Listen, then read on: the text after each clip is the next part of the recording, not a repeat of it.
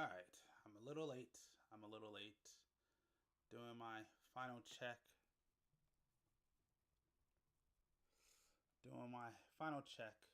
And then we'll get started. It's been a while. It's been a long time since I left you without a dope beat to step to. Alright, let me make sure that I'm getting audio. And once the audio is confirmed, we're going to get going. Whew, let's see. Is there any audio? Yep. Alright, audio's here. I'm here. Welcome back to a new stream. Whew, man, it's been a while. First stream of the year, first stream back. Been a long time. Welcome, Scrolling Forever, to my stream. My first stream back for the year. I've been gone for a lot longer than I thought it would be. And if you know the title, you know exactly what we're doing. We are going to build... whatever. A model kit today. Again, this is my monthly live stream. That's what I do every month. Welcome. If you don't know, if this is your first time here, if you're watching on YouTube, this is Unknown Game Channel. Other live streams, you call me GD Wiz, whichever one. Other people call me Unknown. Any name works out. I do this series once a month, although this year things are going to change. And this year, yes, we are building this gigantor new Gundam, which, again, y'all voted for. Let me show you evidence of that. Sorry, I'm kind of... Like I said, I'm coming back into the... I'm coming back, you know? I've got to knock out some of this streaming rust. I'm pretty rusty. But I am slowly coming back.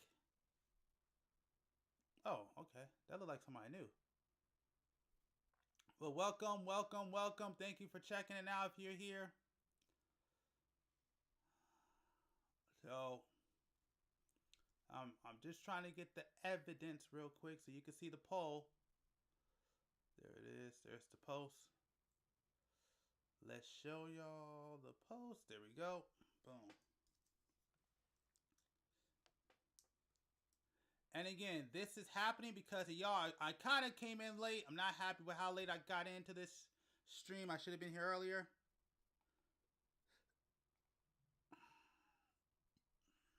All right. Boom.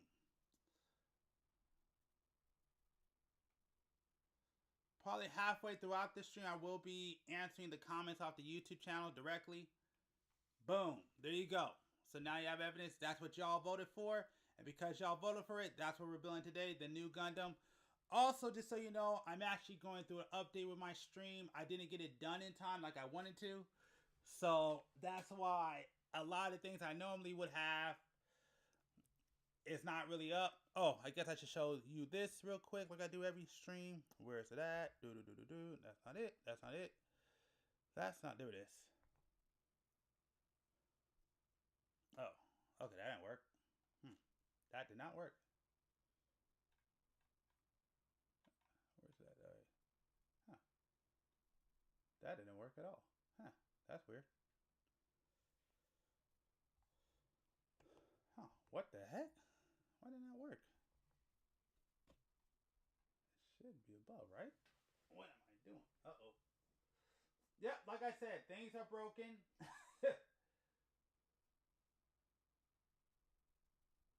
Wow. Okay. Oh, here it is.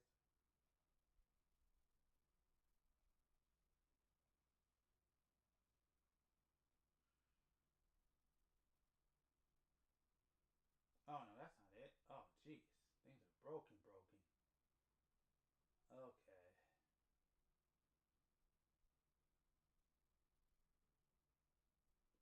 Well, that sucks. Okay. Well, forget it. Things are broken. I got crap all broken on here. But anyways, as you know, I do this live monthly series. Do it once a month, every month. Thank you for coming on. Thank you for showing up. I'm going to go ahead, open this up, start. I don't know what that is. I'm going to go ahead, open this kit up, and then we're going to go ahead and start building. And then after that, I'm going to go ahead and put on some stuff to react to. We also may have somebody call in later today because, again, this is going to be a long build. And just so you know, don't be like me. Go to the gym, work out. I've gained way too much weight, so I'm definitely going to have to take a break. But don't worry. Yesterday I started working on it. So if I got to stop, my bad. Again, I kind of took things a little too far. I didn't take care of myself like I should have during the holidays. But just so you can see it, the box, like I said, it's probably one of the biggest boxes that I built on this channel. But there you go. Let's open this bad boy up. Whew.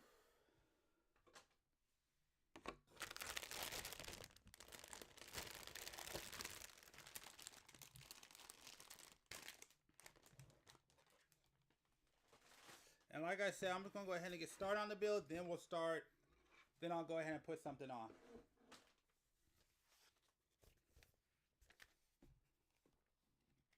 So I'll do this first. Why not? Y'all can see it.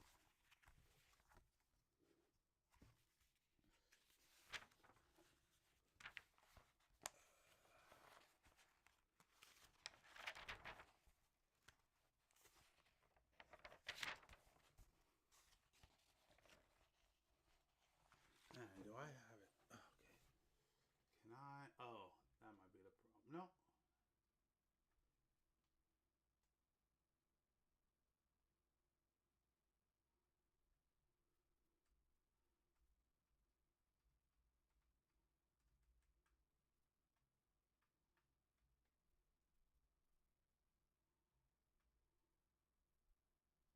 There we go.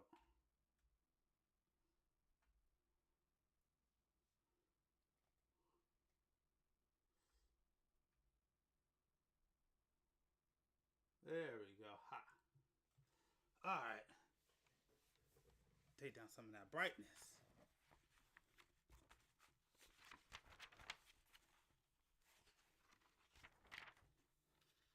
Yeah, this is going to be a long build. I kind of overslept today, so didn't want to be here that long.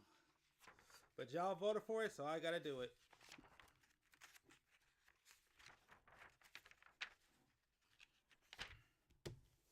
So there you go. Let's start opening everything up.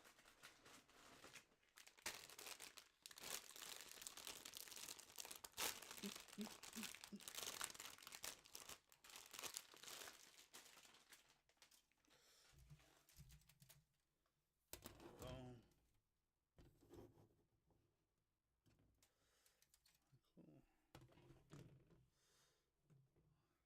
See that?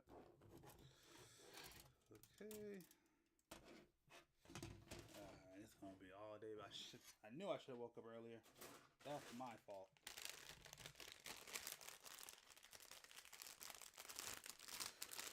Time is, sorry, 9:18.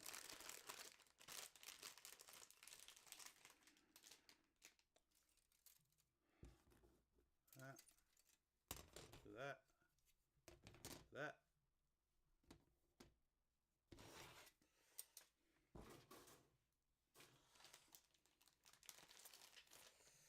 Got the stickers.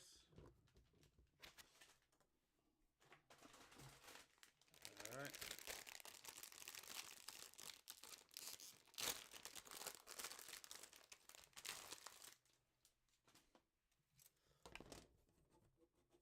Boom.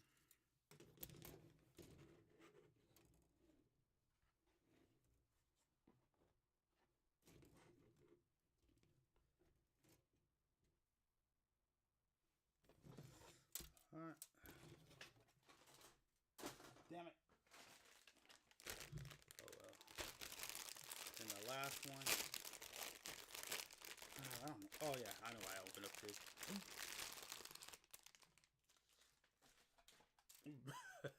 Oops. Did a little spoiler I didn't mean to do.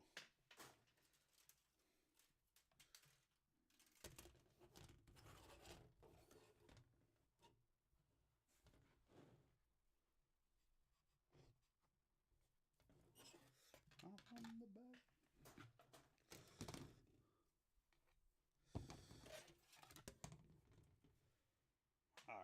Cool. All right, we're good to go. Let's go ahead and get started.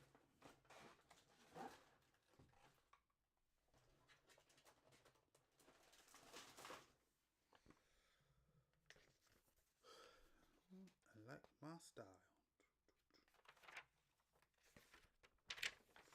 Alright, we need G, C1I.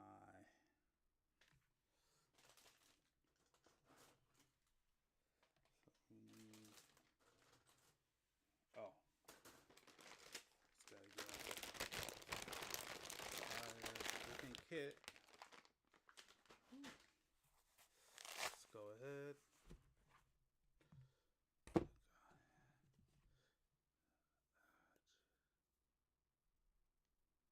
Dang, this ain't strapped up now.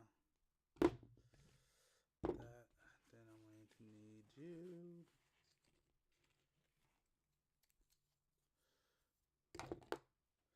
And I'm going to need probably you. Alright, that's good. Alright, we're good to go.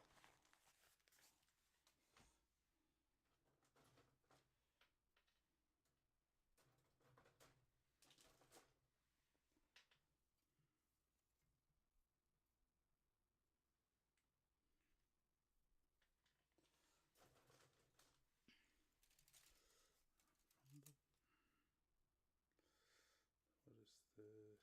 A. We'll go right here. A. A. Be like A. So I need C. Nope. Oh, I do, but not at first.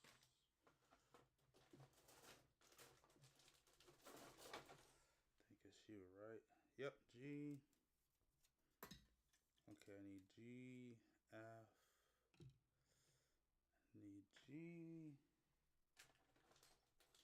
Stickers can go right there. F. B. K. I1.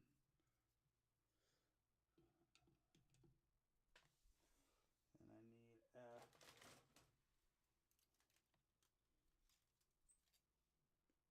F.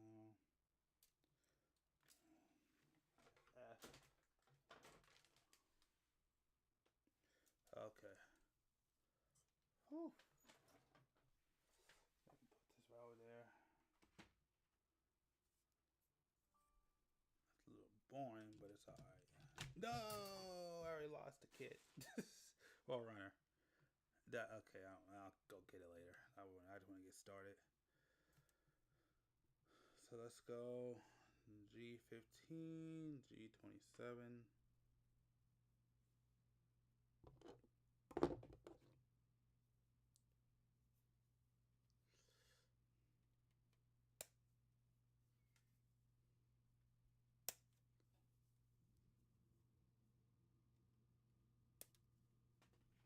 Wow, are you kidding me?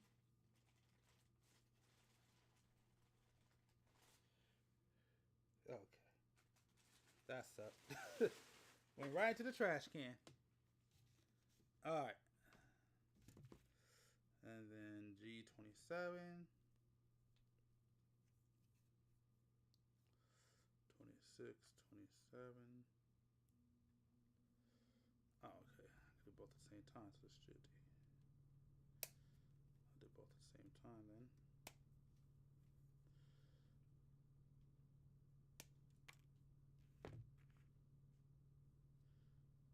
So this is right, this is left.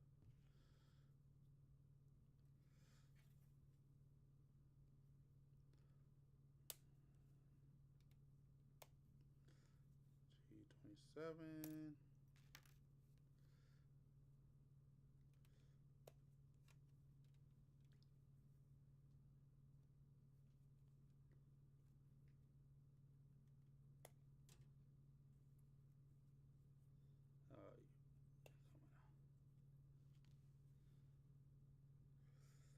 G.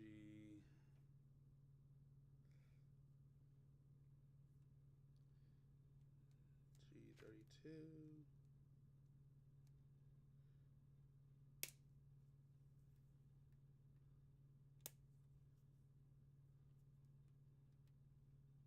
Oh, wait a minute. Hold on. Oh, no. No.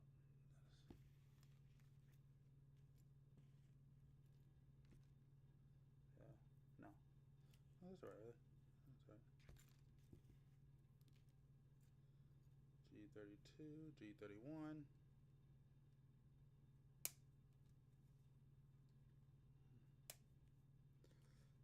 G31.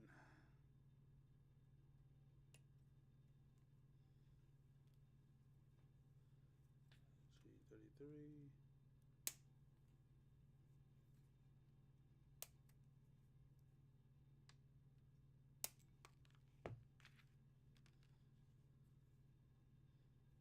G34.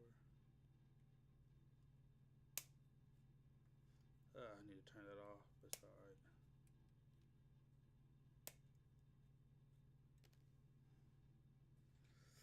G34.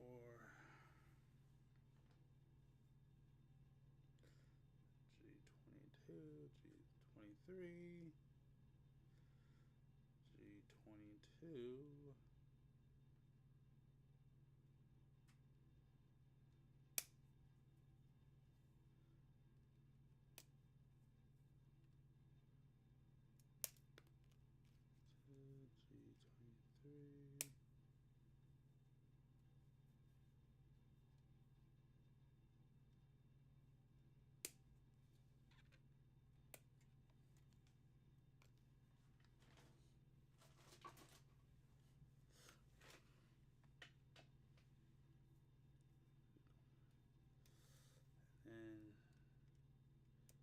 And crap. No, it's fine. No, it's G.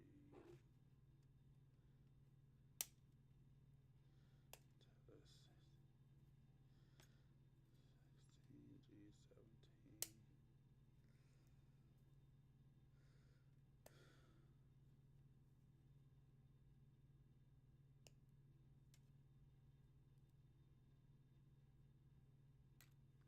G17.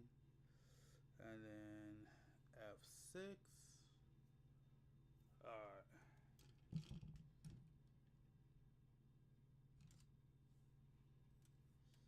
This is F6.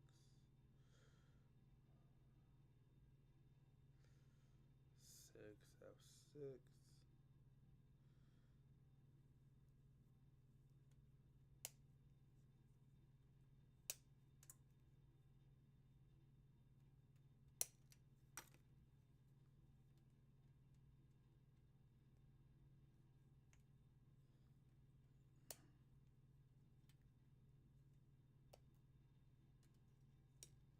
F6.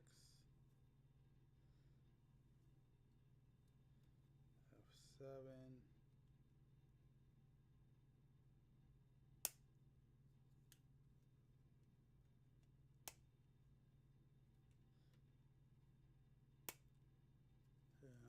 Yep.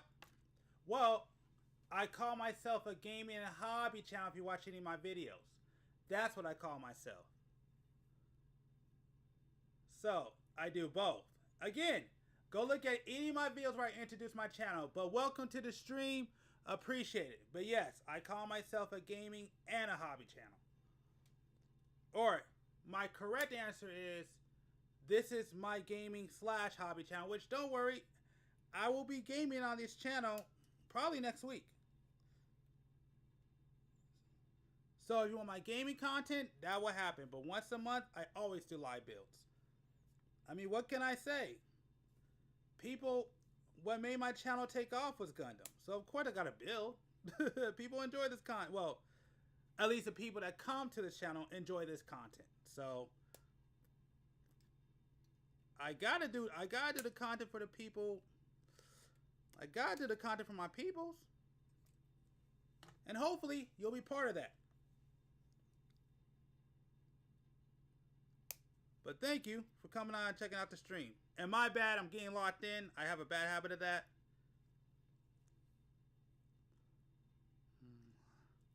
Well, I prefer to do variety, and that's well.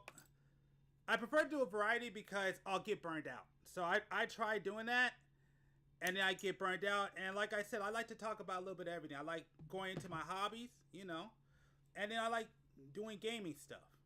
It's just a great way so I don't just get burned out doing one content. I gotta do multiple things. Like I could game for a while, but then I want to do other things, and also, so it just kind of works for me. And plus, when I do this content, it's a lot easier to interact with y'all than when I'm gaming. As you see, I have a tendency to get locked in, and it's worse when I game. So that's why, like, it's just this just makes it easier to get y'all involved, talk to y'all, see what y'all think, have good conversations, check out different things, get different opinions.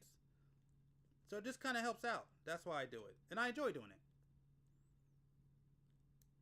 It's slower content, it's easier content, and like I said, it's really fun to come on here and talk with y'all.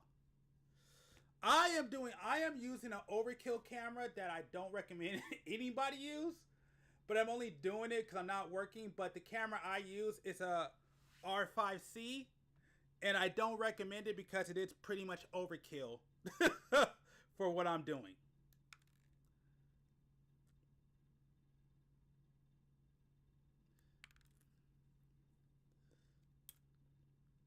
Like highly overkill.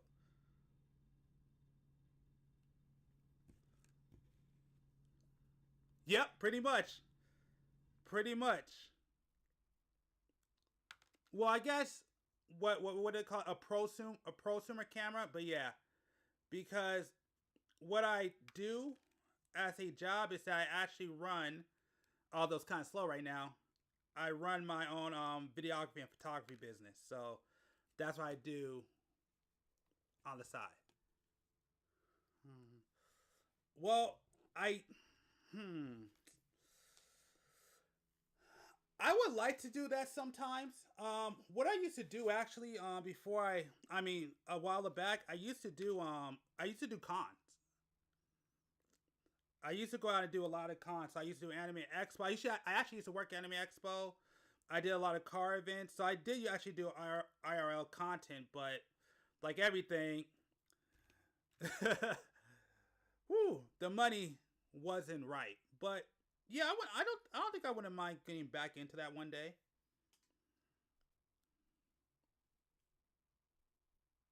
I really wouldn't mind.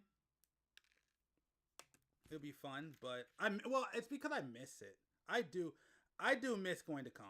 It was a very fun time, and I really do miss it. And I would love to go back and do them again.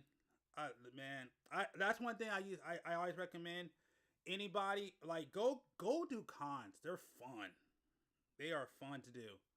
So many cool things, so many great cosplay, so many cool people you'll meet, connections. I tell everybody if you haven't, you should go out and do some cons. I don't know where you live at, but depending on where you live, you should go check it out.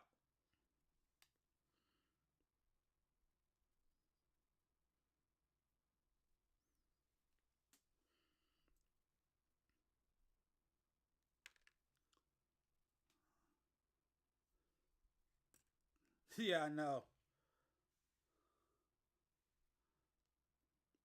Yeah, I know. There are a lot. I agree. I mean, yeah, but I just kind of miss it because I haven't done it. I haven't really done it. Well, I haven't even done it shows. Now, cause I don't just do cons. I used to do shows, but I haven't done a show since 2022. So I'm kind of missing it. And I would love to get out there again and because I enjoy doing that. I enjoy making the content. It was very fun, but life, life and bills, life and bills are a problem. Mm-hmm.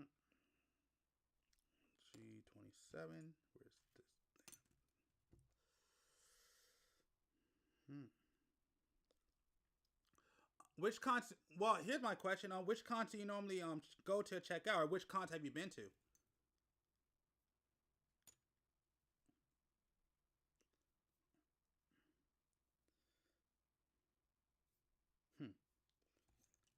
Okay, here. Is this it? Yeah, this has to be it, right?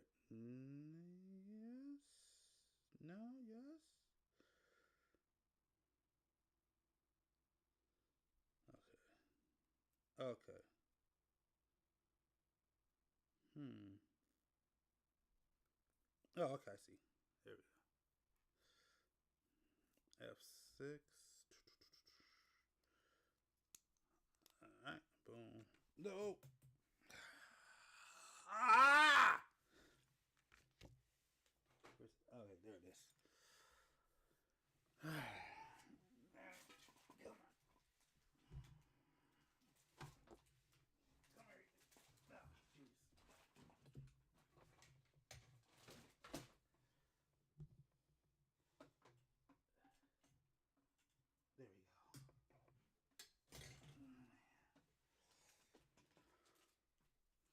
Mm.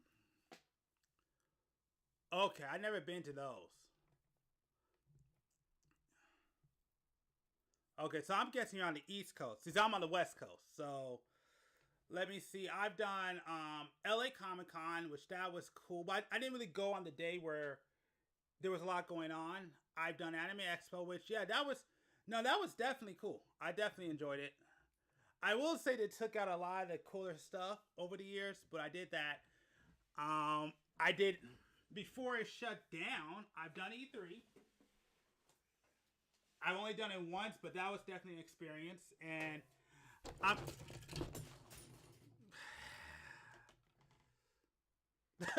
I've done E3, which that was definitely an experience. And like I said, I did it before it went to the shutdown. That was cool. The one I've always wanted to do, I never got a chance to, was Comic Con. I never got to do San Diego Comic Con. I did do LA. I think I did WonderCon. No, I don't think I did WonderCon. I wanted to do WonderCon. I did one called Fan Expo. I've done Retro Gaming Con. That's all I can remember off the top of the dome right now.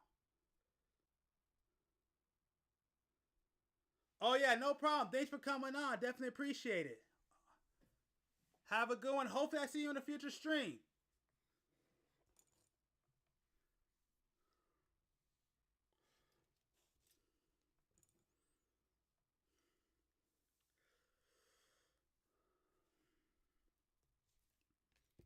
Man. Cool.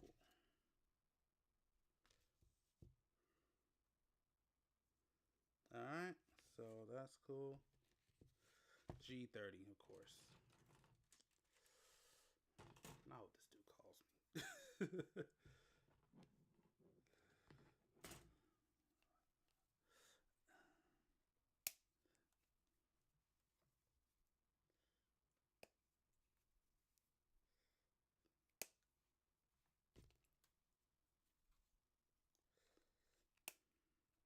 From my backyard.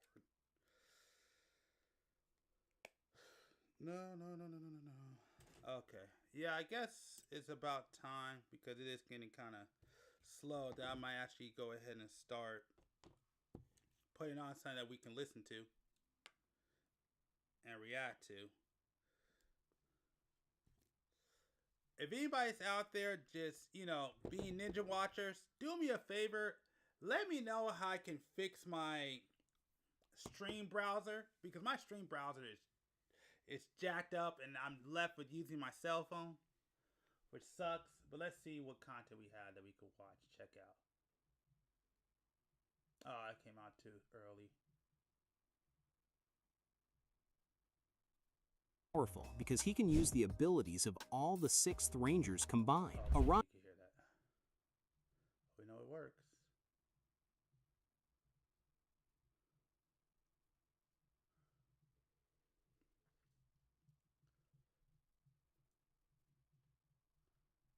Oh, I didn't want that. I didn't want that. I didn't want that. Stop it. Stop playing it. I don't want you to play. Crap. Okay, there we go.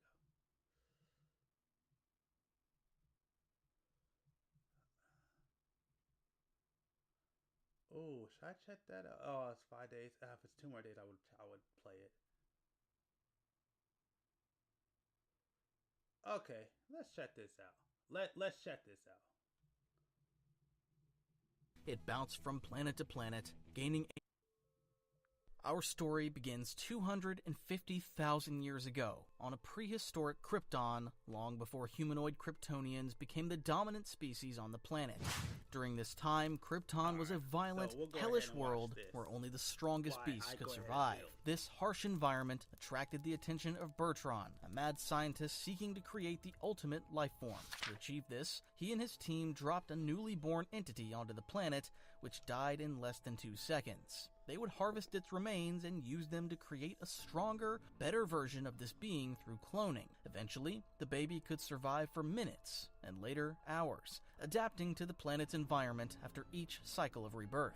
After 30 years of experiments, Bertrand achieved 2 million years of evolution, and the creature fully adapted to the planet's atmosphere, although the beasts that roam this world still posed a threat to it. During this time, Bertrand grew increasingly obsessive and mad, eventually naming his creation the Ultimate. Following even more cycles of death and rebirth, the Ultimate now achieved immortality and could evolve to threats that killed it without relying on his creator's technology. It roamed Krypton for 2 years, and in its mission to live, the Ultimate hunted every dangerous beast on the planet to extinction, perhaps setting the stage for humanoid Kryptonians to eventually dominate the planet. Finally, Bertrand's vision came true. The Ultimate required no food or water, could survive in any environment, and was strong enough to kill any creature imaginable. And if it somehow was defeated, it would simply evolve to become stronger until its eventual victory. What Bertrand didn't realize, however, was that the creature remembered everything. It recalled every death inflicted on it by its creator, and decades of cruel experiments made it hate all life, particularly Kryptonian life. Its ultimate goal was to survive at any cost and eliminate anything it considered hostile. So after all lethal monsters of Krypton were eliminated, the only threat that remained was its creator, Bertrand. The Ultimate attacked and killed its creator, ignoring his pleading for life. Following the scientist's death, his notes would be uncovered by humanoid Kryptonians, kickstarting a cloning tradition of the planet.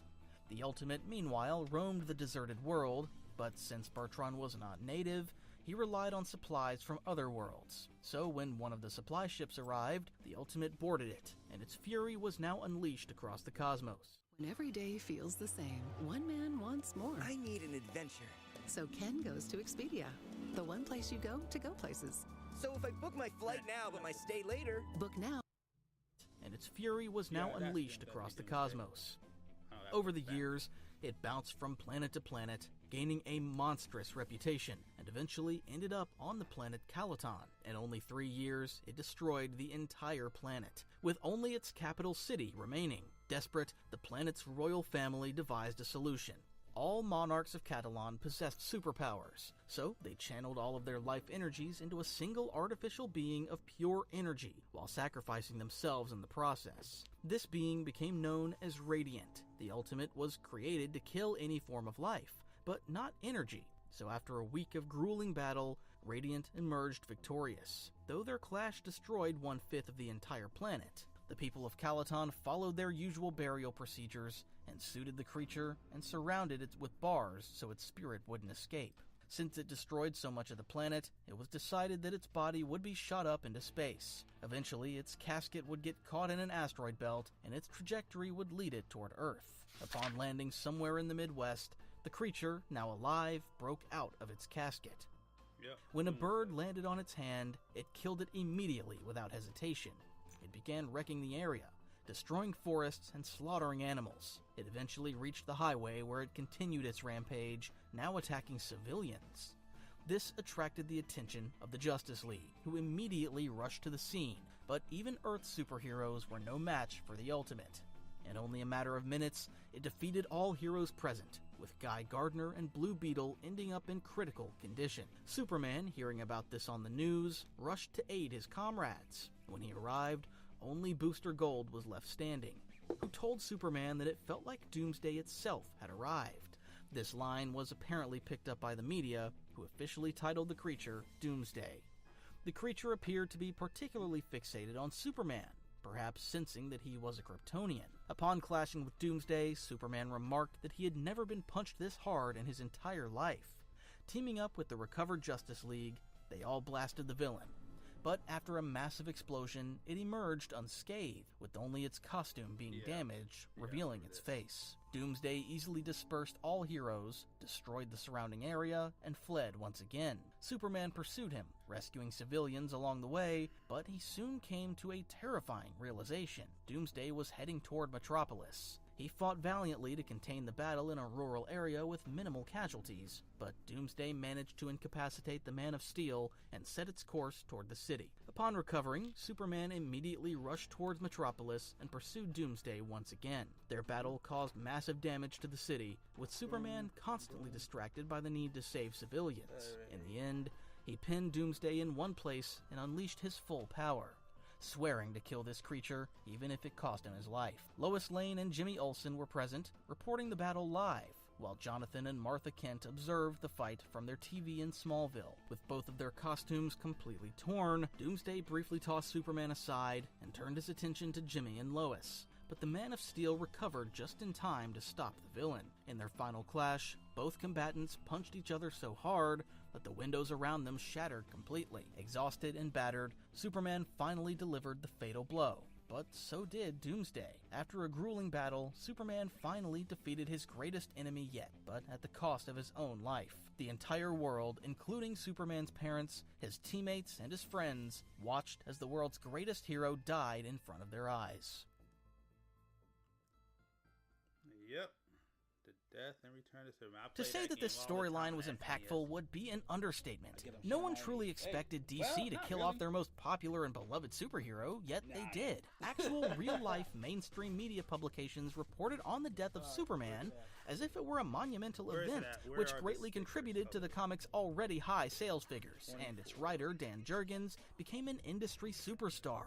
Even Superman's original co-creator, Jerry Siegel, stated that he was impressed by the story. Obviously, Superman didn't stay dead permanently. In less than a year, the Man of Steel returned to the pages of the comic books with a new black costume and an updated haircut. But he would soon discover that in his absence, the world had changed in unexpected ways. Following Superman's death, 4 new heroes emerged in Metropolis, with some of them claiming to be the real Superman brought back to life. All of these characters were or became mainstays in DC canon, showing up in various adaptations as well. So, in today's video, let's take a look at an in-depth history of each of the 4 replacements for Superman and how they fit into the wider DC universe. So, without any further delays, let's take a look at our first entry, Steel. Damn it. Okay. Like mentioned above, 4 new heroes emerged after Superman's death, each carrying one of Superman's many titles or nicknames.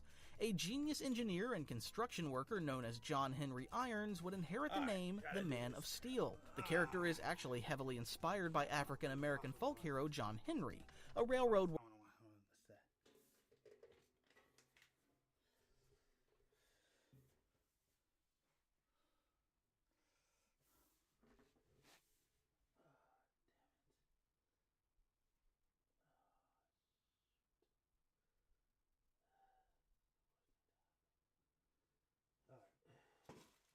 Oh, wait a second. Hold on. No, I'm good.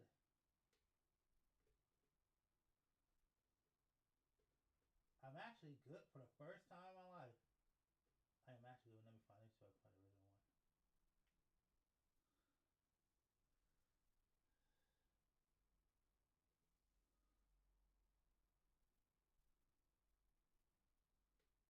find the original one. Where is it at? Where's that little sticker at?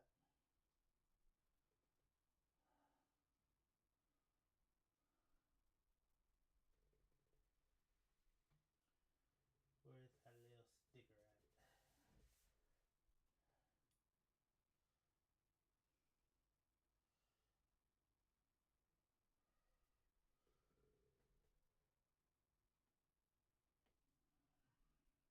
Don't know where the sticker at.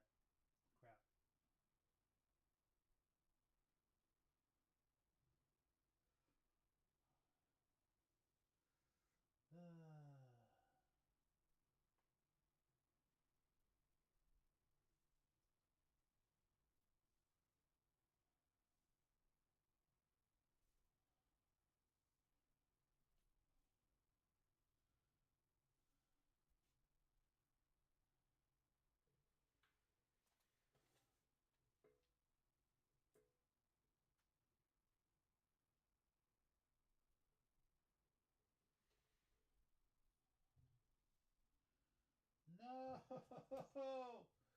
Alright.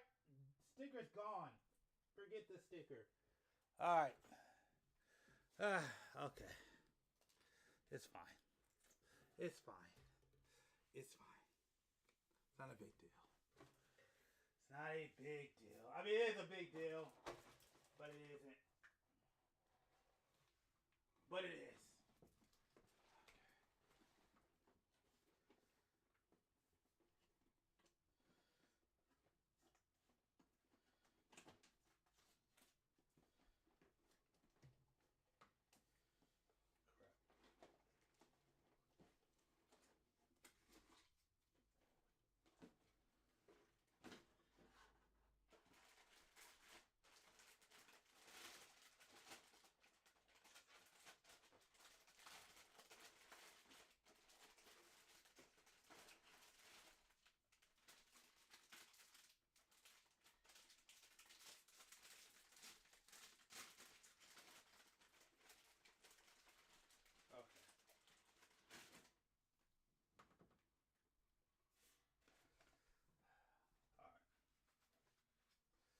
Okay, it's fine. It's fine. Alright, I'm back. I'm back. Stupid. I hate when I do that crap. I gotta go down, freaking find a stupid little drop part and stickers and crap. So one that I hate about modeling is, building these kits is when you lose the crap on the floor. The mechanical drill and won through sheer will and determination, but at the cost of his own life, dying with a hammer in his hand as his heart gave out. A man who later became Steel was named after the folk hero as he beat machines using muscles, while the new John Henry would use his brains to become the machine's master. Unfortunately, John's parents died during his childhood and he was raised by his grandparents. At one point, he concluded that the best way to protect his family was to become rich and powerful.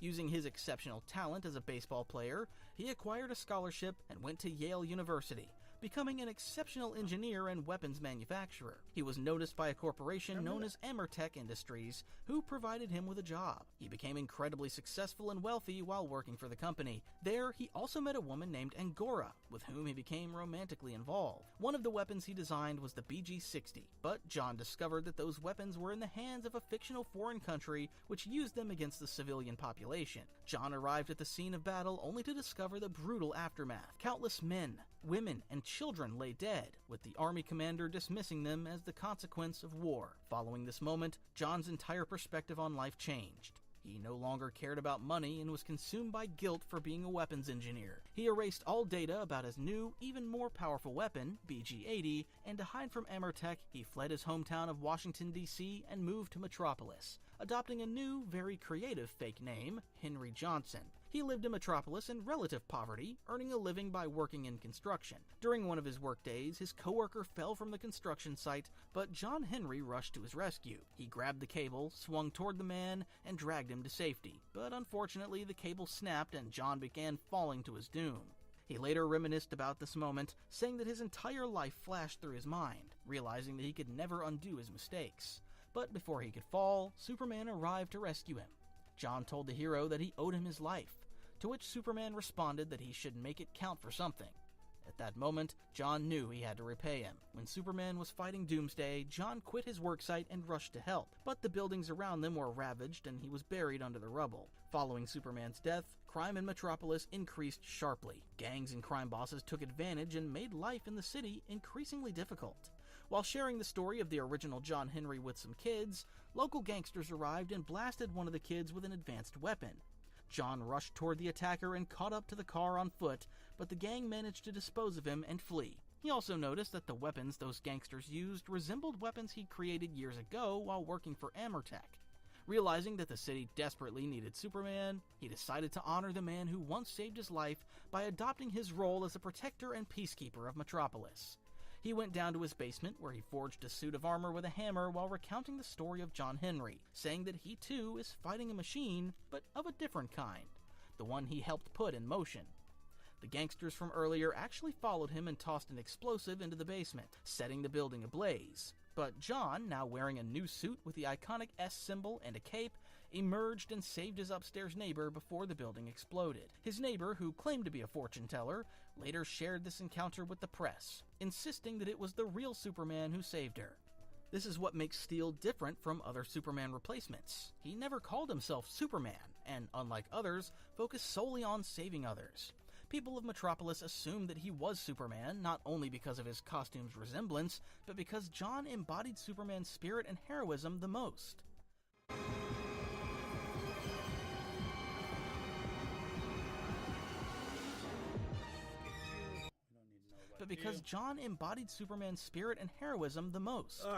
Following this rescue, he followed the gangsters who attacked him and ambushed their hideout, discovering that they were indeed using weapons of his design. Interestingly, the gangsters were using the BG-80 weapon, which John Henry erased before leaving the company. Seeing his weapons used for murder flooded John with traumatic memories as he blamed himself for all the deaths they caused. But he managed to gather his thoughts in the moment and declared that the deaths would end now.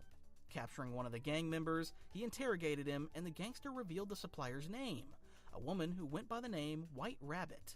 Unbeknownst to John, however, White Rabbit had been observing them all along. She killed the gangster but spared John, somehow knowing his identity and insisting that he could be blackmailed or won over. Lex Luthor, meanwhile, was carefully observing all unfolding events and uncovered White Rabbit's operation, also seeking to blackmail Steel. If you are wondering why Lex Luthor looks like this, it's because at the time he had transferred his mind into a younger body and posed as his own son. He was also in a relationship with Supergirl, who in typical 90s comics fashion was not a Kryptonian, but some kind of shapeshifter. Following those events, Steel had a bit of a side mission where he confronted alien parasites who had infected Metropolis and were linked to some murders around the city, but he returned to fighting gangs and uncovering their suppliers soon after.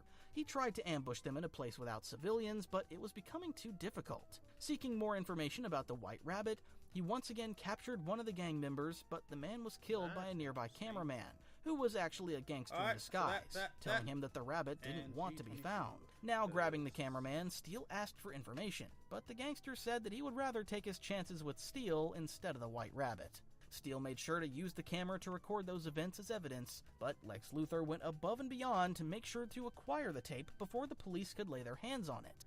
He also tasked his assistant with uncovering White Rabbit's identity and location. While confronting another gang, Steel came across Superboy and later scolded him for not taking his job seriously. At this moment, he was approached by Luthor and one of his goon squads, and yes, that is their actual name. They revealed White Rabbit's location and proposed a team-up, but Steel refused, saying that this was not a popularity contest. Unbeknownst to him, Luthor planted a bug on his armor. When he arrived at White Rabbit's base, he saw that she was actually his old girlfriend Angora, who immediately recognized Steel as John Henry Irons. When John quit the company, Angora apparently had a backup of his more advanced weapons, which she sold on the streets, earning considerable wealth. She offered John to join her business, saying they could improve and perfect those designs, but John refused, saying that by designing those weapons, he became responsible for the deaths of innocents and wouldn't repeat the same mistake. In response to his refusal, the White Rabbit blasted him, but thankfully Superboy was outside just in time to rescue him before he sustained serious injuries. When he returned to White Rabbit's base, she had already fled. Sometime later, Steel came into conflict with another Superman replacement, the Eradicator, who genuinely believed that he was Superman reincarnated. While fighting another gang, the Eradicator arrived and killed one of the members. Steel objected, saying that those gangsters posed no threat to him, and if they did, the real Superman would never resort to murder. He called the Eradicator a fraud, which angered him, igniting the battle. Their clash took them towards space, and when they fell back to Earth, they ended up all the way in Coast City on the West Coast. During the battle, Steel actually managed to gain the upper hand and used it to remind the Eradicator that being Superman was more than possessing incredible power. He was a hero with compassion whose main goal was to help people. This surprisingly worked, and the Eradicator withdrew from the battle and told Steel to return to Metropolis, saying the city was in good hands. Lex Luthor, meanwhile, tracked down the White Rabbit and used his goon squad to capture her. Luthor's plan was to kill two birds with one stone. I mean, I told do a White lot of Rabbit it. that he was handing Steel to her on a silver platter, setting up a confrontation between the two. Either one of them, or both, would die, benefiting Lex either way. White Rabbit accepted, thinking she was playing him as well, planning to destroy Lex after she dealt with Steel, When John arrived in Metropolis by plane, he was ambushed by White Rabbit's forces at the airport. He immediately rescued the plane's pilot and then engaged in battle. One of White Rabbit's lackeys actually had superpowers and could increase his size, briefly overwhelming Steel, but Steel disposed of him using his jet boots that allowed him to fly. He took White Rabbit and asked her to show one of her manufacturing plants. There, she likened John's weapons to demons in a Pandora's box, saying that once they're released, they cannot be erased. She then revealed that she anticipated everything and had a trap set up in the factory. She immobilized John Henry and set up a bomb, but she greatly underestimated his strength. Steel gathered all his power and managed to break free. He left the factory but couldn't drag White Rabbit out in time, and she was supposedly killed. Lex, meanwhile, came out victorious. He not only uncovered the designs, but also learned Steel's identity from the White Rabbit. Around this time, Superman returned. He was reborn in his Fortress of Solitude in Antarctica and had to travel all the way to Metropolis on foot in Kryptonian war armor, as he was depowered following his resurrection. When he finally arrived in the city, he was greeted by Steel, Lex Luthor, Superboy, and Lois, who were all skeptical, especially considering he didn't possess the same strength and couldn't fly. But the urgency of the situation compelled all heroes to team up and rush to Coast City, and since Superman couldn't fly, he had to use Steel's jet boots to travel. This is where Superman referred to John Henry as Steel for the first time, as before this moment he was referred to as the Man of Steel. On the way, Steel noted that he felt such a commanding presence only from Superman, further clearing his doubt. He was fully convinced in the final battle, which we'll discuss more in detail in our next entry. What you need to know so far is that the Green Lantern Hal Jordan defeated the villain Mongol using Steel's hammer. Following the victory and the official return of Superman, now back with his powers, Steel decided to retire as a superhero, but still continued his investigation regarding his weapons, as they were still in circulation. He informed Superman that the best way to uncover this mystery was by confronting the people he used to work for. And to do that, he needed to return to Washington, D.C. Around this time, Steel became so popular that he received his own solo series, as well as a movie where he was portrayed by Shaquille O'Neal, although it had terrible reception. In his solo series, Steel returns to Washington, where we are introduced to his family, his grandparents, sister-in-law, and his nieces and nephews, as well as his brother. Interestingly, his family knew that John Henry was Steel, immediately recognizing him as soon as they heard about a new hero. The most important character here is his niece Natasha, who in the future inherits the Steel mantle and becomes a superhero in her own right.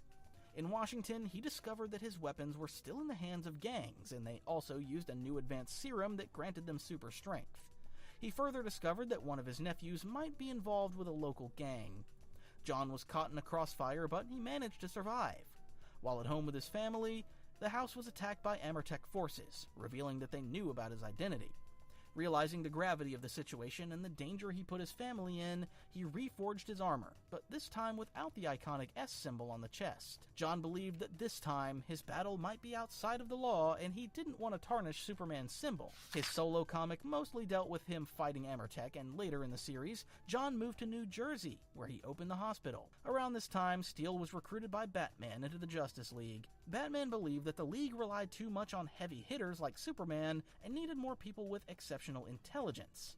John Henry was actually stated to be one of the 3 most intelligent people on the planet. He became so well respected by his superhero peers that when the Justice League left to the future during the DC 1 Million event, Steel was appointed as the leader of a backup team that remained in the present. At some point, John returned to Metropolis, where he built a workshop with his niece named Steelworks. He realized that his true gift is engineering, and used his talent to create weapons once again. This time, they were non-lethal and would end up in the hands of Metropolis's Special Crime Unit. He became a close friend of Superman, even helping him rebuild the Fortress of Solitude. Around this time is when it was revealed that Steel knew about Superman's identity. During the Imperiex War storyline, Steel was supposedly killed, but was brought back to life in the Entropy Aegis, a powerful set of armor designed on Apocalypse. He kept the armor even after the event, but became increasingly dependent on it, which began affecting his psyche. When Steel attacked his niece, Superman intervened, and then both of them rushed to Apocalypse to remove the armor. Those events caused John Henry to retire once again, passing the mantle of Steel to his niece Natasha. But obviously his retirement didn't last long, and John returned as a hero. Both him and Natasha continued appearing in the comics. John even gained some temporary superpowers, which turned him into a literal Man of Steel. He would later lead his own team of heroes known as Infinity Inc. In Reign of Doomsdays, which is one of the last storylines published by DC before the reboot, John battled a clone of Doomsday made of steel, created by Lex Luthor to eliminate all 4 replacements of Superman. John was defeated, with his comic referencing the panels of Death of Superman. Following the Flashpoint reboot, Steel's character was reinvented. He now worked with the military to create weapons against alien invasions, but while working with Luthor, he witnessed his cruelty against Superman and resigned. Shortly after, he used one of his suits to protect Metropolis from Brainiac. The later comics also established him as the romantic partner of Lana Lang, and together with John's niece Natasha, they're known as Team Steel. The reboot also established that Steel is the grandnephew of a short-lived superhero of the 1950s, also named John Henry Irons. Whether I'm training, on the road, or underneath those lights, I know I perform my best when I feel my best. That's why I love Viore. The style, feel, and versatility help me find that perfect space between comfort and performance. Looking for new furniture at huge discounts? Shop Ashley's President's Day sale, where you can shop the season's top styles with That is great. I did not know they did that. The Cyborg Superman. Oh, I watched this. Probably one of the most interesting characters in this storyline is its main villain, Hank Henshaw, also known as the Cyborg Superman. He wasn't actually introduced in the Reign of the Superman storyline. He first appeared a few years prior, but hadn't assumed his cyborg persona yet. At the time, he was merely a scientist seeking to explore space. He was one of the 4 crew members of LexCorp's shuttle, alongside his wife Terry and his friends Jim and Steven. During their journey into space, each crew member was exposed to cosmic radiation, and upon crashing back on Earth, the bodies of Jim and Steven were destroyed, though their minds survived. They managed to reassemble their bodies, seemingly possessing new abilities as a result of being exposed to radiation. Steven made his body out of pure energy, and Jim absorbed nearby rocks, gravel, and wreckage to create a disfigured body. Hank and Terry seemingly had no side effects yet. They all rushed to Metropolis seeking help, but were attacked by the guards at LexCorp. This is where Superman arrived, and realizing these people were in danger, he decided to help. But they were all short on time. Hank's skin began to decay, and Terry began disappearing, seemingly shifting into another dimension. Steven, meanwhile, grew more unhinged and eventually flew into space. Although Superman followed him, he lost track, and Steven flew into the sun, dying. Back at the base, Hank managed to find a solution, but he was too late. By the time Superman arrived, he was already dead, and in his last breath, begged Superman to save his wife. Although Terry was saved, Jim, who was also present, took his own life after entering an MRI chamber which killed him instantly. Terry remained as the sole survivor of that event, or at least that's what everyone thought. If it wasn't clear, this storyline is a dark pastiche of Marvel's Fantastic Four, and Cyborg Superman is essentially DC's Maker before the Maker was even introduced. It is unclear why DC published such a dark story in Superman of all series, but some of these characters would return. Hank Henshaw didn't die that night. The radiation gave him the ability to possess and control technology. Though his physical body decayed, his mind survived inside computers. Weeks later, we see Terry again. She became numb, detached, and emotionless, traumatized by the accident. This is where Hank managed to construct a new body out of metal scraps and tried talking to her, but she was terrified. Her husband's death and his subsequent bizarre rebirth were too much for Terry. She descended further into insanity and was left in a catatonic coma. Hank continued wandering the facility, unaware of his wife's fate. Reconstructing his body apparently emitted a vast amount of energy that disrupted communications, causing outages. Superman arrived to investigate and learned that the disfigured droid was actually Hank, surprising him. Hank said that he was only looking for his wife, but Terry's psychiatrist, who was also present, informed him of her condition. Devastated, Hank concluded that his mere presence hurt the person he loved most, and without her, he had no place on Earth. His thirst for knowledge, however, still persisted. He decided to use his abilities to explore the vastness of the cosmos. Using NASA communications equipment, Henshaw beamed his mind into the birthing matrix that had carried Superman from Krypton, which was in orbit above Earth. Hank crafted a small exploration craft from the birthing matrix and departed. Although Superman tried to stop him, insisting that there was still hope, Hank didn't listen and journeyed away. Surprisingly, Hank blamed Superman for the accident, perhaps growing mad due to radiation. He wandered the cosmos, exploring various worlds until landing on a small planet made of farmers, which had recently been conquered by an alien warlord and Superman's enemy, Mongol. Mongol uses a planet-like structure called Warworld to conquer other worlds. But following his defeat, his weapons were exhausted and the Warworld was lost, so conquering such a small planet was the best he could do. When Hank arrived on his planet, He sensed Mongol's mutual hatred of Superman and demanded an audience. In response, the alien tyrant blasted the visitor, unaware that Hank could survive inside technology. Realizing he needed to subjugate Mongol, Hank constructed a massive machine out of wreckage to instill fear. When Mongol still refused, Hank resorted to the only language the tyrant could understand: pain. He tortured Mongol until the alien submitted. Hank then proposed a team-up. He'd get revenge against Earth while Mongol would turn it into a new war world to resume his conquests. When Hank returned to Earth and discovered that Superman had been killed by Doomsday, he decided to tarnish the hero's reputation instead. Using knowledge from the birth matrix, he constructed a cyborg body, one half identical to Superman's, and the other made of Kryptonian alloys. The first thing he did was vaporize the plaque at Superman's memorial, claiming that he was Superman reborn. He then raided a facility known as Project Cadmus, which held Doomsday's body. Using his ability to control technology, he opened the vault and stole Doomsday's corpse. Flying into space, he chained it to an asteroid and sent it drifting across the cosmos, choosing a route that would supposedly carry it into an infinite void. As a precaution, he added a warning device to alert him if Doomsday's bonds were ever disturbed. After returning to Earth, he met with Lois Lane, claiming that his memories were hazy and that he couldn't recall much of his life. When Lois asked for proof, Cyborg said the only thing he could remember was a farm in Kansas and the name Kent, likely knowledge extracted from the birth matrix. Lois then took him to Professor Hamilton, who examined his body and confirmed that his organic half was genetically identical to Superman's, declaring him Superman reborn. Adopting the moniker the Man of Tomorrow, he became a hero, though the public was unaware of his true intentions. Later, Cyborg saved the American president from an assassination attempt, earning him government recognition. He requested access to the White House computer systems, gaining control of classified data. Using this information, he discovered that the attackers had a backup plan. They had swapped Maxwell Lord's suitcase with an explosive device. After exposing and removing the threat, Cyborg's reputation grew, and the government officially endorsed him as the true Superman. Sprout Smith number 3. It's just another grocery store. With fresh organic produce everywhere, it's a bit like a wellness retreat. The government officially endorsed him as the true Superman. The assassination attempt was witnessed by Ronald Troop, a young journalist who had replaced Clark Kent at the Daily Planet. Troop reported that incident and also believed Cyborg was the real Superman. Like Steel, Cyborg soon faced strange alien parasites, a recurring threat in the series. Around this time, he also met with Lex Luthor. Meanwhile, Mongol's warship was heading toward Earth, specifically toward Coast City, where the Eradicator was located.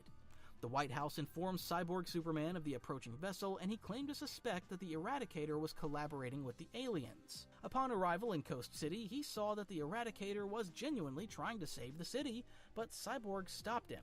While Mongol unleashed explosives, Cyborg kept the Eradicator occupied long enough for the city to be annihilated.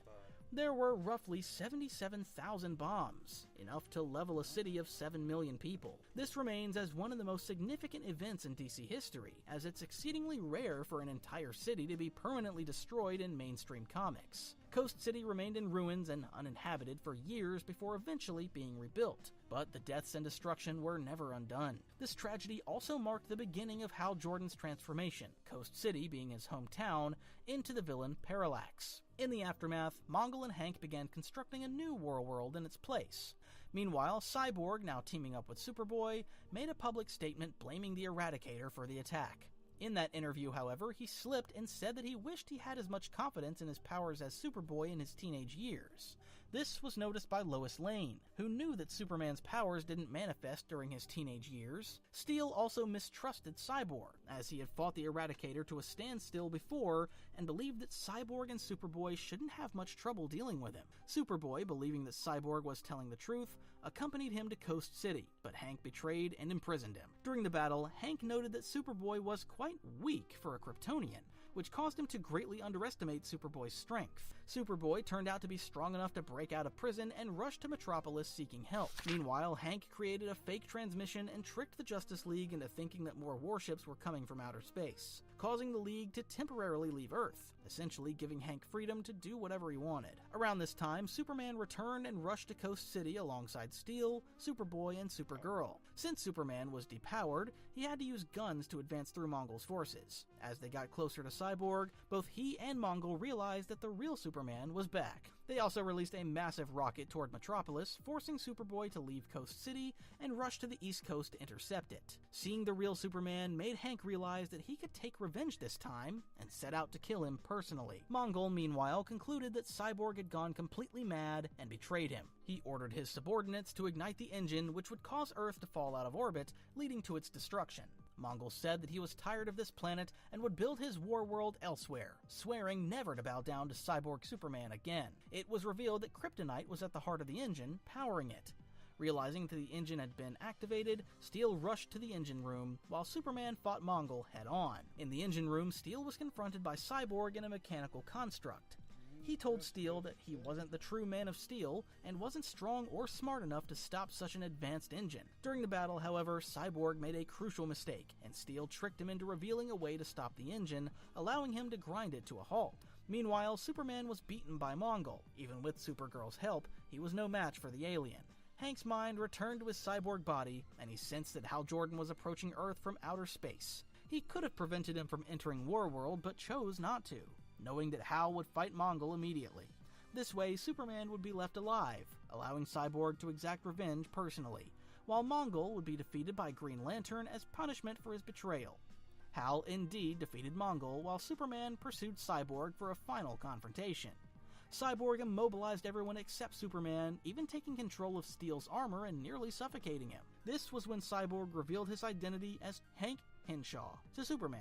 Their battle took place in the engine room, where Hank released kryptonite. But with the help of the Eradicator, who also arrived on the scene, Hank was immobilized.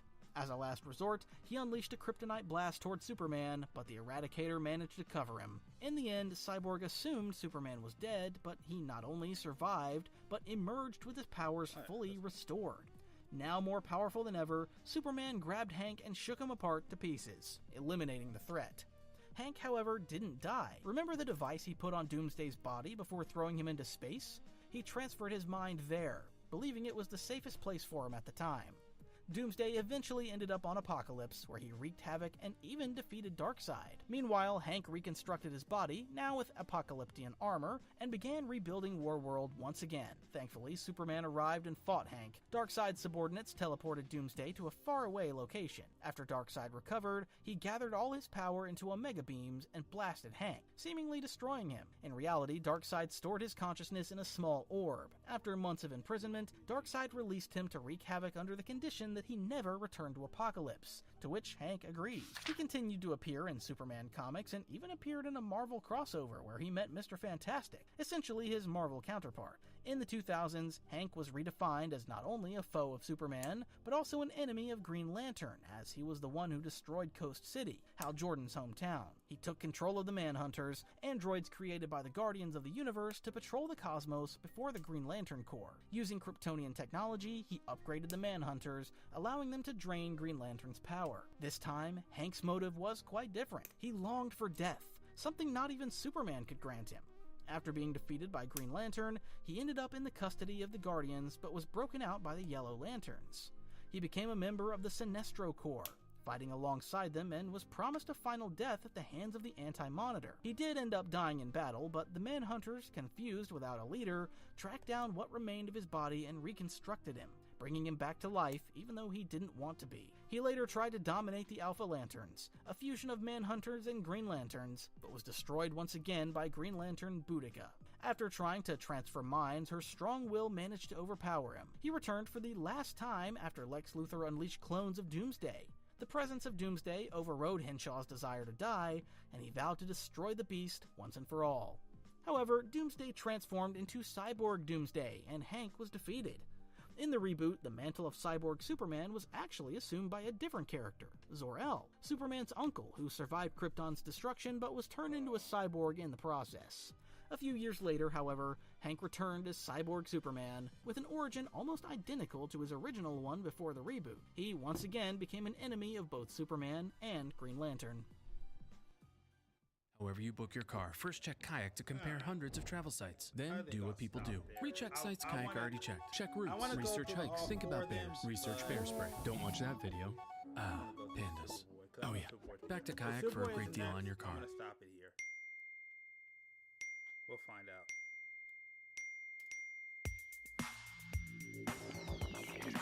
Let's find out. Let's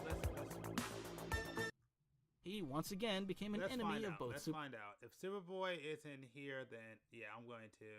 Oh, it's almost done. Oh no, we'll watch it. Okay, never mind. We're almost done. Superboy. Oh, yep. There we go. Another character that emerged in this period is Superboy. Interestingly, the name Superboy was used by Superman in the past in comic series which explored his teenage years. This Superboy, however, is completely different, albeit a clone of Superman. Following Superman's death, the scientist at Project Cadmus, who specialized in genetic engineering, created a clone of Superman by splicing Kryptonian DNA with that of a human. He was aged up to his teenage years and implanted with high school level knowledge and education. Cadmus planned to install a way to control him, but the Newsboy Legion freed him, with one of them giving him the iconic leather jacket. While he didn't claim to be Superman's reborn and was quite open about being his clone, he still referred to himself as Superman, and even when the media labeled him as Superboy, he objected, saying that this wasn't his name. He made his bombastic public entrance by saving a woman from a car crash, showing off while rescuing her. He then stormed the Daily Planet when he saw that his appearance was on page 6 of the newspaper, while he expected to be on the front page. He made advances on Lois, who turned him down. He then went after a different reporter who worked for the Daily Planet, Tana Moon. She got an exclusive interview with him on the TV network GBS, where Superboy publicly revealed that he was a clone but didn't possess all the memories of the original Superman. He fought a supervillain shortly after, with the GBS crew following him in a helicopter, carefully recording his exploits. Superboy's priority was fame and popularity, not helping people. During the battle, he managed to defeat the villain, but his jacket was destroyed. So GBS gave him a new jacket with the S symbol on the back. Superboy was later approached by Guardian, a hero working for Cadmus, who informed him that they weren't seeking to capture him, but warned him that things aren't always as simple as they seem, and that he wouldn't always have a guardian angel. Superboy continued working with GBS, with the network even arranging some battles to maximize ratings. While naive and cocky, Superboy's attitude would soon begin to change. While flying, he noticed a helicopter with Lois in it. He began conversing, but some thugs in the city noticed him and opened fire. Superboy began dodging their bullets and taunting them, unaware that they hit the helicopter in the back. Thankfully, Steel was nearby and rescued Lois, but the helicopter's pilot died in the shootout. Steel refused all interviews while Superboy was happy talking to the press. This is where Steel grabbed him away from reporters and took him to the top of a bridge, where he scolded the boy for his cockiness and irresponsibility. He told Superboy that he was too reckless, that he didn't even consider the helicopter behind him could have gotten hurt, and that he didn't even know a pilot had died before Steel told him. Although Superboy told him that he didn't want to be lectured, in reality he began feeling remorse and guilt for causing the pilot's death.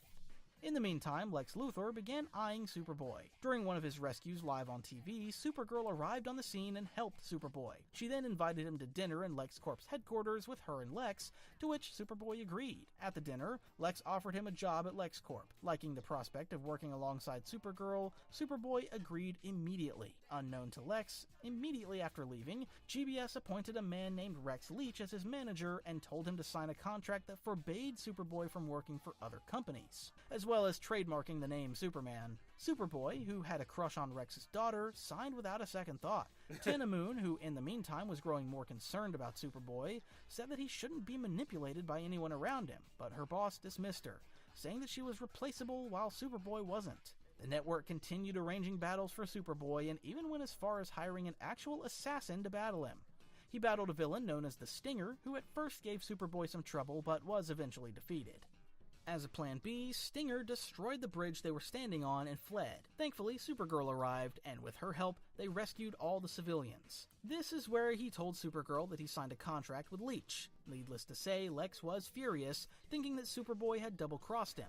Following Cyborg's destruction of Coast City, Superboy was initially oblivious, until Tana Moon stormed into his room to tell him what had happened, and that the government was calling him to investigate.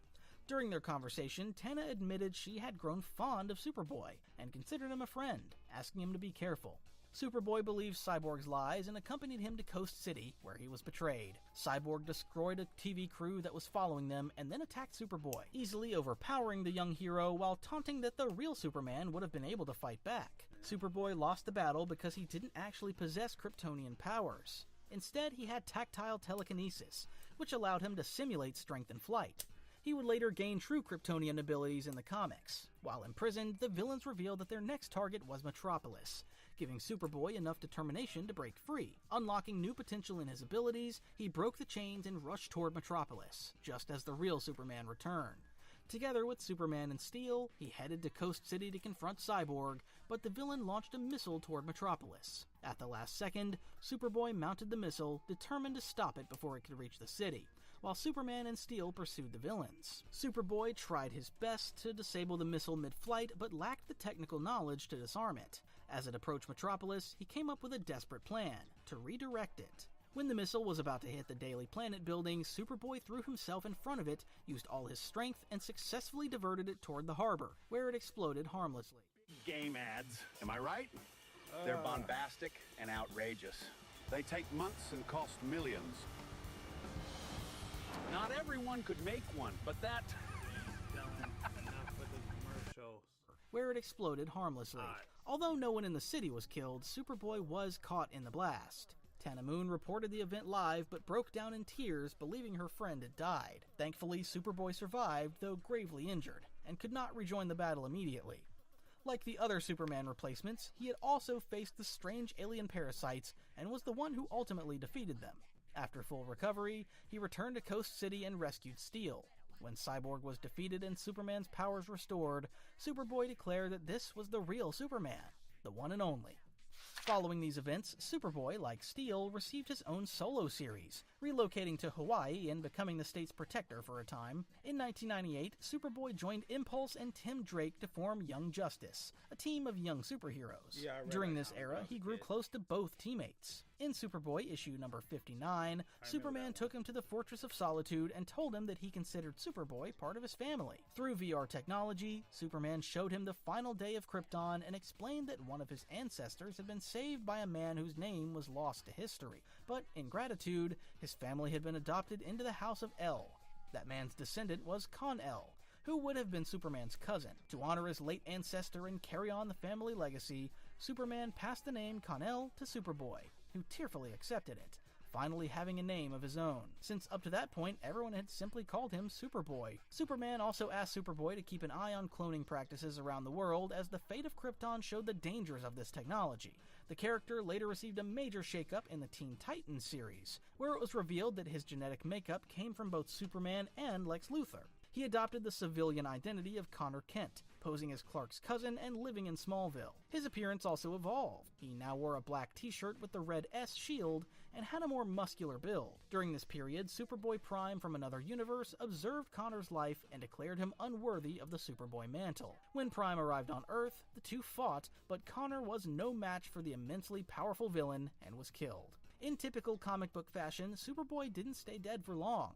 He was resurrected by the Legion of Superheroes in the future and sent back to the past. During the Reign of Doomsday storyline, he fought Doomsday with telekinetic powers. After the Flashpoint reboot, a new version of Superboy was introduced, with a needlessly complicated origin as a clone of Superman's son from the future. However, in Rebirth, the original Superboy from the previous continuity was brought back, complete with his classic design and personality. The Eradicator.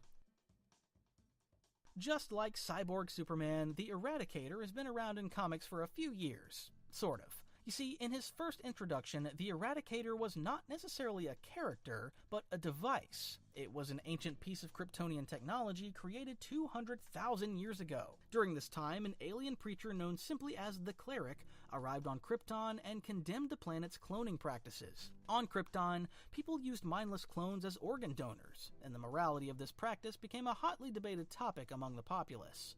The Cleric's ideas began gaining followers, and soon Krypton's Science Council declared him a threat.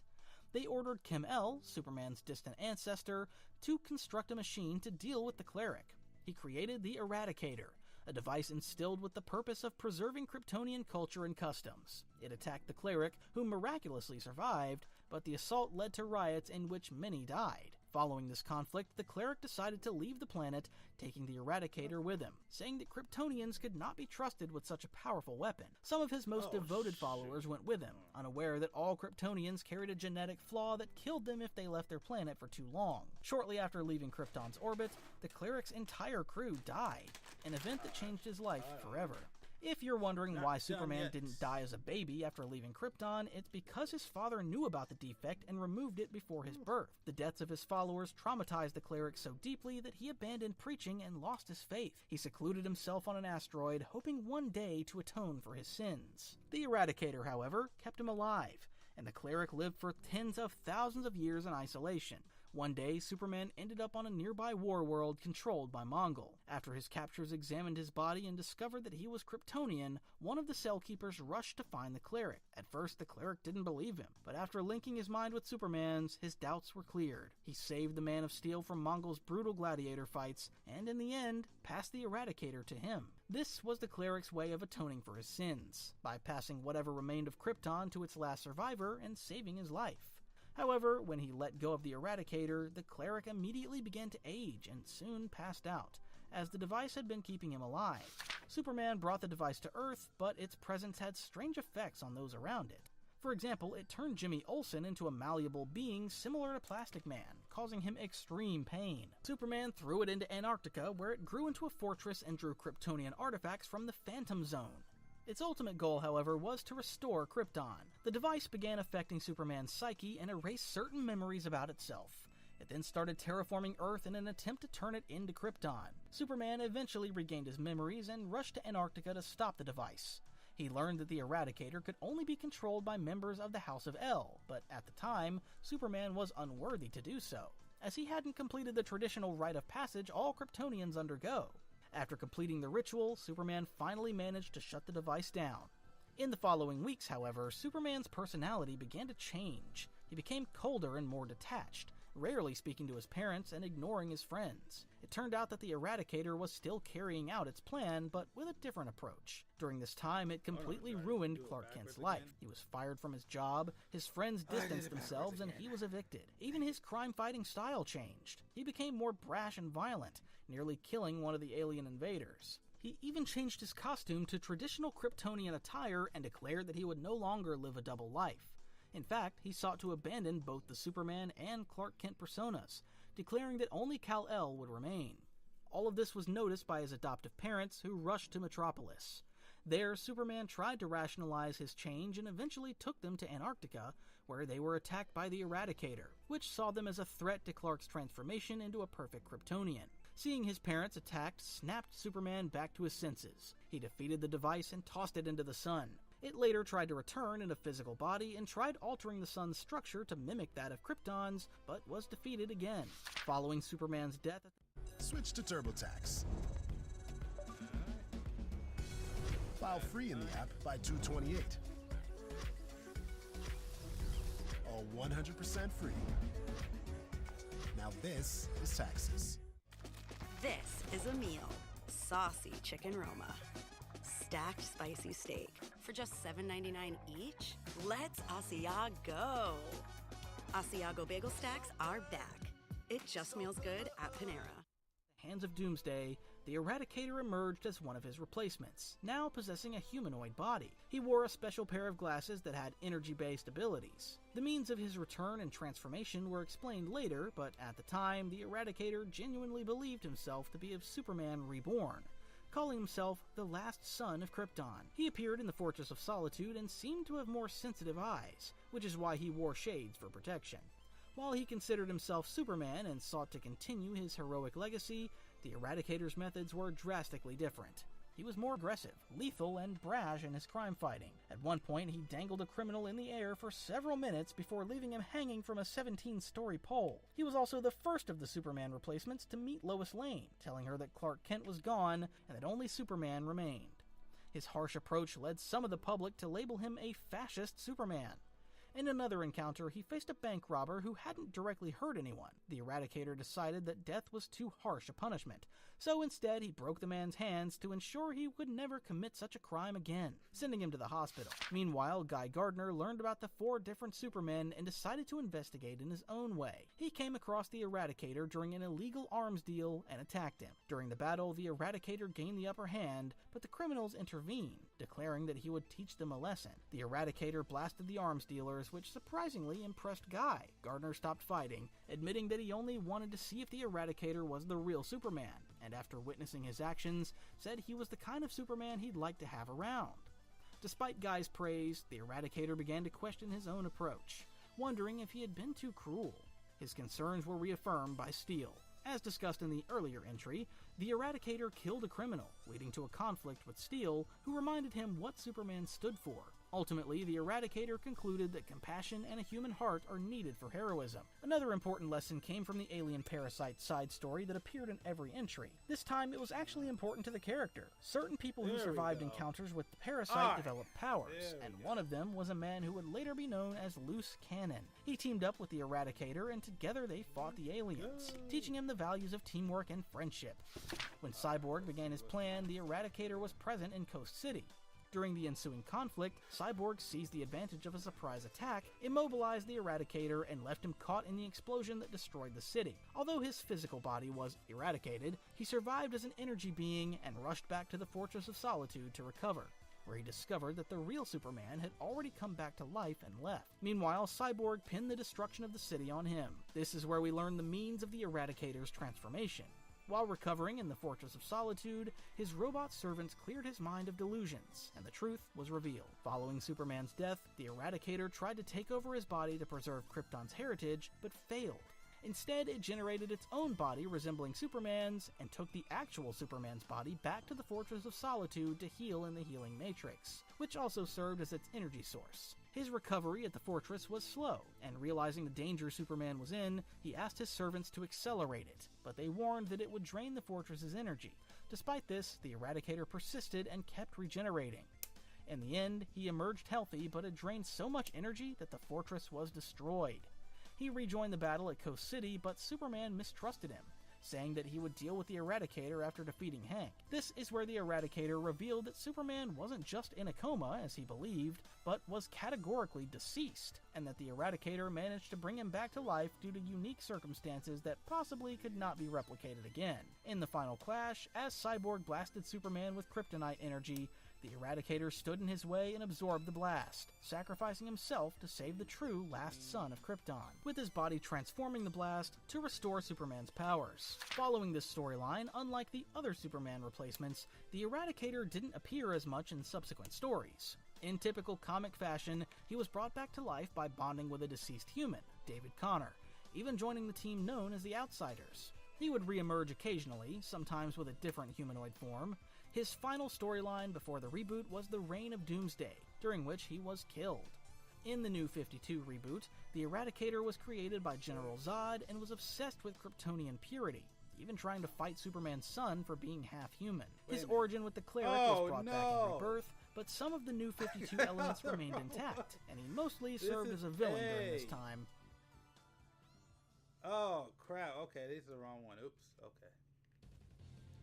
And this concludes our massive breakdown. If you managed to sit through this long and perhaps even convoluted video, then there's a good chance you enjoy comic books. So consider subscribing to this channel for more in-depth lore breakdowns like this one. If you enjoyed this storyline and want to read it yourself, there are reading recommendations in the video's description, along with links to purchase the comics. Using our link not only helps support the channel, but also supports the actual writers and artists who brought these stories to life. Thank you for watching, and stay tuned for future uploads. Alright, that's cool. Alright, so G13, G14.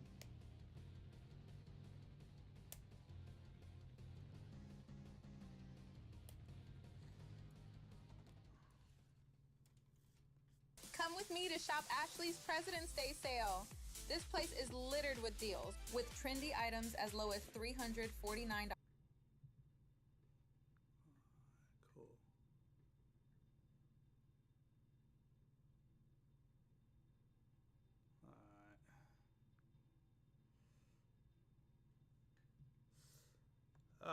we'll take a break and I'll just build for a sec. So yeah, that was definitely interesting. A couple of things I didn't know, a couple of things I didn't realize White Rabbit was in that comic. Now I did read the Death and Return. Well, I played the game. I only read some. I read my fault. I read the Death of Superman because somebody I knew had it at the time I was able to read it. But most people use that series as a collector's item. So there's a lot of people that bought that comic back then and never sold it.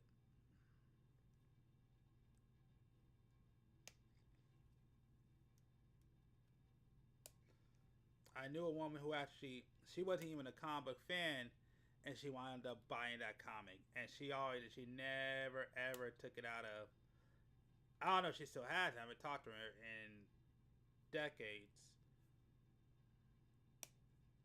But she had that comic and never ever opened that thing up. She always kept it in the plastic. And I was yeah.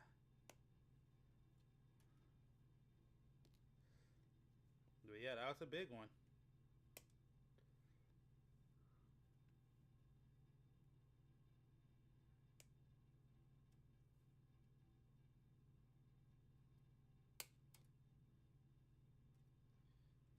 Alright.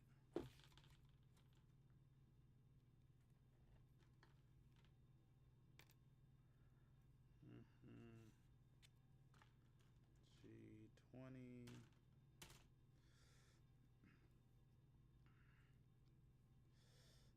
G20, G21.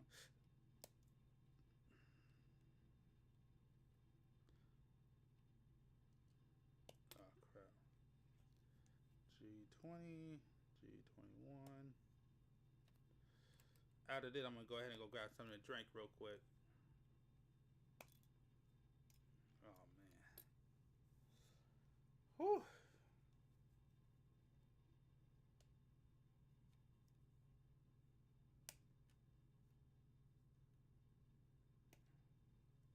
Definitely am gonna need a break out of this bad boy. I don't know if you can see it.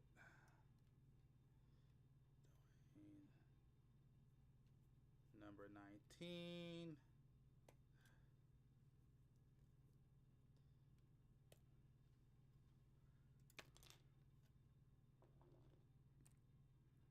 Okay.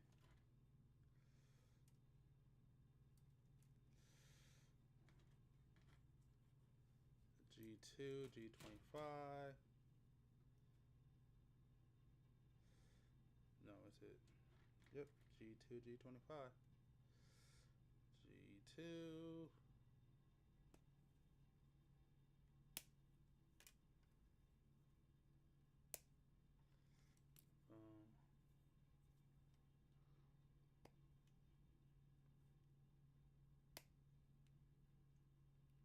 Boom. And I need G25. Oh. Wait a minute. I already cut it out. Oh, those two? Okay. Those are those two. Yeah. Right? 25. No. Hold on. Wait a second. No. Where is G25? Oh, it's G26. Okay. So I need G26.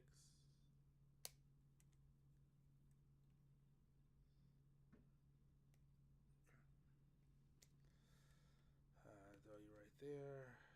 Throw you right there. G26.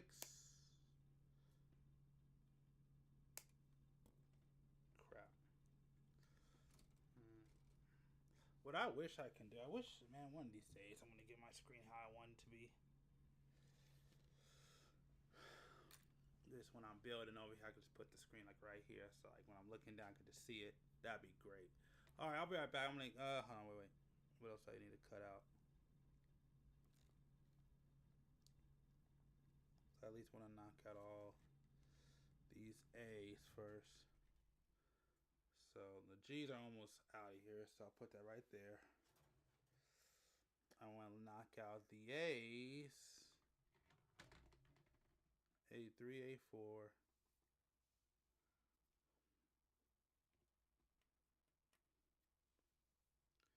Let me knock out the A's first.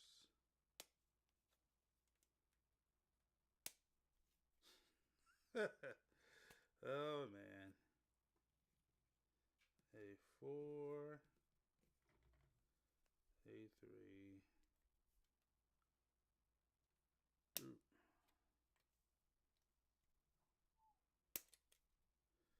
4, A3.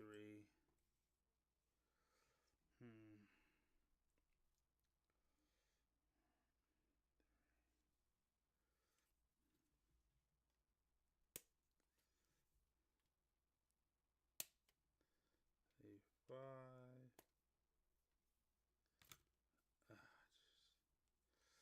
A6.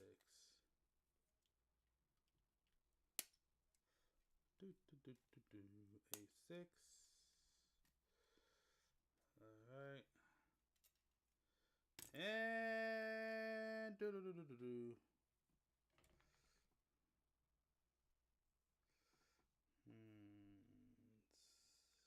16, 12.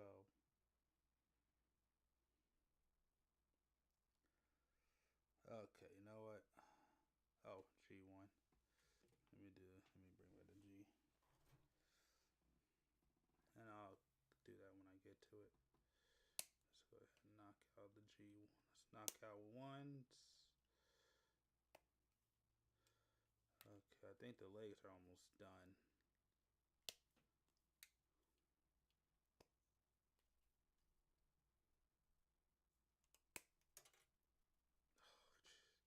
Wow, that actually was helpful. Okay.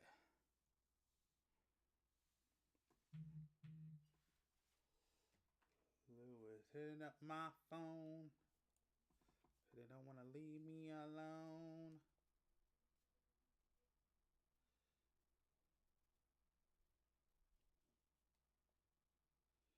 Well, cell phone bill's been paid.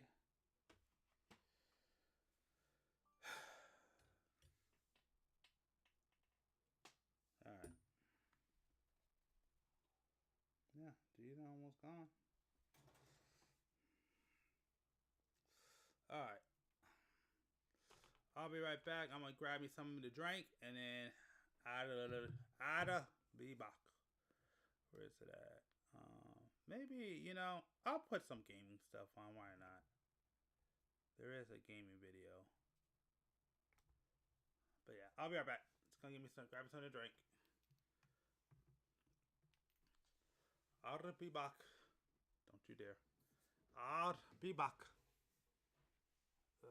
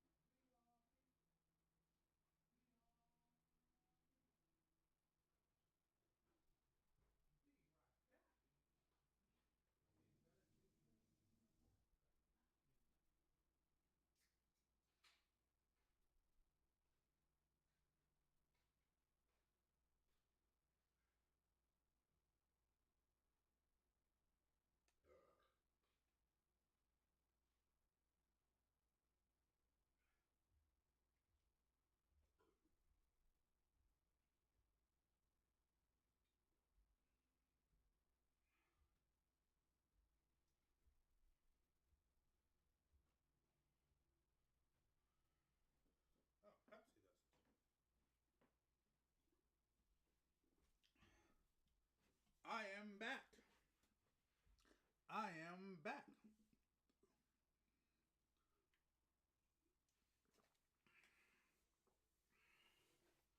Sorry, a little dehydrated.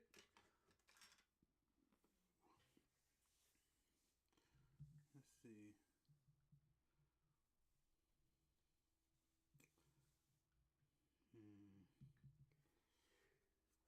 Oh, let me turn this off.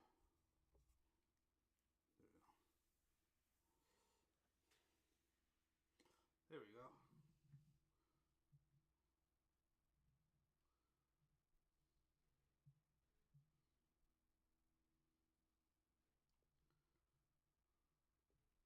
Oh, that's what I want to check out.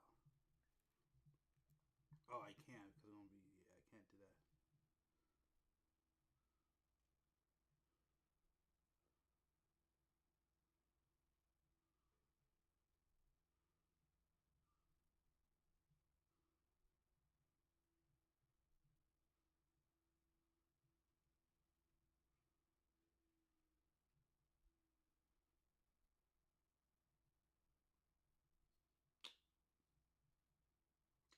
I'm interested. It's a year ago. Let's check this. I don't know if I will watch this on this channel. And welcome to another question of the week.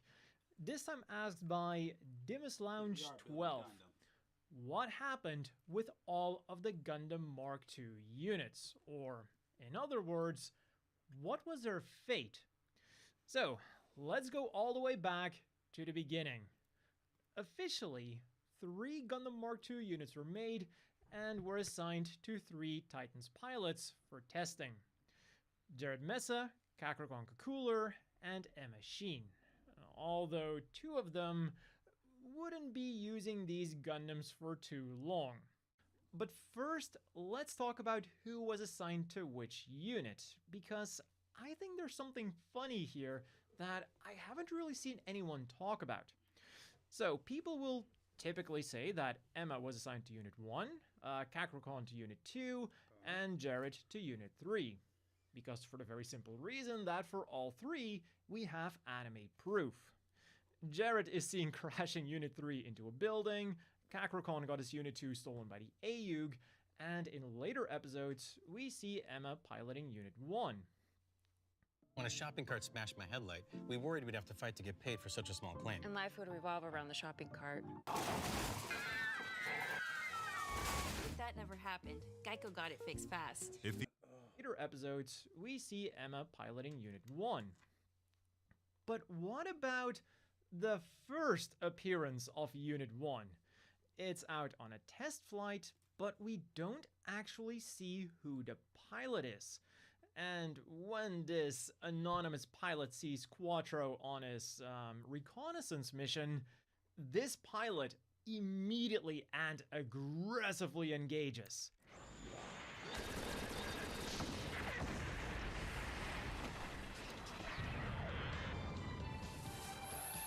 Using a Vulcan inside his own colony? Doesn't he care about this place? Personally, I feel that this is more of a Jared or a Kakarot thing to do, but they had their own Gundams, so for Emma's sake, I hope that there was a 4th test pilot who was using the Gundam Mark II at that time. And this is kinda backed up by the fact that a little bit later, Emma is seen running around without a mobile suit. So then, shortly after we see Unit 1's test flight, we see Jared testing out Unit 3 by crashing it into a building, and right at that moment, the AUG breaks into the colony to steal those Gundams. In response, Jared runs off to try to find another mobile suit to fight back, and Bright and Emma try to get Unit 3 back up and running to get that thing into the fight against the AUG. But just when they're about to reactivate it, and Emma is about to board it, Camille steals it and immediately defects to the AUG. And as all of this was happening, Kakarot was out there in Unit 2 fighting against the AUG. But when he was cornered, he surrendered his unit to the AUG as well, giving the AUG 2 units and leaving the Titans with only 1 unit, being Unit 1. Which was then either already assigned to Emma, or she got assigned to it later on. After some back and forth though, Emma decides to defect to the AUG, now giving them all 3 units. Except for the fact that there might have been more than those 3 units. Because in the new translation movie trilogy, we see that the Titans still had 2 Gundam Mark IIs left after 2 got stolen.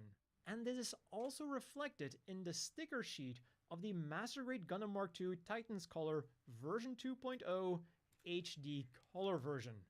We don't just get the markings for Unit 1, 2, and 3, but also for Unit 4.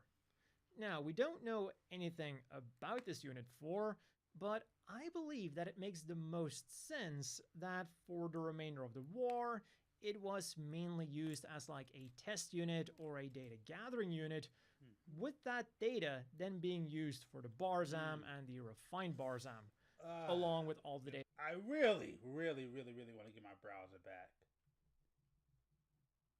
Other units like the Titans test team and whatnot. However, I did find one book that claims that Unit 4 was badly damaged when it crashed during a high-speed maneuvering test. So you can decide for yourself if Unit 4 was FUBAR and was then just going to serve as spare parts for the Mark II that they still had, or if they repaired it and then use it for other things, which is what I'm going to go with in the rest of this video. But back to those 3 units stolen by the AUG then. With all 3 secured, the AUG wasted no time in repainting Unit 3 in the more heroic white, blue, and red color scheme. And this particular machine would then become one of their main mobile suits. And this machine would be piloted by many of the AUG's top aces, but the 2 main pilots, at least during the Grips War, were Camille, then followed by Emma Sheen, once Camille switched over to the more powerful Zeta Gundam. And this particular Gundam Mark II would also get 2 upgrade modules during the war. The first was the Flying Armor. This was essentially a hoverboard that allowed the Gundam Mark II to go through atmospheric re-entry, and then once on Earth, it could act as a sub-flight system. It performed exactly as the AUG had hoped, and definitely gave the Mark II a real edge in combat, especially during atmospheric descent operations. But unfortunately, it would be lost during the single battle that it was deployed in, and it seems that no more were made. The second upgrade then would see a lot more use, the G Defensor. So this was a heavy support fighter that could dock with the Gundam Mark II's backpack, which then also led to the Mark II being called the Super Gundam. You'll save big in every aisle at Ralph's. Value pack USDA Choice Ribeye Steaks are just $9.99 a pound with your card. Which then also led to the Mark II being called the Super Gundam. And the reason for this combination was that with the Titans fielding ever more powerful mobile suits, the Mark II was slowly but surely falling behind the curve. So to fix this, the G Defensor was developed to incorporate both powerful weapons, being missiles and a beam cannon, as well as powerful thrusters, which improved the Mark II's mobility by about 20%. And this then gave the Mark II the boost that it really needed to stay relevant up until the end of the Grips War, when the G Defensor was unfortunately lost in combat. Although more would be made, but just not assigned to the Mark II anymore. As for the other Gundam Mark II units, meanwhile, Unit 2 was disassembled to serve as spare parts, and Unit 1 was shipped off to Anaheim for testing, where famous pilots like Jack Bayard and Asuna Elmerit would then be involved in its testing. It is never officially mentioned what this testing would lead to, but I have no doubt that it led to things like the aforementioned G Defensor and perhaps even the later Jim 3, which could also use the G Defensor. So let's recap then. At the end of the Grips War, Unit 3 was and is still seeing active duty with the AUG, with spare parts being provided by Unit 2. Unit 1 is being tested out at Anaheim, and Unit 4 is doing things for the Titans and probably got repossessed by the Federation at the end of the war. Throughout the following war then, the First Neo-Zeon War, we only really get information about what happened to the Gundam Mark II that was being used by the AUG, so Unit 1. Just as during the Grips War, it would be used by a variety of pilots, but the main pilot would eventually be El Villano. Unfortunately though, throughout the First Neo-Zeon War, funding was extremely scarce, so the Gundam Mark II never got any further updates. It didn't even get its old updates back, again, even though there were G-Defenders out there. Still, even without being upgraded and just being in its stock configuration, the Mark II again fought throughout the entire war and actually managed to survive it. Sure, it was damaged, but they were able to fix it up again and was then put into storage by the Federation. Which I believe is then also basically the fate shared by the other Gundam Mark IIs. By this time, they surely must have gotten all of the data out of it that they could have gotten out of it, so in my headcanon, Anaheim also put their unit into storage, and the one that the Titans had, which now probably belongs to the Federation, was most likely also put into storage by the Federation. So, at the end of the First Neo-Zeon War, we know that one Gundam Mark II is definitely still alive and in storage, with potentially 2 more being alive and also being in storage. And this is important because in the next few years, we suddenly see more Gundam Mark IIs popping up from somewhere. First, around the UC 0090s, Yazan, who now goes by the name Vasky, is again part of the Federation forces. And to keep a very long story very short, he is being supported by Gop, who is now a high-ranking official in the Federation government. And one of the ways that Gop supported how you this doing? Welcome to the chat. Was by using his I influence apologize to for give not looking up. I was in the process of just building. I was locked in. But welcome to the chat. My bad. Happens sometimes. So if you're still there, welcome. Thank you, Miss Senindru, for coming in. And I know I butchered that name. But thanks for coming in and checking out the stream. As you see right now, I'm building a new Gundam and just listening to this video. But welcome, welcome, welcome, welcome, welcome. Appreciate you coming on and checking out the stream. After his own mobile suit got badly damaged. And considering the fact that Gop belongs to the Earth Federation government, I would assume that this Gundam Mark II is one of the Gundam Mark IIs that the Federation had in their direct storage. And I really like to imagine that this is that Unit 4 that the Titans used to have, because, you know, Yazan/Vasky is an ex-Titan member. And it also goes well with the backstory of our next mysterious Mark II, which appears a couple of years later. And this customized Gundam Mark II is piloted by Banagher. For the most part, it is a stock Gundam Mark II, but the right arm has been modified with a Dovin Wolf arm in Banagher's never-ending quest to keep using the beam magnum. These are all puppies, but they eat, grow, and play differently. That's why Royal Canin developed over 60 formulas uniquely tailored to meet the needs of different breeds, from puppy to adult. Feed your dog's unique needs with Royal Canin Precise Nutrition. T-Mobile's Guide to Moving Day. Step 1, get T-Mobile 5G home internet with 2-day free shipping. Step 2, get online. Quest to keep using the beam magnum despite not having the Unicorn Gundam anymore. And the author of the manga that this thing appears in has hinted at the fact that this Gundam Mark II might have been used by the AUG, so Unit 1. And that is where we stand at the current fate of the Gundam Mark IIs. Unit 1 became a testbed for Anaheim, whose data was most likely used for units like the Gym 3, and is then possibly held in storage by Anaheim. Unit 2 became spare parts, meaning that in some way it is living on through Unit 3. Unit 3 then became the most famous unit, surviving on the front lines of both the Grips War and the first Neo-Zeon War, and would then be put into combat again after being customized for Banagher.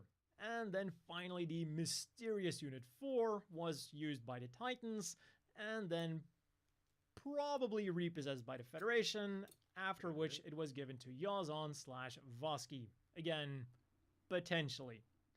Or, if you want to go with the theory that Unit 4 was Fubar, then the unit that Yazan was using was Unit 1. So, despite sometimes being derided as one of the weaker Gundams out there, like, they literally refused to die, and they just kept on going. In part thanks to their performance, but also in part thanks to their excellent serviceability and repairability, because on numerous occasions they got really banged up, but they got back into combat relatively quickly. So if that isn't a testament to how amazing these units are, I don't know what is. But that has been all for this question of the week. Let me know what you think about it down below, and if you have a question you'd like answered in a future question of the week, you can also leave that down below. Okay.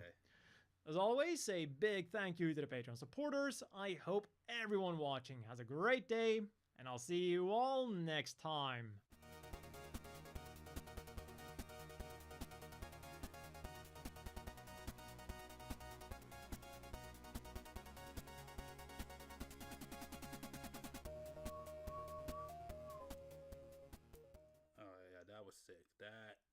Okay, that was sick. That little piston there is actually pretty sick. I ain't gonna lie. That was I'm excited for this one.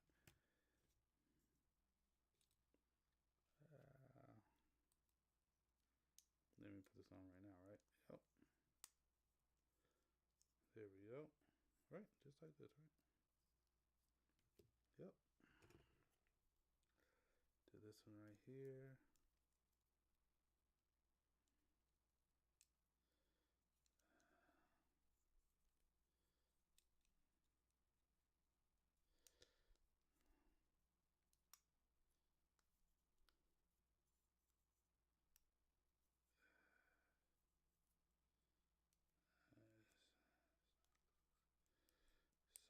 It's not closing for a particular reason. I gotta figure out why.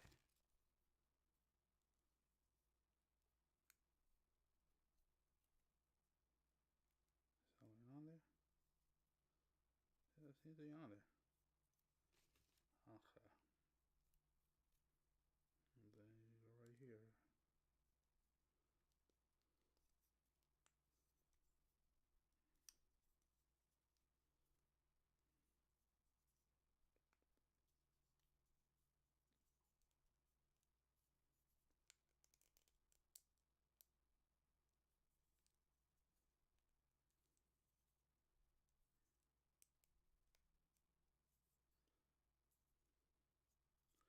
Alright, there we go. Alright, that's it. Okay. On that, and that is good, okay. Then we go.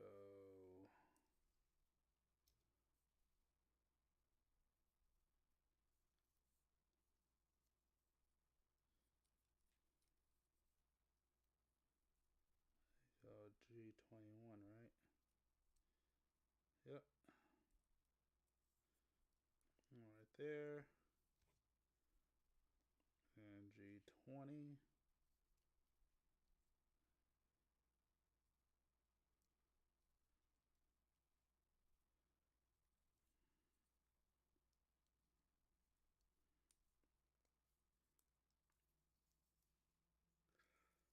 Is that right?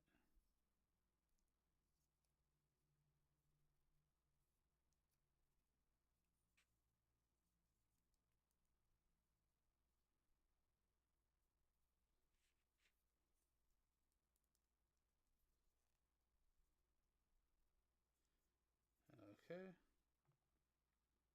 So this is the same thing.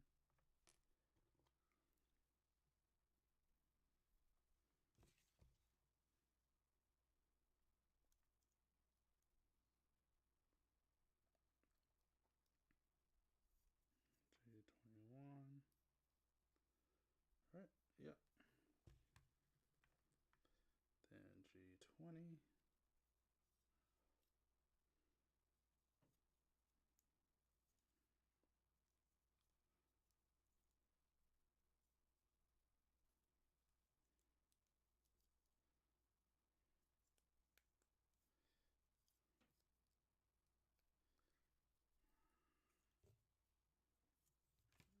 All right. Whew. What's next after this? A3. A3.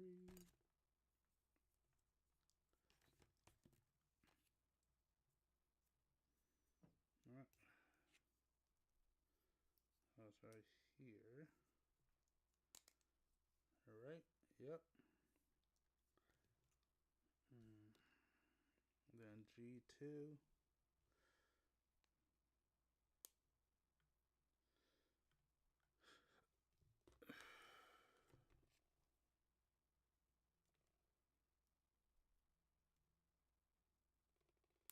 Is that right? Yep. And then this goes where?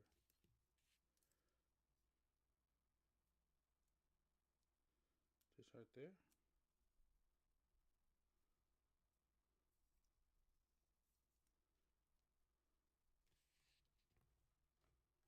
I don't get it.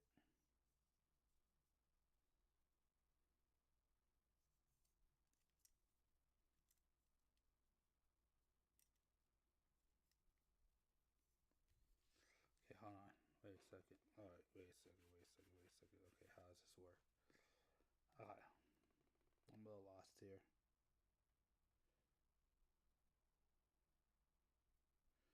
Okay.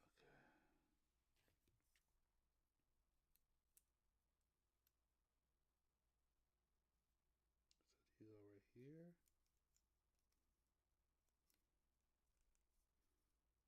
This, no. No. It doesn't work that way. No, you don't. Right there. I guess you go right here. Correct?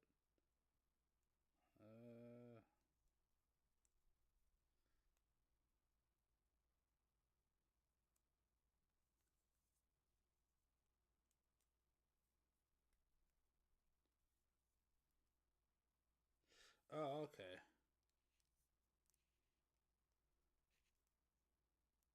Is that right? Alright, let's see. This will tell me if I'm right.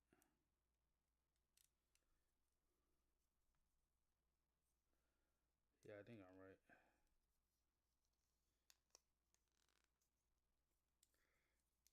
Yeah, I guess so. Oh yeah, I am. Okay, that worked. Alright. I was right. It works. Alright, so let's do it to this side now. Which this side goes in this way.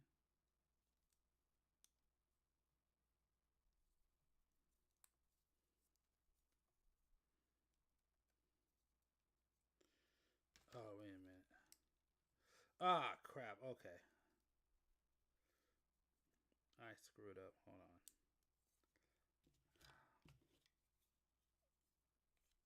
Thought I had. No, I screwed up. It's supposed to go. Oh, jeez. Jeez.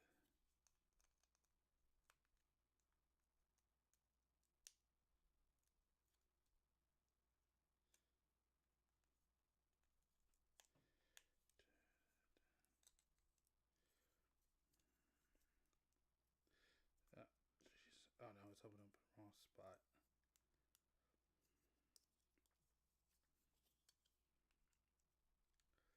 Don't want to break it. I've done it before years ago. I don't want to do it again. Okay, let me sit back. Okay, okay.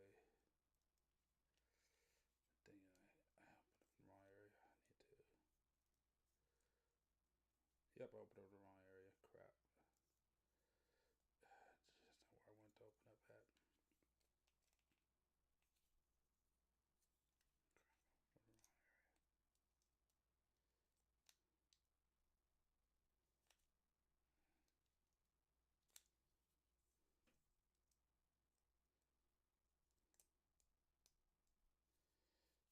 Shoot. I opened up in the wrong area. Yep, opened up in the wrong. Oh, I opened up the wrong one. Dang it, I screwed up.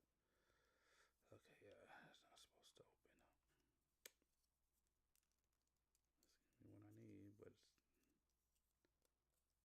up in the wrong place. Okay, there we go.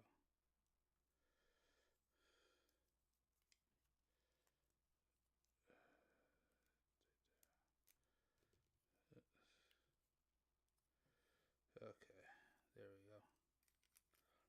All right. Now, just gotta make sure that you go.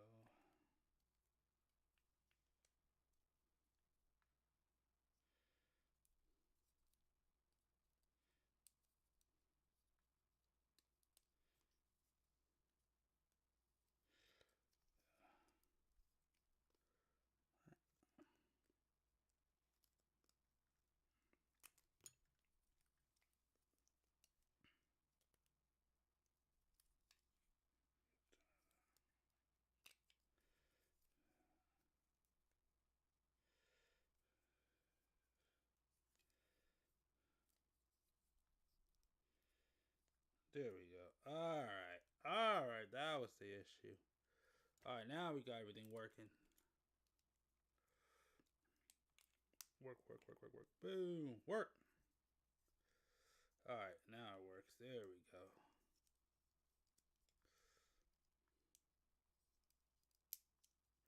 Oh, crap. That was supposed to happen. Oh, jeez. This is totally slipped out. What the heck? That was supposed to happen. How the heck did that happen? Oh, jeez. It totally slipped out.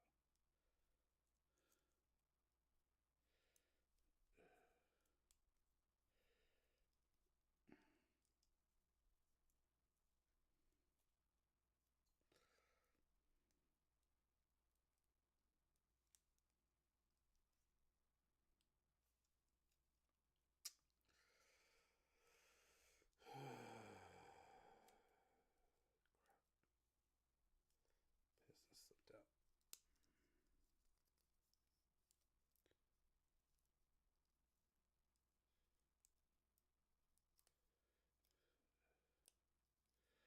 There we go.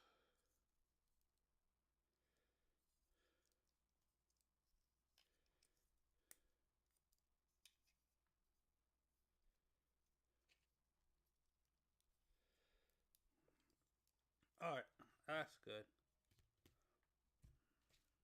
It's time for this side.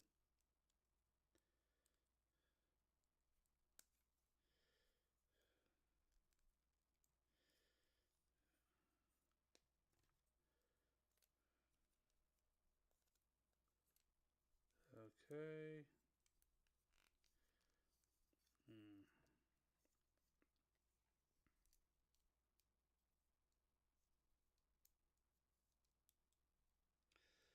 Okay, there we go.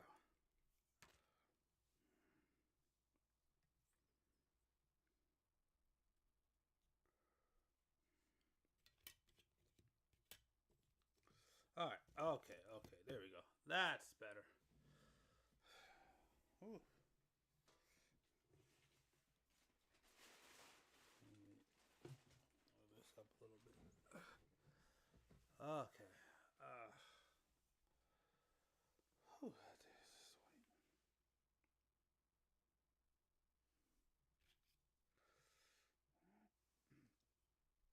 $16, $11, $12. All right.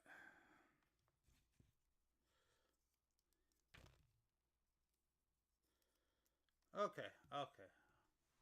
All right. Let's go ahead and put something else on. And welcome to another question of the week. This time asked by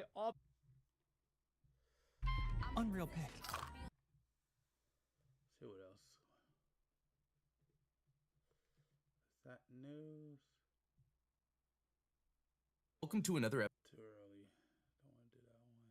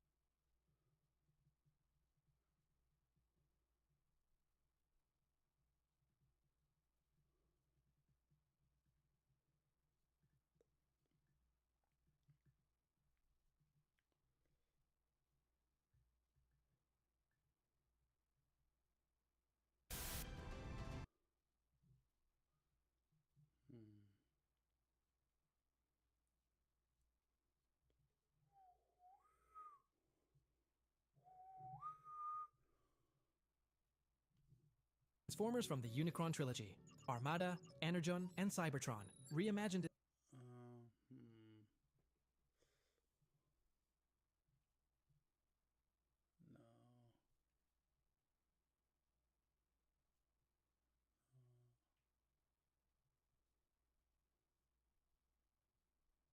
G-Quux had a lot of very interesting... Oh, jeez. Hold on one second. Oh, no. Oh, this off. All right, hold on one sec.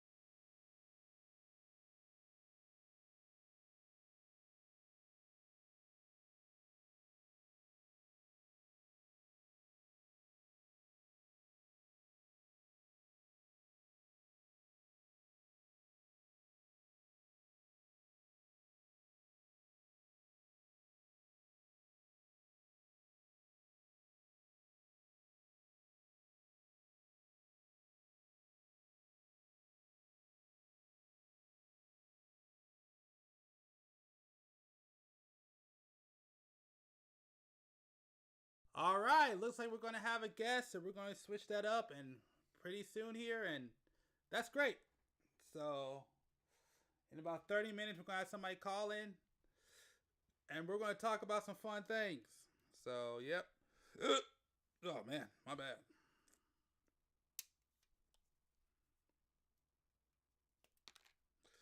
I guess I got to add him in here.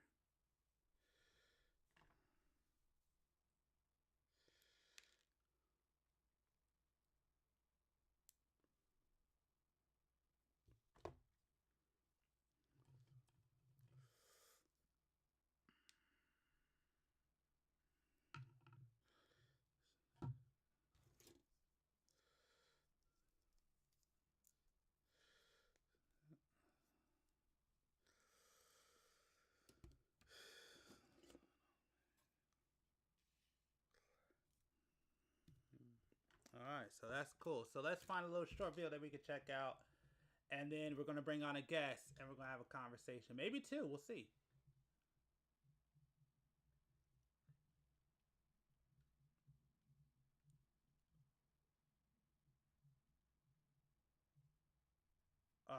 That was only 2 days ago. You know what? He's small, so let's go ahead and check him out. 237 views. How many subscribers? Let's check out the subscribers. He doesn't have me. So, I finished my first Gundam build. So, a couple of days ago I got myself my first Gundam ever. So I went in there blindfolded, without any plan, just went by vibe. Yeah, let's check him out, man. And that is how it turned out. That's cool. So, what are my thoughts about that? Basically, I'm hooked. So I really liked the process of building that whole thing. So it was really fun. It took me around 5 to 6 hours, and the time flew just by. So I really was astonished by the time passing. I looked at the watch, and all of a sudden 3 hours had passed. I really didn't notice it, and basically I just finished the head, the torso, and the shoulders. Yeah, was really fun, and I am also very surprised by the build detail. So, I mean, who doesn't like katanas? That guy has a huge ass katana and a shield. It looks really cool in my opinion. So I really get it why so many people are into building Gundams. The process is easy, so I really didn't have to think too much about it. Of course, there were some little icons in the manual where I really didn't know what to do. I had to look it up, but it's most of the time self-explaining, so I really like that about the whole build. And that is the first time in years that I pick up the model I have built and just want to look at it and appreciate it. In my opinion, it really looks cool. I mean, it's one of the smaller ones, so I think it's 1 to 144 sizing. But I don't know. I can't explain it. It's really a thing that hooked me very hard, and I'm looking forward to get deeper into the whole hobby to appreciate it. So, yeah, I really liked it. I hadn't thought about it that much, that it was so satisfying. So the building process, the finished product, it's so cool. I really like it. It's not as difficult as I thought. It's time intensive, yes, but this level of detail they put into this small figurine is just amazing to me. I really can't get my eyes from that little guy, and all of the possibilities to the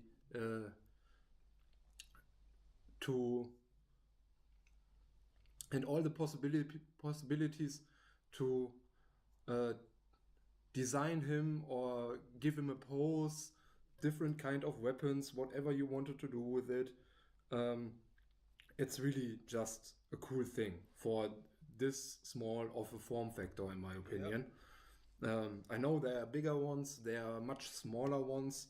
I think they got into a card game or tabletop game as well from Bandai with all of the Gundams. So basically every size is available for the right price. But I really liked the whole thing. So I wasn't really too sure that it gave me that much of fulfillment to build that little thing. And the fact that I'm going back to the figurine and admiring it is just mind-boggling to me. I never had that with anything in my past, and yeah, I'm really hooked for the whole hobby as well. So especially Gunpla model building, and I'm looking forward to get myself some more figurines in the near future. And I can't describe it. I'm really hooked. I'm hyped by all of that. It was so much fun building the whole thing, and it looks so cool. It's really cool. I think I get it why so many people are into Gundam and mechs overall. It has just a vibe to it, which I can't really explain, but yeah. I didn't regret purchasing that and looking into the hobby, so I'm really hooked. I think there is finally something I will get into for life, and I'm happy about the fact that I got into that blindfolded, so that I basically don't know anything about Gundam, anime-wise or figurine-wise, and that there's so much content around, or so much stuff to do around the whole thing. I've seen that there is some scene or people get into customizing their Gundam, which is cool in my opinion, but out of the box they already are beautiful, freaking cool. Christian channel, don't want to swear, but out of the box they are already so cool designed. I'm really like this fact that I didn't have to paint anything, that there was a color code to it. With this set in particular, there was not too much with any stickers and stuff like that, so that was really easy, which I really liked about it. And yeah, overall this coming together of everything. So you start out with the head, then you do the torso, make the shoulders, make the arms, make the legs, putting the figurine together, and after you put everything together, you start with this wings and backpack flying thingy, which just looks so cool. It brings a second level of coolness to the whole thing. So I'm really hyped. Yeah. Like I told before, it only took me like around 5 hours to 6 hours to build the whole thing. Oh, just wait till you start building real grades. Just wait till you start building real grades. It's really just a thing that got me out of a rut. So before that, when you watch my other videos, I was decluttering my whole apartment and getting out of hobbies overall. But I really was more or less fed up with everything I did and spent my money on. I really didn't have fun with any hobby I had. And for the past couple of months, I was really more on a standby level. So I was happy with life, but I was not sure what to do about it, what to do overall. And I think Gundam, or the building process overall, just really got me out of the rut. got me out of this winter sleep, winter depression kind of thing.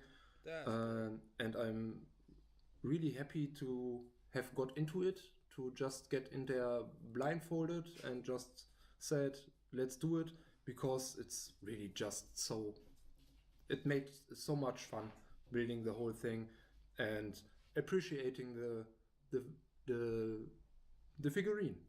I really like it. Like I said before, just looking at it, putting it in different poses, and yeah, just playing with the figurine a little bit. Don't play with it too much. So now looking forward to get more of the stuff or get more information, do some research with it. There were some kind guys in my last video about the Gundam who already gave me some informations and what anime to look, and I will get into it in the next time, step by step, in the next days, next weeks, next months. But yeah, so I have some questions, more or less depending on the stand. So in this box there was no stand included, but you have on different parts of the figurine holes where you can put in a stand. And I'm not really sure if I missed something, that I can make it out of the frames that are now empty, that I can make a stand from the frames. You can if you want to do that, but stands are sold separately, so be aware of that. You have to buy them separately. You got, what is it called? Action base? No, it's action base? I think it's called, action base. So definitely look that up, and make sure you follow the guide, because some action base do not work with like what you have as a high grade. They only work with, I know he's not listening, but this is good for anybody who is watching this live stream.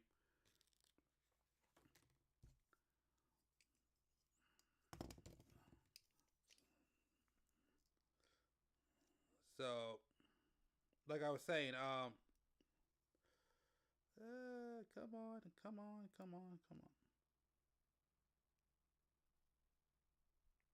Yeah, so pay attention to the action base, because some action bases.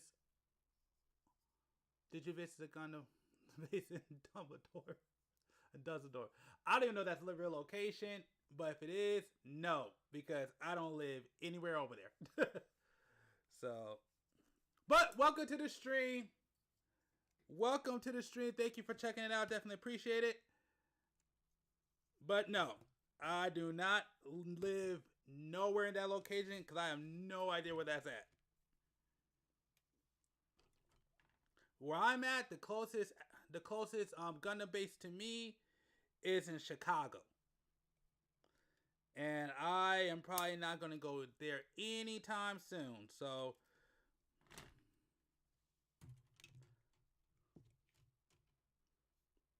but yeah, to answer this video, I mean, I know he's not listening, but make sure if you want the action bases, you gotta go to like I said, I get mine from Amazon. Just pay attention to which ones you're getting. But no, I've never visited a Gundam base over there. So.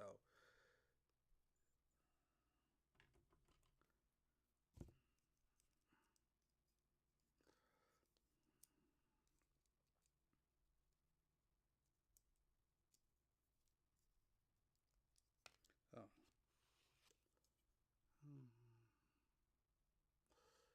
Any Gundam base FS side or event exclusive kit that I would recommend? That I would recommend. Exclusive kit. That's tough. I never thought about that. Like, I mean, P Bondi, there's a lot I would recommend, but exclusive kits. Good question. Because most exclusive kits are. I said it wrong. Most exclusive kits are like transparent. Give me 1 second. I'm thinking about it. What's a good one I would recommend? That's tough.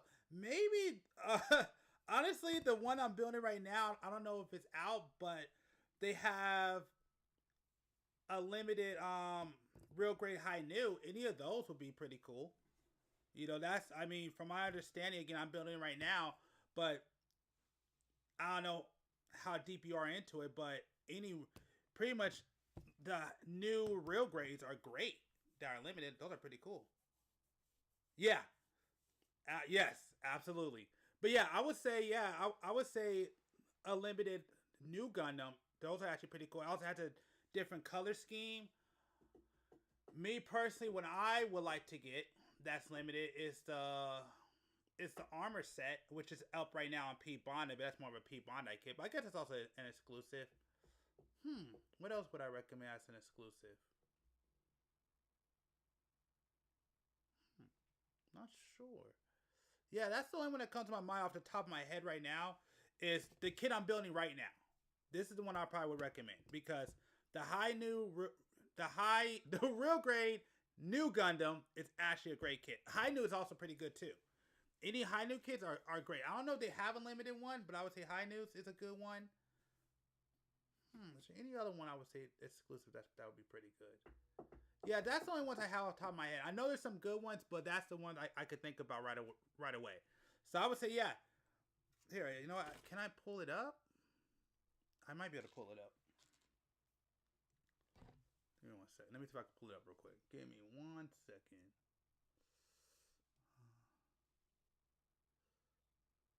Oh, please, don't remind me. Don't remind me. I'm so angry. I want that kit so bad, but I can't afford it. It's just outside of my budget. When I saw that, it broke my heart. I was hurting because that's a kit I really, really want. But it's out of my budget. So I love it. It looks amazing and I want to get it. But it hurts my soul because I can't afford to get it.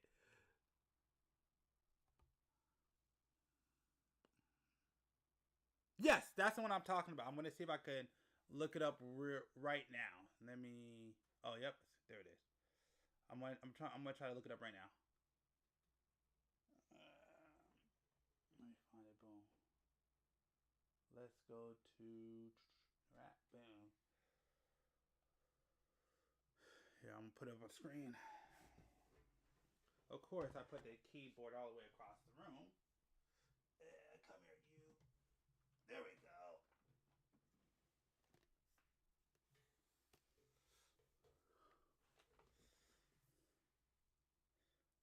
Disneyland Measle outfit. What the heck is that?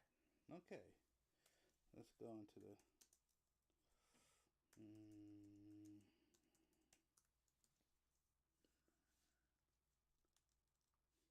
There. I'll bring it up real quick.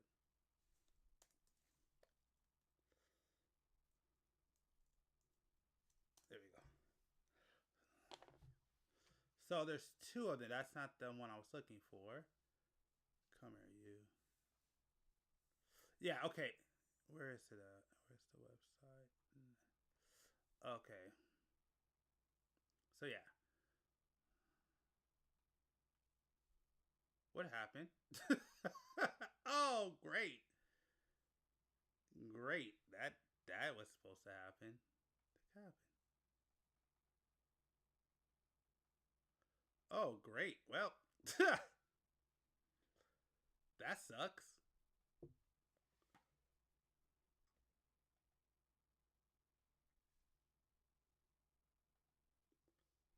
I don't know why the heck that happened. Well, never mind. That doesn't work. Oh, there we go. Okay, let's see if I get it work again. Sorry about that. I have no idea why the heck that happened. That was weird. Not that one, but...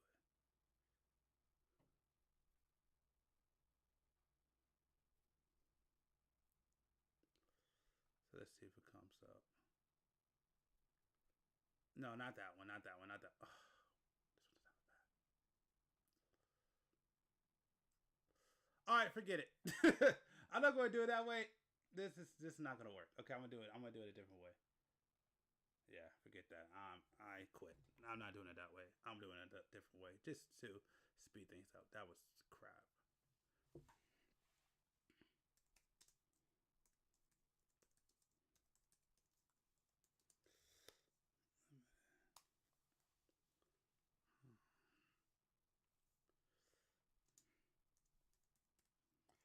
Boom. There you go.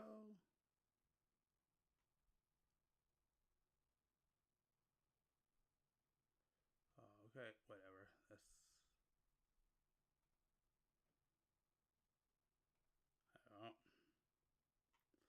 all right.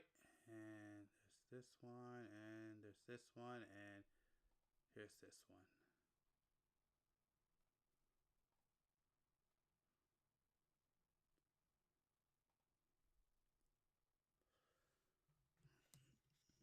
So yeah, so when it comes to, sorry about that, this thing wants to act like a prick right now. I actually gotta fix it. But this is the one. This is the first one I would recommend. That's actually pretty cool. It's a double fin funnel set, which is actually different from the one I'm building right now. This one's an armor roll, and they have 3 different variants. They have this one. They have this one, which I think is really cool. Boom. That one's really cool. And I think the one you're talking about, which is based off of the new statue, was this one. So there you go. So I'd rather get this one with the alternate color.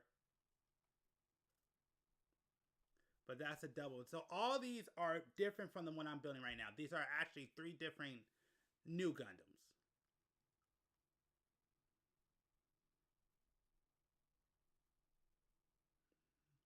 Oh, what up, Damien? New in my life? A lot and not much.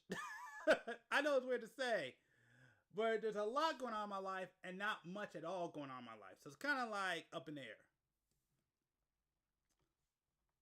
But yeah, so the ones you see on screen, these are the 3 I recommend. Off the top of my head. I don't know what else I can do, but you know what? I'm going to save this question because I may actually do a video on it. Because the one thing I want to do, if you want to talk about new, I have one of my goals this year is I want to be part in building and helping to contribute with the, well, that was supposed to happen. With the contributing and the growth of this hobby. That's kind of my goal for this year. And I screwed up. No, it's cool. Thanks, I appreciate it. But no, it's nothing bad. It's just I just have a lot going on, and just a lot of things I figure out, and I don't have a lot going on. So it's just kind of, you know how it is. Life kind of goes all over the place from time to time. But I'm perfectly good. Like, put it like this: I'm a lot better than where I was last year. Still have issues, but it's way better than last year where I had everything going on. Oh, I know. Trust me. When it comes to building a lot of these kids, I have a lot of goals. The first goal, though, is to try to somehow and get a lot more room. Because that's my number one issue. I have no more room. I have no more room to keep bringing in kids in this house.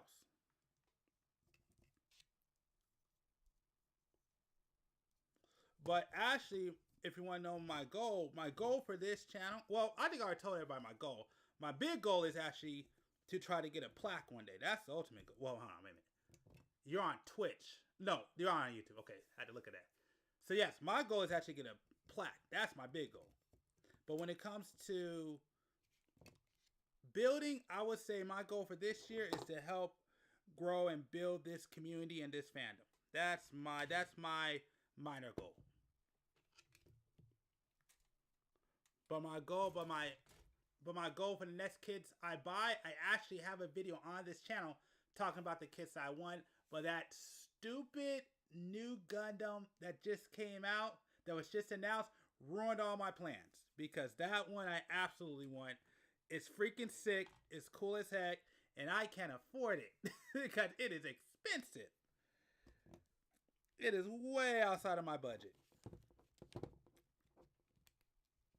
Way outside of my budget. I was just hoping to get the Ghost Gundam because I would like for that to come back. That's an. I mean, P Bond. I have a lot more recommendations. Like, from what I built, the best P Bondi I would probably recommend, because I built a lot of P Bondi. The most solid one. I'm looking at my display case right now. Probably the Gundam G4 or the Gundam G5. That would probably be the one I would recommend the most, because that thing looks nice and is solid.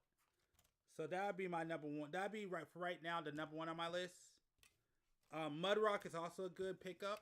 That's one I would recommend if you're looking for a P Bondi. Others I would probably recommend the Ground Gundam. Oh, that is a limited one. The Ground Gundam Parachute, the one that comes with a parachute with a lot of weapons. I got that one. That one's nice. I love that kit.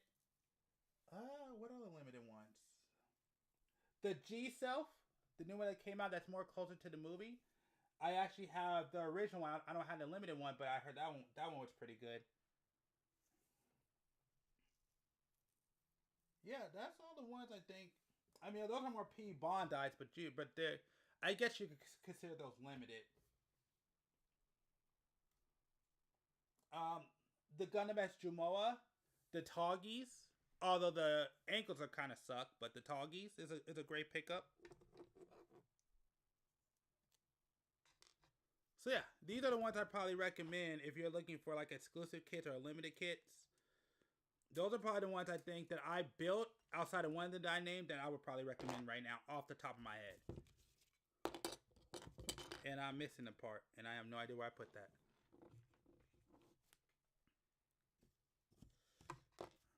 Alright, let me finish this video. It's an additional purchase for all of that. So that's really one thing I haven't looked up yet. But maybe you can answer that down below in the comments for me.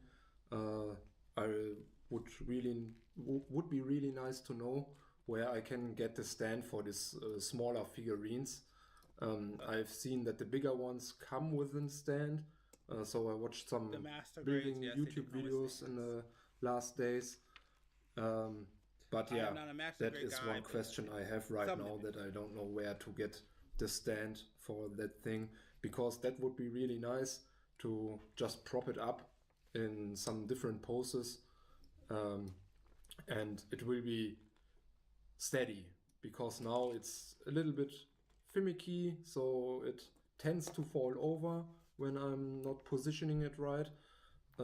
I mean, it's okay right now, but I really want to have it safe, so that I don't have any accidents. It falls over, something breaks. Don't want to get into that. I really want to have the figurine as it is, and a stand would be really handy, to be honest. So yeah, sorry that I'm not always looking in the camera, but it's so fascinating. This little figurine is so fascinating to me. Yeah, but my conclusion, 10 out of 10. I'm really happy that I just got into it blindfolded and just started it. That's the best way to get into it. It was really a nice experience, and I'm looking forward to do that in the future as well. Just get into building, because it's just so calming, and my mind was in the building process. I was not thinking about anything else in the world. Time flew by, and I think it's a really nice meditative activity to do. So exactly. I'm hyped. I like it. Except when you're missing or you drop a part. And I'm really happy that I got into it. Through the abyss to find So that's about it. Thank you for watching. Stay safe and peace. See ya. Alright. Shout out to this guy. Make sure to go over there and subscribe. I'm always happy and glad to support new people coming into the hobby. Absolutely. I don't know if you can see it, but I have it on the screen so you can see his channel. Well, yeah, make sure to go over there and check it out. Check out his channel. A video game, that's the end of the video game. That's why they call it the end.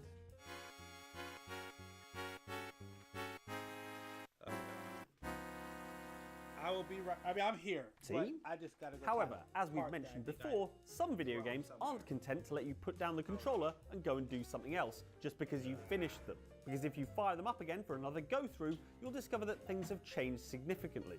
Here then are 7 more games that change completely on a second playthrough, as inspired by some of the most popular comments on our last video on the subject. Enjoy, and beware massive spoilers for the following games.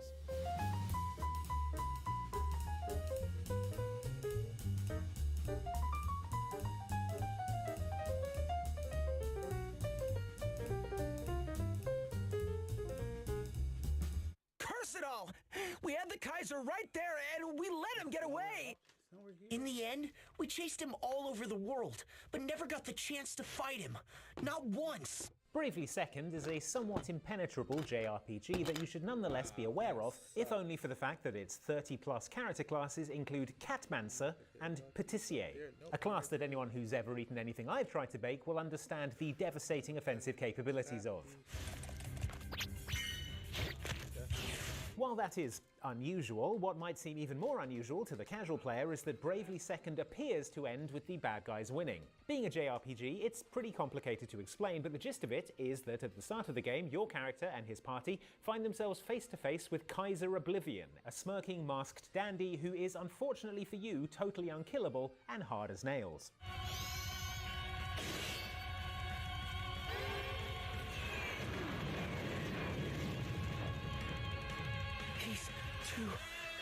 Strong.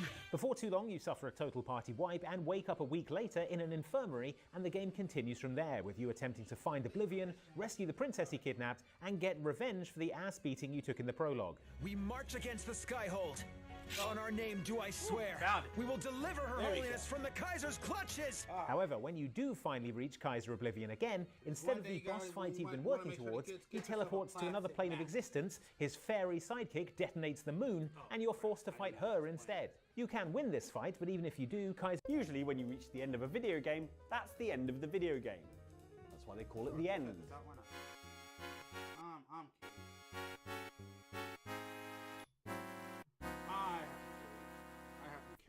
See? However, as we've mentioned before, some video games aren't content to let you put down the controller and go and do something else just because you've finished them. Because if you fire them up again for another go-through, you'll discover that things have changed significantly. Here then are 7 more games that change completely on a second playthrough, as inspired by some of the most popular comments on our last video on the subject. Enjoy, and beware massive spoilers for the following games.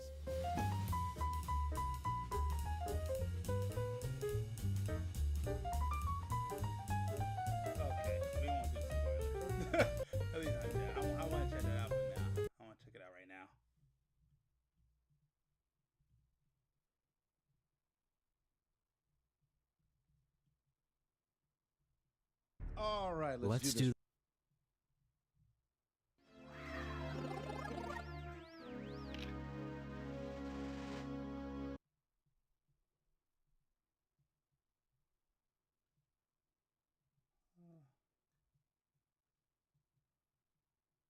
Sure. I played a lot. Yeah, I start around the time. I kind of want to watch that, but it's only been 10 days. I want to wait for at least 2 weeks old. There are several types of horror. In fact, you can actually make a horror story out of just about anything. If you present a force that is very difficult or nigh impossible to fight against, and your only reaction is to run away under the fear of death, you've got a level of horror. However, some people, when they think of horror, have a certain expectation. Usually has to do with big scary monsters or supernatural forces or something like that. Well, we do have big scary monsters today. We're going to make a return to the series of G Gundam, while we discuss the absolute horror of the Devil Gundam. Wow, okay. In this little series of mine, we've gone over all of the Unicorn Gundams, the Blue Destiny, the Slave Wraith, Wing Zero, and Epion. All of these are horrifying weapons of war. The Devil Gundam is a bit different, because the purpose of the machine and how it ended up being what it is are two completely different situations. This mobile suit was originally called the Ultimate Gundam, and was meant for a very positive purpose. You see, in the world of G Gundam, the Earth has been ravaged by several wars to the point where they've decided to throw war out the window and just have a martial arts tournament called the Gundam Fight, which has taken over for a military conflict, so less lives will be spent over territorial disputes. The Earth itself is still in a bad spot, though. In just about any episode of G Gundam that's on the planet itself, you see several landmarks that are world famous that have fallen into disrepair, plus just general damage from the conflicts that have taken place. Dr. Raizo Kashu developed this machine as a solution to the damage to the planet itself. The initial idea was really simple. Send it down to Earth, let it fix things. However, the Neo-Japanese government had different ideas and tried to seize the machine. During the process of this hostile takeover, Dr. Kashu's wife was murdered, and his son, Kyoji, took the machine and fled. Though he managed to get successfully to the Earth, the re-entry process damaged the machine and its ability to think clearly, so to speak. It does have an AI in it. So if you've ever seen The Terminator, The Animatrix, or Red Eye Robot, you can imagine what happens next. The Ultimate Gundam becomes the Devil Gundam, the instant that it decides that the best way to save the Earth is to destroy humanity. At this point, it uses Kyoji as the core life unit of the machine, and sets off to start its terrible mission. Domon Kashu is then informed that his father has been imprisoned, and the only way to free him is to win the Gundam Fight Tournament for Neo-Japan. He must also go to the Earth and destroy the Devil Gundam on top of that. They also lie to him and tell him that his brother is the one who engineered all of this, and must be stopped. So to start this whole situation off, we have an AI-driven Gundam meant to save the planet that now decides, hey, Skynet did nothing wrong. We have a guy who tried to get this monstrous machine away from a very corrupt government that would have clearly abused its power, and now he's enslaved by the damn thing. His little brother now has to come try and kill him. All of this is mortifying from the jump. But now we get into exactly what makes this mobile suit so frightening. The one specific piece of technology that is used in the most horrifying manners, the DG cell. When we see the close-up of these things, they look like little crystalline microscopic organisms. However, what these things can do is pretty substantial. Everything that's infected by them comes under the control of the Dark Gundam for the most part. The one example that is an outlier is Schwartz Bruder, who was a DG cell-created clone of Kyoji. But then again, given that he was a projection of the life unit of the Devil Gundams, it's very possible that he actually had the ability to resist the Devil Gundam, given that his consciousness was actually in that body itself. Most people infected with the DG cells have either one or two things happen to them. One is that they become completely and totally under the control of the Devil Gundam. We saw this with the 4 pilots who would end up becoming the Shuffle Alliance when they fought against our hero Domon in Shinjuku. The infection was so severe that the previous Shuffle Alliance had to give their own lives and use their own martial arts powers to separate the DG cells from the people that had been infected with them and basically heal them from the infection. Now with Chibity, George, Saisaishi, and Argo, it's entirely possible that these guys were early on in their infection. Given that their support crews were in stasis underneath the city, it is possible that it takes a little bit of time to infect them as well, because those same pods were used to infect other people. But so far, the only cure that we've seen is martial arts energy hijinks, since the fighter of Neo-Turkey could only really be healed through the use of Domon and his special martial arts mumbo-jumbo powers given to him by the King of Hearts symbol. Before you ask, no, I don't have any real explanation for why Domon and the Shuffle Alliance were able to do this through sheer martial arts power. It's like trying to explain Hokuto no Ken and how it can do everything that it can do. There's an explanation, I guess, but is it really going to make any scientific sense? No. When Domon in the final battle is actually channeling energy for the Sekihate... Dude, this is basically Gundam Ball Z. Don't think too hard, just enjoy the show and have a good time, because it is a great time. I will admit that. This show is a great time. Just understand what it really is. Gravity behind him literally working in reverse. I don't think that it's a smart idea to actually question it. It's just fiction. It's giant robot fiction. I'm perfectly fine with weird stuff happening. I'm not on the spectrum. I don't need an explanation for everything. It can just be what it is. Now, The other thing that we see with DG cells is what happens when you're infected for a long amount of time. It actually turns you into a zombie. And I mean an actual zombie. We find this out when Master Asia and Domon face off against the Dark Army, and we see one of its pilots crawl out of the cockpit. As we can see beneath Shinjuku, when the Gundam crews are rescued, the entire city was zombified by the Dark Gundam and its DG cells. Yep. So effectively, this thing went from being a mobile suit meant to heal the Earth to a mobile suit that makes its own extra robots that are piloted by something out of a George Romero movie. What makes it even tougher is that everything that it touches is super hard to kill. You see, the Devil Gundam has 3 theoretical abilities: self-evolution, self-replication, and self-regeneration. This machine is already incredibly powerful. The Neo-Japanese sent a substantial military force to try to capture it when it went to Earth, what looked like over 100 mobile suits, and every single one of them got shellacked. There was only one survivor who was effectively a slave of the Dark Gundam for the entire show, but only revealed himself at the end. So you've already got a Gundam that is super powerful by its lonesome with the armament it already has. And then on top of that, it's able to make its own army. The self-evolution allows it to continue to evolve into different forms.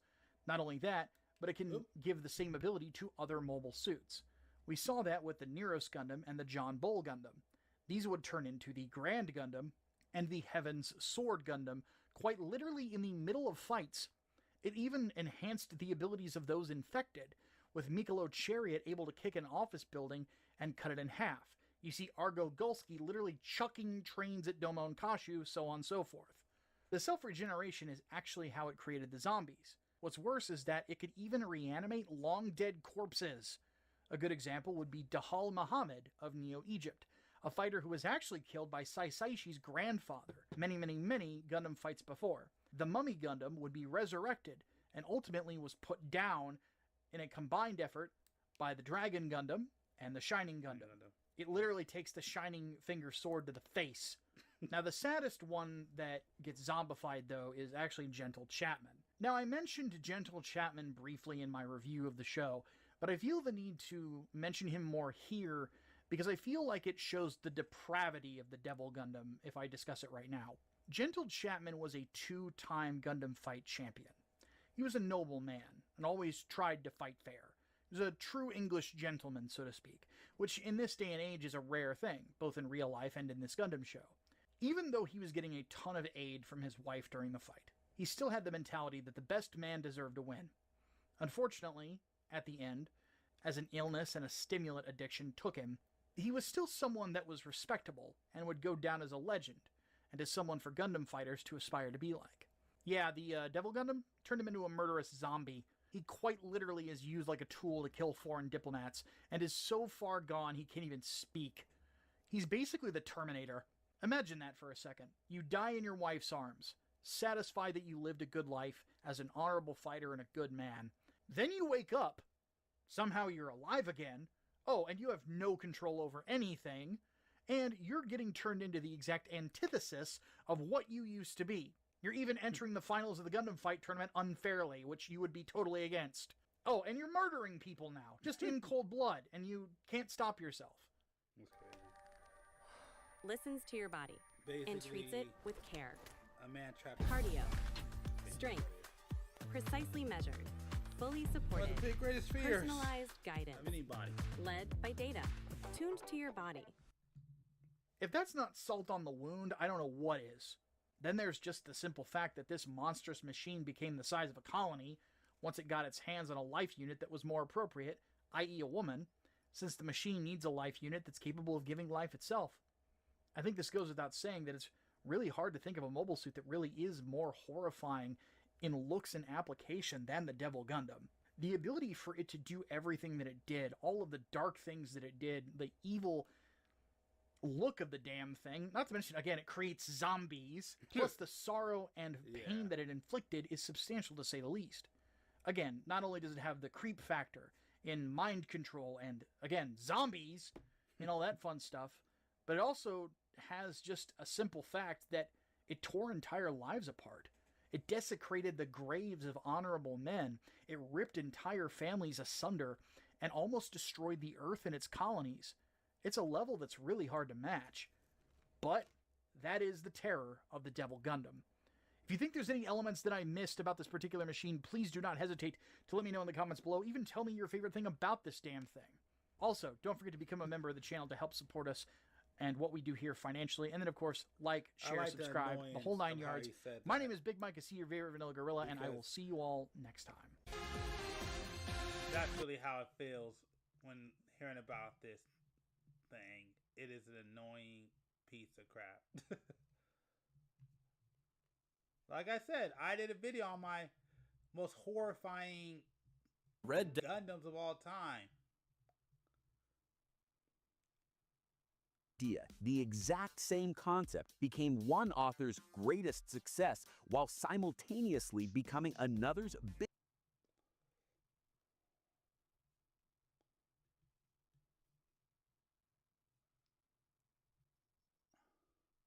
I ain't listening. You know what? Let's check out some Transformers. This week, we kick off Obscure Yo, Characters what Month up, man? 2025. I have been busy dealing with life and making sure I don't break this stream like I almost just did. Welcome to the stream. Yes. But the good news is I should be back more consistently. So you're probably going to see me doing a lot more streaming this year than I did last year. But it's good to hear from you. Yes, it's been a while. Absolutely, it's been a while. Like I said, I am back, and you're going to start seeing me stream a lot more.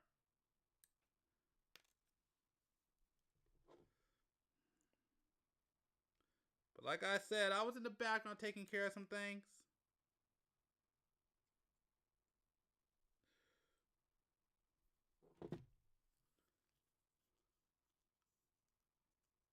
Oh, yeah, because I didn't stream all last month. I was supposed to come back last month, but that didn't happen. Like I said, I was taking care of a bunch of crap. But it's all taken... Well, I took care of as much as I could take care of. And because of that, yes, I am able to return. And like I said, you will be seeing me doing a lot more. Oh, yeah, man. Come on. I'm down. I am down.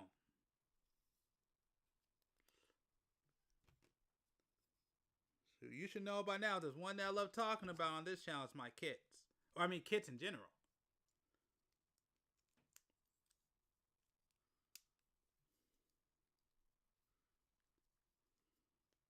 Absolutely. I want to hear all about it. Is this the right piece or am I doing the wrong one? Okay, hold on. No, these are them. That's this armor piece. Yeah, I remember that. Bold. That was a bold one to start with. It's actually not one I would recommend, but how'd you like it? Let's start there. Oh, okay. Yeah, that's right. Okay. All right. That's all that matters. That's all that matters at the end. Because that's a big undertaking to start off with.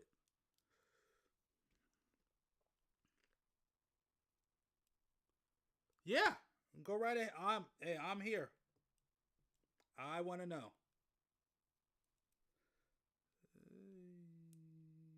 Oh, it's this one. Here, right?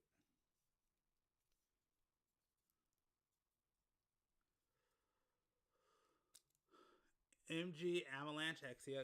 Oh, yeah. I heard that's a really good one. I heard that's a really good kit.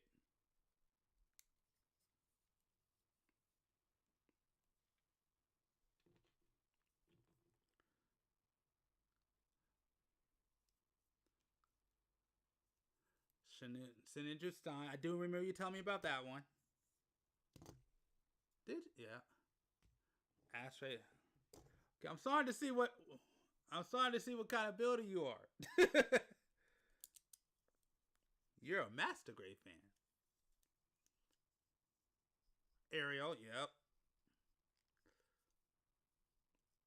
Oh, one of my favorite Gundams of all time. The Eclipse Gundam is amazing.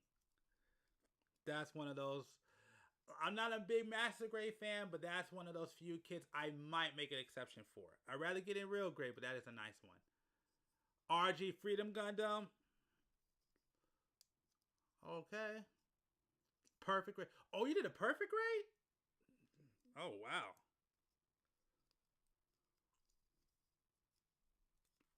That's crazy. But yeah, I'm definitely okay. You definitely are ahead of me. I am not on a I do not have the budget for that. Shoot. Yeah, that's it, right.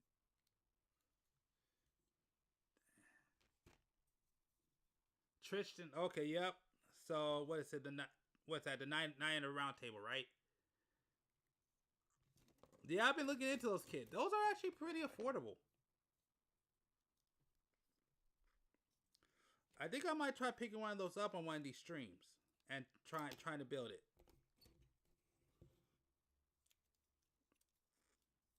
I really have been, because I do like how those kits look. I just don't know much about it because I've never built those before. Oh, that's good. So okay, so you're on the path to doing some custom builds. That's gonna be sick.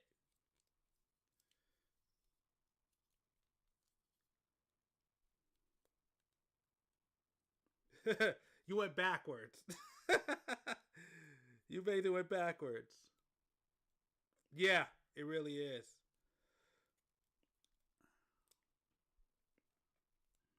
Again, I never really built a perfect grade or a master grade, and a lot of it just has to do with I just don't have the space for it. That's the reason why I never did it. Oh, yep. I've been hearing a lot about Warhammer. I'm not the biggest Warhammer fan, but thanks to y'all in here in chat, I have been kind of, looking into the lore, and that universe is crazy. Yeah. One thing I recommend you do, which is what I did. So this is just something I like to do. What I like to do is I have this thing where I buy a lot of I buy a bunch of. You know what? It's better if I show you. Give me 1 second. It's better if I just show you what I like to do when I paint. Now I haven't done too much painting, but here, give me 2 seconds. Ooh, that's a good one.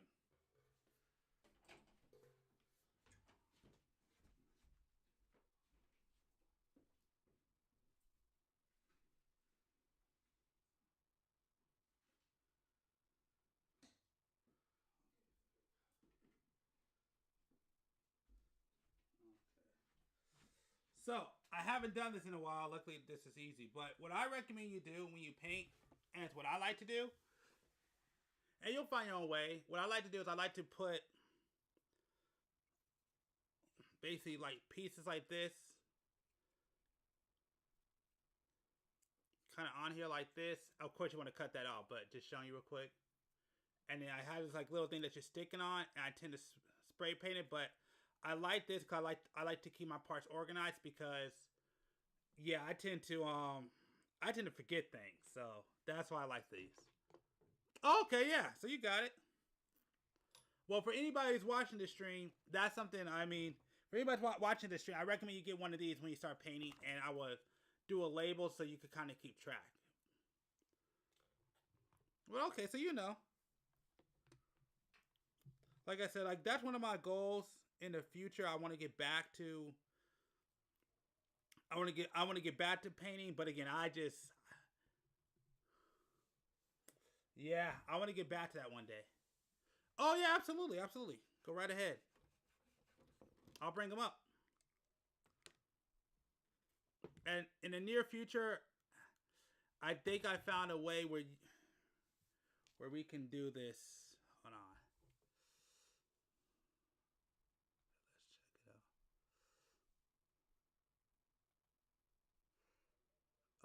coming up. Come up.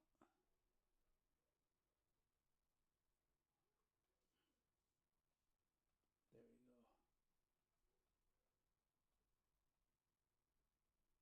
Ooh. Oh wow, that's pretty cool. All right, there we go.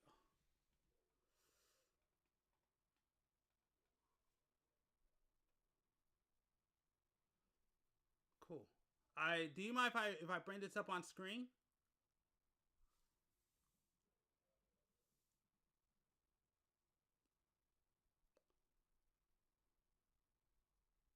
I just want to ask before I show this off. Cool. All right. All right. Cool. So yeah. Everybody get involved. Boom. Wow. Okay. It's supposed to be that big.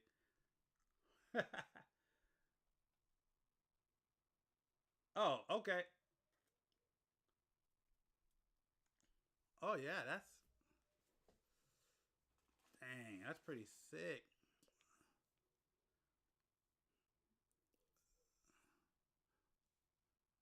So what's the strategy with this one? Like, what are you trying to do?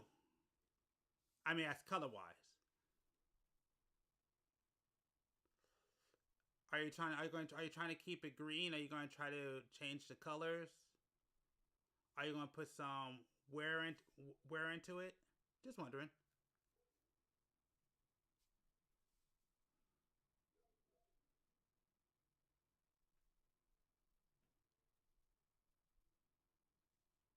Stroking. Okay, airbrush practice, yeah. Okay, that makes sense.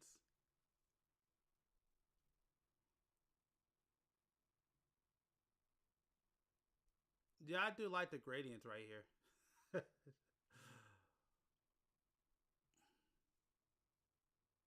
Yeah, that does look nice. What up, Opie Gloopy? Yeah, no, that's pretty cool. Oh, what up, Croc? Oh, I didn't realize that was you. Oh, man, I've been gone for way too long.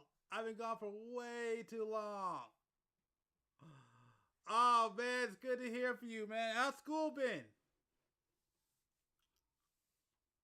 Yeah, I do like that. Yeah, this is nice.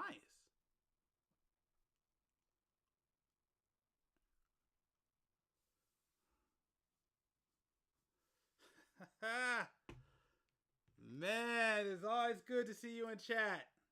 It's always good to see you in chat. Yep. Has the new semester started already? I mean, yeah, I know. Trust me, a lot of my old... Okay, shoot.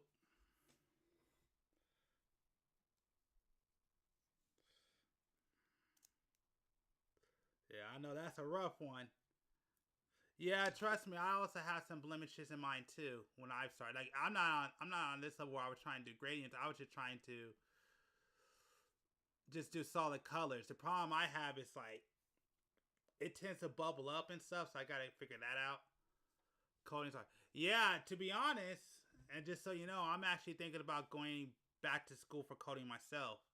Just because my field the jobs ain't where it used to be. So I've been thinking about going back to school and trying to get into Python. And it's because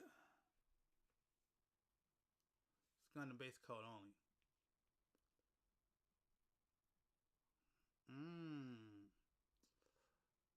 Yeah, like I said, I don't know much about painting, but I've done a little bit. But yeah, I'm definitely not here yet. Like I said, I'm just trying to get the solid color going. Okay, so this is a base coat. Yeah.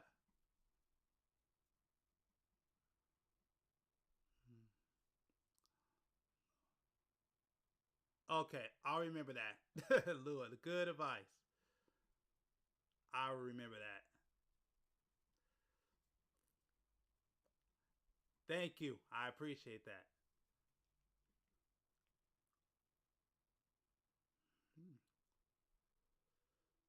Yeah, man, I can't wait to see your progress. Definitely keep me updated. Yeah, I like what you're doing. I like what I'm seeing here.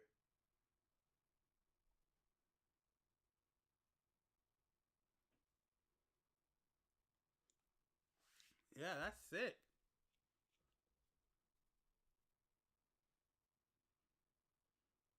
Yeah, like I said, I only took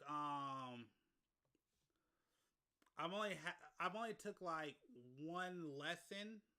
So well, like not even a lesson. I just kind of did something short. I don't even know what I'm doing right now. That's how early I am because I did find this one YouTube channel that kind of told me about it, but I only did like the first lesson, but I don't know much about it yet.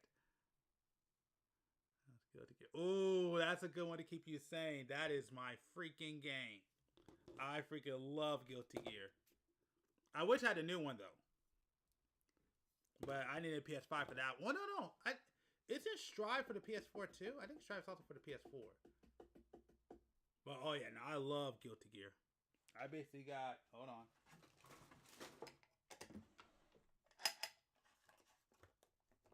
Is it in here? I don't even know if it's not convenient. I'm not gonna worry about it.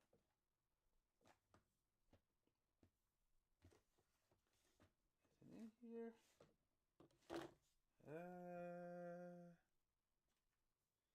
FS6, man, my friend's been telling me about that. I don't have that one, but my friend's been telling me it's like he's been loving that game.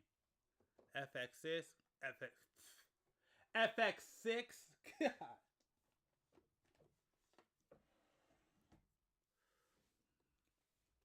But again, I'm still behind. I still got my friends bullying me because let me see if they text me. Because I'm still a generation behind.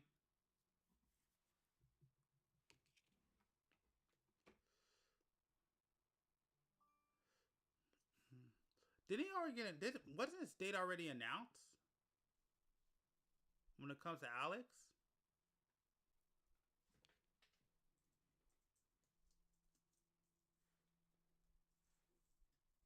I'm curious.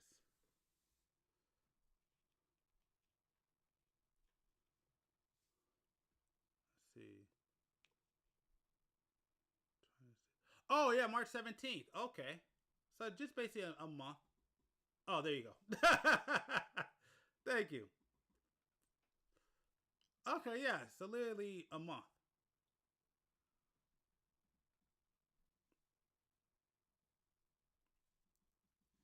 I don't know. I remember Alex in Third Strike. I wasn't a big fan of how he played, but I know people who swear by Alex.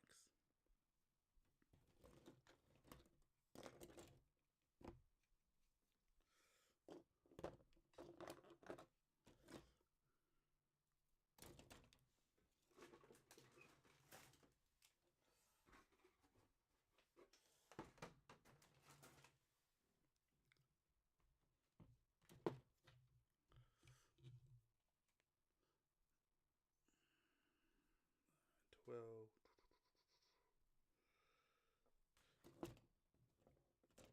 12.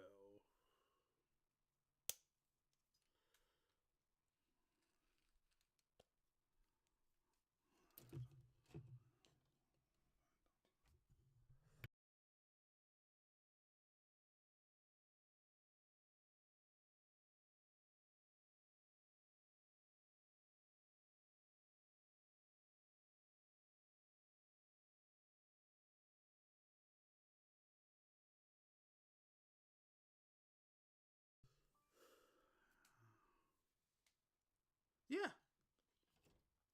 No, that's cool. Well, like I said, me personally, it's never changed. I've been a Ken main since day one. Now, mind you, I haven't played FS6, but that's my guy. I've been rocking with Ken ever since I started playing Street Fighter, so it's never changed. Now, the way he plays now, I'll be honest, for me personally, there's some getting used to, but yeah, Ken has always been my guy. I've always rocked Ken. Even at times when people told me I shouldn't.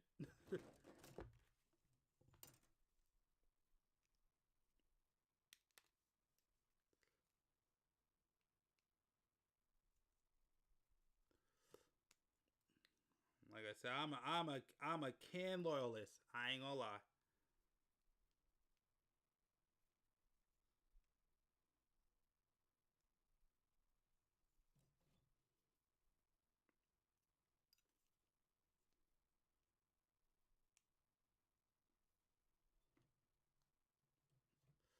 Exactly.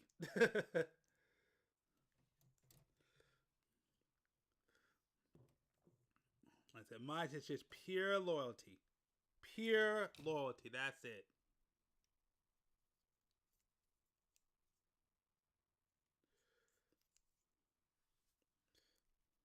I mean, I switched to Cammy for a little bit, but I like I said, Ken is my guy.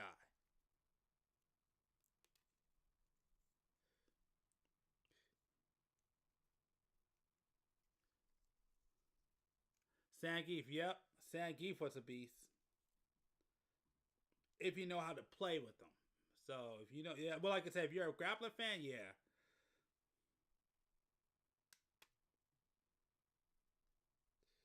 Because me personally, I'm not gonna act like I'm a Street Fighter expert, but I would say in the people I play with, I have not yet faced a Zangief expert. Not me personally. But I have seen people fight Zangief experts and get whooped. So, but I've never really ran into a Zangief player yet. So, weird, right?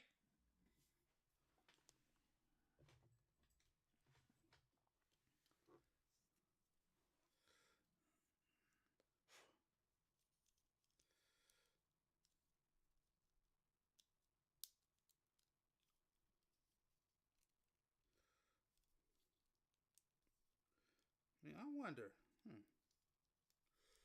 Yeah. Yeah, I don't see too many grapplers out there. I mean, I think the only dude I ever met that used grapplers, and again, I only met him in passing, is, I forgot what game it was, but was it Marvel? No, it wasn't Marvel vs. Capcom. I think it was Tosanoko versus Capcom, if I remember right, with Hager. I met a Hager player before. I want to say it was Tosanoko versus Capcom.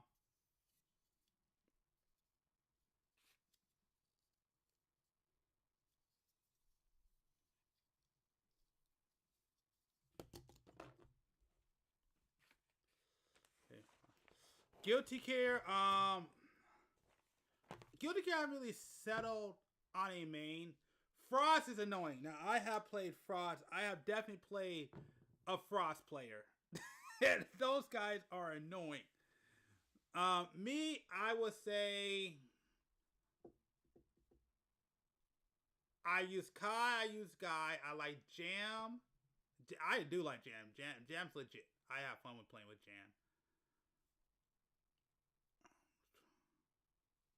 Yeah, I know. He has a weird fight. Man. Frost. I have so many horror memories of fighting people who play Frost. So many people I knew play, and they would whoop me every chance they got. But he's definitely a funny character. I tried him. I can't get him. I haven't really been. I wasn't able to figure out how he plays, but yeah, I know I have definitely faced some Frost players, and they beat the crap out of me.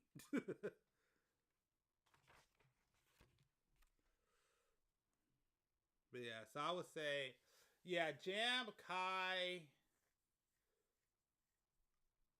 not Guy. I'm thinking Street Fighter. Oh, what's his name? He's pretty much Soul. Of course, Soul. So basically, the main character is Guy. There's one more character I like. I gotta look it up real quick. Yeah, Kai is a beast. But I'm a lot better with Soul, though. I would probably say I'm more of a Soul bad guy, but I'm not ready to say he's my main. Because I also like Jam.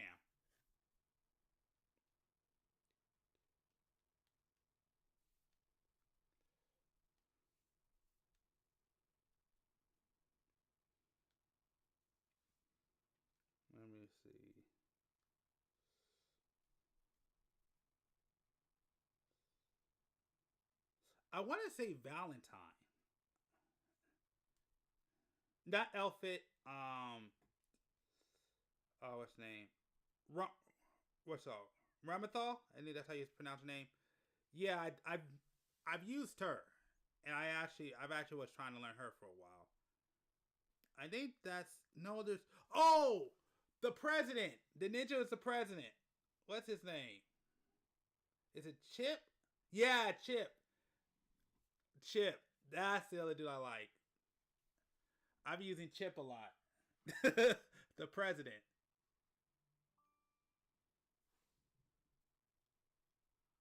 Mm-hmm.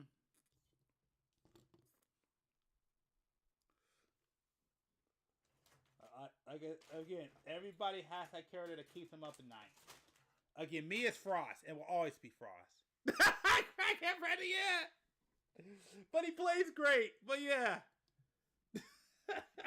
Exactly.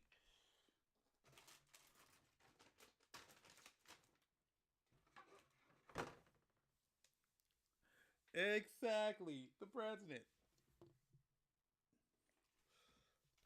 Uh-oh. I missed it one, ain't I?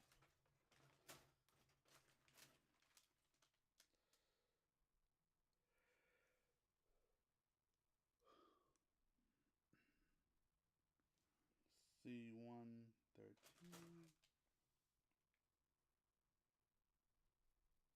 Okay, here's C1. J's right here.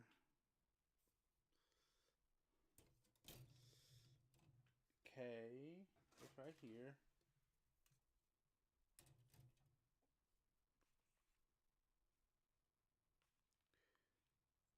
C1J K C1J K and F. Right? There it is. Found it. All right. C1, let's do 13. Oh my God, it's already 12:30, and I'm only on the legs. See, this is the problem with real grades right here. Axel, yeah, Axel's cool. I've used him. Oh yeah. Yep. Oh yeah, the Bedman. Yep, the Bedman. That was a crazy character. I couldn't get him. I tried him. I could not get with the Bedman. That dude was annoying. I could not figure him out, and I tried. But yep, Johnny is legit. Axel is cool. Kai. I forgot who Pot. Who was Pot? I can't remember Pot.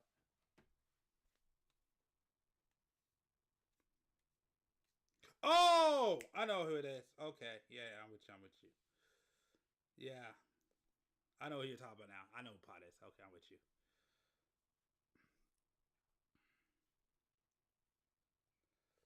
Yeah.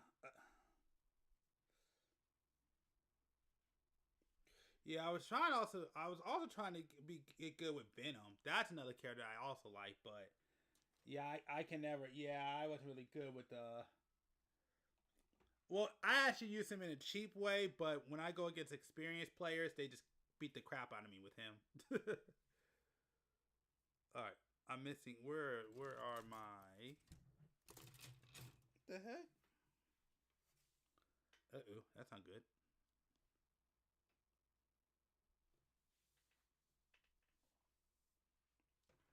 What the heck did I do with them? Did they drop? Oh, there they are. Cool. Okay.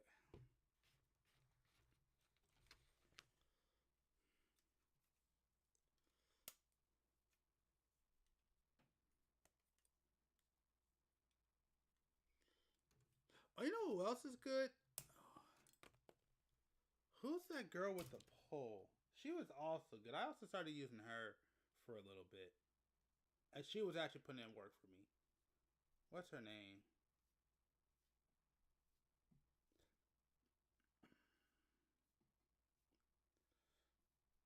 Hold on. Oh, my fault. Wrong game. Wrong game. Never mind. Wrong game. We're good.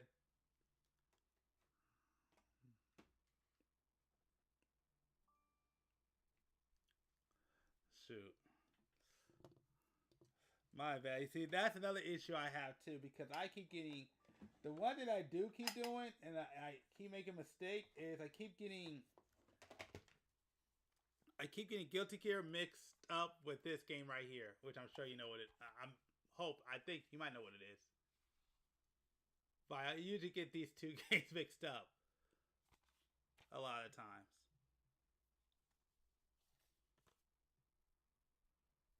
Yep, it's that way, right? Nope, it's that way. There it is.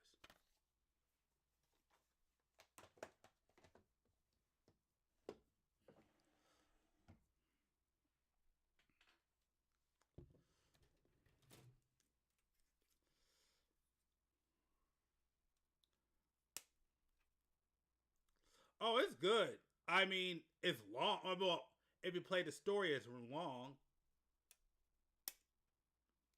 But yeah, no, I like Blaze Blue. I've been playing Blaze Blue ever since it came out.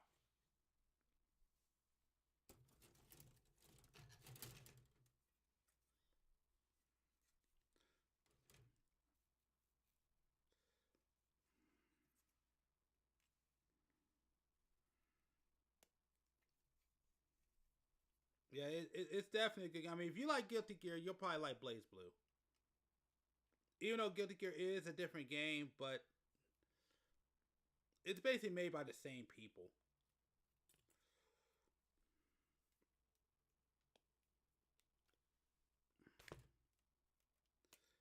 And that one also has some pretty crazy characters, so.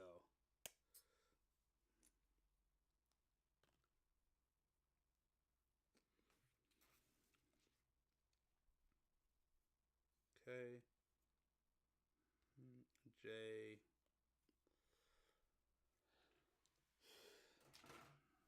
Where's the J? F. Okay, F. Let me get the J first.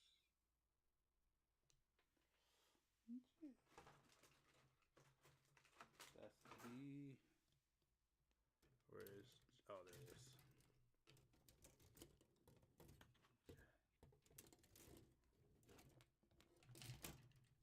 There it is. 14. Oh man, I think I'm almost done with the light. Oh wait a minute, where's the feet at? Oh, right there.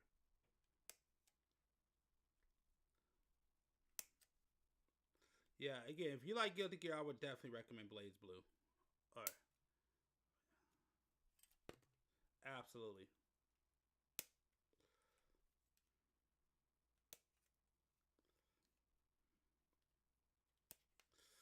And I only picked that one up because with Guilty Gear, I didn't play.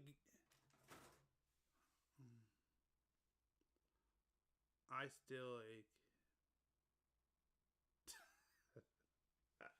that's messed up.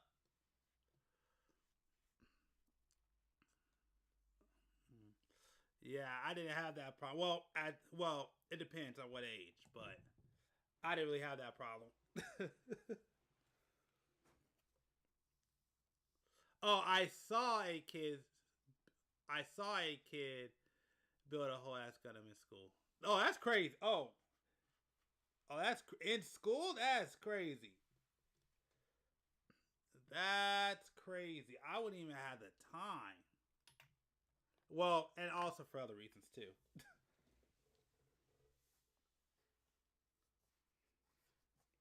The most nerdiest thing I think I did probably, more like my college years, was play Yu-Gi-Oh! But building an entire Gundam in school, nah. No way. I wouldn't have had the time. Oh, shoot. Nor the patience. Almost breaking my setup again. Don't. Okay. It's everything. Oh, God. Did I break my setup? Hold on. I know you can hear me. Hold on. Oh, no. Okay, I'm good. Jeez, man. Okay. You did not see that. Yep.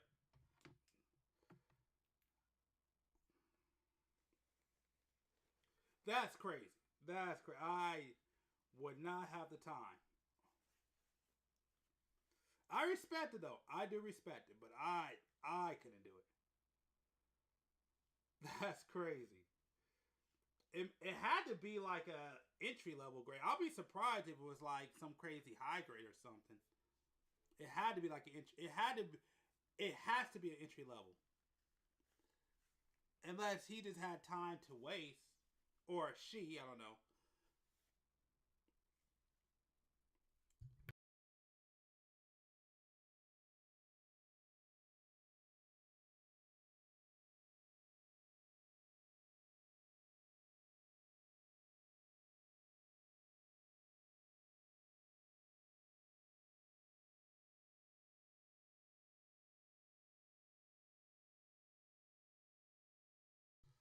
Oh yeah.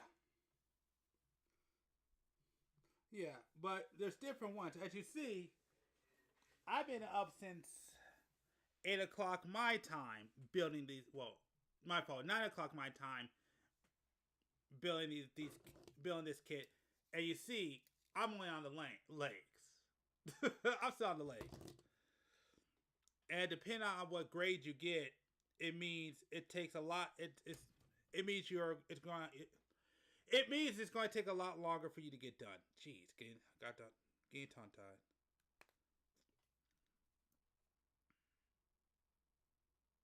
So that's why I said I can't imagine doing something like building like when I'm building right now. That's why I said it would have to be like a lower grade because this takes well, again, depending on the grade you're doing. So unless he's what you get, I've only seen him at cons. He's like one of those builders that just been building for so long that they could just put it together without thinking. But yeah, that's crazy. I respect it though.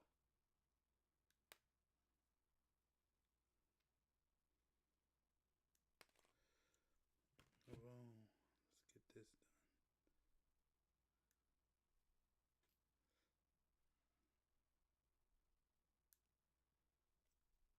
Oh yeah, no problem. No problem. And I know we got away from the Gundam talk, so if you have any questions on Gundam or Mala, you want to continue the conversation, I'm still here. I will respond.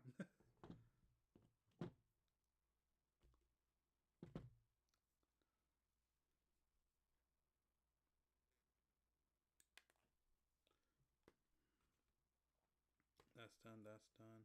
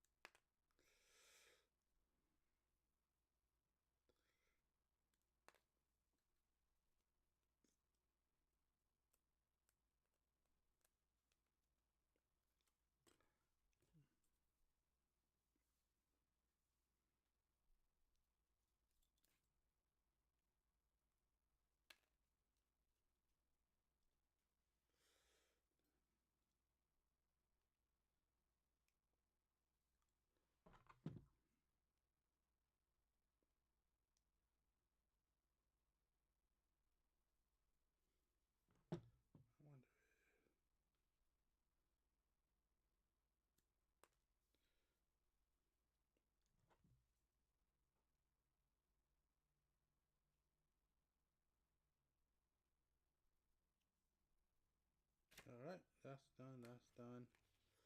That's done.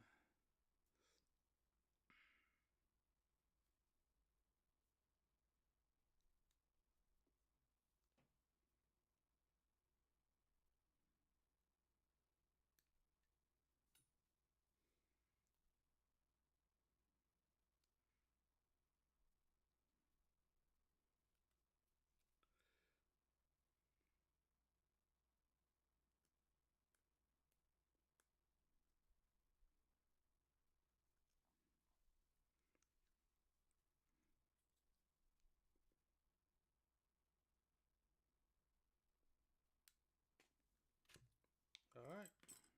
These are all done. No, yep. All right, cool.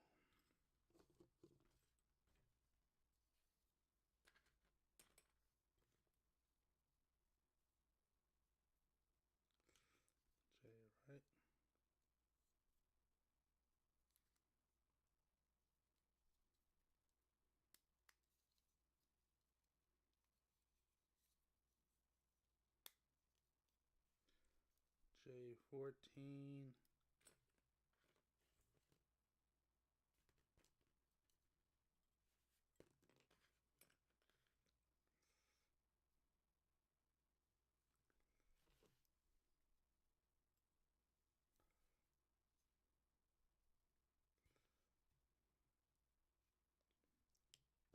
All right.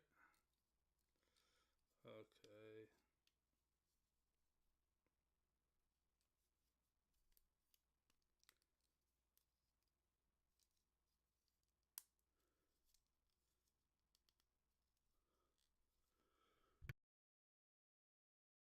Whew. Uh-oh.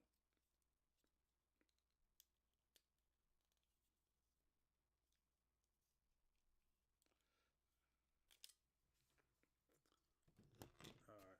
Oh, all right.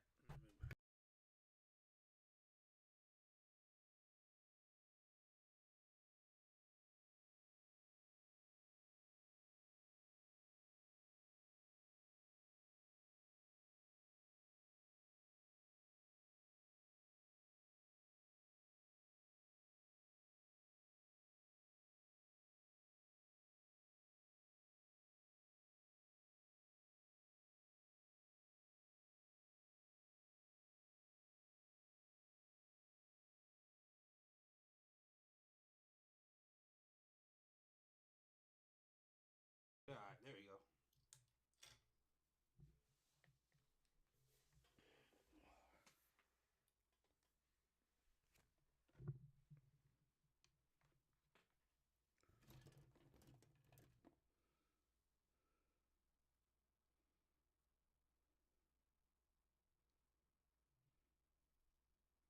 Wait a minute.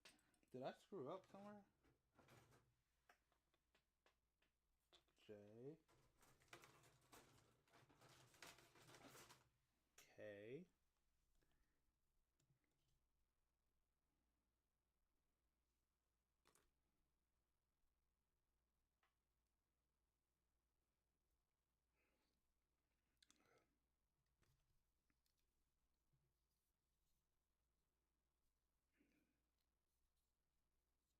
All right. Yeah.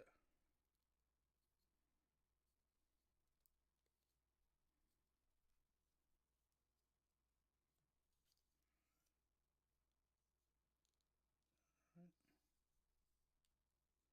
Yeah, it looks right. Okay.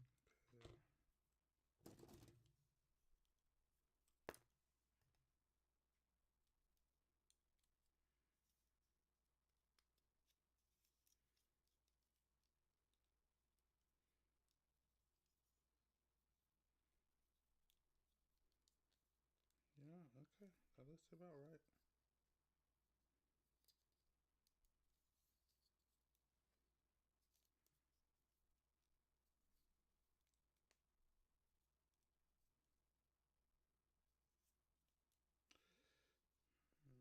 And then it says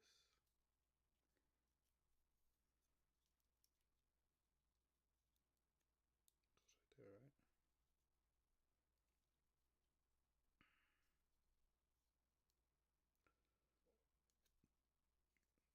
This is KY.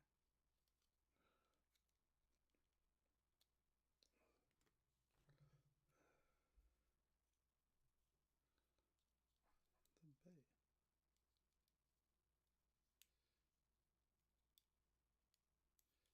Okay, yeah, this is it. Okay. Yeah, that's right. Okay. There we go. Now we got it. All right.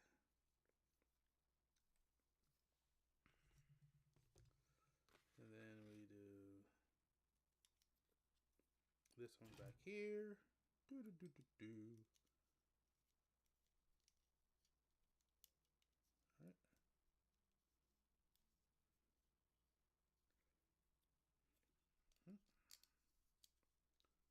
That's right here, right? Oh yeah. Right here and right here.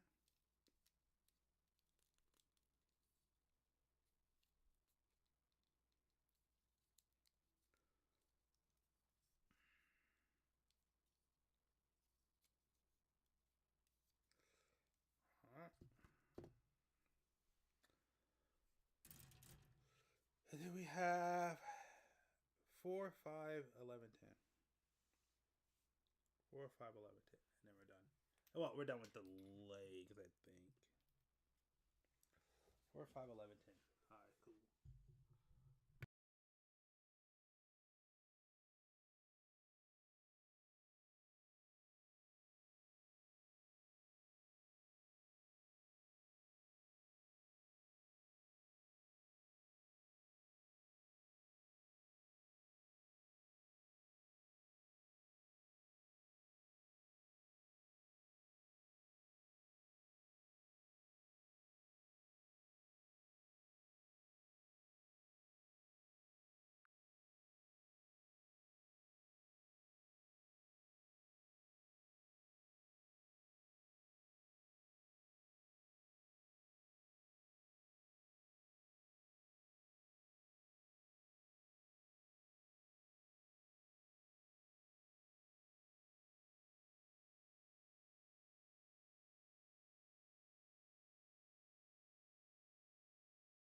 Hey, what is up everyone? Welcome back to the Iron Diaper, your regular Gundam news show, and whenever I drop one of these, it means one thing and one thing only, and that is we've had some Gunpla announcements. So today, just a couple of hours ago, over on Bandai's official Gundam channel, subscribe by the way if you haven't, best way to stay absolutely up to date, but yeah, they had a live stream outlining what we're going to see Gunpla-wise between April and September of this year. As you'd expect, some of them are for the upcoming movie, Gundam Hathaway 2, including a brand new Gundam called Gundam Arceus, and some other incredibly unexpected announcements, including the high-grade Leopard, finally, and a master-grade Kshatriya. Well, an SD master-grade Gundam Kshatriya, but apparently it's going to be big, and it's going to be impressive. Anyway, before we do get into it, if you do want to support the channel, you can do so with my links down there in the description, Hobby Link Japan, as well as Buy for buying your Gunpla, as well as my Patreon to support the channel directly, where you can watch my videos ad-free, and usually when it's not news, at least 12 hours early. Anyway, let's check out that Gunpla.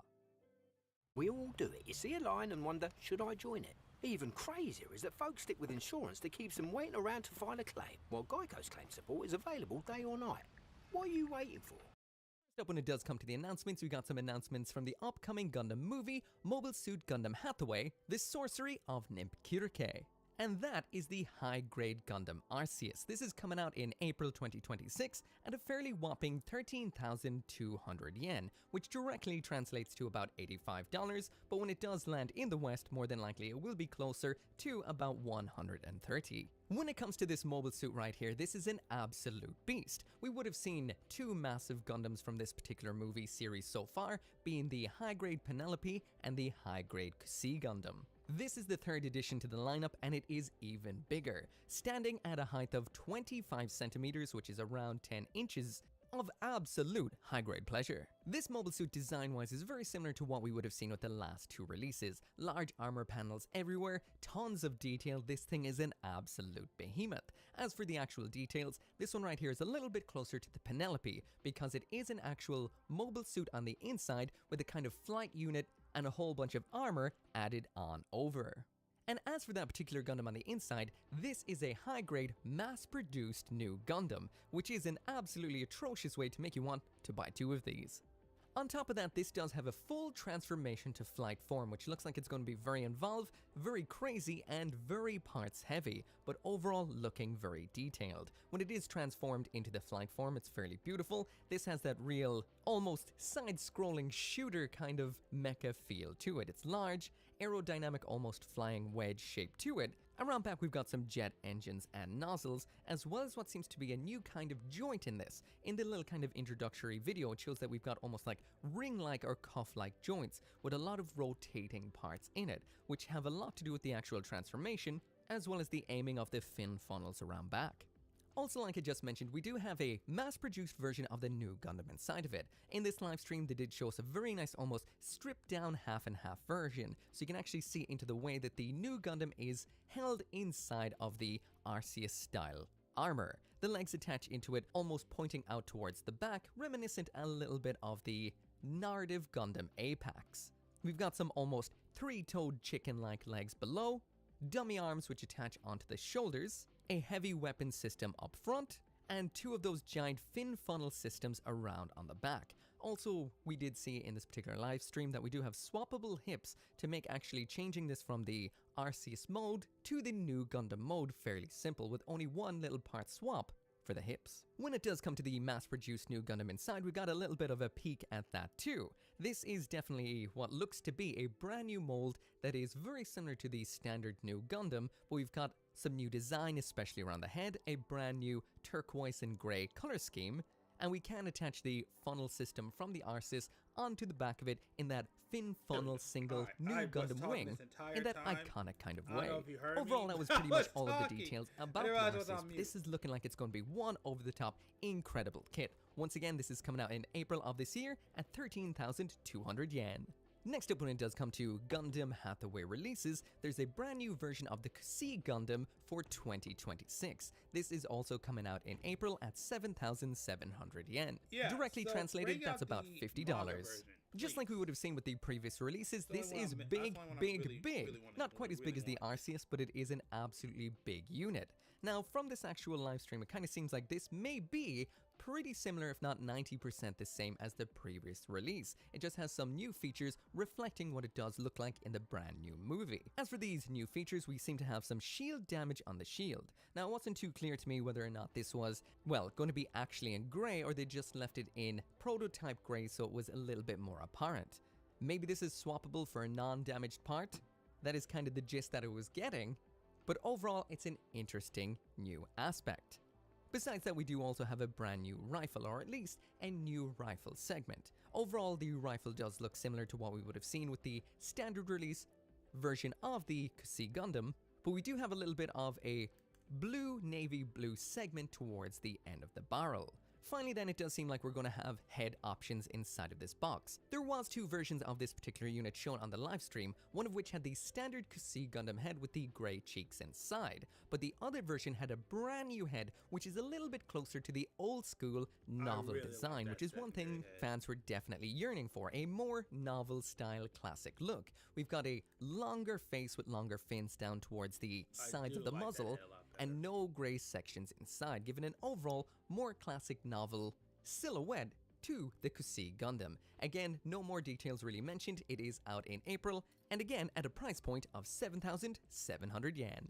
And the third and final release from the upcoming Hathaway movie is a brand new version of the Messer, the Messer M01 Gauman use. Now this right here, as you can see, is an absolute big step away from the Messer we would have seen before, or the multiple versions of the Messer we would have seen before. Just like I said with the Penelope, it seems like this right here is moving towards a more novel, accurate version, and you can see that in a lot of the different ways that it is designed. This is almost 100% accurate to the old school line art. Overall, the mold and the design of this kit has been completely changed from what we would have seen before. This is a brand new silhouette across the entire mobile suit, a brand new venting style, especially including those large downward facing vents inside of the chest, giving it that old school novel feel, and we do have some vents up in the top of the chest as well, and a ton of new ones down in the legs. The Gauman personal use version of the Messer is a large departure from what we would have seen with the F-style Messer before, and a whole lot of steps closer to the old school version. Anyway, when it does come to this kit right here, this is coming out in May of this year at 3,740 yen, so a huge deal cheaper than the last two kits, which directly translates to $24 if you do end up buying it in or from Japan. Of course, if you do buy it at home, it may cost you more closer to the $37 zone. And finally there's a little bit of a summary of the kits that will be coming out from Gundam Hathaway. So that is in April the Arceus, the Kusee Gundam, as well as a set of decals, which are a Gundam Hathaway set for using with your Hathaway kits, of course. So In May we will be seeing the Messer, and that is the only release for that month from Hathaway. Send Help is There the you best go. video Now you movie know of what to the give me year. for my birthday. Critics are roaring. You ever hunt? I think I like it. The #1 movie in the world is fun, freaky, and full of surprises. Send Help. Now. Jumping now into the non-Hathaway releases, and first off we've got an announcement from Gundam Seed Destiny, and it seems like we may be seeing some renewal of old school suits, starting with this right here, the high-grade Goof Ignited Hein Weston Flucius, which is coming out in July, costing 2,860 yen. Again, directly translated to dollars, would be about $18 or $19. As for what we would have seen in the live stream, it seems like this right here is a brand new mold and redesign of the Goof Ignited. Overall, this does definitely look impressive, and if we're getting something a little bit more akin to the brand new Seed kits, this should be very, very nice, especially in regard to posability. As for the accessories that come included with the Goof Ignited, we get a sword with beam effects which attach on from either side, and a holding hand which has an extended angle at the wrist for some over-the-top posing. On top of that, we do have 2 heat rod parts, also included inside of the box. These seem to be molded in a nice, almost clear pearlescent orange, and from what we can see of the pre-release images, it looks like we're going to be having that brand new Seed articulation here too. Overall, looking good, not too much information just yet, but again, out in July at 2,860 yen.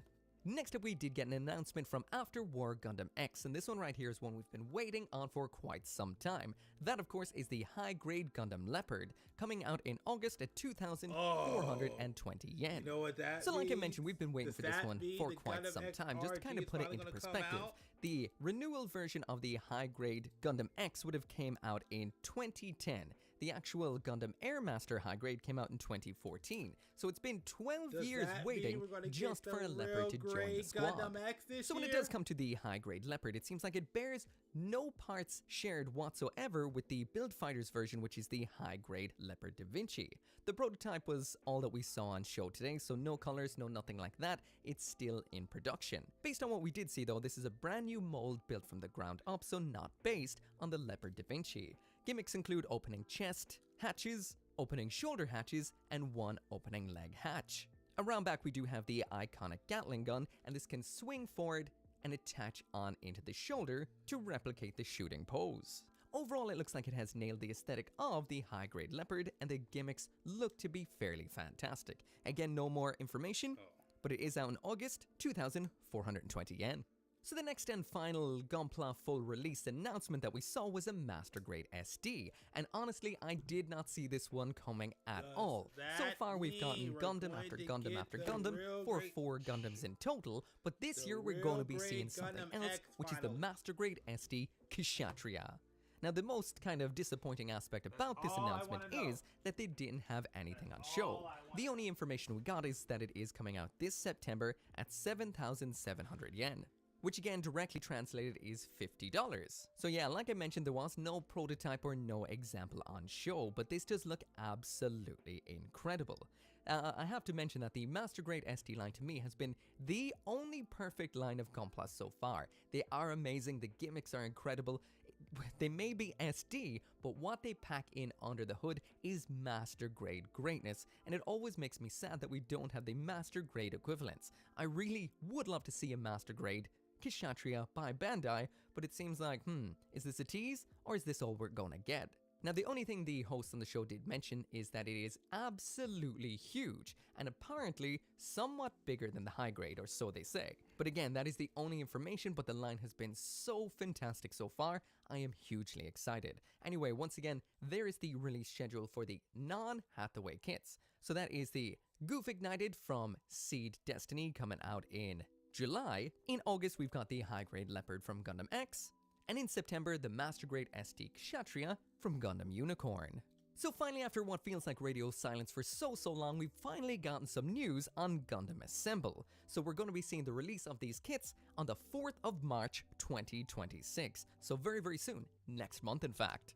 So just in case you've been living under a rock and don't know what Gundam Assemble is, this is an upcoming Gundam miniature game, a la something like Warhammer, but more on a kind of hex-based scale, maybe a little bit like Battletech. No information about the actual rules or how it plays just yet, but we did get a little bit of a sample in the past with the Gundam card game. Some Gundam Assemble miniatures did come, I painted up a few of them, they're absolutely fantastic, they're in and around Warhammer sized, and they're just such a joy to paint. But anyway, as for the actual news from the live stream, on show we did see 2 brand new minis which we haven't seen molded in plastic before. That is the mobile workers from Iron-Blooded Orphans, as well as G-Quacks. As for the actual announcement, all we got was really this image right here saying what's going to be coming up. So that is starter sets, deluxe sets, as well as expansions. From the images we can see in the starter sets that we've got a Iron-Blooded Orphans version, which seems to feature Barbatos, Lupus Rex, and Vidar. This is actually look like it's gonna be probably one of my tallest Gundam that I built so far. The legs are finally done. I can't believe it's already 1 o'clock. Holy crap. I am very far behind. Okay. So let's move all this out the way.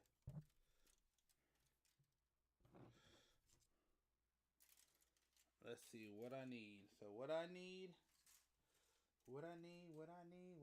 is H. Okay. We got H.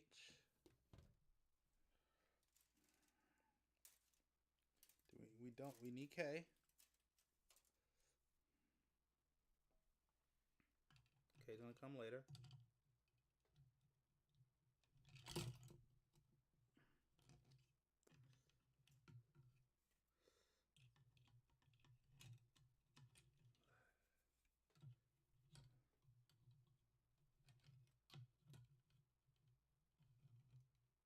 Okay, we need K. Do we need C1? We need C1.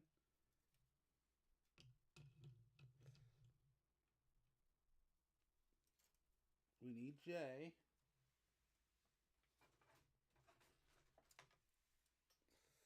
We need J.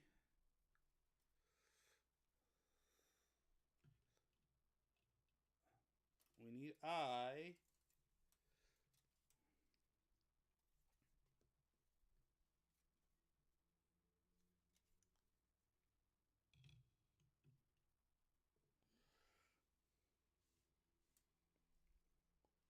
And yeah. So let's start with H.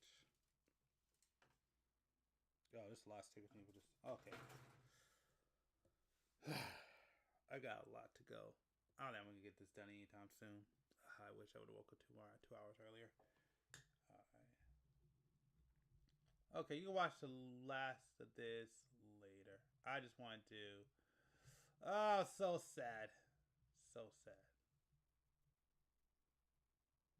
It feels like Digimon Liberator is finally reaching its conclusion, with this week's chapter feeling very, very climactic and teasing towards what seems to be the resolution. And with EX11 Dawn of Liberator coming out on February 13th, that definitely feels like it's putting a pin in Liberator as a project. But if Digimon Liberator's ending, what's next for the TCG? We do have Digimon Elysian coming, don't we? Join me on today's video as I talk about Digimon Liberator, the brand new level 7 Digimon for the main character, which didn't debut in the comic but did debut in the card game already, and what all this is going to mean for the future of Digimon, and specifically, Digimon Elysian.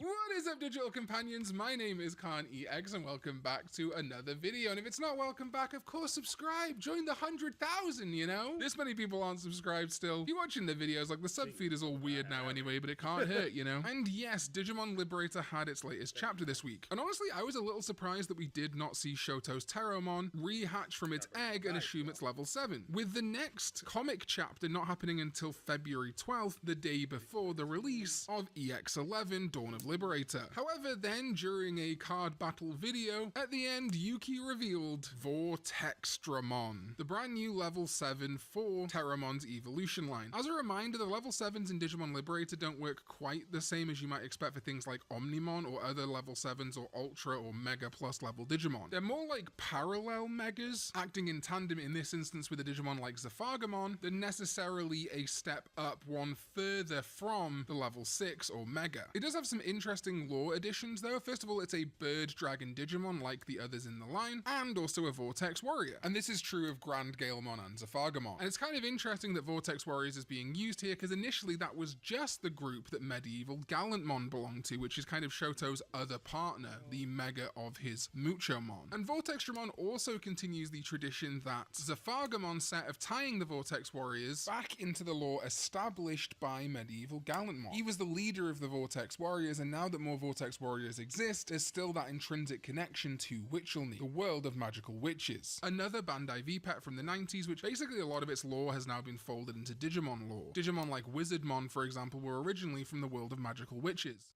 Do you want free internet? Forever? You got it. We're offering free fiber-powered internet when you switch 4 mobile lines to Spectrum. No internet bills? I must admit, a little bit disappointed to see this once again be quote-unquote spoiled by the TCG reveals. I think it's cool that we get a little insight into what these Digimon are going to look like, but for example, with Ex Machinamon, we didn't see Ex Machinamon until it showed up in the comic. Whereas now, obviously because Dawn of Liberator is coming out on February 13th, and the next comic chapter, probably where Vortextramon will show up, is the day before on February 12th, you kind of want to show your big secret rares and stuff like that, and parallel arts. I've actually got a really cool matching parallel of Ex Machinamon and Vortextramon squaring up with Machinamon and Terramon on the cards. But it's always a little bit disappointing to me that the piece of media that's supposed to show off these Digimon first and foremost and kind of in their best way they can sort of gets spoiled by the card game before we could have the impactful moment that we all knew was going to happen of Shoto's Terramon or Grand Galemon becoming Vortextramon. That could actually potentially indicate that we have had some delays to the end of Digimon Liberator, perhaps even Digimon Liberator supposing to end this week with a prologue in 2 weeks' time around when Dawn of Liberator happens. That title though, Dawn of Liberator, it's not Dusk of Liberator, End of Liberator, it's the Dawn of Liberator, which is positive. It indicates that yes, our heroes are going to win, and that maybe we could have future outings from the Liberator cast. Because let's not forget, the unique emblems, the reason these level 7 Digimon exist, have not all been used for a level 7. We now have Shoto getting his Terramon Ultra with his unique emblem. Owen Dreadnought and Elizamon have had theirs in Starakomon, Violet and Ghostmon in Dulahamon, Close and Sonorizamon in Magnetic Dramon, Arisa and Shumon in Nyabutmon, and Yao and Sangomon in Ariamon. Technically, that means if they did want to explore it going forward, none of the Digimon from the novel side of Liberator have had level 7s. Yuki and Impmon haven't had one, and Yuki is like the VTuber that shows off Digimon cards. I'm really surprised that hasn't happened yet. Maybe next time. Altia and Espimon, Mirai and Hanimon, Suzune and Frigimon, Winner and Funbeamon, and of course Ryutaro Williams and Tyrannomon or Dinomon ending up. These are all potential Digimon that could get level 7s, but it feels like Digimon Liberator is ending. The novel has wrapped up. We're not getting a new novel chapter. Doesn't seem like they're hinting at a new tips or columns chapter. They're just going to continue the comic side on February 12th, which might be the last one, though I can see there being 1 or 2 more. We know Digimon Con is at the end of March. And as I said in a couple of videos now, we do see Gemmon prominently in the art, but no Terramon. It does also feel in the latest chapters that they brought everything over from the novel side into the comic side. All of the novel characters are showing up in the comic at the same time. They're bringing through like Digimon in this huge tableau of amazing Digimon. I like seeing Sharkmon there, and even Betsumon kind of looking cool for the first time ever. So it almost feels like they've merged the novel with the comic to kind of end the story. But like I say, we've got all these unique emblems which we haven't seen level 7s for. And with that Gemmon tease and no Terramon at Digimon Con 2026's art, I do truly believe that Digimon Elysian releases soon, kinda. I don't think I'm talking next month, but I do absolutely believe Digimon Elysian is launching this year. I have no doubt in my mind. Could be as soon as March for Digimon Con, but I wouldn't stake my claim on that just yet. The evidence is overwhelming. Digimon Liberator is wrapping up. I think even if it somehow gets another chapter, this is kind of the end of Digimon Liberator as we know it, and we have already got confirmation that a sort of dark, evil version of Shoto and his Terramon line are in Digimon Elysian. We know Digimon Elysian takes place in the same world of Liberator. It's also very likely that Elysian Digimon, while obviously having cards in Elysian itself, you've seen versions of them that look like real cards, meaning they will eventually get printed and we can use them in contemporary play, even though Digimon Elysian's meta is not concurrent currently with the mainline TCG. This also means then that the world of Liberator on the Digimon Elysian front, quite a while since the closed beta, but I think that's actually it. So it's good, I think, that there has been an extended.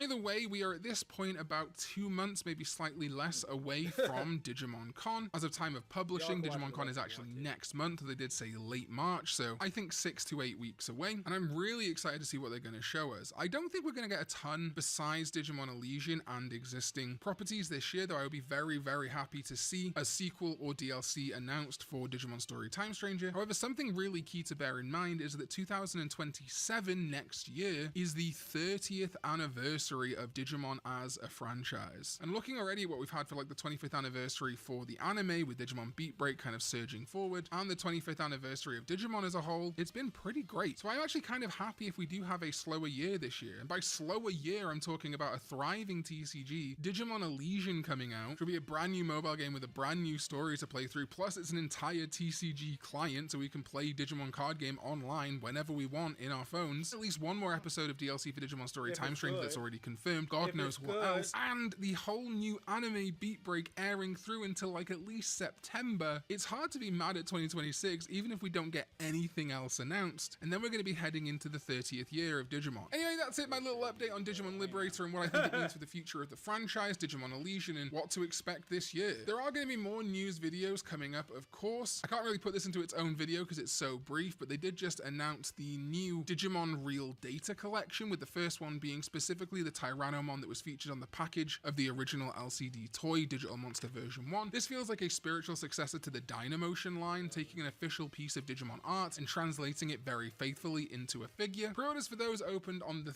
30th, Friday, so check any places that you'd normally use Digimon, not sponsored, but Zen and TCG is probably going to have these too. And of course there are other websites you can use if you are interested in these figures. I couldn't make a whole video about that, but you know, it looks interesting, I guess. More information dropped while I was editing the video, but it is going to be 16 by 16 by 17 centimeters, so it's a substantially large figure, about the same size as those Dynamotion figures, and it's 15,400 yen, which is like 72 pounds, or about $100. This one's not for me, gang, but if it's for you, congratulations. Let me know in the comments down below what you're most looking forward to in Digimon this year and next year. I think for me it's definitely Digimon Elysian, but Digimon Beat Break has been so good. I am planning on doing some more Digimon Beat Break coverage probably next time we get a new evolution, but it might happen sooner. And I've got videos talking about the X antibody coming up. Of course, we've got the DLC probably releasing this month, although it could be next month. Part of me does think they want to get that last episode for Time Stranger out before Digimon Con, kind of make the slate fresh going forward, same with ending Digimon Liberator before Digimon Con. But anyway, thanks to my sovereign ZDK14, Chaotic Prophet, Lupus Lichlord, and Jeremy Bavino over on patreon.com/KhanEX, and everyone else who supports me there too, as well as my YouTube channel members here on YouTube. I appreciate you all so goddamn much, and I'll see you next time when we go digital.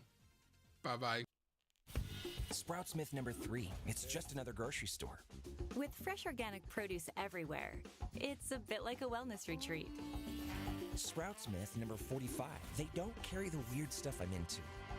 Oh, we've got your weird stuff covered. Sprouts Myth number 1. I'm not a Sprouts person. If you like fresh finds and better for you discoveries, you're probably a Sprouts person.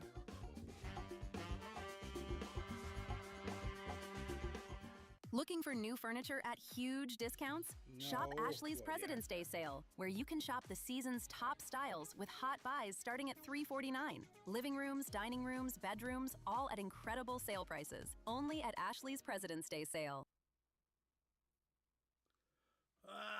Welcome back. And now you're part of my struggle session. Welcome back. You made just in time to see me struggling with the stupid sticker.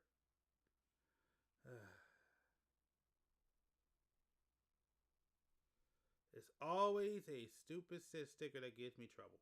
And it never changes. Always a sticker.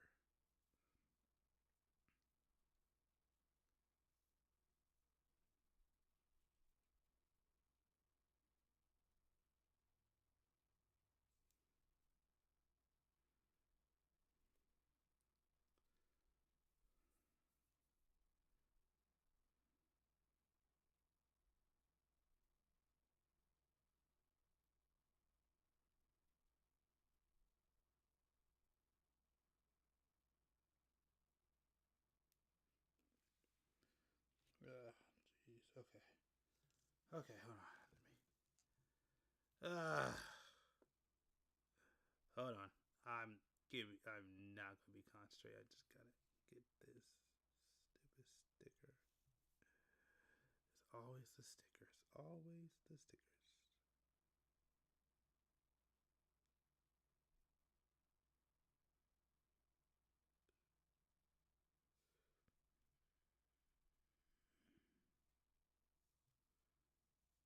Oh, did I get it? Did I get it? I got it. Oh, really? Let me know. I don't play Helldivers. Well, I don't think it's available for my system, but I'm down to hear an update on it.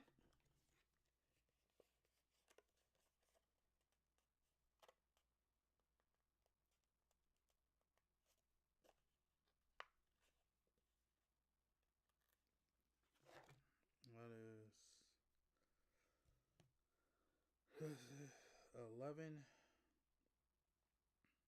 Then it goes to the bottom and then 12. That's 12. Okay. Goes up here.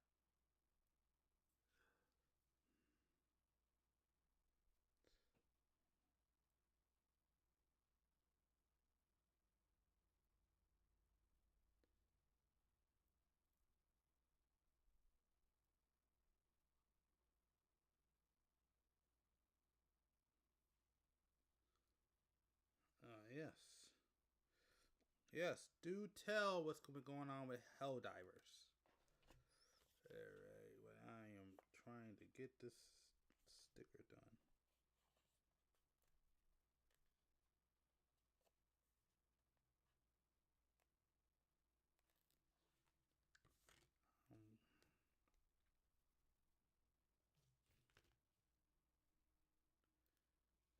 Nope, not.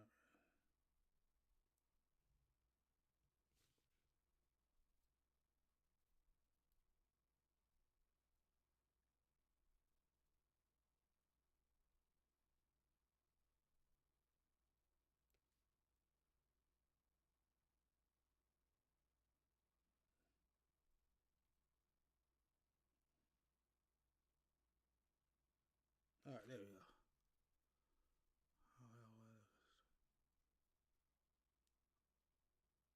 Oh, that's freaking sick. That sounds sick.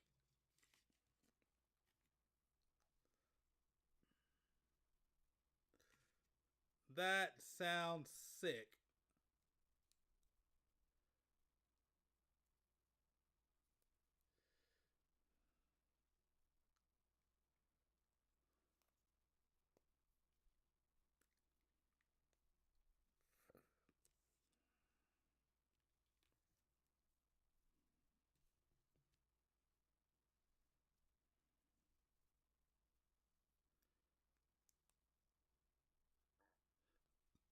Oh, man.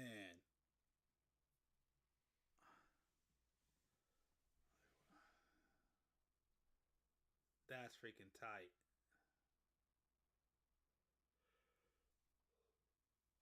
So what? So what does that mean? They start hacking as well. Does that mean they could take over your weapon systems or your ships?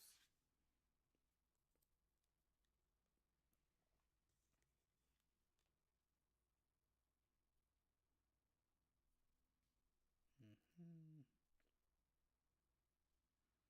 So H goes where?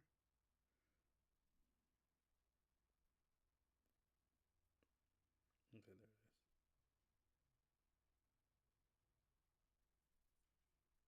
Right here or whatever? Does it go? This. I'll get it. Okay, this.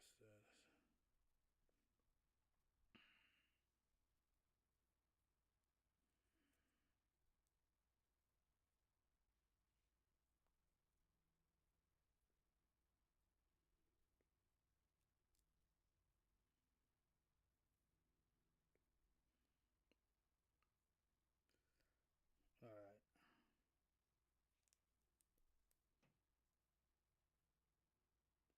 Like that. Oh, I think I got it. Okay.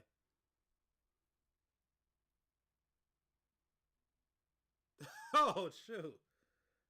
That sounds crazy.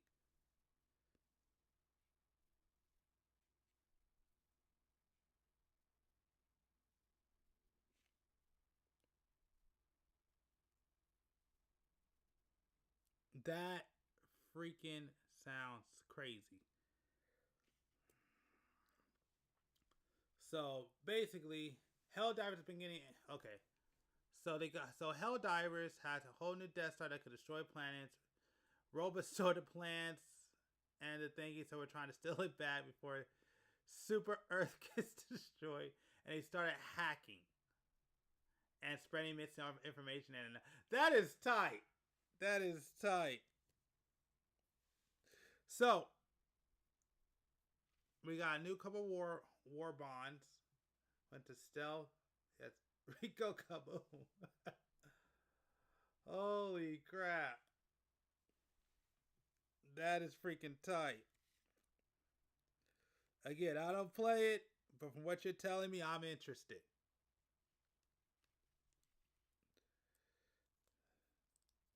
Oh yeah, I forgot. I got a video. Oh, I gotta get done this month for Valentine's Day.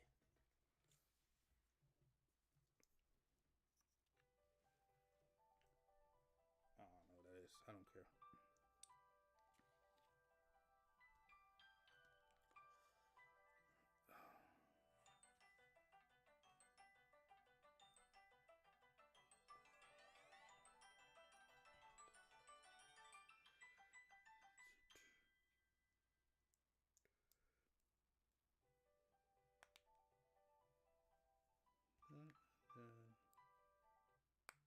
That and then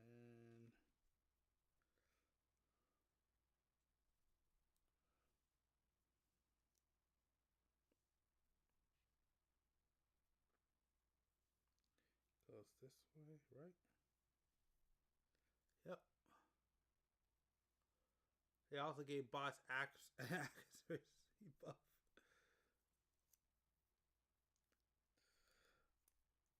The lore of what's going on sounds insane. What the heck?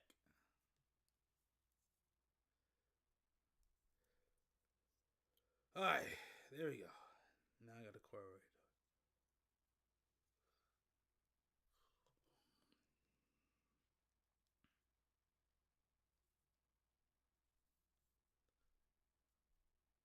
Oh, jeez.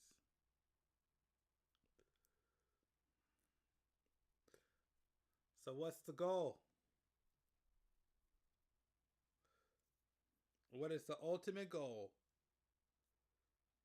A32. Okay, how many A's do I need to cut out here? Okay, I got a bunch of A's. Okay. Where is this? Is that A?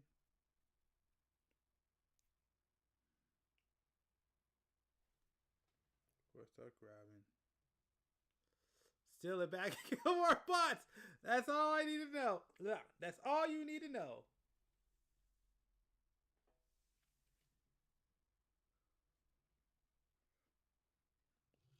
J, C1. That's not A. I need A. Oh, I know where A's at. Oh, yeah, this definitely is an A. I know where it's A. A is right here. This is A. Okay, let me start cutting out A real quick. A32.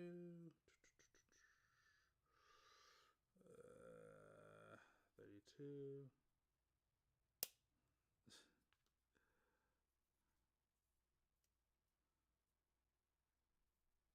That is freaking sick. Alright, I'm interested. One day I want to go ahead and check that game out for sure. A24.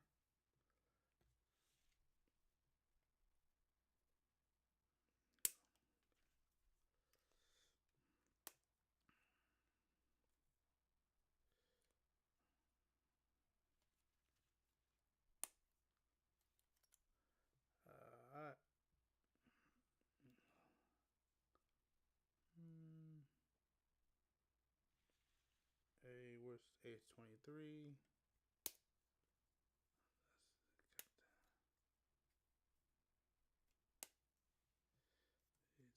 A23, A34.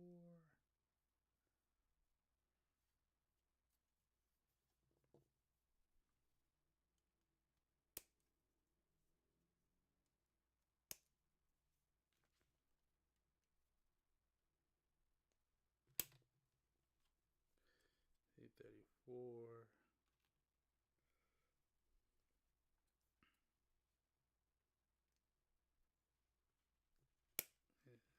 Crap.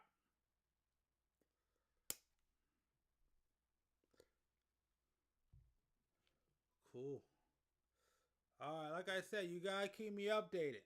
Because I am down with this Helldivers lore.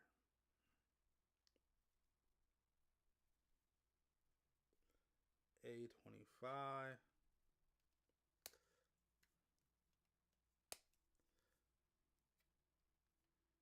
The Adventurous Crocky.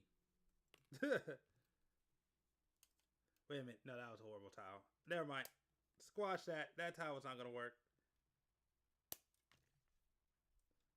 We can come up with a better one.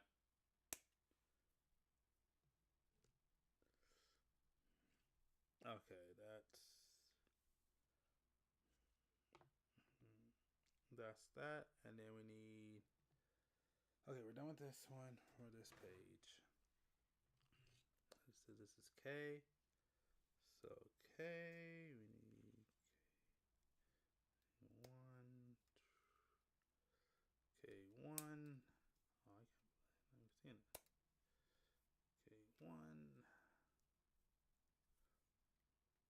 K2.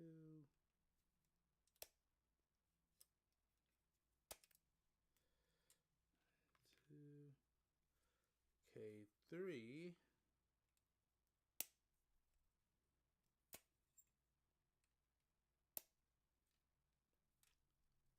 We got suppress weapons, silent armor, and sticky doodles SMGs. And for the other, a hammer with a bomb strapped to it. What the? A hammer with a bomb strapped to it. Small shields that are grenade side, grenade launchers, and they turn the goofiest secondary into expendable. That is freaking wild.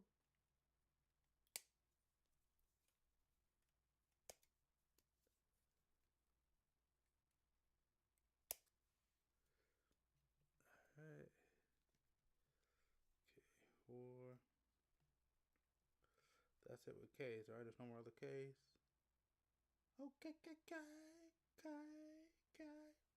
Alright, no more K's. Alright, we're done with the K's. Next one is the...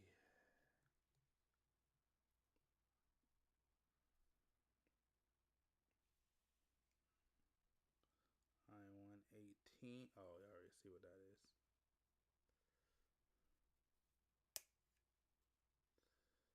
I-115.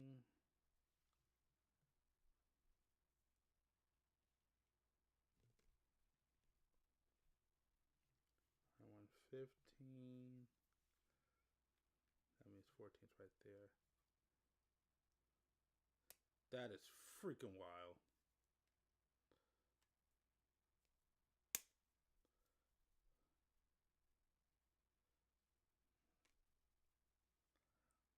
Mm-hmm. 14.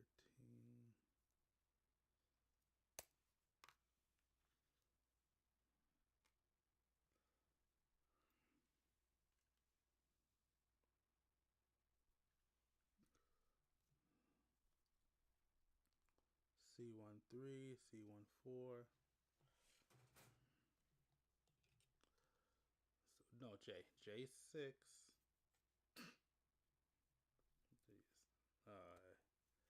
J6. Alright. J9, J10. J6. J9. I go to trial error because basically a mini nuke decapitated to a small MSG, so the drop is so big if you shoot it at eye level, you just kill you. Okay, there we go.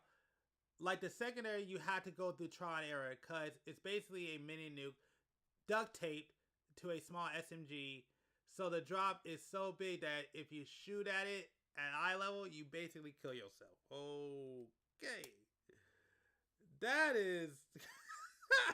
Oh man, that is crazy.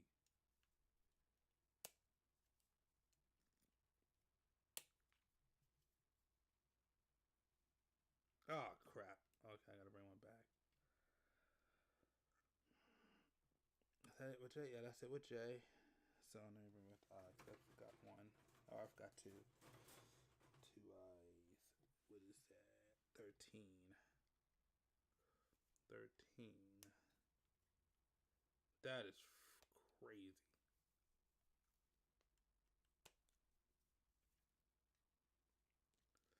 $13. 1, 2, 3. Words cannot describe how much I love that thing. I feel like I can confidently say I mastered it. Seems like it. I ain't gonna question. All I know is I'm interested. Absolutely.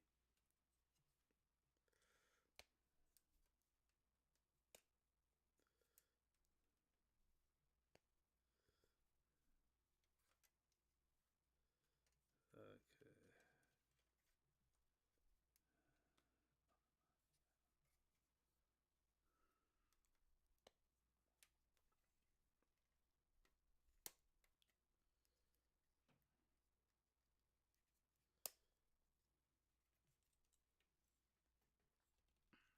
C4, C6.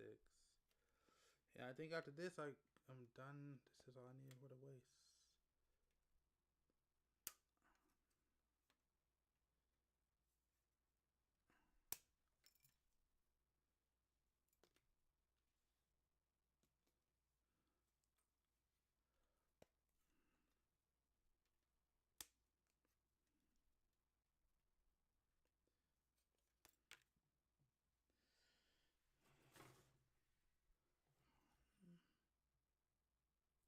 Something else that's goofy is what I call the low tier God of War bond, where every item you can just kill yourself with.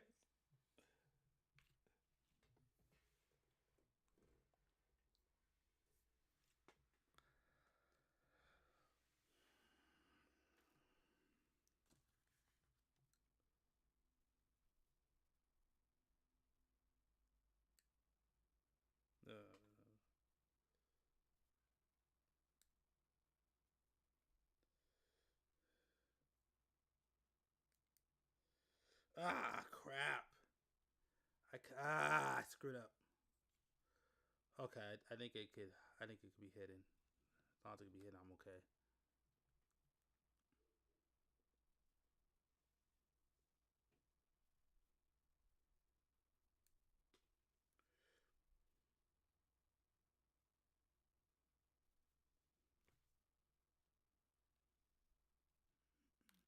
Crap.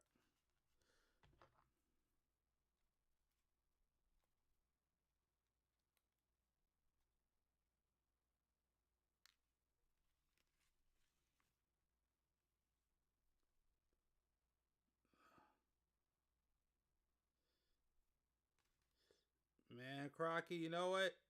If you keep talking about your lore, who knows? I may have to do like your armor explodes after you die, a backpack that has the strongest nuke in the game, and an AR that burns you more the longer you shoot it.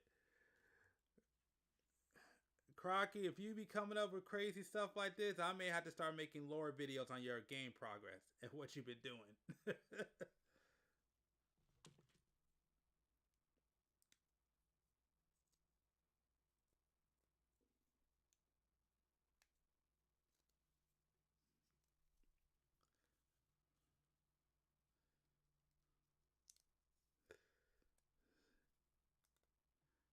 Yeah.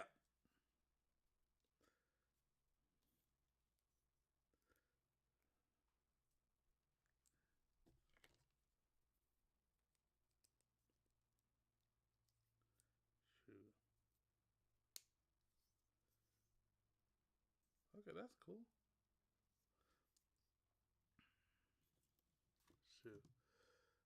It would be called Helldivers the Crocky Files, what I'll call it.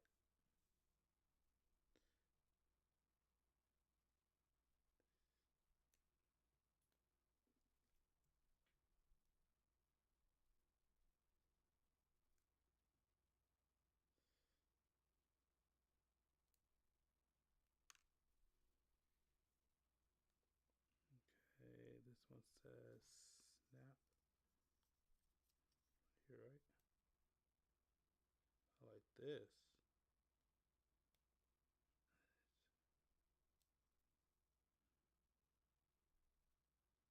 I just. Oh, didn't really snap, but it worked. And then, can I pull it off? Okay, hold on. Let me cut this a little bit off. It's kind of tacky.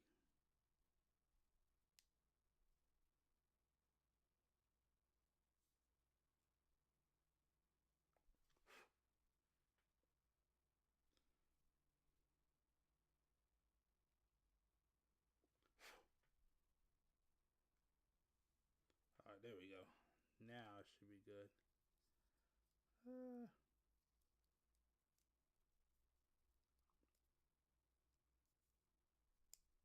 There we go. All right, there we go. And now, into Jason.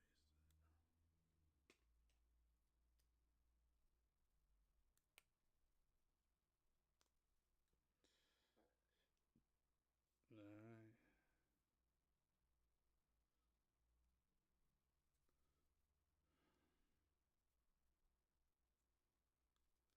Ooh.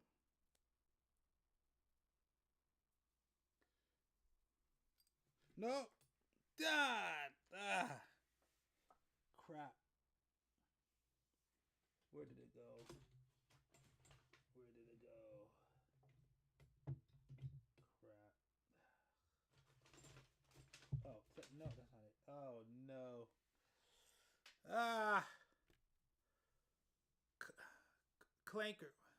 Clankers also got a jet brigade and basically gave a mini tank a jetpack. He said a mini tank a jetpack.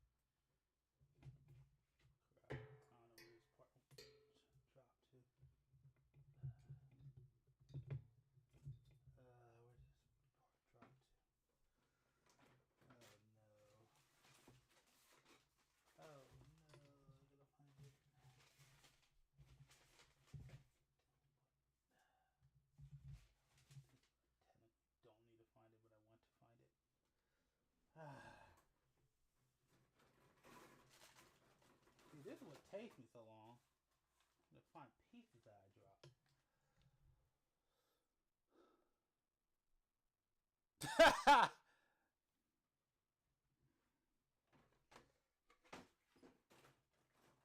Sounds like it. Like I said, I've never played Helldivers. I don't know if you can hear me because I'm kind of under my desk, but I never played Helldivers, but listen to you talk about it, Crocky, I am interested. I ain't gonna lie.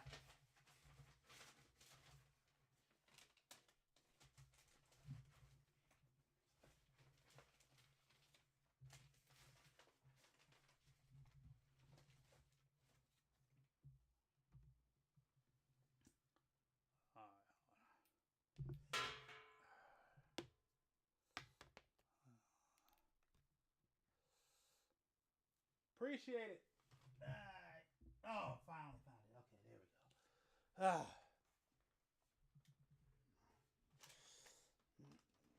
Like I said, when I get a chance, I'll definitely try it out. Because I know me and my group of friends definitely needs a new game to play. The problem is I gotta upgrade, or all that's gonna happen is, which what has been happening. I'm just gonna get bullied for not having a new system.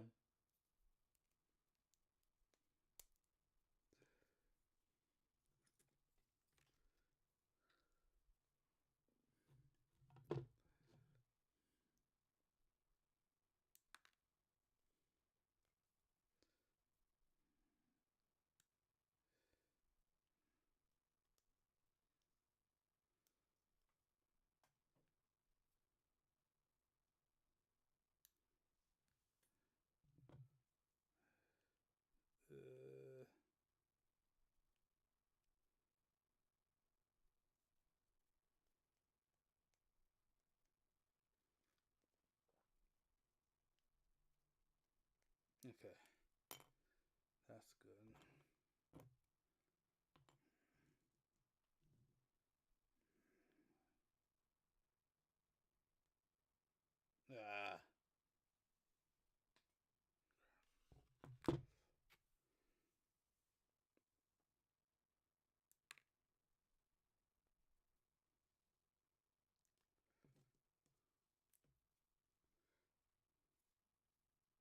Okay.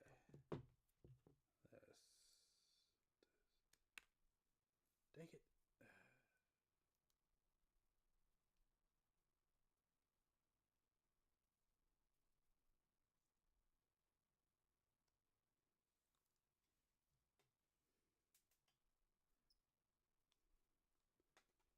Time to 1:53. Okay, just let everybody know at 3 o'clock I'm going to take a quick little break, and I'll be back because I gotta go get something done. But I'll wait till 3.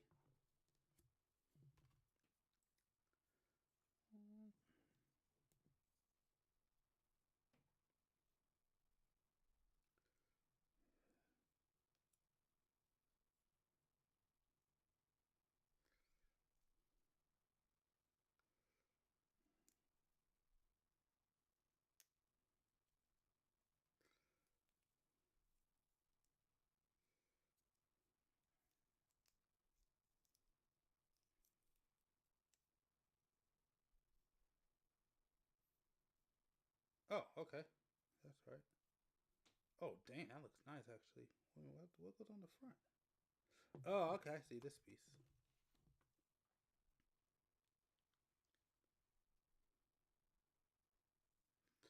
All right, I'm about to turn something on in a second. I just want to get this part done. Get a little bit further. So I lost time by stupidly dropping my.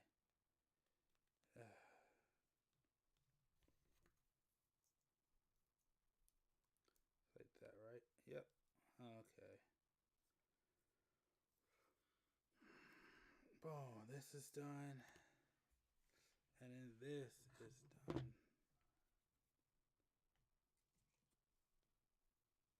I mean, this needs to get done.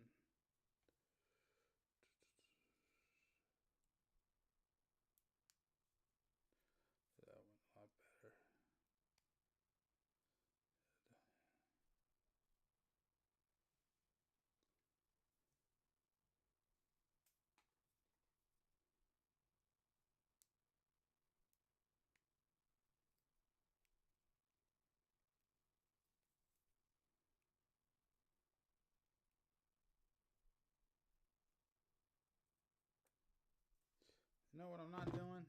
That I'm using this entire time that will help out. The freaking blade.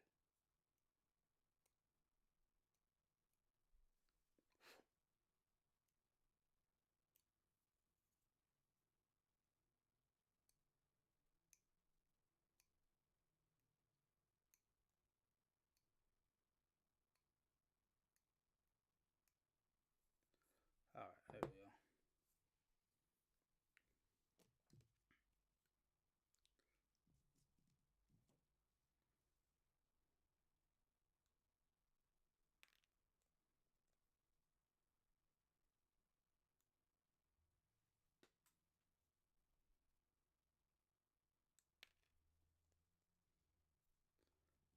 Alright, that's good, that's good.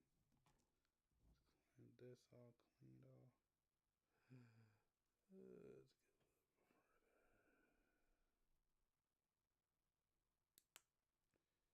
Oh yeah, that worked out way better. Please don't freaking fall.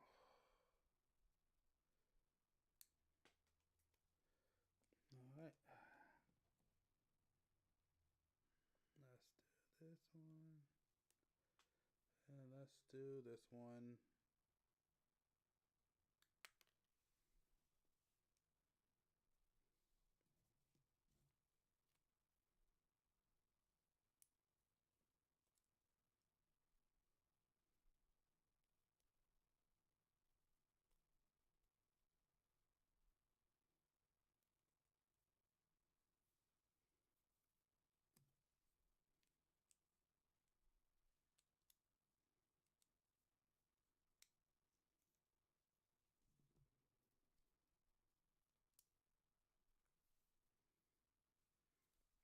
Alright.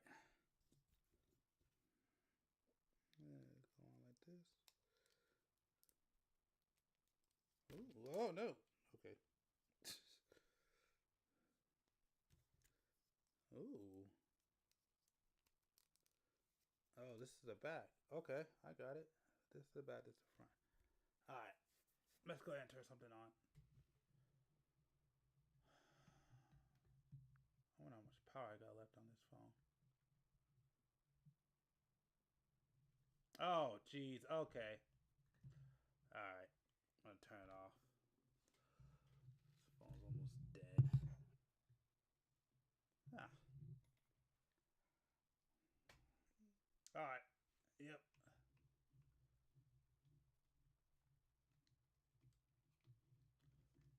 Alright.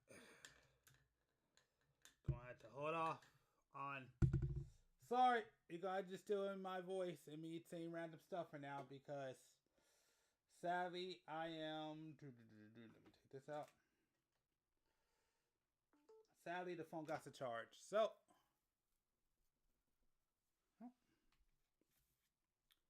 Kind of fun to watch. I would love to. Oh yeah, definitely. Thanks a lot. I appreciate it.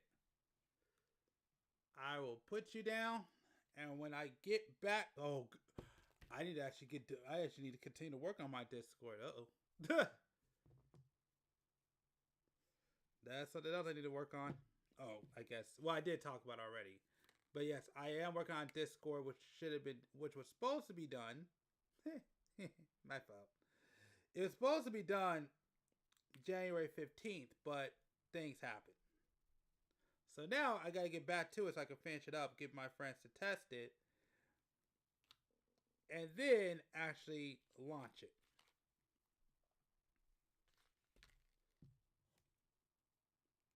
So yeah. Anyways.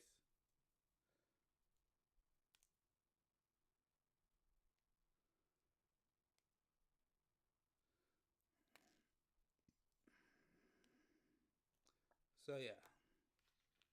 Oh, you know what I can do right now? But I don't want to stop building to do it. I am not willing to stop building to do it, but I should do it real quick.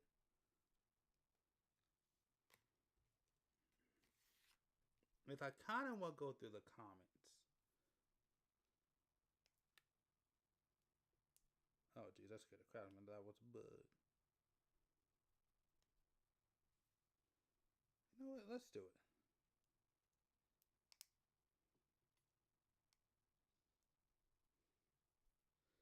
Because I actually want to respond to him also.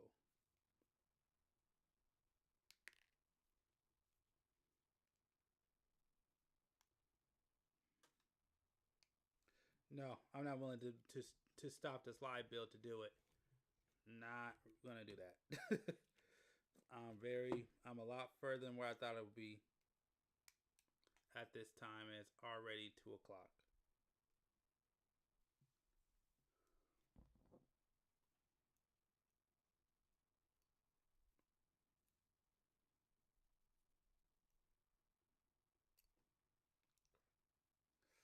And I was hoping to be at this point in time of my stream to at least be at the body.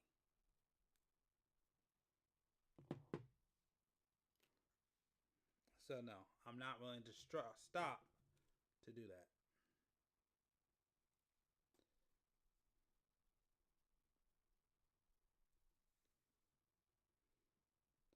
I could try it again. I don't think it's gonna work though.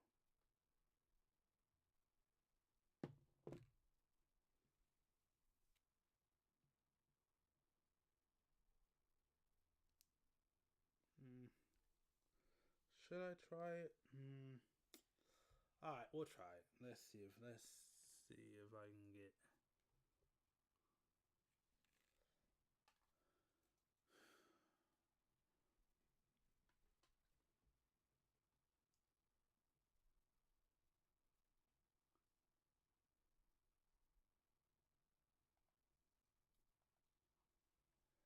Let's see if it will work. Last time I did it wouldn't work, but we'll try it. We'll try it. We'll try it. I'll try to see if I can get it work. Let's see.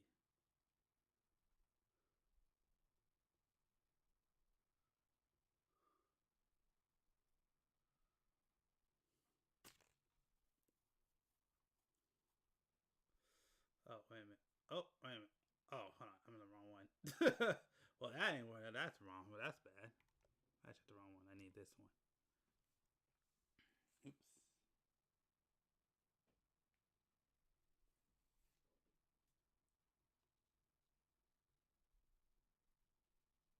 Oh, there we go. There we go.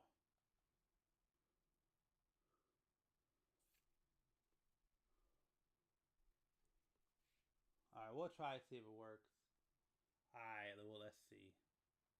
Let's see if the video will play. Last time I did this video wouldn't play anymore, but we'll try it. Oh, okay, cool. Finally. Because this stopped working for a long time.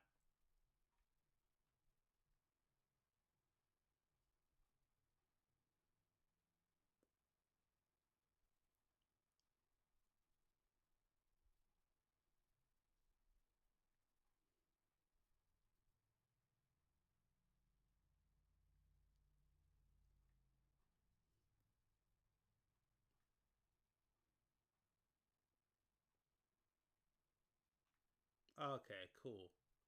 I'm happy. We're back.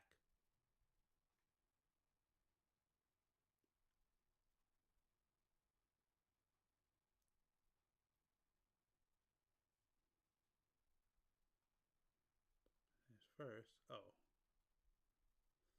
We can't hire you right now, but we'll keep you in mind. I hope this works. If this works, then we're good. We're back.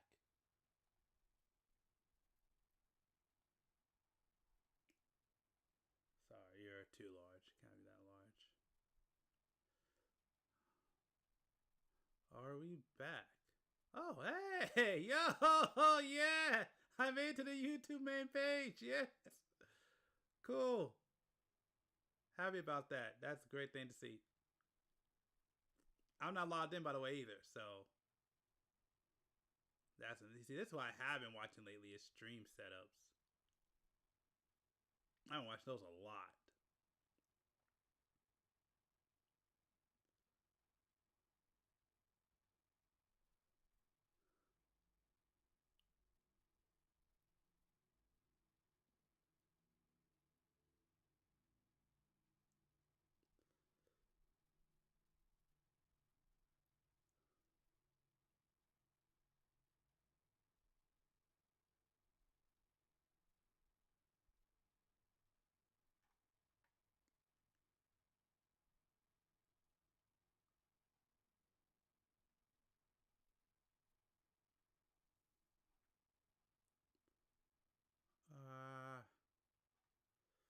You know,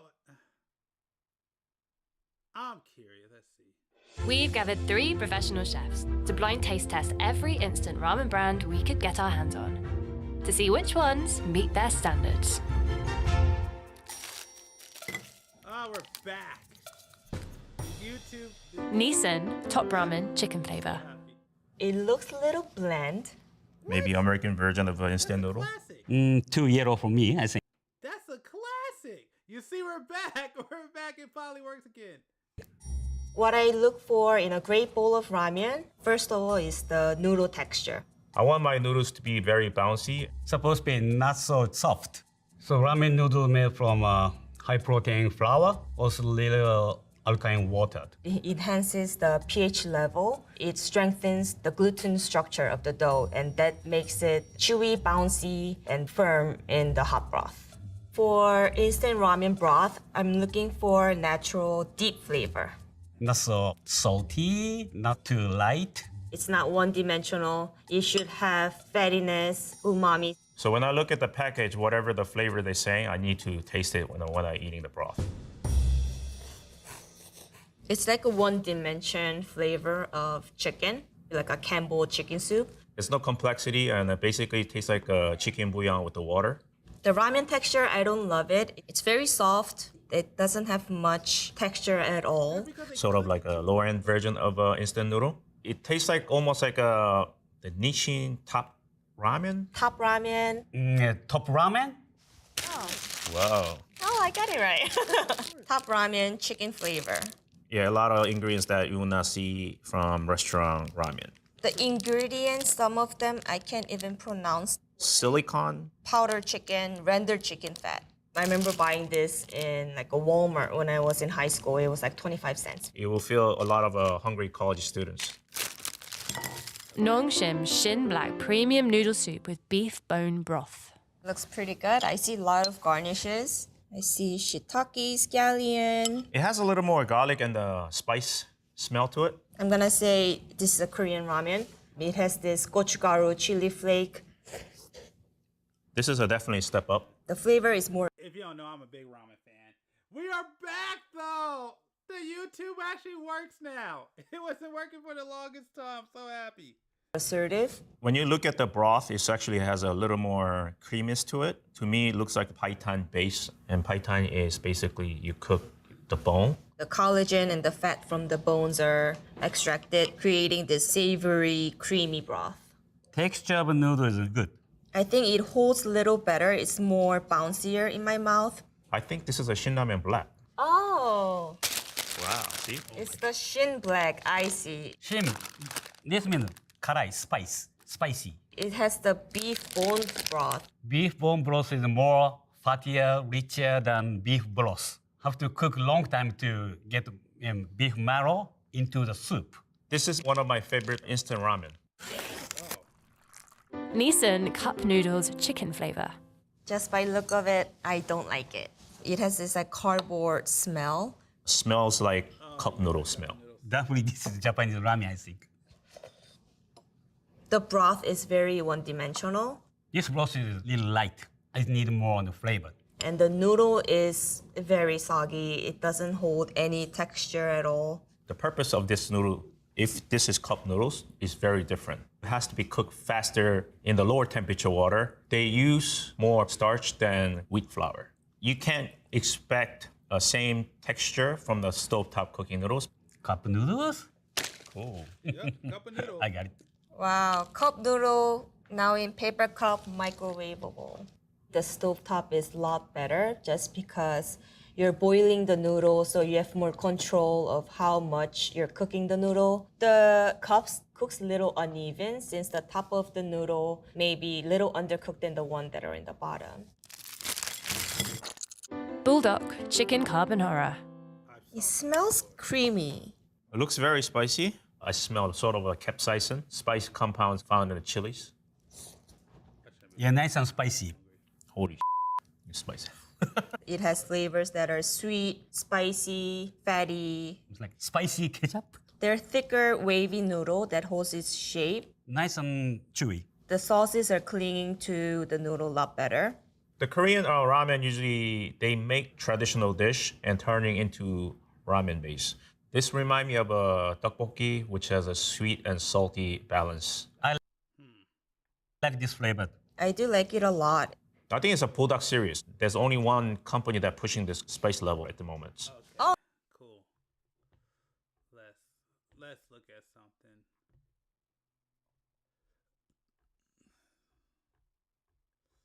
Something more fandom like.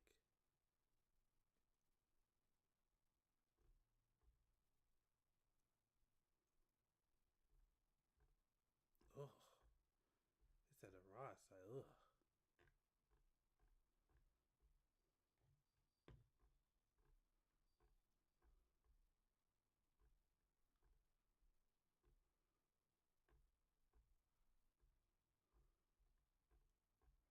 Okay, then I can watch. Check out gaming. That I want to check out. Wow, there is nothing. What? That's dumb. This is the 1,400 hours a year you waste on your phone. With Purdue Global, you can turn that time. Mortal Kombat is one of the most popular video game franchises in the world. I just played every single Rockstar game ever, which includes some of history's most important video games.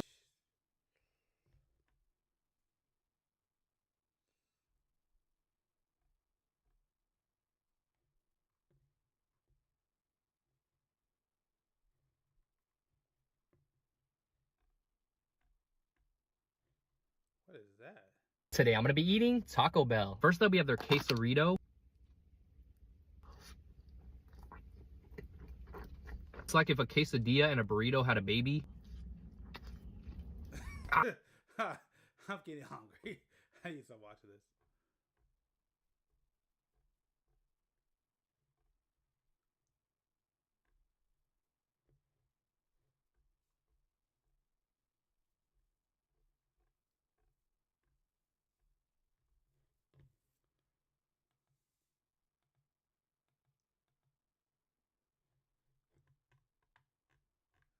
Let's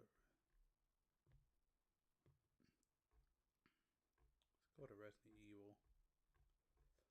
There was a bit I wanted to see that was about.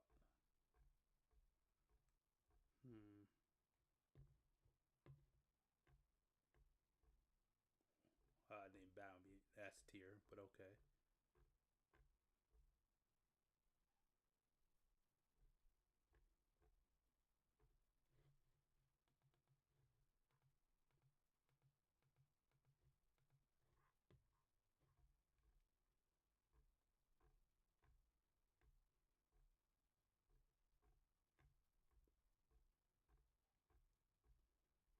That's cool, but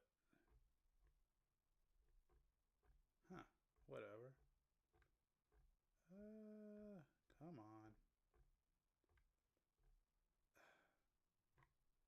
sucks.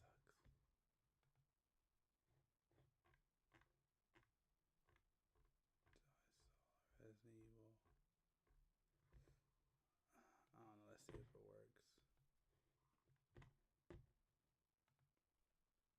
Resident Evil. Nope. I tried it. Doesn't work. Let's see. Nope. Okay. That's fine. Fair enough. Trying to be lazy.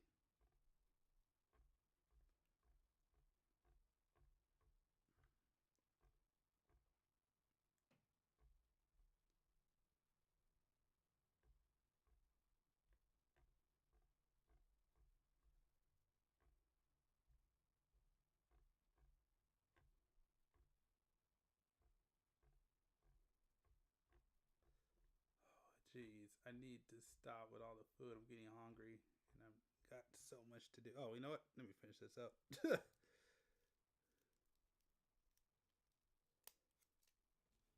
Sorry, 2:15. Jeez.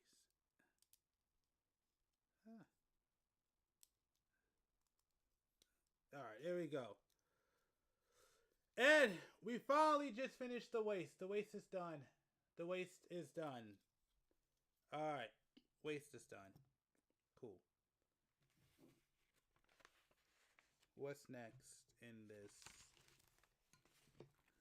real great new Gundam build? We're finally at the chest. How many pages do I have? Please don't let there be 20.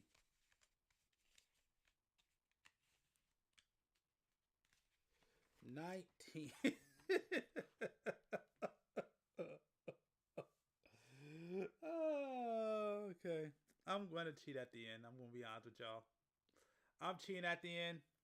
Just going to let you know because I can't be on it this long. So just letting you know, I'm cheating at the end.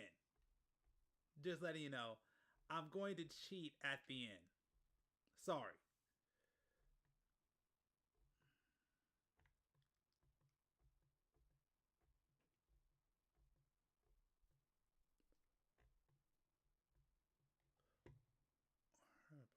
I heard this was cool. That's 8 days ago. Oh, hold on.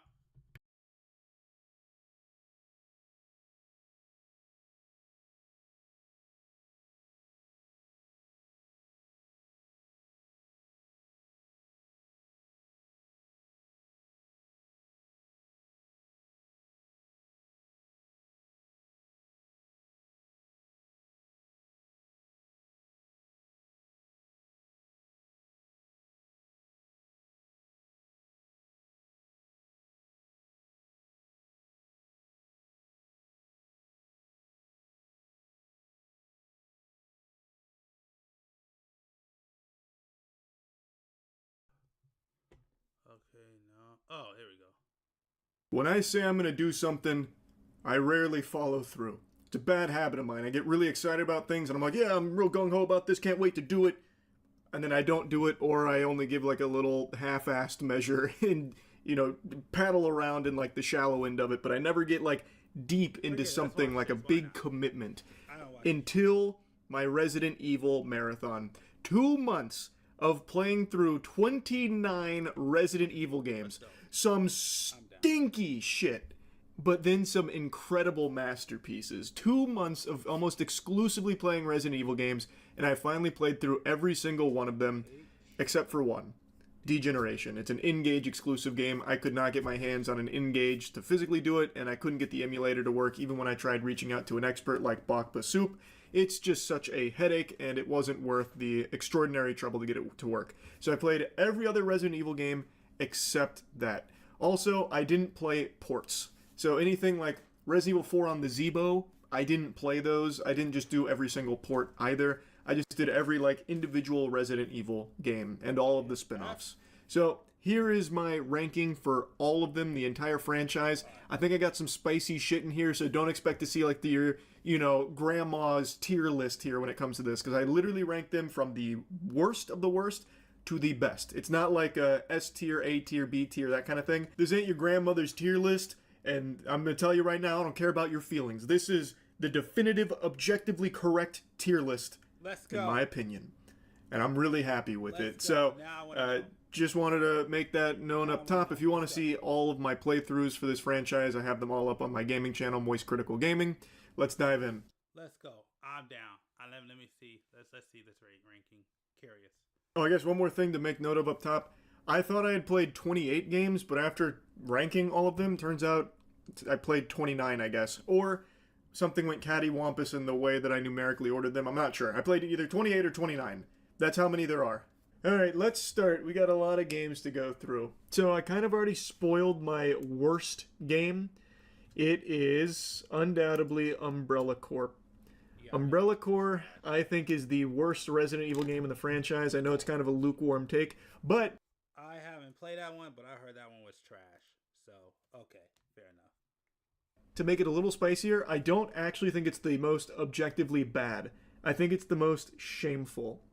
So, to explain, Umbrella Corps is a multiplayer game, but it has like a single player component, which is this. It's only 3 objectives. You either grab briefcases, 5 briefcases and you win, or you collect 20 DNA samples and you win, or you hold the location for like 5 seconds and you win. And you do that for 2 hours, and that's its single player content. Umbrella Corps is embarrassing. And it's multiplayer.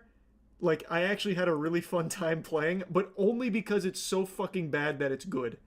Like, everyone's got turbo speed. Like, this is not me at 2 times speed, by the way. This is just the speed of the game. It is just a disastrous game, like, top to bottom. Just a horrible idea. Melee's also a one-tap, by the way. So you can crawl on the ground and just snake around the entire map. I just am happy that YouTube is back on this channel so we can watch this. It's amazing. Oh, I'm so happy this is back. And just blast people, which I had so much fun doing. Here, hold on, let me go to a point where I was doing that. Up there. Zombie got me. Not here. Oh. This is me prone right now, by the way. Nice. And I won on like a 15-player kill streak. Then I'm ready for this sneak attack. But yeah, Umbrella Corps, I think, is the worst Resident Evil game. Bar none. Not only multiplayer, but single player, conceptually, everything about it, huge stinkerooski. But I do think there is a Resident Evil game that is objectively worse.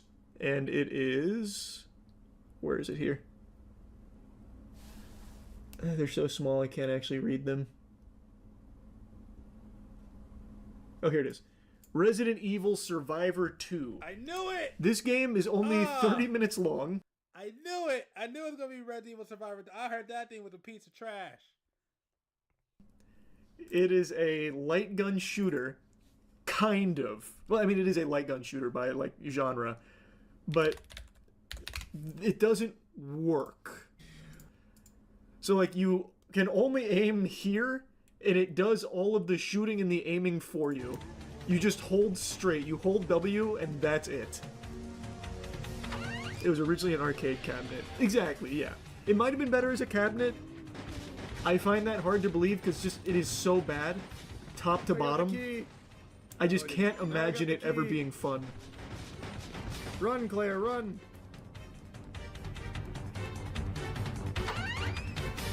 So yeah, I think Survivor 2 is worse.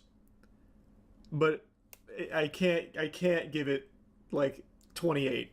28 has to be Umbrella Corps. So this gets 27 for sure. Absolutely disgraceful game. It's just arcade Code Veronica.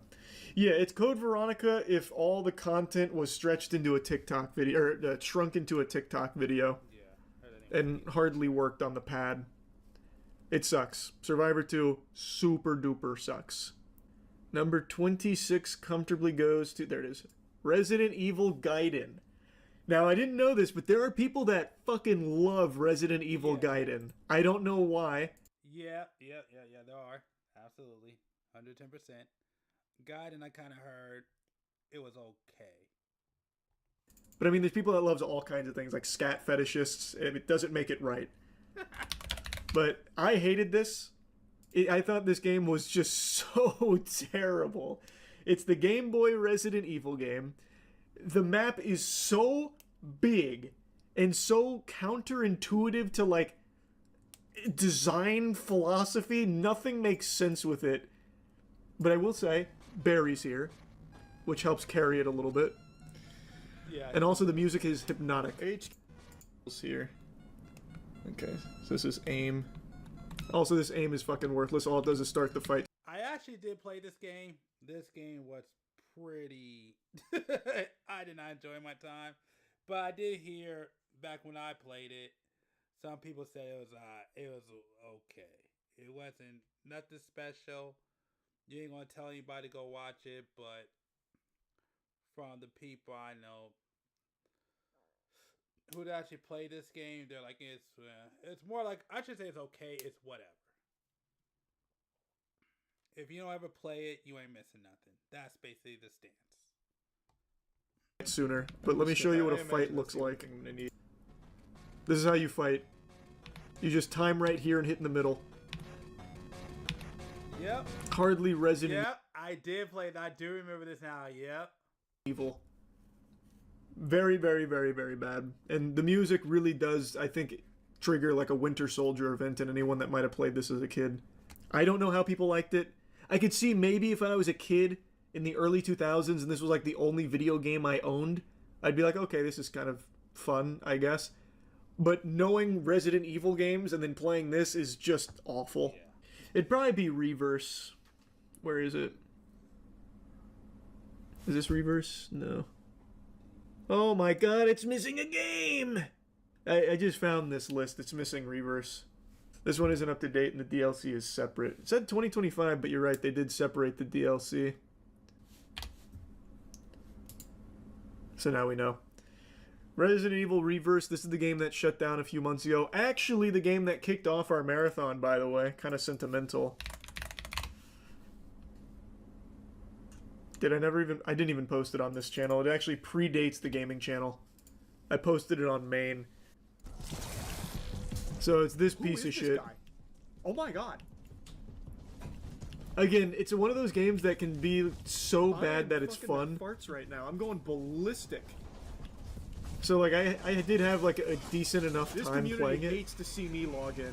I am way too good for this. Double kill.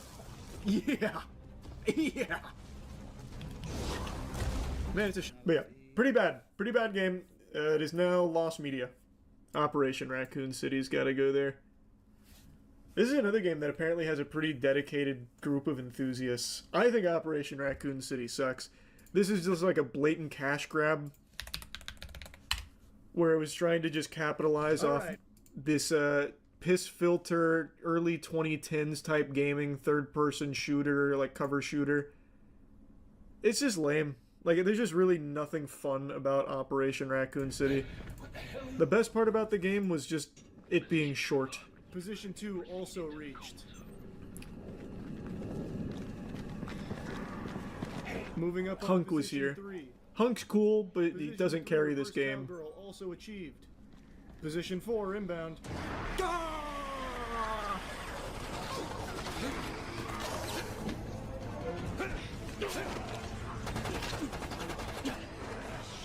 There's just so little to like about this game to me. I would put Operation Raccoon City probably around there. I think that's fair. Next is going to be Mercenaries 3D. The thing is, I went into this expecting to fully hate it, but I bought a 3DS and I played it for like 20 minutes for the video. I actually went back and played it again. It's like actually kind of fun. Mercenaries in and of itself is just like a fun game mode, but I didn't think it'd be fun to just like make that an entire standalone game. Kinda is fun though on the 3DS, I'm gonna tell you right now. It's kind of enjoyable. It's like a very really? Oh, 3DS, never mind. Can't speak on it. Nostalgic little thing. Even though I never had a DS, I could just really imagine myself kind of getting lost in this if I ever did back in the day. Went to the midnight release for Raccoon City. Loved the game. Looking back, it's bad. Hey man, if you had fun, that's all that matters. But yeah, I feel pretty confident putting Mercenaries 3D there. Again, it is just Mercenaries on the DS, and it's novel. I got no like big complaints on it. Doesn't hold up like amazingly well, but it's still a good time.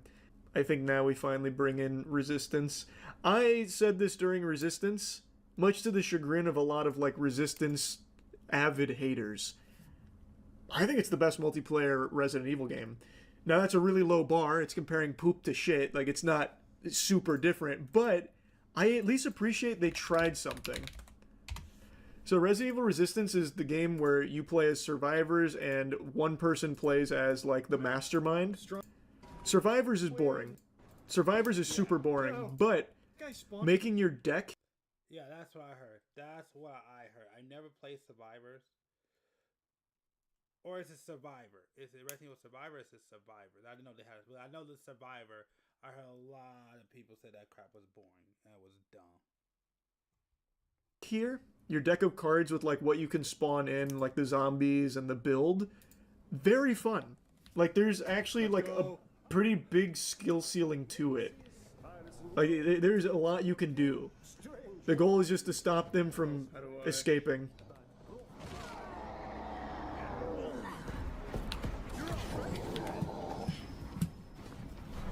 I enjoyed that. What is that? Enjoyed, I'm using a little loosey-goosey. But I was surprised by how much I didn't hate it. I guess to be more accurate. I'd probably go Umbrella Chronicles next. I think that's this one, right? Is this Umbrella Chronicles? I'm pretty sure. Hold on.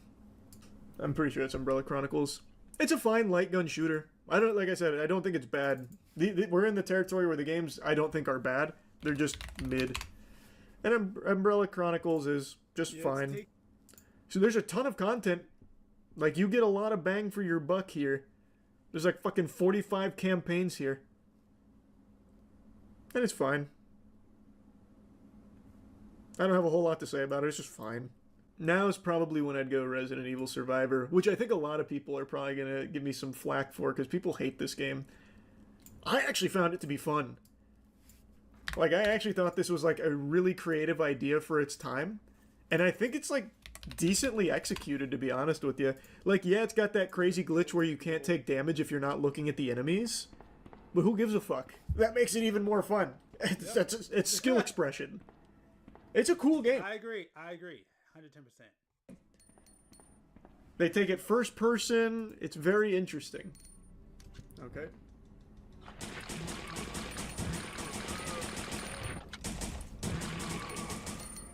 I don't know if they'll remake it or not, MC. We'll see. Yeah, I think Survivor is a legitimately enjoyable game. It has its flaws, but I really find it to be charming, and I had a actual good time with it. And the voice acting in this one is superb. Anything. Who am I? So good. So I'm a bit of a Survivor apologist. I think that's a lot higher than most people would give it. Okay, I know what I'm going to put here, but there's a huge caveat to it. I'm going to put Outbreak here.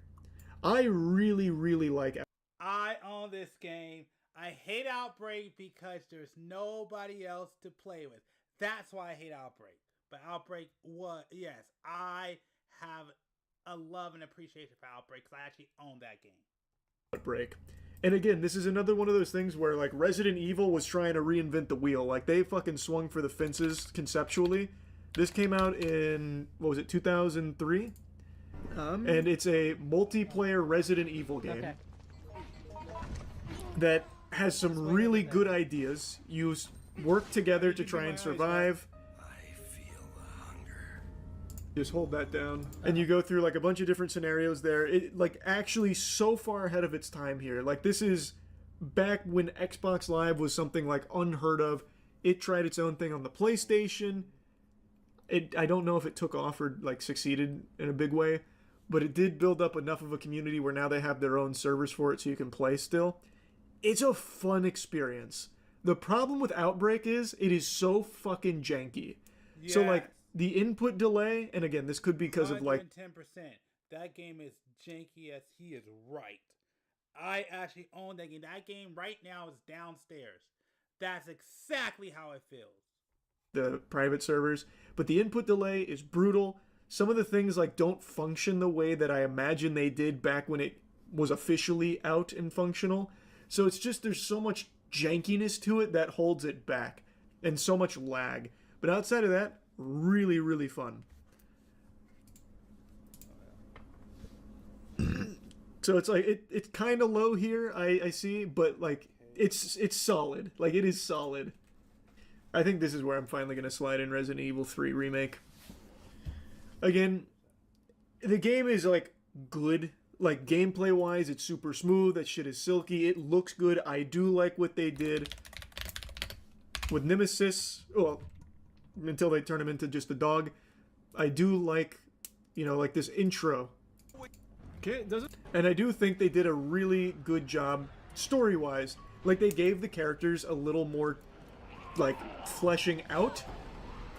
But it came at the cost of removing over half of the original game.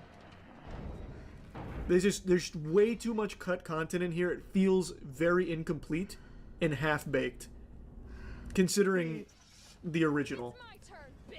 But if you've never played the original, maybe you were like totally satisfied with this. The dodge feels a lot better. Like, there is a lot to like about it. It's just, it's worse than the original. And it could have been so much better. It could have been like a Resident Evil 2 remake. There is a lot to like about Code Veronica, but there is so much I fucking hate about it. Resident Evil. This game, after finishing the franchise, I can confidently say this had the most backtracking. Bar none. Okay. It felt like I was just caught in an endless fucking Dormammu time loop. Anytime I would progress, I'd have to go back. That's what I've heard too about that one. I heard that same thing. Hunters are gonna be fucking awful in this game, I can already tell. But I really appreciate that the knife is glitched. So when you do like a knife swing, you hit like 25 times. It's actually the first time the knife felt really strong. There's a lot to like about it. I really like the characters in here. It tells a really good story. It's so fucking cinematic. There's a lot to like about it, but I really hated the amount of backtracking. I also hate how easy it is to softlock. Luckily, I had chat backseating to avoid softlocks, but like the Tyrant plane fight, if you don't do this perfectly, your game is just bricked. When is it? When is the plane fight? I think it's around here. It's like the halfway point. And then also at in-game, you can soft lock. Here. And that's just kind of inexcusable. And as annoying. I'm trying to show you that you can soft lock real easy because this fight is some fucking barnacles. But it's such a long video, such a long game, I can't get there in time. There it is. So this is extremely easy to just get fucked in. Chat told me the exact amount that I needed in order to avoid the soft lock, so I was able to squeeze through. I know Bakba Soup, when he played this the first time around, apparently he got soft locked. 1, 2, 3. So it is easy. It's common. And then you hit him out of the plane with that. Overall, like, it is a good game. I just think it has some very inexcusable shortcomings. Next is going to be Resident Evil 6. I couldn't decide if I was going to do 6 here or if I was going to do 0 here. But I think 6. I haven't beat 6. I have played 6. I was actually playing with a friend. I still need to play the DLC and finish that up of 9. I mean 5. But he doesn't want to do it. He's like, I don't want to play it no more, so I don't have anybody to play that with.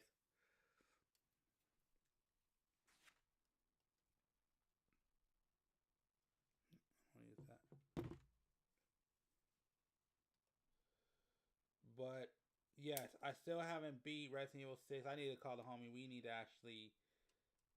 actually need to go. You know what I might do? I might hit him up, be like, you know what? Here's what we're going to do.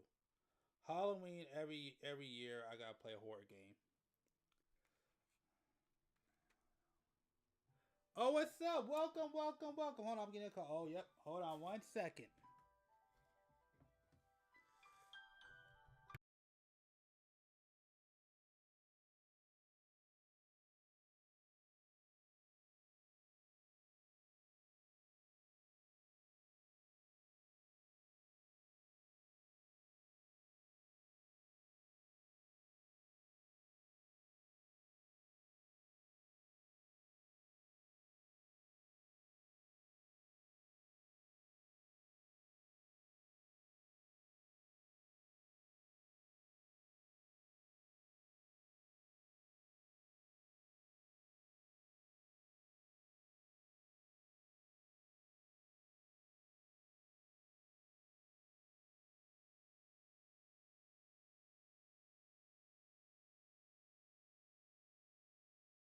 Welcome to the page. Definitely appreciate you.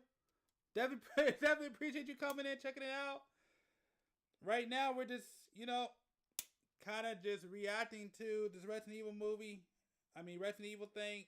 I actually am taking a call real quick, but once I get done, I'll come back. I'm still going to be here. And if you respond, I'll definitely react. But yeah, actually, I'm going to see if I can get somebody to come on real quick. But anyways, Yeah. Let me just finish this up.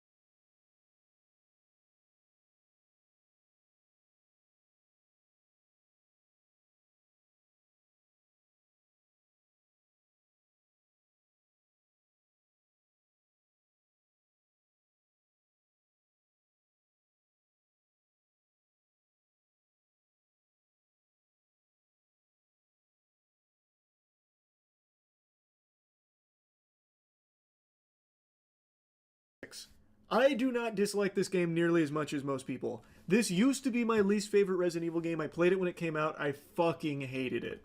I thought for sure this was going to be in my like bottom 5. Playing through it again this time, it's not. The gameplay is actually really fun. Like the movement, you can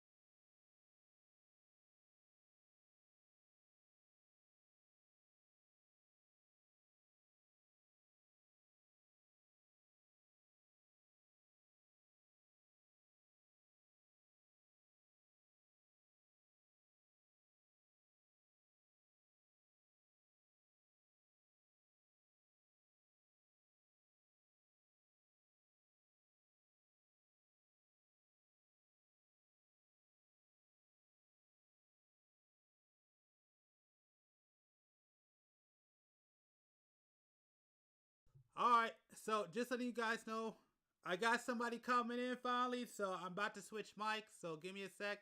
Let me make sure this works. This is my first time doing it, so we'll see what happens.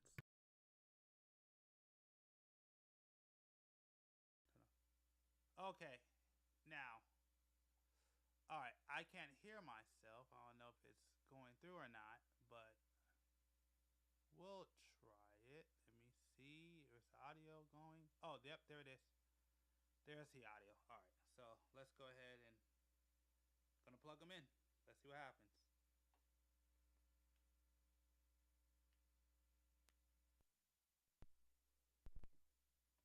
Oh, make sure that you can see it. Alright, hello? Mm-hmm. Can you hear me? Yep. Okay, cool. And everybody else can hear you right now too, so if you would like to take a second to introduce yourself. What's up, everyone? You call me B. and I'm very much used to being on these type of podcasts or on some type of live stream situation. So, let's have a good time. Yep. Hopefully. Okay, so it looks like this mic works. So I'm coming in. You can hear me clearly, right? Mm-hmm. Okay. All right. So this is my first time using this setup. This is my call-in setup, and this is something that we've been trying to do for a couple of years to bring some people on and have a good time and talk about things. Question: do you want me to put your link? Do you want me to put your link on here or no? Nah. Okay. So we'll just call him B the Mystery Man for now. Mm-hmm. But yeah, man. So anyways, man, what's been going on with you? What's been happening? Life. No.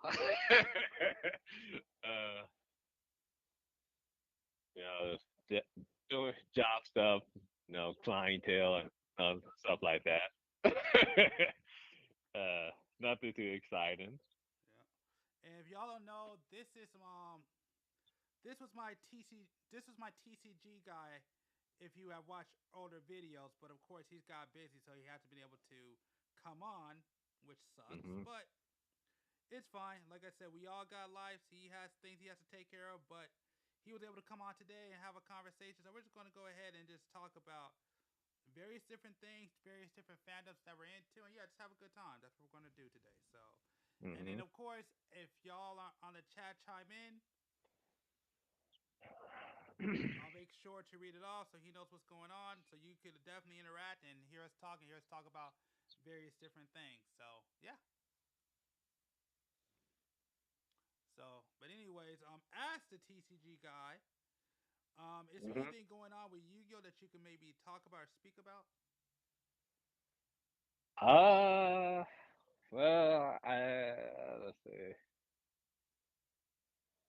I guess I looked at Yu-Gi-Oh was like last week or something like that. Cool. Before I haven't looked in like a long time. Yeah. I'm pretty sure there's a lot of cards I don't know about, but I'm assuming. So I guess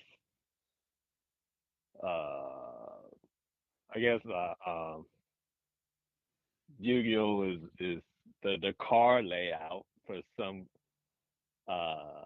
you know like some cards they're like outside like the border now like a Pokemon card be like having like the full artwork. Yeah. Yeah. So Yu-Gi-Oh kind of doing the same.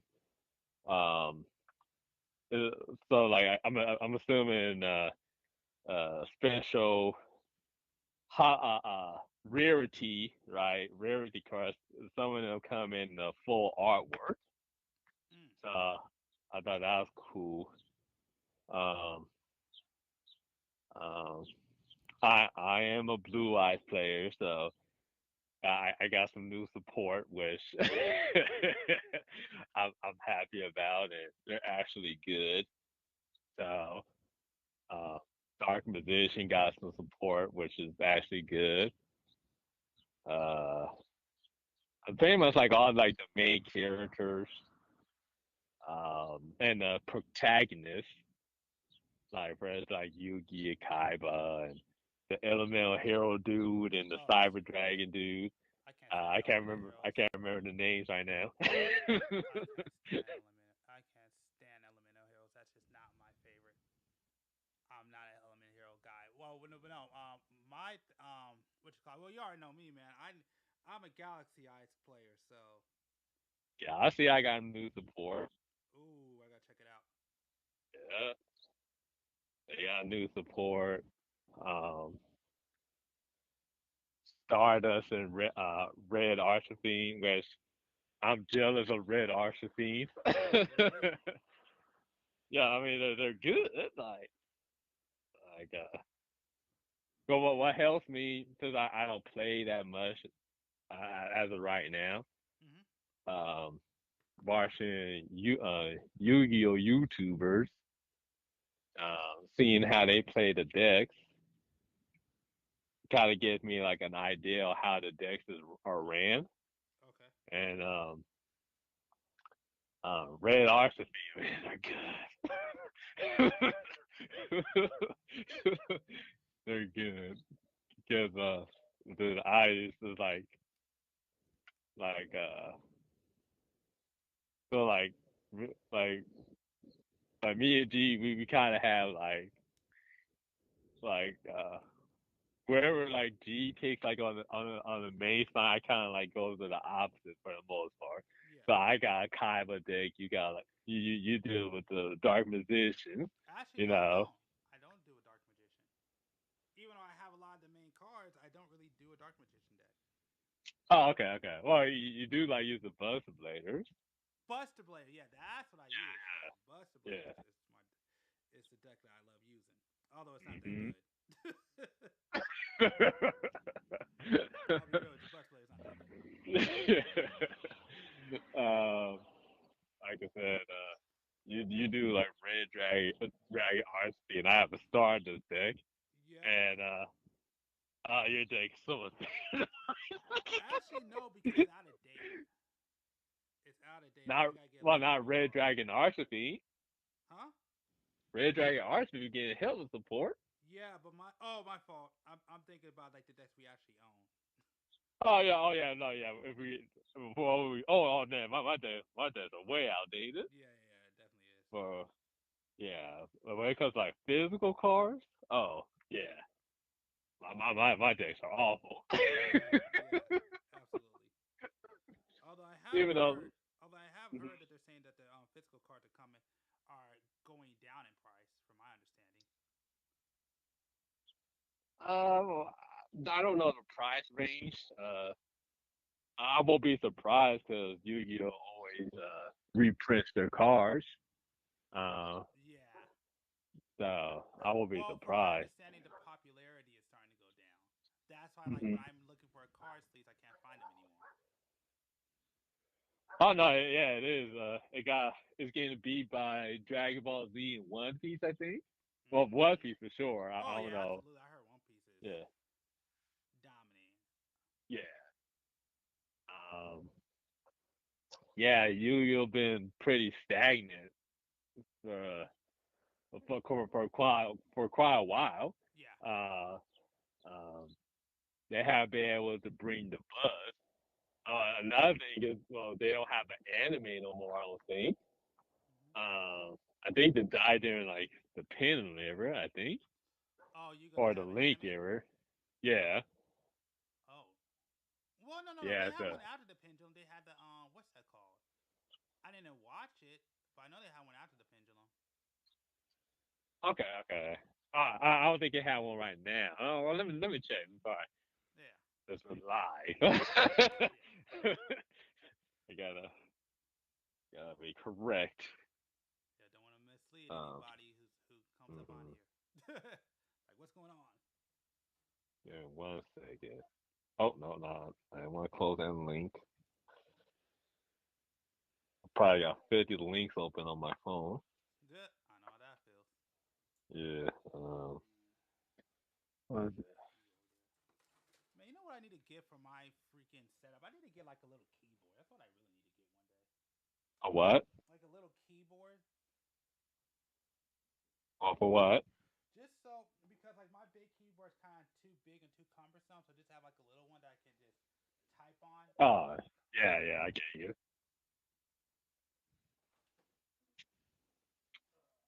The last one was Rush.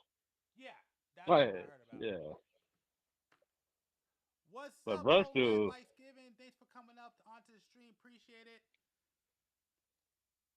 Now, right now we're having a conversation, having a good time. Yeah, go ahead, B. yeah. But Rush is kind of like a different game, though. Or yeah, Yeah. I think yeah, From my understanding, yeah. yes. And that is, we don't have those cars out here in the TCG. I thought they did probably bring some over, but they just Oh, okay. yeah, because Maybe, brought some over. maybe. But I know it's big in the OCG for sure. Yeah. And but yeah, it just Yu-Gi-Oh just it needs another format, another change. Uh, like I said, links are pretty much ran this course. So Didn't they bring out that format not too long ago? The what's that one called? Where basically, which is the format that I love. Oh wait a minute, I hit the wrong thing. Oh, there it is. What's that format? They actually made a new format where like basically everything before pendulums is basically now legal, but like it's like I haven't. oh yeah. Okay. Yeah, that, you know what I'm talking about, right? Yeah. Other the Genesis or something like that. Yeah. Format. Uh, where they have like a point system. Yep. And Yeah, that's what it is. yeah. Um, I think it's a cool format. I just hate that some of the points were absolutely ridiculous for some cards. Uh, all these damn people calling me. um, but yeah, I think it's a good idea, but I still think that you'll need another. I said the link system, the link format is pretty much ran its course at this point. So I think you just maybe need to release another summoning mechanic or something to. Because the last couple ones kind of created the problem that they're in right now. So.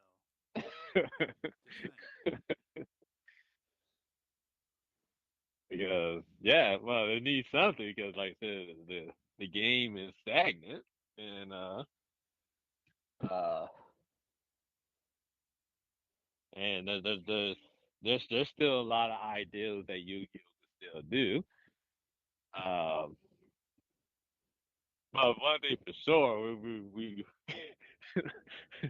they gotta calm down with all these one card starters and all these negate cards. Like they gotta calm that mess down, you know, because like I said pretty much it came to a point where whoever plays the game first on they win, you know. So the game is a little bit too fast and too consistent without no cost. You know, they need to bring cost back to these cars because a lot of these cars they're doing all this for free. You know, no, and um, especially for cars that are level 4 or below. Okay. Like like I can understand for high level boss monsters for being powerful and doing a lot of things and stuff like that. But you know, not for the weaker cars, like and they gotta find a way to. Well, one thing, the hand traps also got out of control. You know, I had to accept the fact to the audience, I don't like hand traps at all. Uh, uh, like I said, these was the first pretty much the first ones to have hand traps back in the day with effect dealer, and I hated that card with a passion because there was literally nothing you could do to stop it.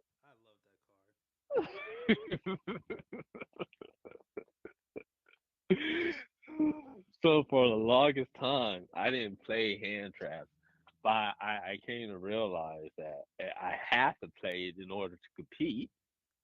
I have to. I have to use the ash blossoms, the effect dealer, the one trap card that's like effect dealer. Can't think of the name right now.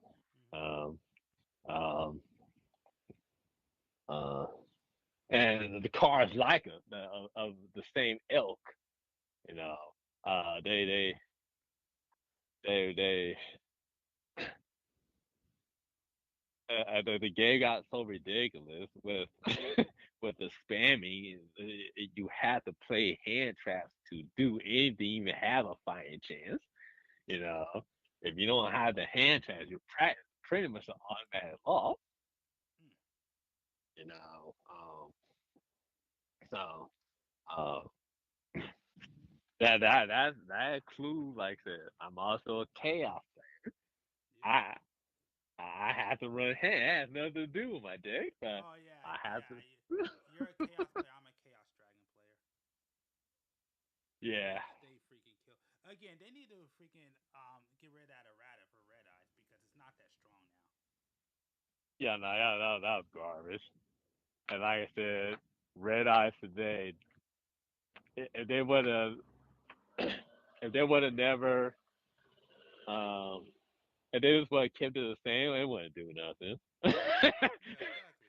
Like I'm okay that maybe it's like there should maybe be one limit, but what it Mhm. is now is stupid. Right. I mean, all it just had to do was just make it once per turn. Yeah. That's it. You didn't have to change nothing else. Yeah, fix the problem. So, yeah, like I said, back in the day, you could, as long as okay, you summon the red eyed darkness male dragon, uses effect.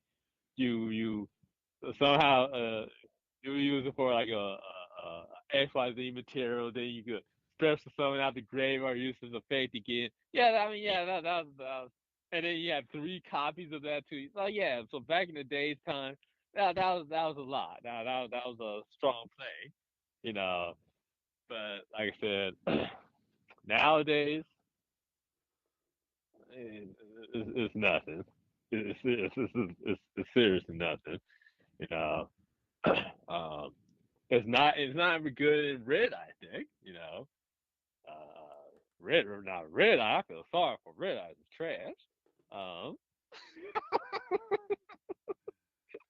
That is the one deck that is my deck, but it's too expensive to get it built. and it doesn't even need to be because it's not that good. You know, the problem with red eye, like I said, it tried the base red eye. You know, the base red eye involves burn damage.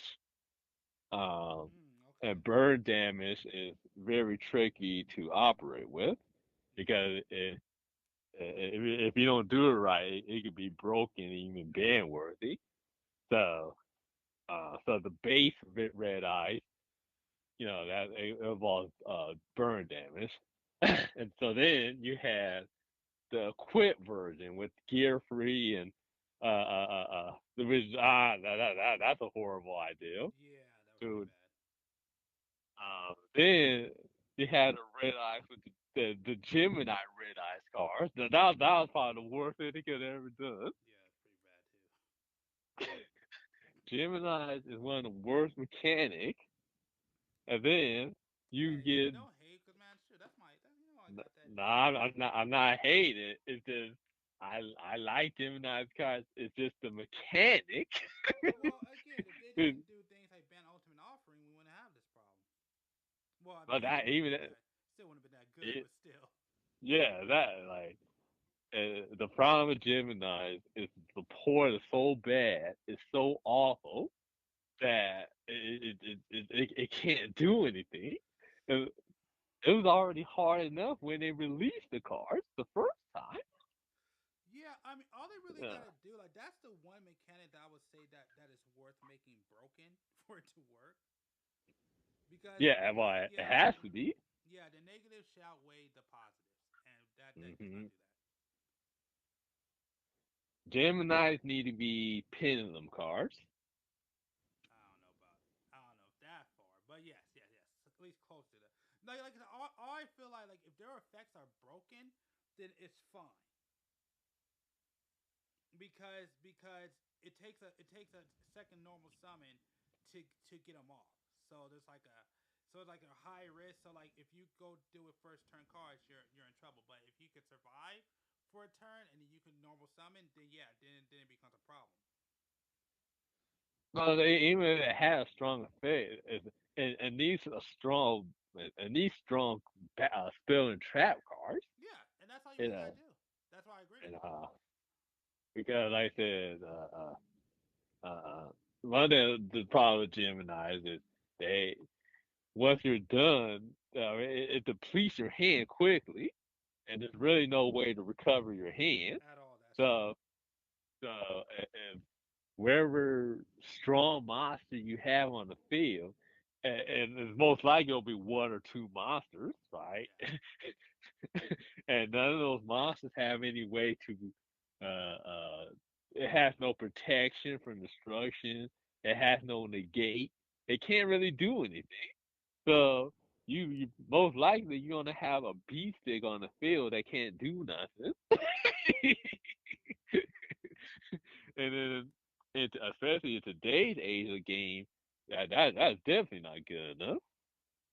You know, so it needs a way to speed up. Maybe if the effects are not going to be strong, then they need a way to mass summon. You know, and so they can always have some type of field presence or some type of way they could synchro summon or XYZ or maybe even link something. I don't know, but they need some type of explosiveness and some type of way to recover their hand because right now it's off. Even with ultimate offering, let's say you just have three Geminis in their hand. What are they going to do? Their effects are not good enough to do anything. And that's my point where I'm like their effects need to be better. If their effects Hmm. are better, then it makes a lot more sense why you have this Hmm. like I mean it's because it's better than what you call the remember the Acer card and how garbage those were. Wait, the what? The Acers Easters? is that what it's called? Wait, repeat that one more time. Sorry. The Acers. Acers. What was it? AEIR. The one with AE. Loki and Thor. Oh yeah. Oh okay. I got you. Okay. Oh yeah. That deck is really horrible.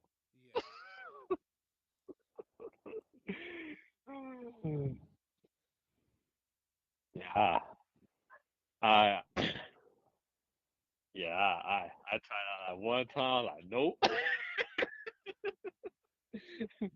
Like for me, when I'm deck building, I it kind of gotta work like a toolbox. It got to be consistent in some type of form, shape or form. It gotta be because I hate drawing things that can't do anything. You know, and no, I had decks for I had decks like that. Like the Gemini for the most part is dead most of the time. And like I said, I love Gemini, but the reality of it is, when you draw those five cards, most likely you ain't gonna be able to do that. You might You might normal summon a Gemini and set 2 trap cards. Because I've done it plenty of times. Trust me. I tried so many methods to get that deck to work. So many methods to get that deck to work. It just does not work. Until they release some type of card where I can get unlimited normal summons, that it just does not work. And I hate to say that. That deck just doesn't. I'll have to go back to a 2010 format for that deck to be playable. Which they did technically, except like you said, there's a it's the point format. Mm-hmm. So that technically is 2010. I'm not sure how I feel Well, about the point format, but nah, but see, there's still since that time. I mean, it's been way too many cards that were released since that time, where it's just too good at that point. You know, like I said, these decks. I remember like you had the Chaos Dragons. You know, yeah. I played. Yeah, I used to play Chaos Dragons, but I come to realize that the dragon part wasn't working no more.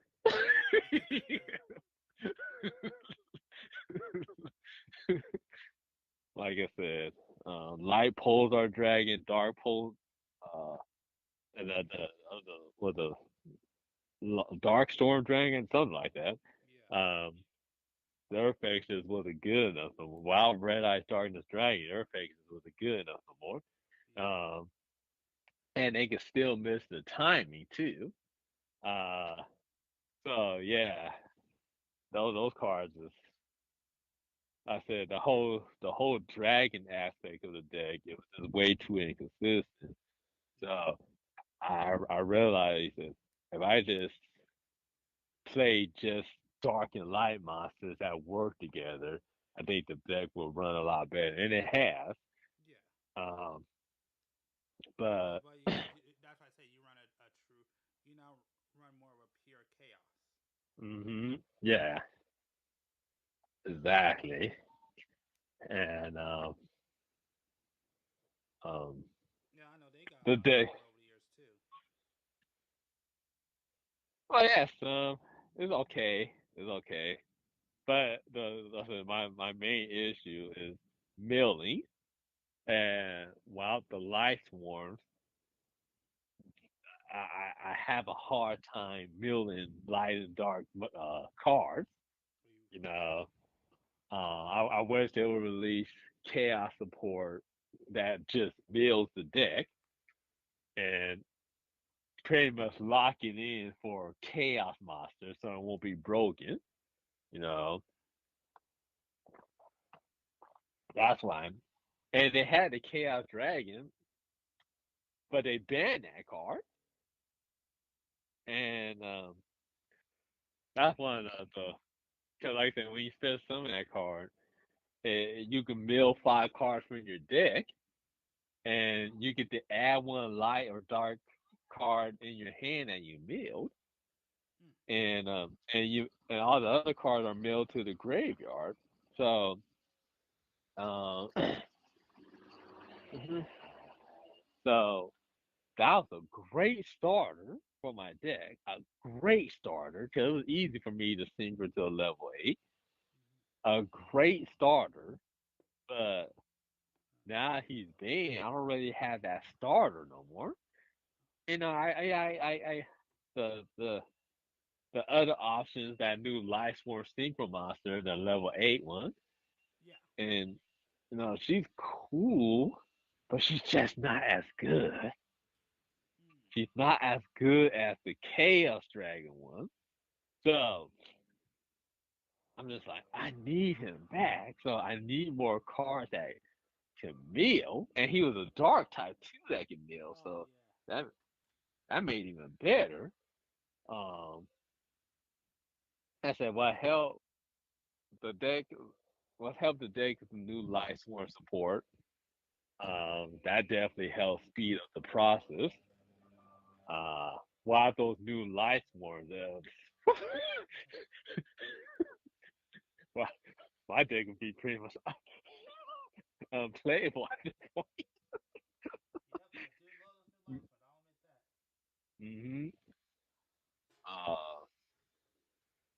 the problem I also have with that deck is protection. Like I said, my cards, they don't. They're just D sticks with no decent effects, but they don't have no destruction or targeted protection. You know, nor do they have negate. They don't negate the effects. So, it's. I mean, I got like, well, a lot of cars got pins. If I think I hit, like, You see, that's the thing. Like with my light race, that's why I mean, as you know, like I basically gotta play it like a toolbox. hmm Because like when I run into I mean you've seen it happen, but like when I run into because what kills me is magic and trap decks. But as long as I'm far enough in the game where I could just quickly summon, I usually hmm can win because I could just overload it. right. So that's kind of how I play. But again, that's the issue with the light rays with my light ray deck is that I got it. It doesn't work right away. There's a hmm lot of it's not set up. I just haven't mill enough. If I don't mill enough, then I'm in trouble. Yeah. So so most of these cards that have first turns, yeah, I can't. If they have too strong a first turn, you pretty much lose. But hmm as long as the duel goes on for a longer length of time, then it puts me in a position where I could have a chance to come back Right. because I can always overload their fields. Again, I also have to Right. be very smart. I can't just play it all quickly and fast. hmm Because as long as I play smart, then I'm good. Right. Like your deck, it needs some type of. It needs more ways to, like I said, to to more like targeted or destruction, protection, or more, Protection more than especially, anything. It needs protection. huh? I need protection more than anything. Yeah. No, I was kind of like that. I've tested your deck before. It's negated, man. Oh my god. I need to get I need those boss monsters to do some type of negating. And these are, huh? I'll give you that. My bad. You can't hear me because I freaking one of my piece of my kids fell on the floor, so now I gotta crawl on the floor and look for it. Oh, okay, okay. No, it's not okay. I'm trying not to cuss, but it sucks because now I have to sit here and look for it. The good news is it's yellow. The bad news is I don't know where it's at. Oh, So I the mean, one thing about building Gundams is the one thing that's annoying, even on hmm stream,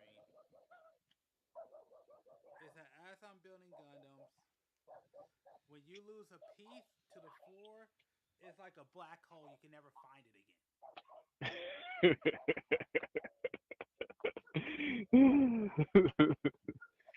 yeah, man. I know that feeling. Well, so at least the piece is yellow. Don't let it be gray or black. Oh, The you piece know, is yellow. there. I can't find it. When it's gray and black, oh my goodness. Especially when you have bad lighting too. Man. Like I said, I deal with this all the time, and it's the most annoying part about building. This is the crap that takes up most of my time. It's just looking for pieces when I drop it on the floor. hmm This is what usually takes a majority of my time. Why a lot of my builds take so long, and why I'm here all day. How's the lighting? Is it good? It's all right. It's just under my desk. It's the problem, and it doesn't Gotcha. if I got a plastic mat, it wouldn't be that bad. Oh, plastic mat. Yep. Uh-huh. Like you remember what the old computer ones had, like like in the office spaces, they always had that Yeah. plastic mat. Yeah. Yeah. I haven't seen one of those then.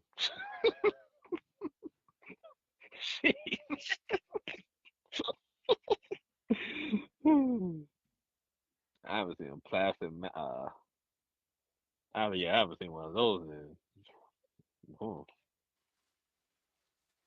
Lord knows how long. I found it. I finally freaking found it.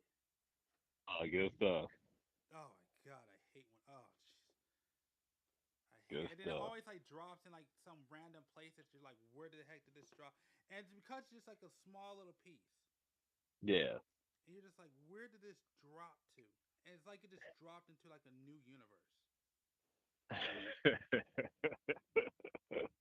I definitely know that feeling. Ew. Yeah, but probably dealing with it consistently. Like, of course, this year I'm not going to be able to do monthly live bills like I did last year. So, and again, Right. if you want that back, if you're over there, make sure you subscribe or follow because once I hit a certain milestone, I'll be able to bring back the monthly live bills. But right now, no, I can only do probably bi-monthly for now. Yep. So y'all hit the like button, subscribe, and share. Yep, pretty much. Let me know. Follow I know. if you're on the live stream platforms. That would help Huh? out a lot. Yeah, you can hear me, right? Yeah, yeah. Okay. I didn't hear that last part. Oh, don't worry about it. Don't worry about it. Okay. It wasn't for you. Yeah. Uh, So, have you checked out any of the suggestions that I sent you? no, I literally realized that I started getting all these calls. Like I said, this week, I wasn't planning this week to turn out how I did.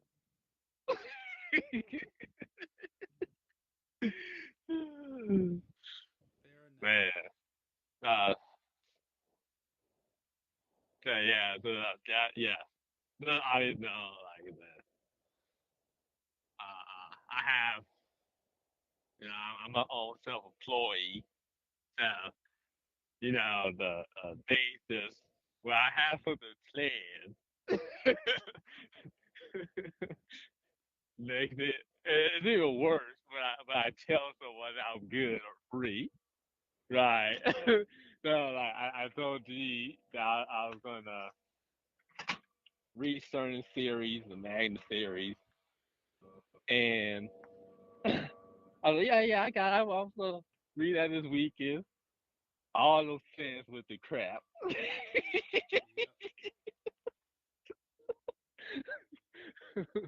you know, I almost didn't make it today. Oh, trust me, I noticed.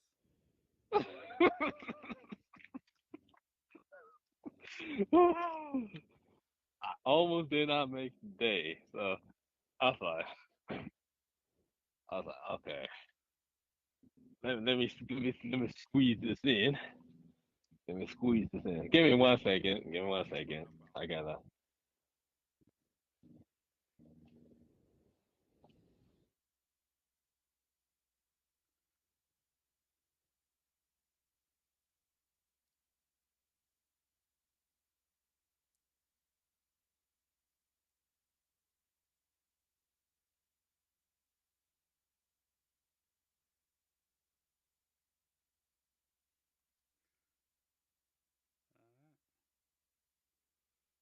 What the heck?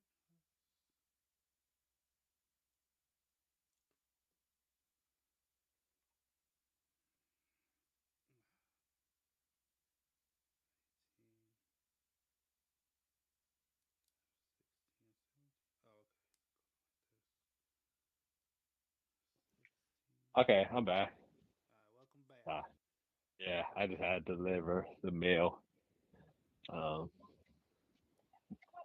but yeah, man. What was I saying? Oh yeah, plans, man. Plans. I said, and this always happens. Each time I say something, everything completely changed. Okay, one second. Hold on.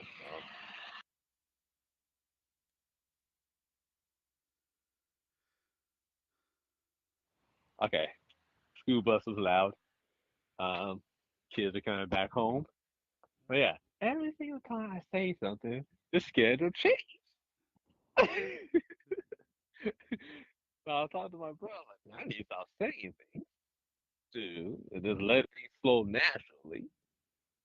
To Yeah, that's what I had to learn to start doing. Is just freaking, like you said, just let it flow naturally. mm-hmm. Like I totally agree with that.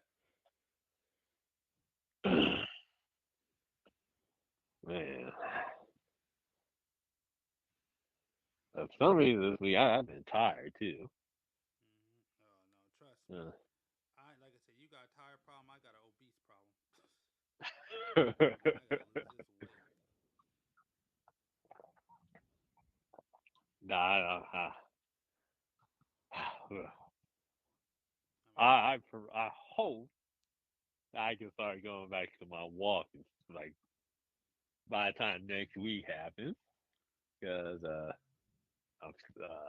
I really need to start walking again. I really need. Trust me, I've already started on mine. This is I only missed. Cause I was going to do this. I was going to take a walk this morning, but I overslept, and I said I was going to live stream today, which I'm doing right now. So because of that, Did someone call my name?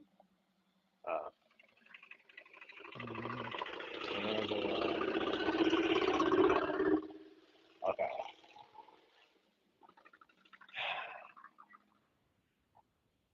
Why is everyone? Where's all these noise? This noise coming from? Okay. Gotta be in peace. Okay, cool. But yeah, like you, I need to start work. Like I said, and I don't care what no one says. Unless you have some type of injury or disability, there's no excuse why no one can do 20 push-ups, 20 sit-ups, and 20 jumps. well, I had an excuse for a while, as you know. Hmm? You know, I had it. Well, not really an excuse. Oh yeah. You had an excuse. I mean, not really an excuse, but I actually had an issue. So. Yeah, exactly. Which is, I would say, if you don't have no medical problem, uh, uh, uh, uh, to do such simple exercises, and it doesn't take that long to do, too. You know. So yeah, I had no excuse. It's just I'm just BSing. Well, at least that part I'm BSing. But for the walking part, um, um, now that the weather is somewhat decent, I need to start walking again. Yeah. And I said, walk 30 minutes a day. You know, that's what they always say. Yeah, you know. Only 30 minutes. Mm-hmm.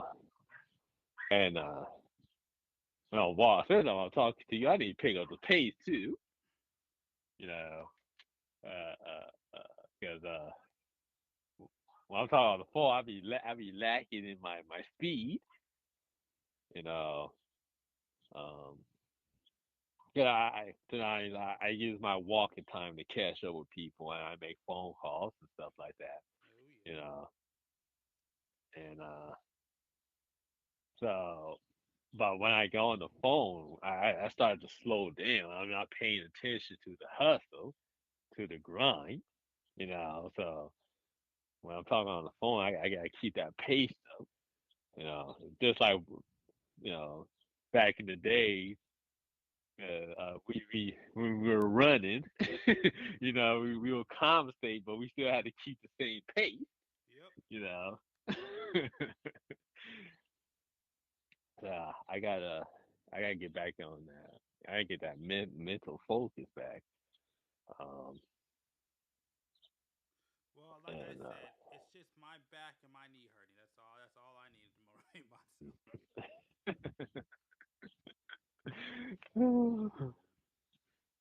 Like right now, man, my back is killing me, and I ain't doing hmm nothing but sitting. Well, actually, now I'm on my knees. Oh wait a minute, that came out wrong. But sitting on that chair, yeah, it's killing me. But then again, all I have is a okay. Here's a good conversation, man. yeah. Um, what do you need What do you feel you need to actually finish up your setup? Like, I'm not talking about your dream setup. I'm talking about right now to finish up your setup. What do you feel that you need? Uh, two essentials to me is death first. Well, one is a new chair, computer desk chair.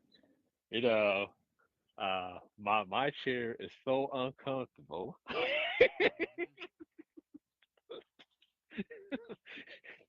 It's practically unbearable. Like my back be hurting. You know, it has no cushion left. No, so that that got to change. Um, number two, I or number two and three, I guess. I need I Well, hold need on. a Let me desk. stop here. Let me stop here. Okay. Uh, First, uh, let me ask this question. Let me ask this question first, uh, and then I'll let you continue giving your answer. But what do mhm. you what is the goal of your setup? What do you need your setup to do? Um, Do you want me to answer first? So you kind of yeah, yeah, yeah, yeah, okay. yeah. So like for me, my setup is made to do what I need my setup to be able to do does three things. I need to be able to edit. I need to be able to play play high quality games for streaming, and I need to be able to stream comfortably. Mhm, mhm, That's what I need my setup to do and what it's designed to do. So mhm, I mean, coding wasn't really a thing, but since I am looking to go down that route now, but like I said, if it does all those three things, then that kind of solves that problem. But that's the big mhm, thing is that it needs, and like I said, it needs to be perfect for live streaming.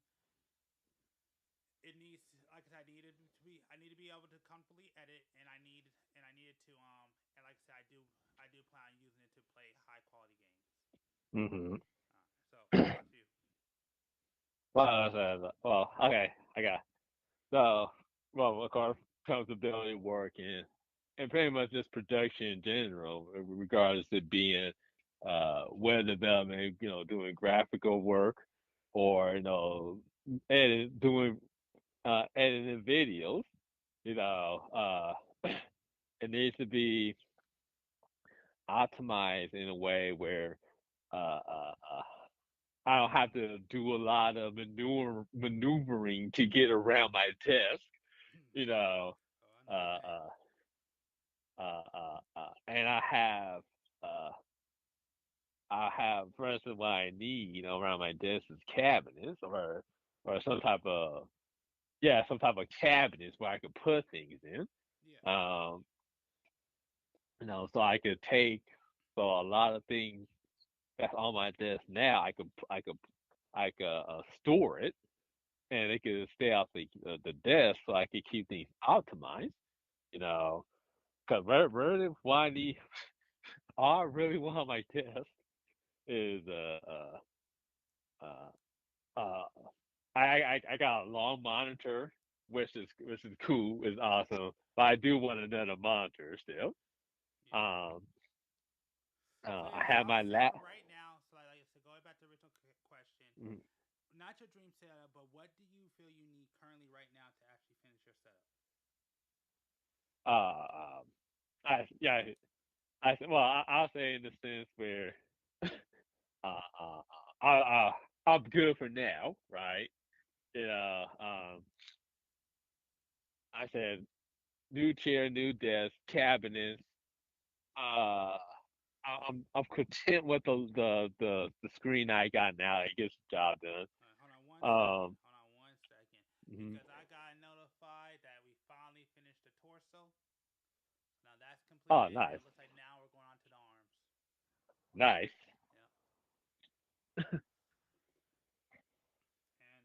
And you know what? I'll be right back. I'm gonna go ahead and let you explain what you need, and I'll come right back. All right.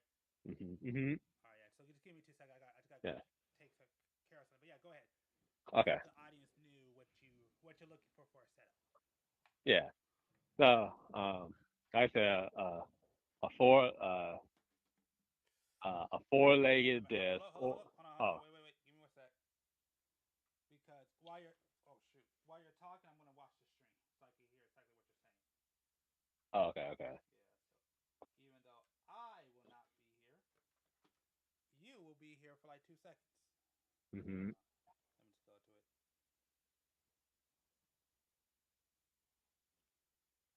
All right. Heck yeah, we got a new subscriber. Shout out to the new subscriber over there on YouTube. Thank you, appreciate it. Welcome to one of the best, greatest communities that we're trying to build. I appreciate it. Woo! Dude. All right, so yeah, go ahead. I'm gonna watch it, so I know exactly what you're saying. So yeah, go ahead. I'm Yeah. sorry. Yeah. So, Wait, hold on. What? hello.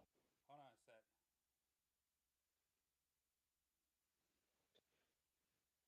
Restricted mode. Wait a minute. What? Disable restricted. Hold on. Give me 1 sec. Okay. Give me 1 sec. I mean, no, you can keep talking over here. Wait a minute.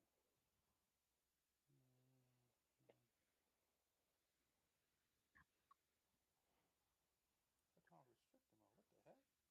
It says I'm on restricted mode. What do you mean? I have no idea. I've never been on here before. What platform are you looking at? On YouTube it says I'm restricted mode. I'm like, what the heck is restricted mode? I'm not sure. I don't know. Yeah, I gotta look it up.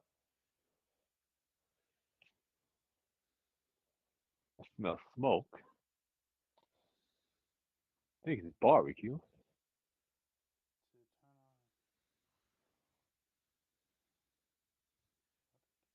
Oh, you know what? Let me look this on. Hold on. That is crazy. I never had that happen before. I mean, it's on my end, but I don't know how I did it.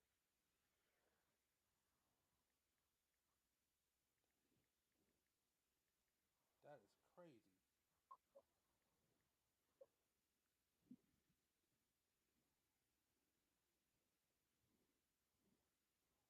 So, sign into your account.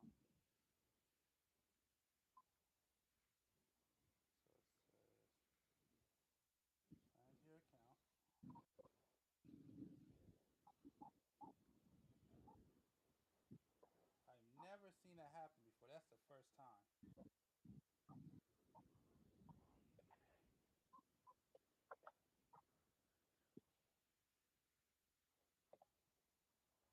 That's crazy. But yeah, that's weird.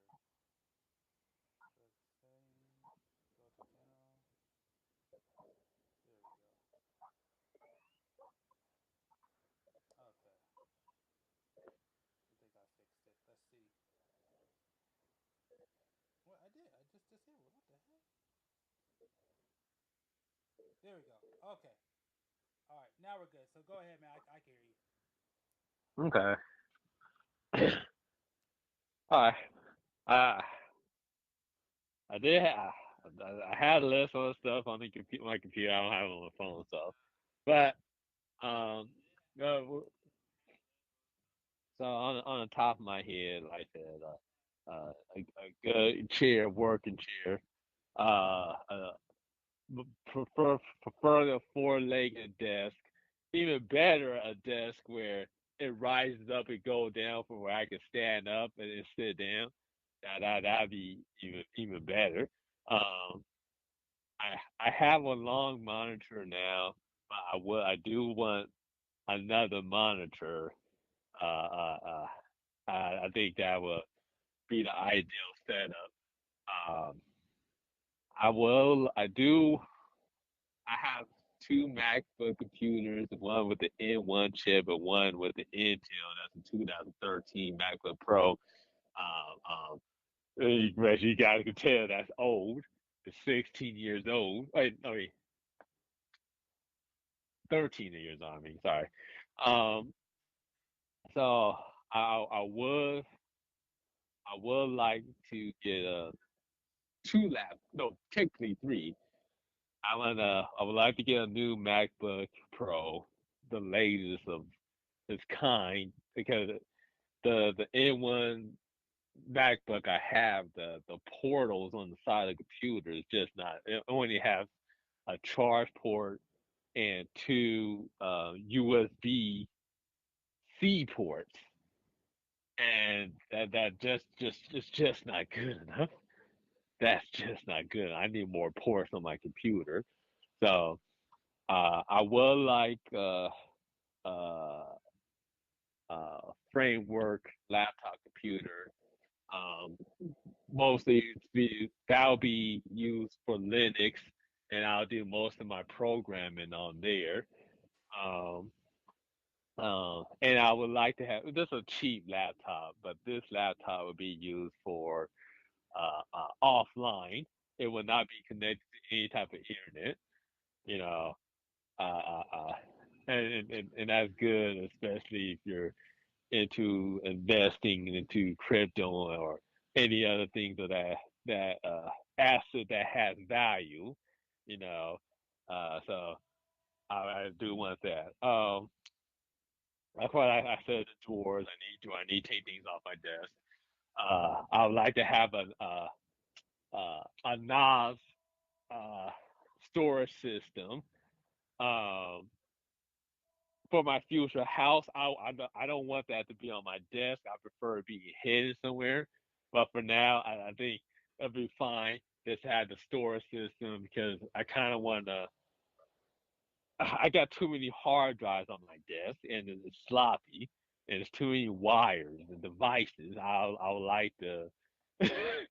I would like to get all those hard drives off my desk. You know, I got like a dock I got like a dock on my desk right now, and I need it because it has all the ports that I need for what my laptop lacks. Um, but if but I said I rather I rather use that port that Docker for something else, not to be the main the main platform used to host to run on my hard drives. Like no, it just takes up too much space. So um, so if I could have a NAS storage system, put everything, take everything off my hard drives and put it into a nice neat area, yeah, that'd be cool. That'd be cool. Um, what else? Uh, I do. I would like to have like some nice speakers on my desk. Not nothing big or nothing too fancy, but it'd be good to have some nice quality speakers. Uh, I do need to upgrade my headphone set, and I don't think I'll need a new mic for now. I think I think I could hold off on that, but um, but sure, a new headset system. Yeah, my headset's garbage.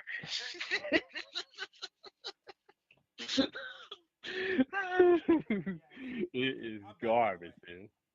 Huh? I'm back, by the way. Thanks a lot. Okay, okay. You kind of went further from my question, but it's fine. It gave me the time. Yeah, yeah. I know. I didn't know how long you're gonna be gone. So I was like, that's good. Let me just go in.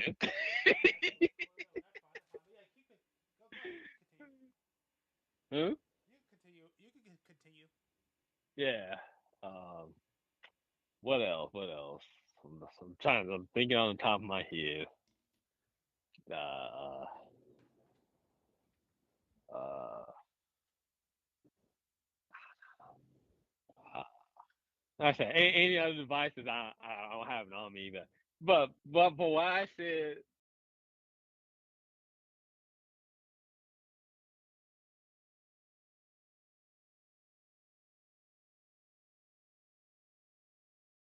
I don't see myself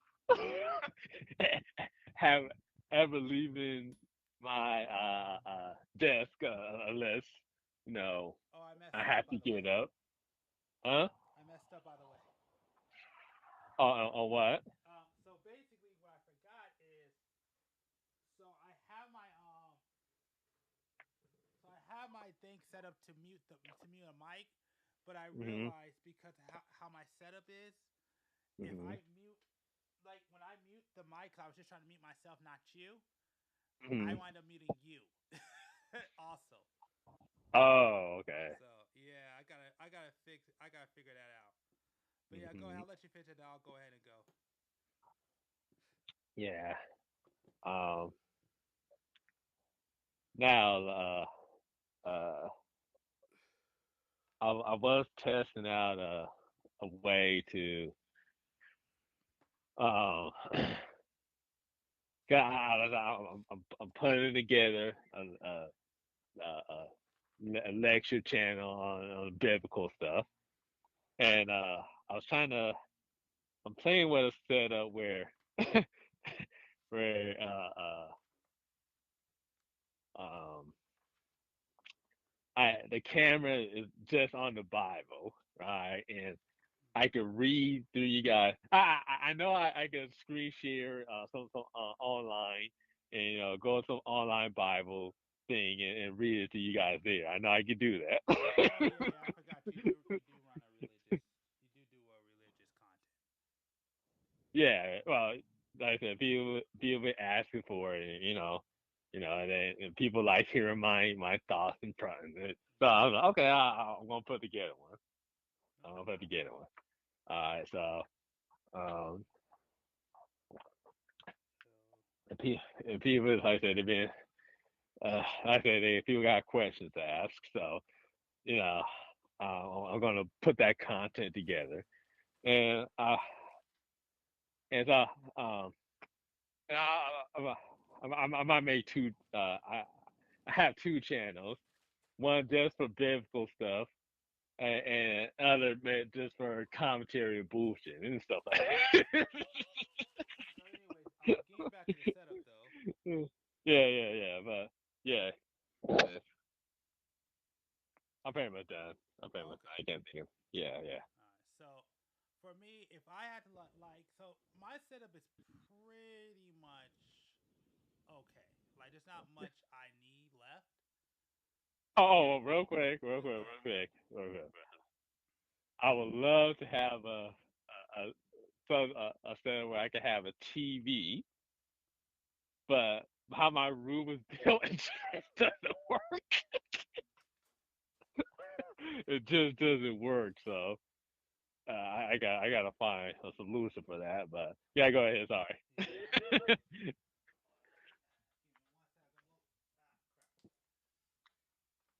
Give me one Oh, second. I oh, gotta oh. blow my nose. I don't want to blow my nose into the mic. So give me 1 second. I'm just gonna walk into the room real quick. And another thing, I would like to have a tower too. Uh, but that could be on the floor though, and it doesn't need to be on my desk.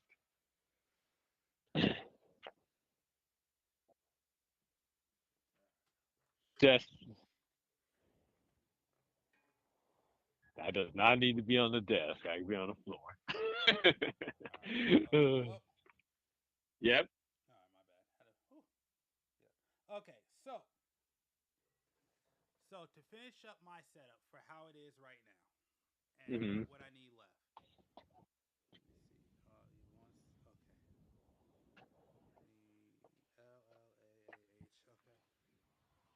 So I would say, well, the big thing is honestly, it would absolutely have to be. Well, okay, I agree with you. First thing is a desk chair. I need a new desk chair. Okay, because like you guys understand, when I'm doing this podcast, I'm well, not this podcast. When I'm doing my live stream, my bad. I forgot the content warning now. But when I'm doing my live stream, I'm in a metal chair, and it's killing me. When I was younger, this was no problem, but but it's the biggest thing is I'm also overweight. So these two things are just like killing me right now. So yes, I would love to get a comfortable chair because I only have two chairs. I got this metal chair that I bought for cheap from Walmart, and then my old desk chair, which the back is completely gone, was basically a stool from a bar.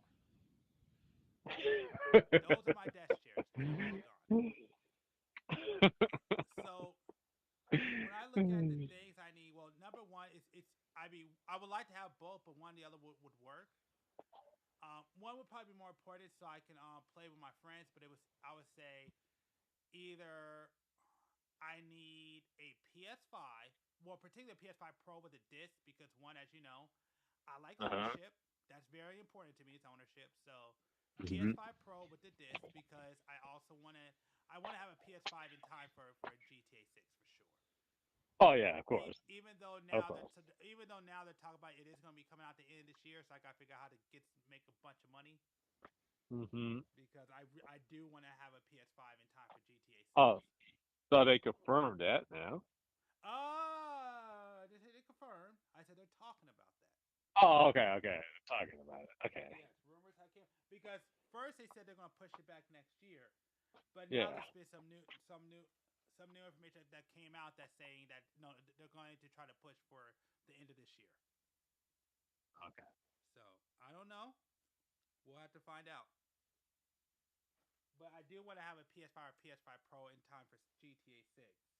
So either be a PS5 or more PS5 Pro specifically, just so I can play with all my friends. Because, well, not you, but all my friends who have a PS5 keep bullying me about me not having a PS5. So I would like to have one of those just in time for GTA 6. If it's going to be $100, I may have to rethink of that. But hey man, I'm planning to get that PS5 too. Oh, yeah. So I'm right there. True. Because the goal was out PS5 before GTA 6. yep. Yeah, I had to have a PS5 because I wanted in time for GTA 6 for sure. So there's that. But yeah, so it would have to be a PS5 Pro and a desktop computer, particularly with the 5090. I know it's super expensive now, but the reason why I want one with the 5090 is just for it's just for what you call it what's it called future proofing. Yeah. So I don't want to have to get a new computer like really quickly. So that's why I need a 59. Hold on, give me 1 second.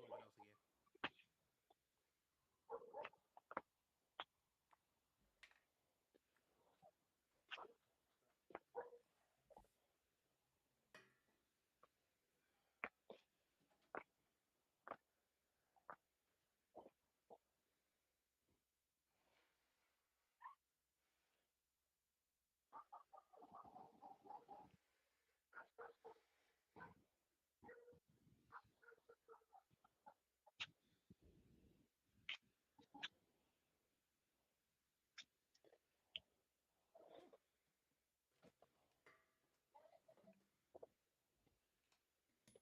All right, my bad. You get it. So like I said, so yeah, so it would definitely be, even though I know it would be arm and a leg, yes, it would be a desktop computer with a 5090 graphics card for sure. It's for future proofing. So be that a desk chair, I already said.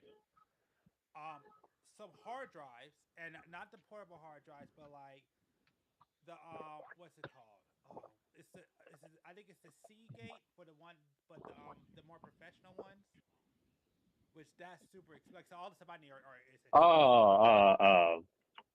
Yeah, I know what you're talking about. Yeah, Yeah. the one for the dry bay, I need Yeah. those. I think it's like Red Wolf or something, but yeah, or Iron Wolf, something like that. But yeah, but I want to either have 24. I need to have 4 of those, either 24 gigs, 20, either between 24 and 32 gigs. Yeah. So I need that for sure. But I need 4 of those, which that's gonna be expensive.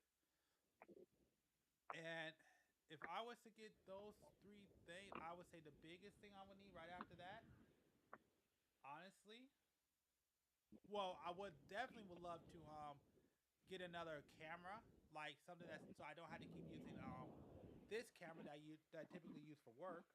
I mean, I mean, I guess it's not important. I guess it's not a big deal. I could live with this, but I would like to get like another one or like another two. But I could live without like 2 extra cameras because it's I'm kind of glad more about. than a need. Yeah, I'm glad about a camera. I'm tired of using my phone, bro. Oh yeah, you absolutely do need a new camera. You absolutely do need a new camera. That's true. You do. hmm I'm so tired of using my phone, man. I'm just like, God, I need it for other things. So, man, if I could get a separate camera, that would really, really help out. I would say the big thing that I would need, Mm-hmm. the big thing I would need, honestly, is Mm-hmm. probably new furniture completely. Yeah. I know that's crazy to say, but yeah, I mean, I think that would be the last thing for like what I need. Like, I need Mm-hmm. to get a new dresser for sure because I think it's small. I want to get a standing desk, one that's remote, Mm-hmm. and I want to replace the shelves that I have with more shelves so I can put more stuff on there. Yeah. So yeah, that's the big thing. Like yeah, and also I need help with cable management. You already I'm not gonna tell y'all what how my setup is, but it is not. I definitely need some help with cable management. Me will tell you if there's one dude who needs help with cable management, it is me. Yeah. Like bad. Like I'm terrible at cable management. Like it's not even funny. It's bad. There's a reason why I'll never. Well, I mean, there's two reasons why I'll never show my room before I move. Mm-hmm. Or y'all never do a desk setup. You'll never see one of those on this channel. Like the only way you'll see it is when I move. When I move, yeah. I'm not really proud of my setup right now. I mean, I'm proud of what I have on my setup. I have a great setup. It's just Yeah. I'm not proud about how it's designed. So yeah, so that would probably be the biggest thing. It's just new show. Yeah, so I would say new hard drives, a 5090 desktop PC for sure, or a Mm-hmm. PS5. I'd rather have both, but if I choose Right. one or the other, probably a PS5 Pro just so I could play with my friends. But I would like to Mm. have both for sure. Yeah. Mm-hmm. And yeah, probably new furniture. That's to be the bare minimum what I need for. I mean, there's a couple of things like, but again, I have things that make up for it. So Mm-hmm. like I have my sound card that one of the sides doesn't work. I wouldn't mind upgrade, but I also have like a little soundboard, that's what you're hearing right now. So that kind of makes up for it. Mm-hmm. So I don't really need that. Like I said, you already know I got plenty of speakers, so I'm okay with speakers. Mm-hmm. But then when you talk about a new headset, no, I hate headsets. I don't like. I like Oh. my little. I like my little. What you would call it? My eye buds. Oh, I will say that is one thing I wouldn't mind getting. I thought like for production, Oh yeah, headsets for production. Yeah, yeah.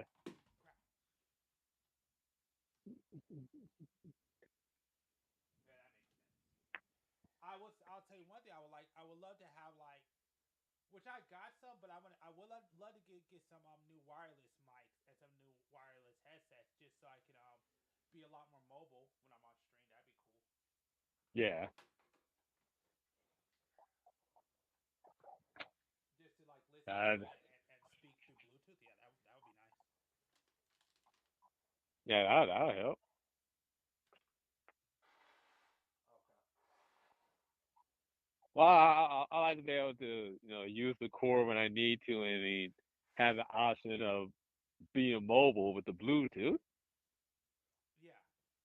Yeah. No. I agree. Like I would probably be more on court, but it would be nice to be able to walk around my room. Yeah, yeah. Just to kind of get away from the desk.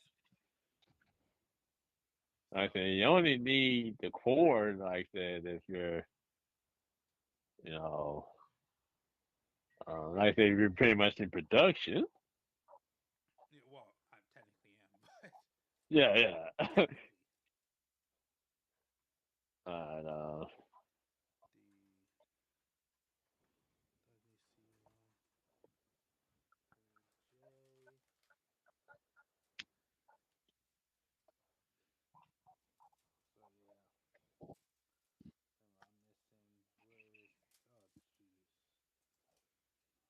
Sorry, I'm going through my runners because I'm missing one. Oh, no, I found it. Okay, there we go. I'm good.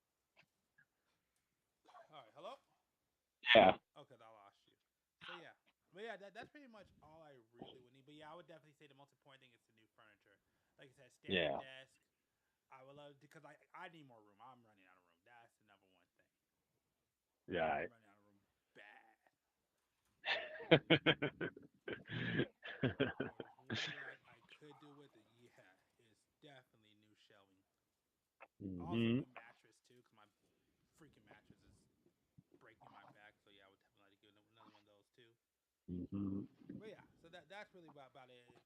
What I would need to actually get my setup straight. Everything else I could pretty much do. Cause like I said, you already know what I have. So Yeah, yeah. you, not to be other people, but you know what I have.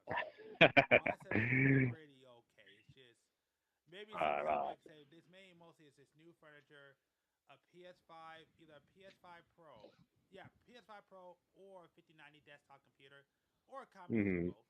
I'd rather have Mm-hmm. a combination. I'd rather have both, to be honest. Mm-hmm. Mm-hmm.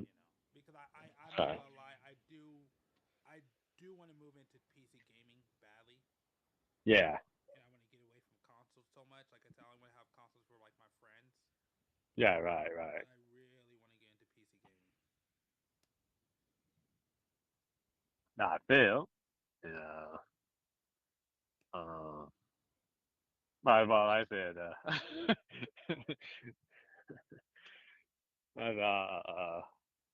that's the only, pretty much the only reason why I still have gaming systems to begin with, because of friend purpose, why, reason why. But, but I was just, have a PC, play mods, have an emulator, have everything that's there, you know.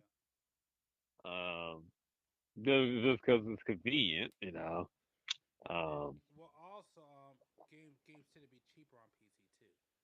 yeah, that too. So Yeah, and it's still yours. yeah, but yeah, I mean, I would say after that, I would say probably like one or two. Yeah, I mean, of course, like I said, I would need new arms for my mics. I would definitely like to have, like I said, one or two new cameras. One for overhead, Yeah, one for because I want to stop using this one. I really don't want to. I mean, I love this camera, and honestly, if I could afford it, I would get another one of these, 110%. yeah, I would love to yeah. get another one of these. Uh-huh. but I would love to get two like I said just in case I ever want when I am ready to do a face reveal. But I really want one also for a top down. Uh-huh. So yeah, I also need to figure. I also need to, because I'm tired of using a C stand for it. Because again, like this is for work, so I would love to have something that like where I can install it so it does the top down. So I ain't gotta worry about the C stand because I won't have room. Right, right, So right. yeah, and then yeah, and then some help with cable management. That's for sure. That is the number one thing. Yes, assistance with cable management. Bad. Somebody call me. Mm-hmm. All right, I'll help you out. Shoot, I can do it. But I also want to make sure. That's why, like, I'm not asking for. Oh well, I would like to have neon. No. Because one day, I hope to move. So, like, I don't Yeah, want. I don't want to. all that extra decoration, I'll do that when I get a new place. Exactly. Yeah. Exactly. So I don't need all that stuff until I'm moving. Once I move, Uh-huh. then yeah. Yeah, Like I yeah. said, Well, that could go on the back burner. right. Oh man, like I said, man, man, my office is about to be legit, bro. It's about to be legit, you know. Oh yeah, 100%. Shit. Oh man. Till that time comes. Yeah, I agree. I agree. Yeah, man, because whew, Like just like you, I need the space. You know. I'm pretty much running out. That's why I said if you want me to continue doing these live streams like that, make sure to subscribe, follow, depending on your platform. You know. Yes, sir. Help me keep these Gundam live streams and Gundam shorts alive. Mm-hmm. Because as you know, like I said, these be my longest. I've been on here for 7 hours already. Yeah, it's wild, bro. That is wild. That's how I know I can do it. Because I remember when I first started live streaming, you remember me telling you about like, man, I could never do this. That's impossible. Streaming for that long, there's no way I can do that. Once I did it, changed everything. I know you're live streaming, but do you save these videos onto your drive as well? No. Okay. I don't have space to do that either. No, they just stay uploaded on the platforms. I just keep them uploaded. That's why I multi-stream, because some of them will save them.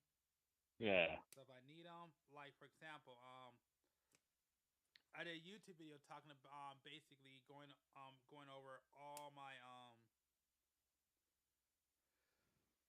builds from last year, and I basically downloaded all those streams from YouTube and went ahead and put that together.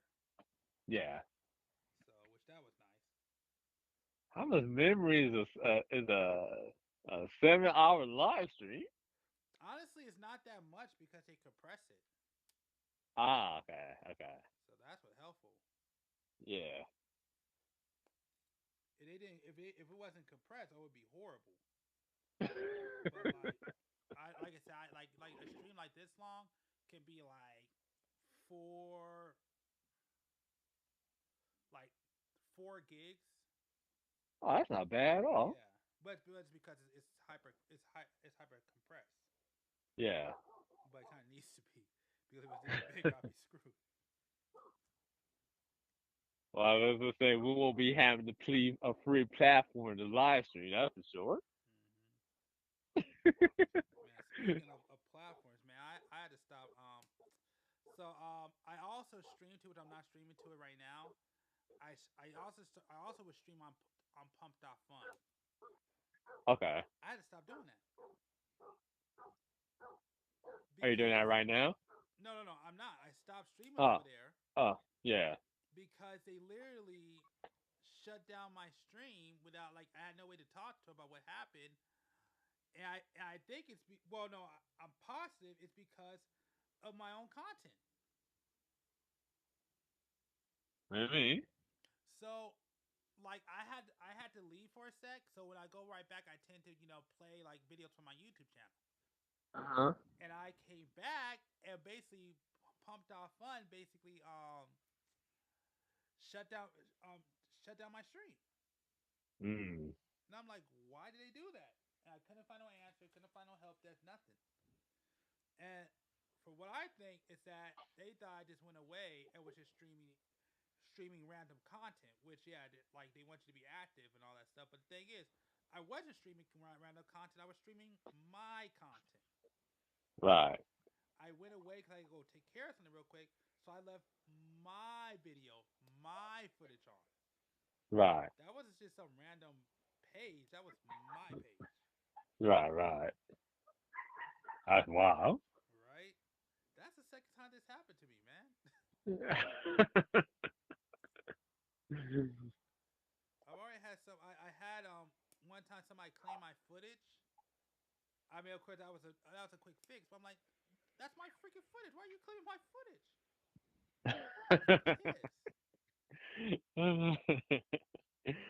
Wow. Yep. So I had that happen to me from like some person I think over like in Europe or something. That's crazy, man. Yep. And they tried to claim my footage as theirs. Like my actual footage. Not just some BS. No, the stuff that I shot. Right. My content. Wow. That's a loss right there. Did he take it down? No. I mean, it was a quick fix. Like I went ahead and basically challenged it, and they gave it back to me right away. Yeah.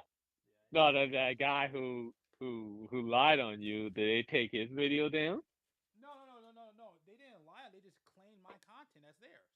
Okay. I got you. Yeah, they didn't upload it. They just claimed my content as theirs. They said it was theirs. Like, no, it's not.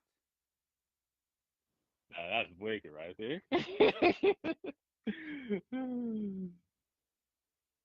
Man. I mean, it's happening to me now. People have too much power, man.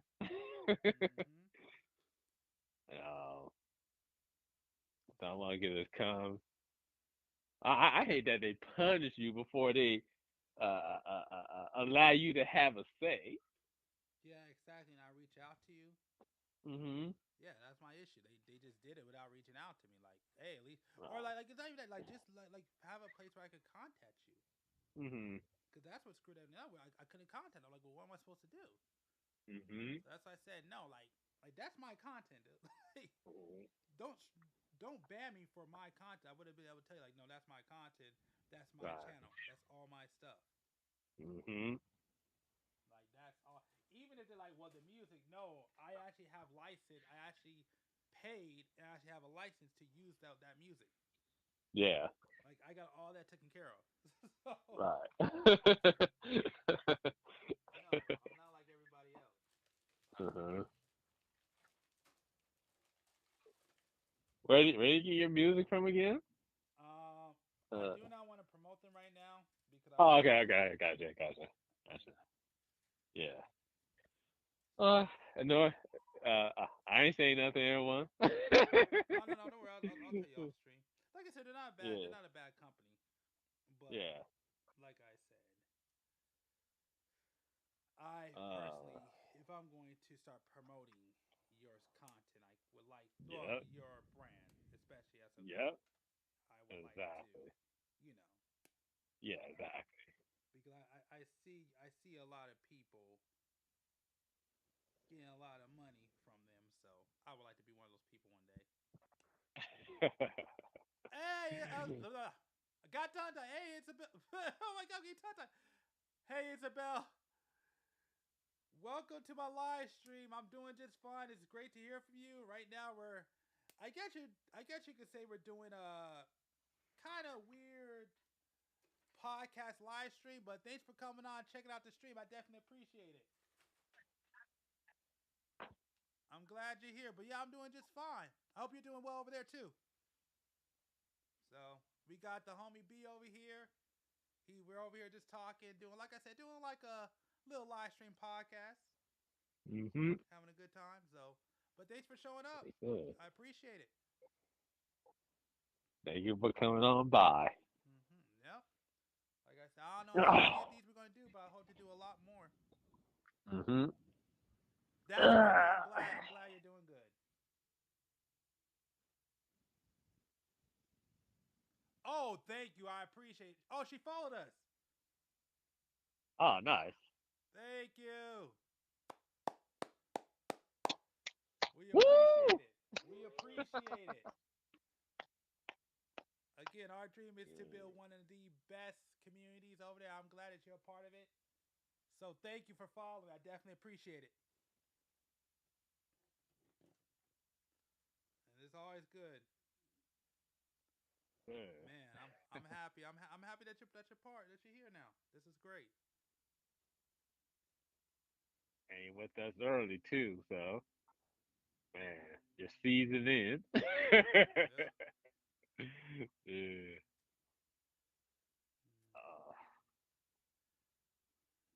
Right. Give me 1 second, huh? No problem.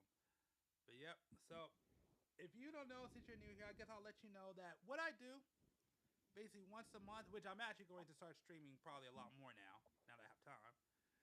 But right now I'm doing a Gundam monthly live build where I build Gundam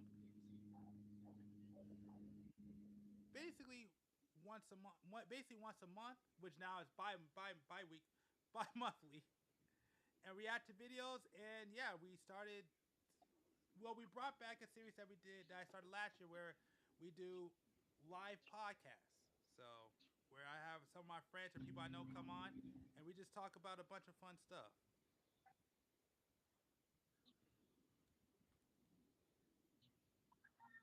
So once again, I want to thank you for being a part of us, for being a part of this community and subscribing. We appreciate it. I'm sorry, I'm getting tongue tied. Oh man, you're back. Yeah, man. All right, cool. So yeah, so what else do we got going on, man? Sorry, guys, I'm kind of tired, so excuse me for my slow thinking. Do I mostly play this game? I'm not really playing a game. I'm actually doing a Gundam Monthly live build. Oh, I thought you're asking me if I play a game. Yeah, let me know what game it is. But I'm doing like I said, I'm doing a live build right now. But yeah, yeah, let me know what game it is. Well, let us know what games you do play. What games I do play? Yeah. Well, On the currently channel right now. so far. Yeah. Yeah, I mean, I guess currently right now, the games I'm currently playing. Well, I'm playing a lot of gacha games, but I'm planning on this week to get back and trying to finish up Mass Effect. That's the one I want to finish up right now. Trying to think, what else do I play?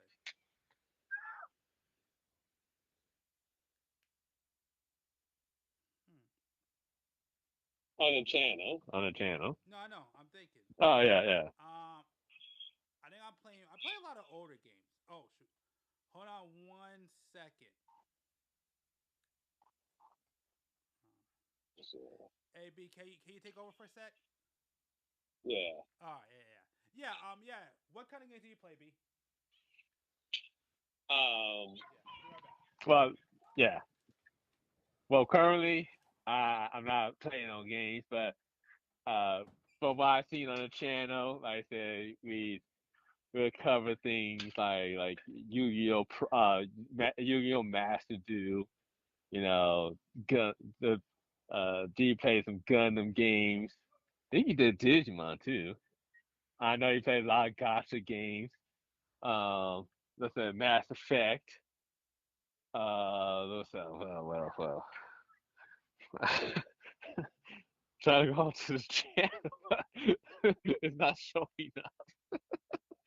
What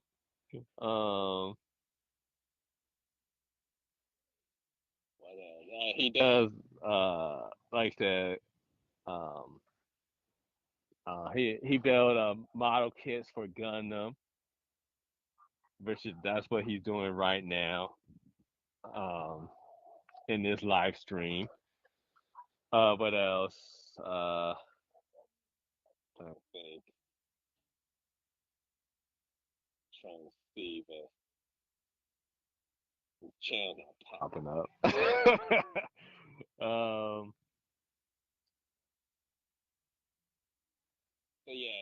But yeah. But mostly so far, you see majority of it is of Gundam base, and G is very knowledgeable in Gundam. So, um, what else? What else? I wish I could see the live chat. Dang. But everyone who's listening, put some games into the chat. What games that you would like to see, or what games that you're actually playing right now, and let's see if we have some commentary on that. AB, you there? Yeah. Huh? Yeah, I'm here. Are you able to read chat or no? No. Crap. Okay. Sorry about that. I don't know if he answered your question, but basically they asked, do you play PC or PS5? Who, me? Yes. Well, I answered first. So we actually were talking about this. Oh wow, great question too. So we actually talked about this earlier. I would love to get PS5 or upgrade my PC, but I currently play a PS4. That's all I have right now. Go ahead, B. Yeah. I don't have a PS5 at this current moment, but my goal is to have one before GTA 6. Um, 'Cause like I said, me, G, and some other friends, we've been anticipating this game for a long time. So we're gonna hop on the GTA 6, and I know G is gonna be live streaming for sure. Um, PC, I literally had no room to put a PC tower in right now. But I like I said earlier on the because we talked about the equipment, Our dream setup, uh, basically. a dream setup pretty much. So the both so I did say that I'll need a PC tower or I said a gaming tower. I would love to have that for my dream setup. Um, because like gee, I want to get into PC gaming as well. You know. So the next, actually, it's funny. That's all I slap at the next question you asked. Do do I like art? I definitely like art, but the funny thing is, B, if you want to answer that, Oh well, yeah. I do art. I like to paint and draw. Um, I wanna. I mostly paint in acrylic. Um, my art is kind of like abstract-ish in the sense, but I want to go into oil-based paintings. Um, um, but like I run into the room had no room problem, and I know with oil-based painting you kind of gotta have some pretty good ventilation going on through your room or through your studio or room or wherever you paint is because the oil painting can be poisonous, if you have still air, you know. So I'm gonna need a bigger space with better ventilation. Uh, I haven't did this in a while, but I used to go out and I had some artist friends that we used to go out and travel across the city and sit down and draw various things. I said, and it's crazy, like the ideals that friend group that I had at the time. Like I said, I haven't did it in a while, but like I said, we went to uh, uh, uh, live concerts, and we was drawing the musicians playing their instruments or singing. We would one time no lie, I went to a club with my drum with my sketch pad and and my art equipment, and I was actually inside an underground club just drawing the crowd. That was crazy. Now that's something I wouldn't do normally, but because I had, I was with a group that's, I was more comfortable doing that, So, um, um, I would love to. So yeah. Other thing like that, I like using charcoal. Um, what are they called? Pastels. Right, right. Yeah. I would like to start using those as well because you know being oil based, and I think they're interesting. They mix in pretty well. Um, um, so basically, just to kind of, as you see, when it comes to art, you definitely have the right person because crap, my mic's in the way anyway. B between the two of us, B is definitely an artist. He is really big on art, so that's just what he's about. So, anyways, so let me see. Go on So, for your experience. I would like to make it on a friendly budget. So okay, I need to address this Discord thing. So this is the thing with the Discord. Only reason why I'm not sharing my Discord right now is because I'm currently working on it, which somebody was supposed to be there to help me test it. So I'm only not giving it out 'cause I'm currently working on it. But yeah, no, I wouldn't mind seeing some definitely some recent work. But I'm going to apologize to you right now, but I can't really afford to buy any pieces right now. But like I said, yeah, I won't be able to share my Discord right now until it's done. So right now I'm just kind of keeping on the DL. But once it's there, but if you have a Discord, if you could share yours with me, and I'll make sure to contact you if that's okay. Because I kind of want to share it right now. I want to kind of keep it on DL till I get it done. But yeah, if you have yours, I'll definitely if you send it to me, I'll definitely go ahead and contact you. That's not a problem. I should say message you. That's not a problem.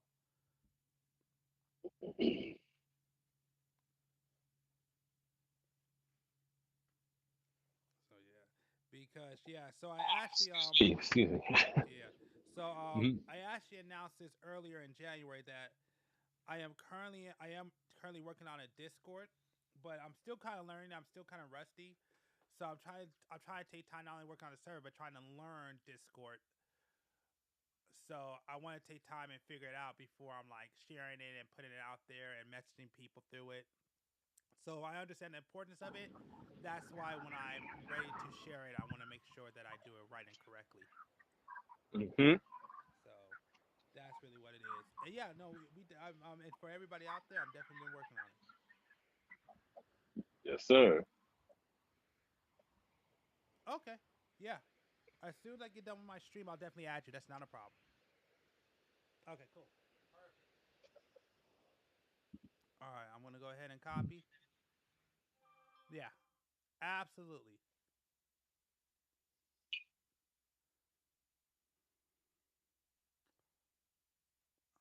All right. Got it. Okay. Oh shoot. I got it.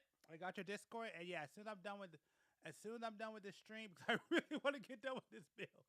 It's taking a long time. I'll definitely message you. Not a problem. That's definitely gonna happen. So I will be adding you. Don't even worry about it. But yeah, I just want to finish this build first because it's like I've been streaming already for like for almost 7.5 hours. I did not mean to be on streaming this long. So so yeah. So once I'm done, I'll definitely hit you up either tonight or early tomorrow. Not a problem. Oh. Go back home. Hold on real quick, G. All right, I'll be right back. Just gonna go blow my nose real quick. I want to do that in the mic.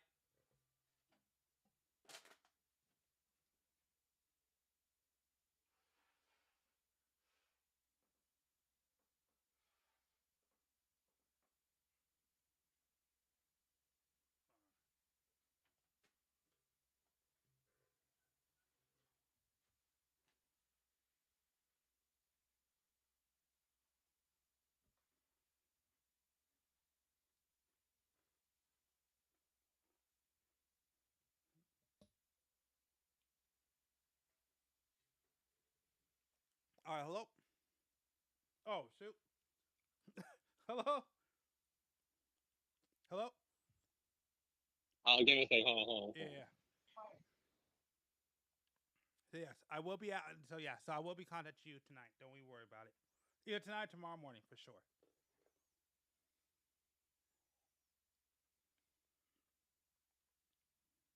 Because I've been at this for a very long time.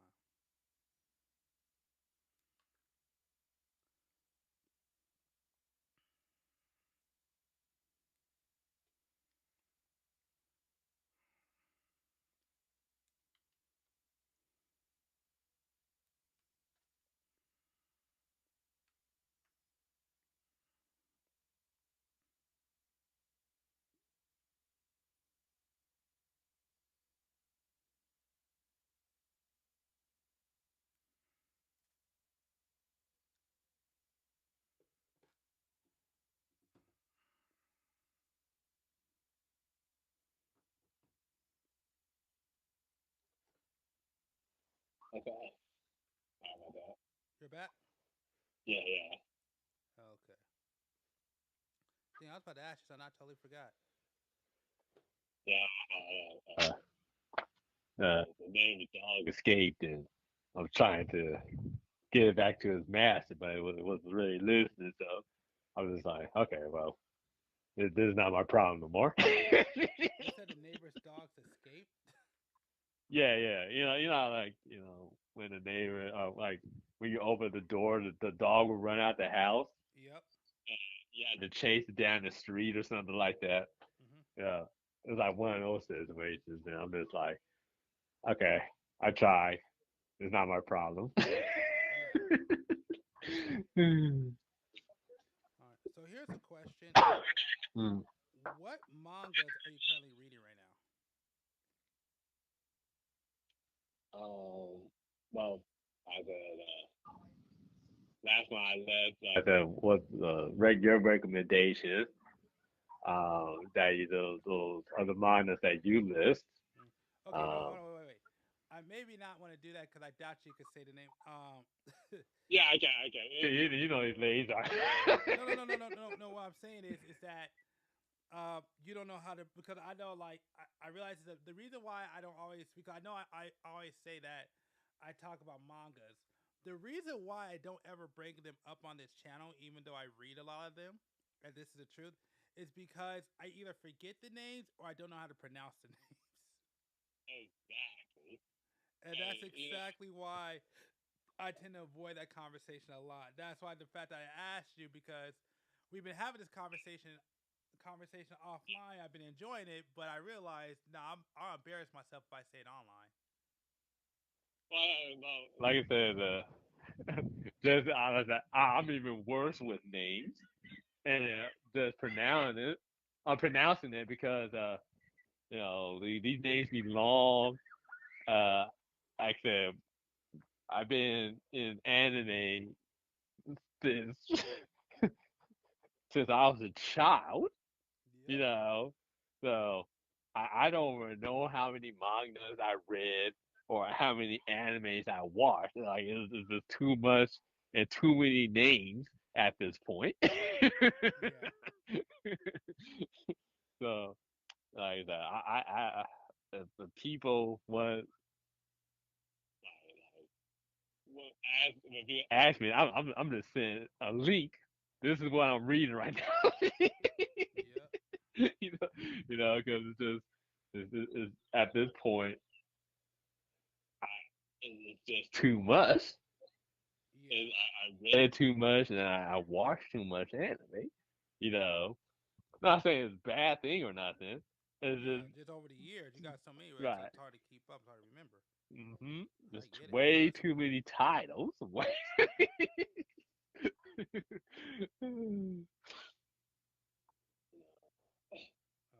It's just like trying to keep up with all the superheroes in the DC and Marvel universe and knowing all the powers and the stories is at this point it's too much. All I know is when it comes to anime, the one series that I'm glad that's back that I used to watch during my childhood and it's finally returned is what you call it. Well, it's different in Japan, but it was called the Ronin Warriors.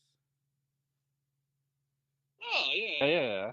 Yep, it's actually back, which is called the Samurai Warriors in Japan. But man, I used to watch that thing all the time. I used to have the toy. Yeah, man. I used to have a toy as a kid, so the fact that it's back, I am ecstatic. In the movie or actually series? The series. Okay. Yeah. Oh, I didn't know that. Okay. Yeah, it's returned. So basically, yeah. So well, it's kind of a continuation of the original story. Gotcha. So yeah, so I'm freaking ecstatic. Well, I haven't watched Ronin Warriors Probably since like middle school or something. Exactly. I agree. It had to be like for me. It had to be elementary actually. But I mean, I used to watch that one all the time. And again, like I said, go ahead. That's the one thing. Where it sucks where we live. They didn't have cool anime toys.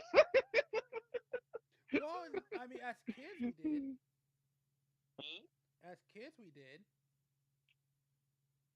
But where we live? Yeah, there was well, as kids, yeah. Yeah, like that. We had good toy stores back then. But I like I said, leaving the city, I always found like some some some cool hidden shit like you like that I wouldn't we wouldn't find in our city, you know. Okay, yeah, I'm with you. That makes sense. Yeah, yeah. That's true. And yeah, guys, our childhood was cool. It was so good when it comes to like I said, we had the anime was wonderful. The cartoon was out of this world. Well, I mean, I'll just make it even simple. They do say that what you call millennials had one of the best childhoods. You know, that's one thing that they do say.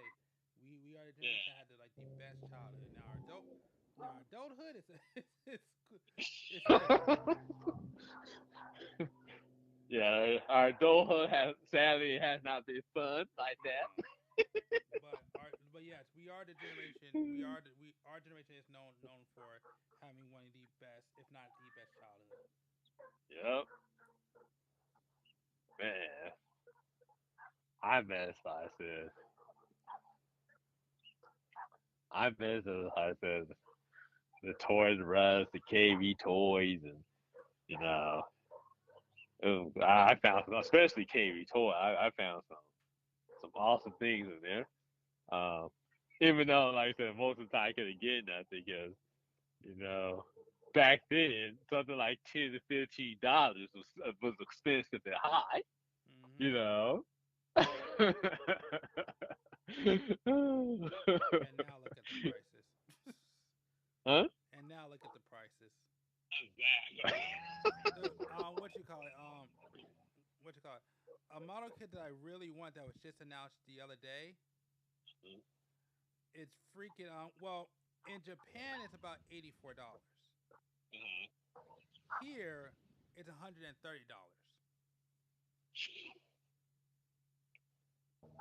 Woo. Exactly how I feel. Yes. Now I can't remember the place. What the hell? I'm sorry about the dogs in the background, by the way. I can't even hear them. Oh, okay, Yes, okay. I can. I hear them now. Oh, man. I mean, it's not bad. I can hear you clearly. No, what he did? I think it was we were taking the art class. The art teacher was horrible. We went to a museum, it was like a samurai museum. No, I wasn't Was there. you there? I wasn't there. Okay, yeah. Was it with her or was it with another teacher? I can't remember. Yeah. But I remember we for class we went to a museum, and it was like it's kind of like a Japanese museum where it's like Japanese art, and you know they had some samurai stuff in there. It was a small museum, but in the store was awesome because they had like a whole bunch of Gundam model kits. And mind you, like that back then, the model kits wasn't good. Oh no, not at all. That's something that I've said about all these, like about the new generation. You all have it good. Oh yeah. What we had. I'll tell you right now, our model, especially for Gundam, it was not good at all. It was not up to this quality. I still got them. Actually, I showed them off in one of my videos. The quality has definitely improved. Mm-hmm. I think I still got the Gundam wing. Somewhere in my room. But yeah, that market was not good. Yep. It was not good. And like I said, I see your quality of Gundams that you build. I'm like, man, like the difference is night and day. Just how detailed it is. Yeah, trust It me. is. I definitely feel cheated.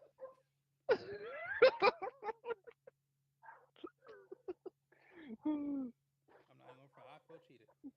Oh yeah. Like even like some of the action figures y'all have today.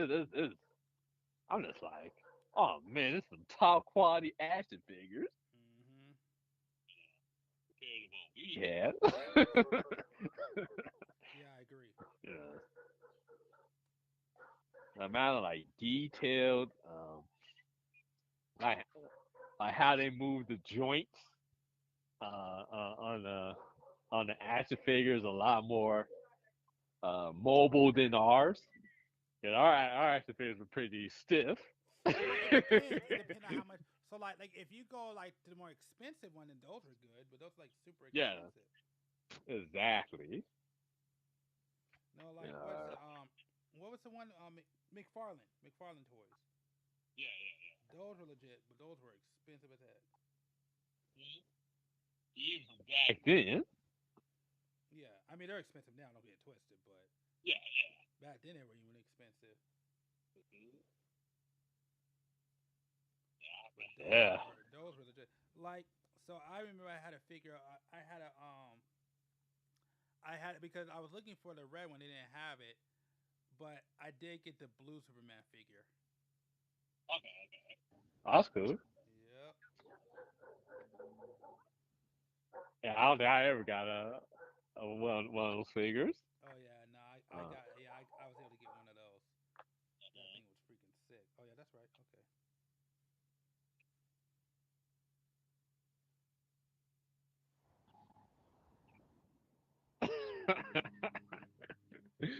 I got the blue Superman figure. Man, I know. You know what? Here's a good question. Is there any when you think about when we were kids? Is there any like figures or toys that you wish you would have got as a kid that you never got, like Christmas or Yes, something? I wanted to. So I don't know if you guys, the kids today know, but I was a big fan of Beast Wars, Oh yeah. Transformer Beast Wars, and By the I way, such wanted. a great show. Huh? Such a great show. You might laugh at the animation quality today. Oh yeah, the but animation quality does not hold up. I'll admit that. but the show was I wanted every single figure. Especially Megatron and the Dragon form. But I still so like the the the normal figures, they were like $8 or something like that. Yeah. And but the biggest figure the bigger figures like the Optimus Prime, the Dragon Mega form, the Dragon form Megatron, Rampage and Deathstorm, those figures, those were like $15 to $18,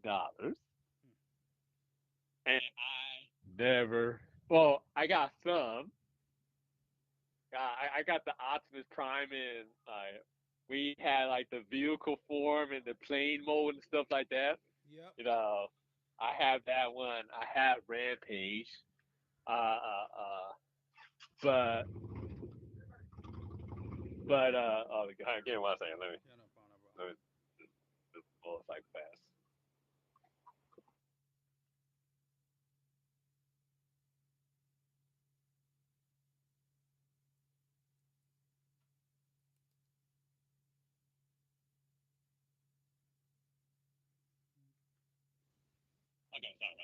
Yeah, now you guys. Yeah, so uh, um, I got some other figures still, but I remember all the time asking my parents, "Can you buy?" Every single time we go to the store, I want this figure. I want this figure. And I know you can't get it too physical. I had two other brothers as well, so you know, uh, uh, uh so yeah.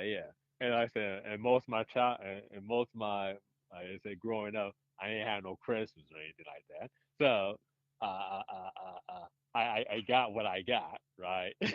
so, so, yeah, uh,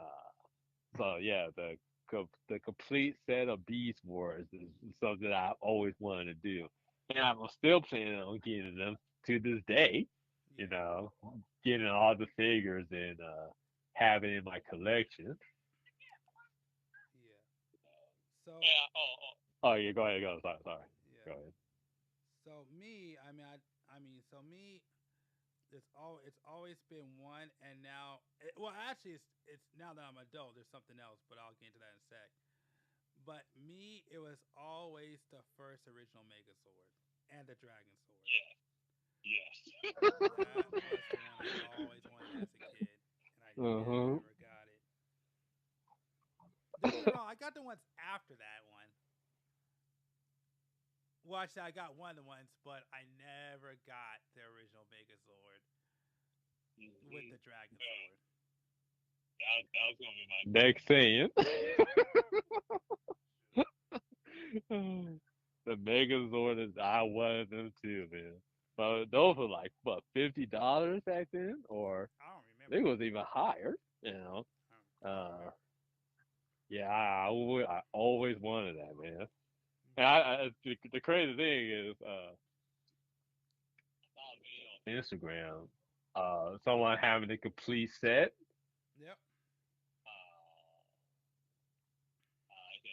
Uh, of all the robots of the Mighty Morphin Power Rangers. Yep. You know and I was like, oh man, that's so cool. Man, That's so cool. no, have you seen the new ones? Oh yeah, even better. Oh, number one, what got me and had me excited when I saw it was the what you call it, the fact that they have black versions of the original swords. But then the one that came out after that one that I was like, oh, I would love is what is it? That Beast one. Okay. You know what I'm talking about, right?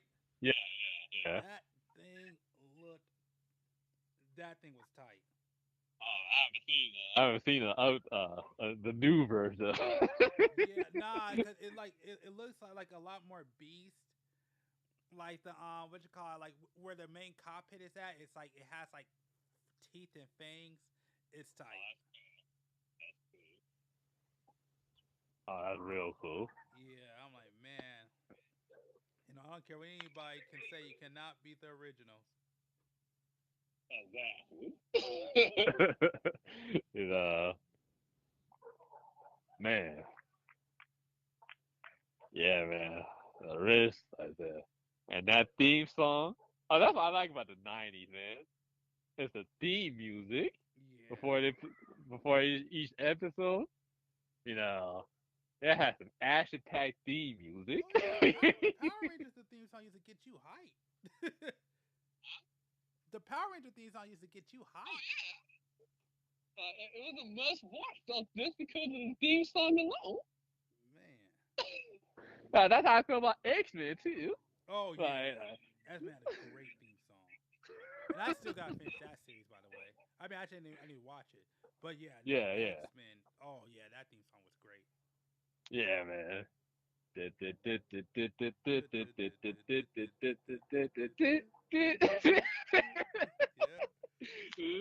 See,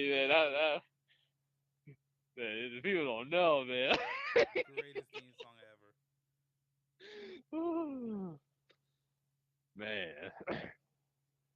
I remember that one. Another theme song I remember. Oh, here's one. Like I said, nobody really remembers this series. But do you remember Techno Man? Oh, yeah. Yeah. That had a great theme song. Wow.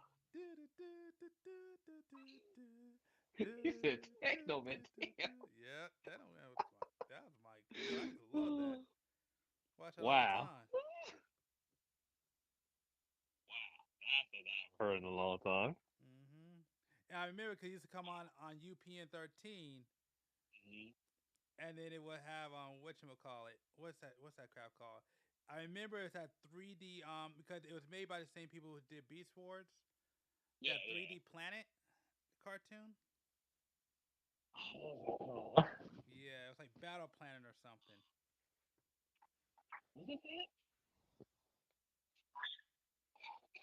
Not bothered. What was it?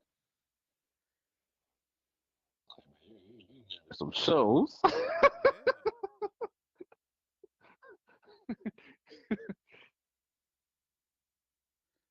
like I said, again, man. Yeah, we definitely had some show. Yeah, that theme song. I'm trying to think what other theme songs that we had that were great.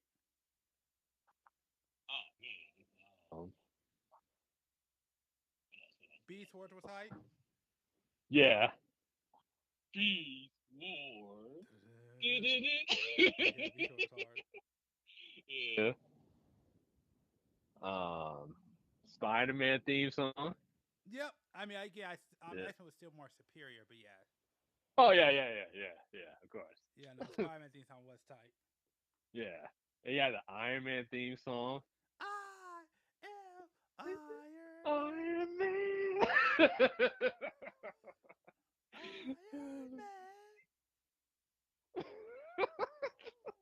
That was hard.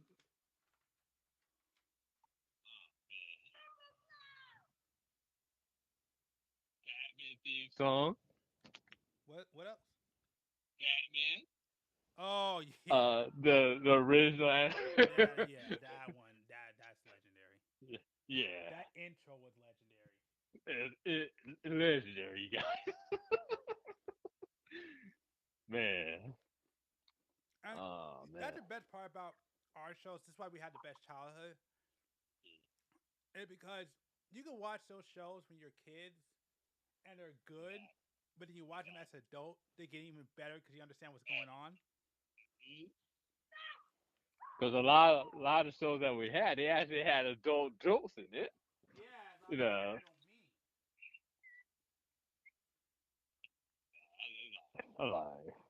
I remember. I remember my dad used to crack up with Johnny Bravo. Oh, I love Johnny Bravo. And I always loved it, but as an adult, it's even better, man. Yeah, I love Johnny Bravo. Courage the Cowardly Dog was the ish. I love Courage. That's that whole of the cartoon. That's that whole area with the cartoon. It was cartoon. It was just good, you know. Blues. Yeah, as crazy as I think. Maybe the time when, like, the Kid Next Door, Billy and Manny started to come around. Billy and Manny was cool. Kids Next Door was kind of like, eh. Yeah. I know a lot of people love that show. I know it's kind of like, eh. I did like the final movie though. The final episode that was actually pretty good. Yeah.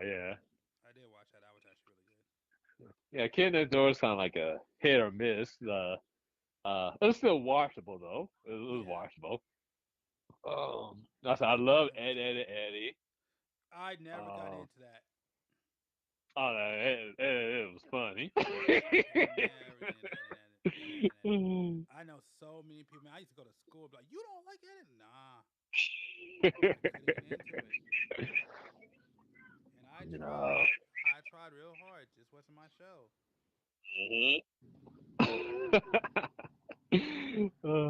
It's kind of now. I don't think you were a Gundam fan back then. I don't know. Actually, I don't know how big you were of a Gundam fan back then. So, but I've always said this multiple times on this chat that the thing is, when it comes to Gundam back then, you knew if you were a Gundam fan or if you're going to stick around with Gundam, depending on the series that you watch. Yeah. If you watch Wing Gundam and you were a fan of Wing Gundam, then you were a Gundam fan. You were sticking around. Yeah, that's what I started off with. Yeah, but if you're more of a fan of G Gundam, you said what Gundam? But if you're more of a fan of G Gundam, okay. What? No, it's okay. I got you. Yeah, okay. Yeah, but no, I said if you're more of a fan of G Gundam, then you were there for the moment and then gone the next day. That was the diff. That's how you knew. If you like Wing better than G, then you were a Gundam fan. If you like G Gundam better than Wing, then yeah, you weren't a Gundam fan. You were more like a Dragon Ball Z fan. I never thought of it like that. Oh yeah. That's exactly how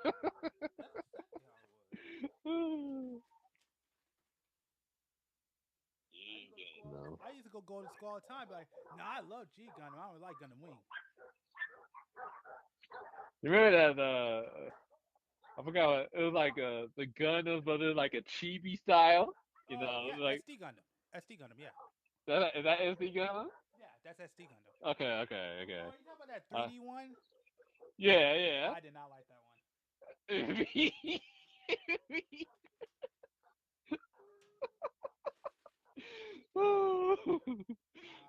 Don't get me wrong. People on live have told me, has swore by that, said it was really good. I can never get into it. Yeah, that was my issue. Like, I just couldn't get into it at all.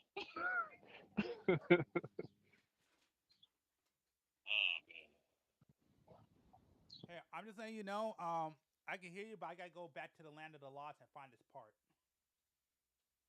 Oh, you lost another part? Yep.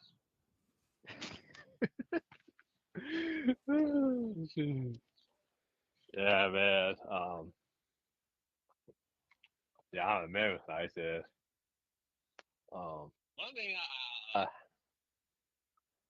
One thing I do appreciate about older anime,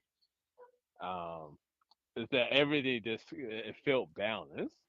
You know, it wasn't. Nothing was like overscaled. You know. I don't know, but I mean, okay. Let me let you break that down. Yeah. So, for instance, like, you know, if you watch something like Ronnie Kitchen, right? You know, the you you felt his legendariness. Like he matched his power skill, right? Like he wasn't he wasn't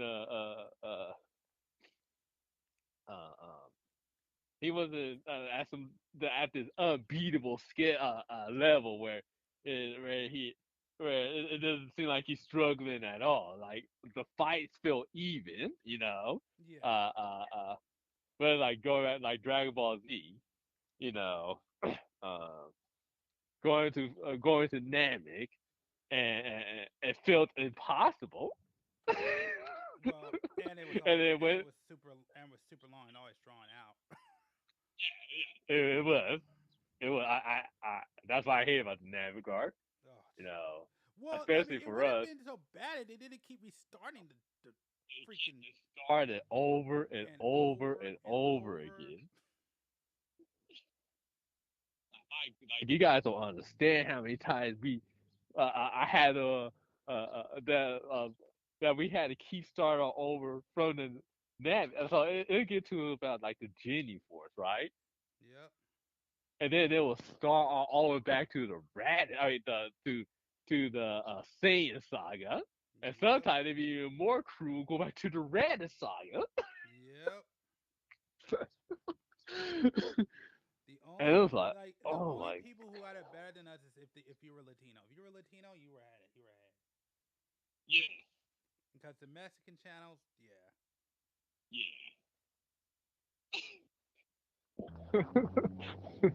I remember I was watching it in Spanish one day, and this was and this when future Trunks appeared, and he turned Super Saiyan. This is before, like I said, I even knew what Super Saiyan was.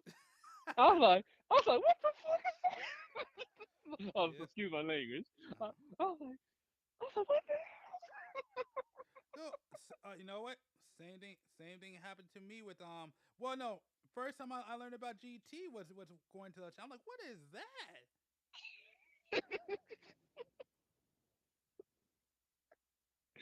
Oh shoot. GT was the one that did it for me.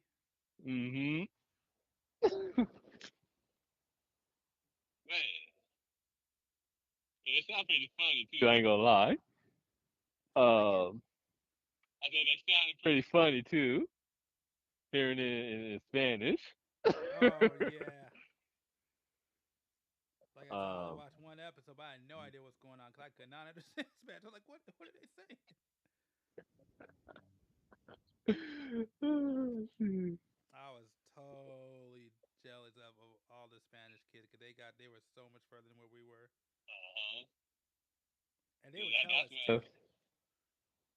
That's right? They was holding that to themselves, man. Man. And that's when I started to get like that. I started to find the sub version. I started finding the sub version of anime. Uh, 'cause I only knew the American dub. Yep. That's all. That's all I knew for a long time until I started to find sites that show the anime. Yeah. So I mean that's how I got into One Piece. Because Okay, so before. I do want to bring it up because we talk about this all the time. Because I don't like One Piece. Yeah. But like you said, I got into it incorrectly. Mm-hmm. Yeah, I gotta understand the 4 kids version. That's how most of us found out about it. Yeah. The 4 kid version was awful. Oh man, it almost ruined One Piece in America. It ruined One Piece for me. Yeah. I can't watch it at all. I've tried. I can't watch One Piece. But I saw how I was able to transition to the watching One Piece the correct way is that the recommendation list popped up on YouTube in the early days, and I saw Luffy versus Crocodile, and and like I said, just like Dragon Ball Z, the problem was One Piece when you get to a certain point, it will reset over again to the beginning. So we never. It took a long time to get to Crocodile. So you see in the Japan version, they already fought. So I watched the clip online, and it was so like the Luffy he had blood on it. He was bloody up, and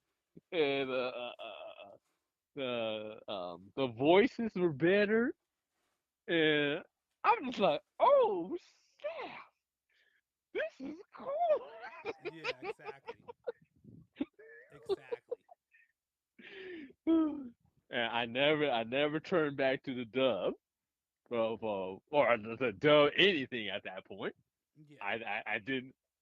No, but except Dragon Ball Z. Dragon Ball Z. Cowboy Bebop. There's another one. Cowboy Bebop. Yeah. Yu-Gi-Oh. Bash. Trigun. Yep. Outlaw Star had a good voice acting. Digimon.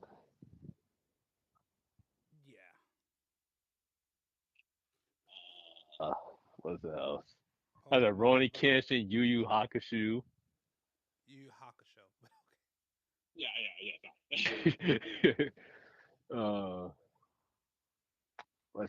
What else? There's a lot more that I shouldn't remember right now. Yeah, but not all of them not all of them really worked. It was like hard. Yeah, right. I know a lot of people are into Sailor Moon. I just just couldn't. Yeah, like I said, I watch. Don't get me wrong. Don't get me wrong. It definitely, watching Sailor Moon definitely. I mean, don't get me wrong. I was not a big fan of it, but watching some of those because I was a kid was indoors, so like there was nothing else on, so I'll just watch that because there's nothing else on. Wasn't that really a big fan of that, but I will say, talking to girls, it did help out. I'm not gonna lie. It did help out. It did open up some doors for me. I ain't gonna lie. It had that Twilight effect. Yep. Yeah. Yeah. You know, I never thought about that. Yeah. It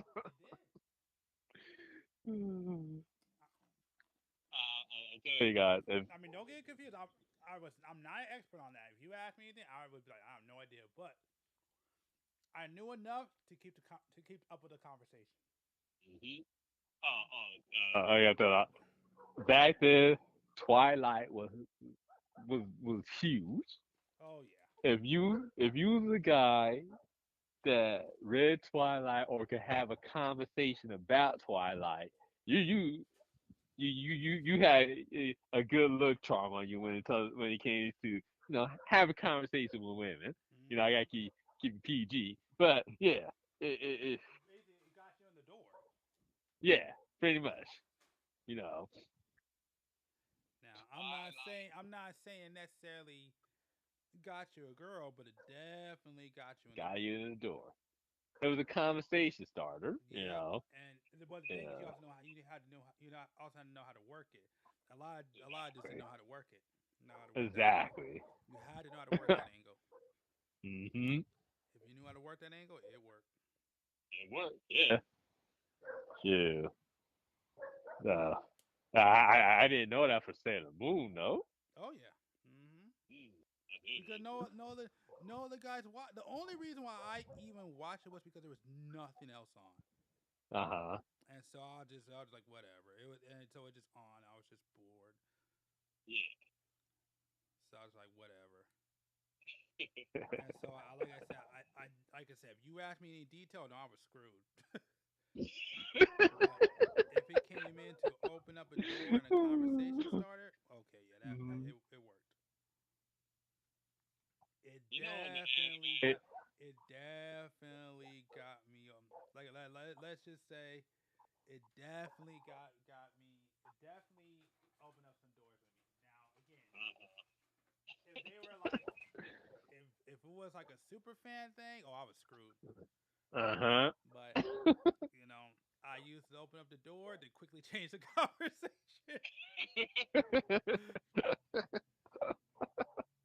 Open that conversation up to the other thing, and you're good. But yeah, it worked. It definitely worked.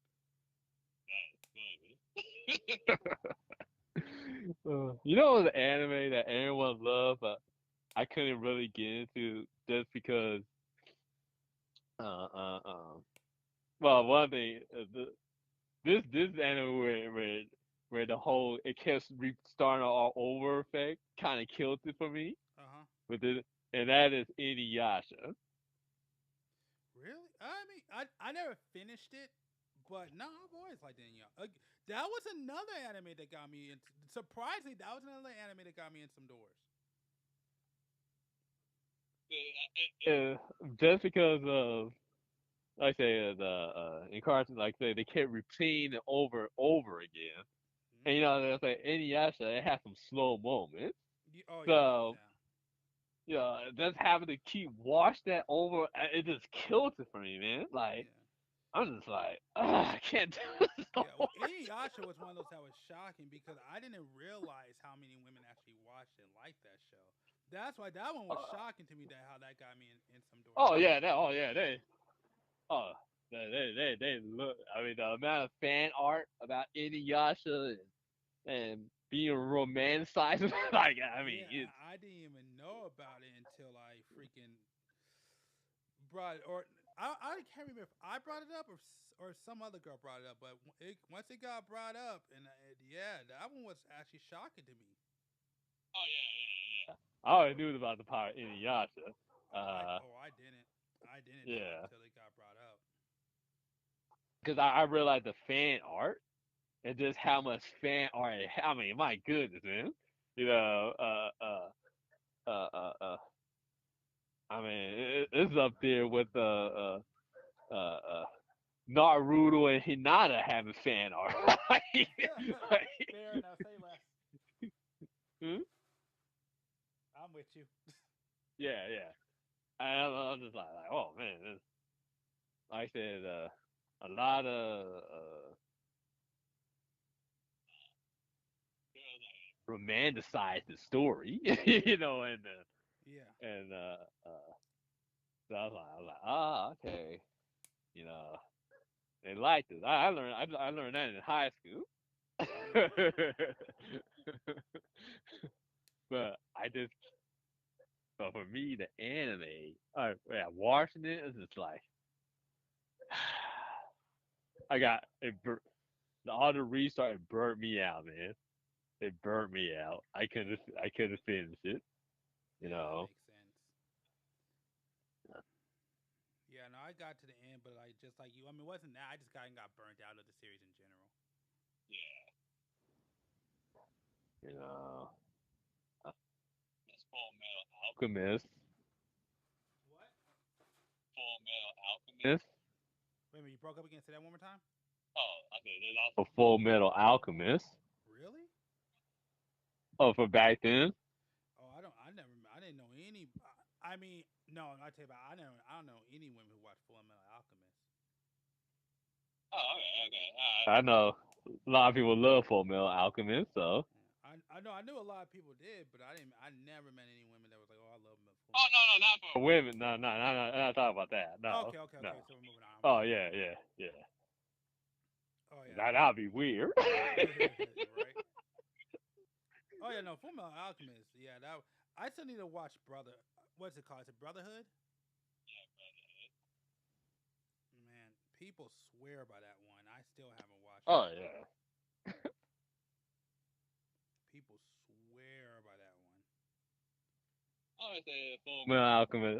It's a solid anime. You know. Yeah, I mean, I watched it.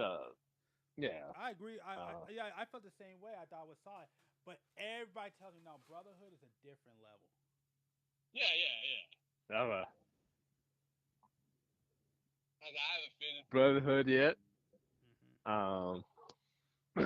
But I said from what I've seen, it's still solid. It's not some life-changing anime like how most people will say. Well, but that's the one that everybody tells me it is. Like everybody I hear that from like what you said. Full Metal Alchemist was good, but everybody said no. Brotherhood is amazing. Everybody said no. They say you need to watch Brotherhood. Brotherhood changed it. Mm-hmm. They say if you watch Full I Metal didn't Alchemist, complete that's one Brotherhood no, yet. you need to watch Brotherhood. I haven't complete Brotherhood. I just need to rewatch. Let's do a binge watch anyway, probably. Me too. I just need to watch Dragon Ball Super. Yeah, you ain't missing much. You ain't missing much.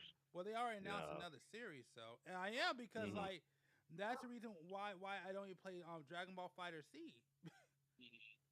Like I didn't know what the heck is going on. Mm-hmm. Well, I said the anime is definitely different from the manga.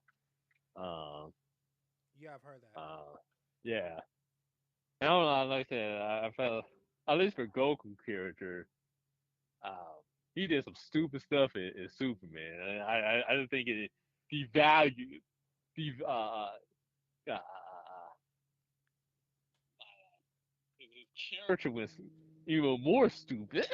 Well, what somebody told me, all they did was make Goku basically Goku abridged. Basically, what somebody told me, they said all they did was basically make Goku abridged. Abridged? Hello? I said basically, from what somebody told me, all they did was just make Goku basically Goku abridged. Oh, okay. Yeah. A bridge. Okay. Yeah. Very much. Cause I'm like, the things some of the things Goku said and did in Super, I'm just like, what?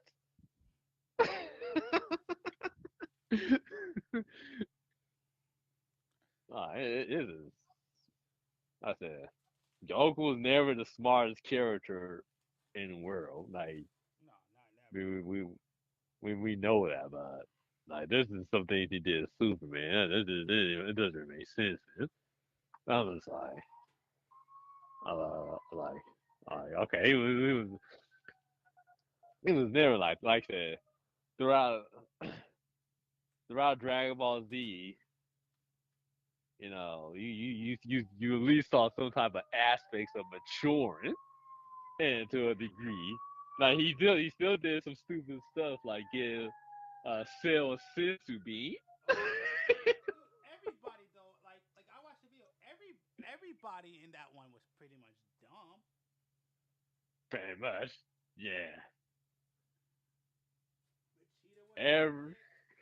Gohan was a freaking idiot. uh-huh. I'm trying to think who else. Everybody in that. Vegeta, Gohan, Krillin, Goku. Uh, I think the only one who was solid was Piccolo. Yeah, that's true.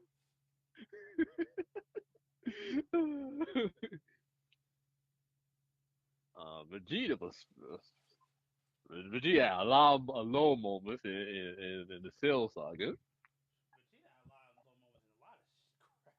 Yeah, you want to see Vegeta as low as watch the Brawley movie. Not the revamp probably, but the OG one. You know. Trust me, any Vegeta fans out there ever talk, I say, okay, what about Brawley?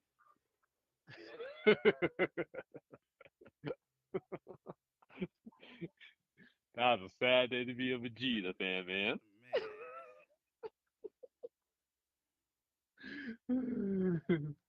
That was a sad day to be a Vegeta fan. My goodness, man. Yep. That's why every Vegeta fan, whenever they want to talk crap, I always bring that up. Yep.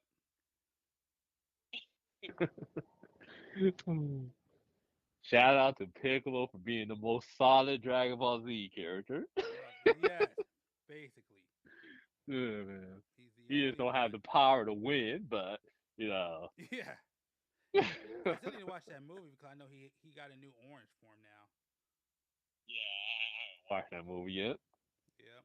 And again, like I said, I was definitely a big fan of Teen Gohan. That was like I said, mine was always, it's basically Goku because I loved all the transformation.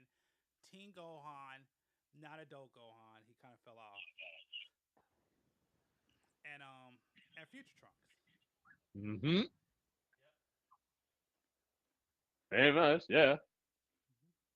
Man. I bet Future Trunks just not as cool like he was in Z, man. No, not at all. Because he returned to Super. I'm just like, he doesn't have the same feel. Oh yeah, did he take on more of his GT? Like how he was in GT? Oh, that was a worse version of Trunks. Oh, it was. Because that's what it seemed like to me. So Super Future Trunks is better than GT Trunks for sure. You know, no, the GT adult Trunks is the worst Trunks. Yeah. By far. You know. Yeah, I hated GT Trunks. Yeah. Very disappointing of a character. You know.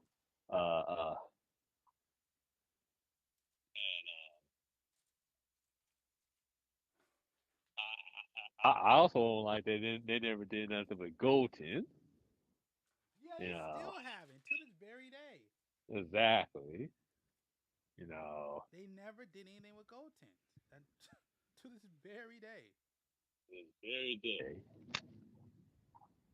And I'm just like, come on, man. I want to see something from him. You know. Yep. We still haven't seen adult Gold Tanks. Yeah. You know? They never did anything with him. Man, there's nothing special about Goten. Like, you know, Yeah, he was special bombs because being as young as he was to hit Super Saiyan 3. exactly. And I'm just like, it just sucks, man. What Yeah. did Vegeta said? It took me what's called years to reach Super Saiyan, and now they just use it as a kids game.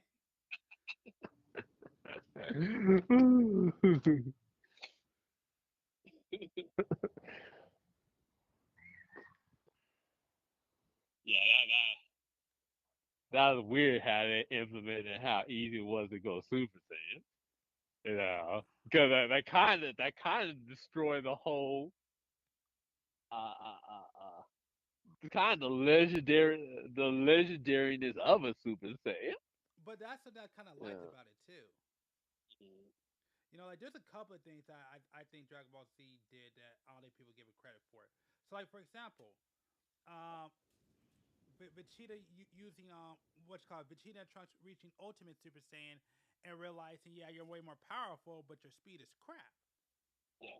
That's a great concept. Yes, being the fact that I thought it was pretty funny. It's pretty cool. It's like you guys worked all this hard to become a Super Saiyan, and now the only people who make and now your kids just did it easily.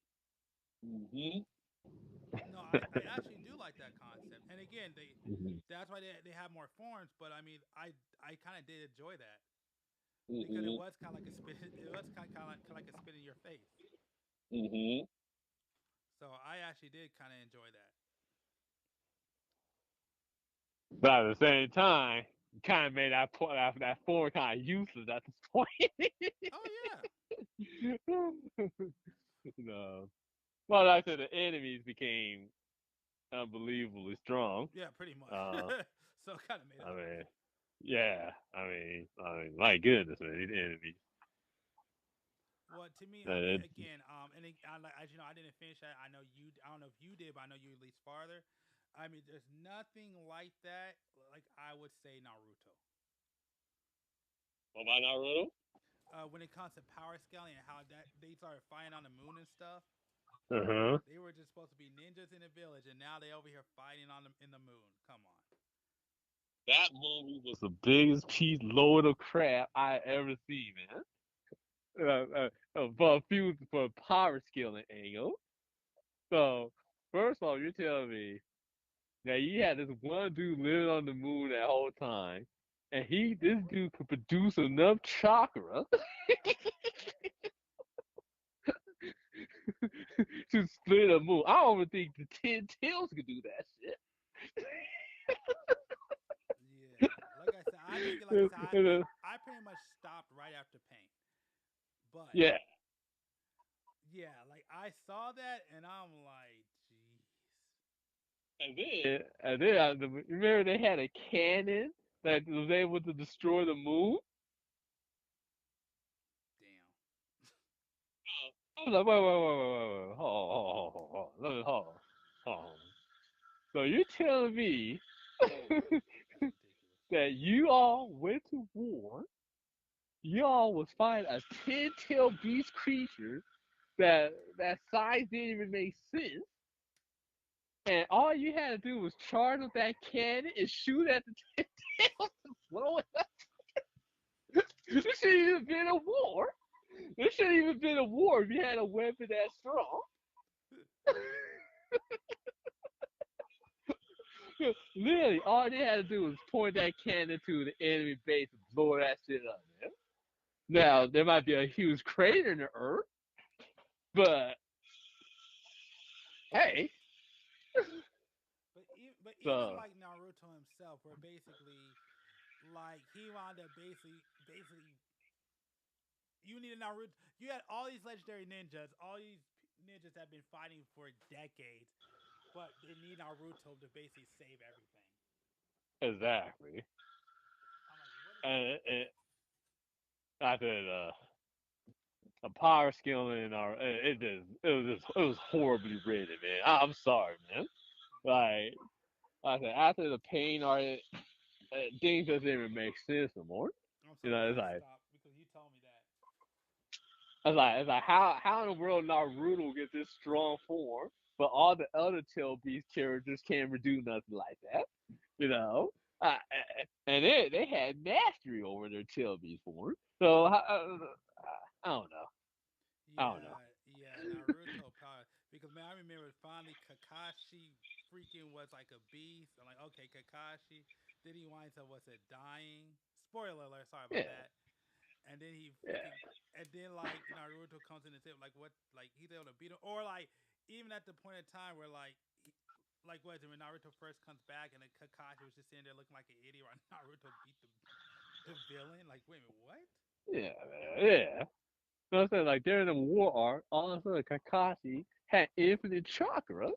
So he was just, his spamming his eye technique like it was nothing. But during the pain arc, he used a few of those and he was already out of chakra. There's no way you can get that type of power boost in such little time, man. Yeah. No, it is. That's it, man. Everyone, man, Naruto. Like I said, we got to that war. That was just it. Yeah, I said, now all of a sudden, Naruto, Sasuke, have God chakra inside of them. They're incarnations of God or whatever. It's like, what? Okay. Okay, this is ridiculous. This and then the first ninja, he comes out of the blue to revive Sasuke and Naruto because they was on the brink of death. It's like, really? Really? So you just gonna come out of nowhere?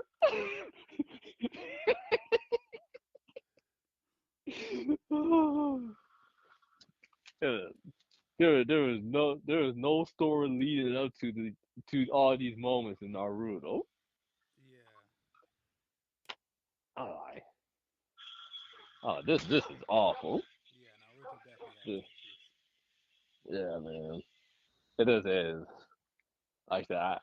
And when we got the Baruto, I stopped at when the Nine Tails died. That's why I stopped. Okay. Yeah, I was having hope for Boruto, but it was kind of moving too slow for me. Yeah. I'm But like, okay, here, go ahead. no, here's the thing. I would have been cool if, okay, let's say the Nine Tails died or whatever. I would have been cool if, like I said, the final boss, Naruto, Sasuke, because only they could fight the Akuskis or whatever they're called. Yeah. I'd been cool if the Akuskis and Naruto, Sasuke, and all the tail beasts, they fought it out. All the tail beasts combine their powers, uh, uh, uh, uh, and and Naruto, Sasuke went an all-out war, and they either everyone either dies or they would have lost like all the tail beast powers. Yeah. Like, all the Kuski died and all the tail beasts died. That means everyone will be a normal ninja again. I've been cool with that. Cool. Now you don't really need Naruto or Sasuke anymore, right? So if they would have died there, I've been cool with that, you know, because all the villains that they could only fight, they're gone too. Yeah. You know. So that means the ninja world is back to normal again. Yeah. You know, I would have been cool with that, but they didn't do that though. The Akuski still live. I'm just like, oh my goodness, man. So now you still need Naruto. Now you still need Sasuke. Yeah. It's just like, oh my god. Yeah, because isn't that the reason why they had it? Although I found out what's it they got rid of Kurama. That's Naruto's Telbees, right? Yeah, but then I found out. I mean, I ain't gonna lie, I read ahead. Well, I should say I read something that he got revived through Naruto's daughter. I didn't even know that. Oh, well, my bad. Spoiler. Yeah. No, he did. I don't plan on reading Baruto anytime soon.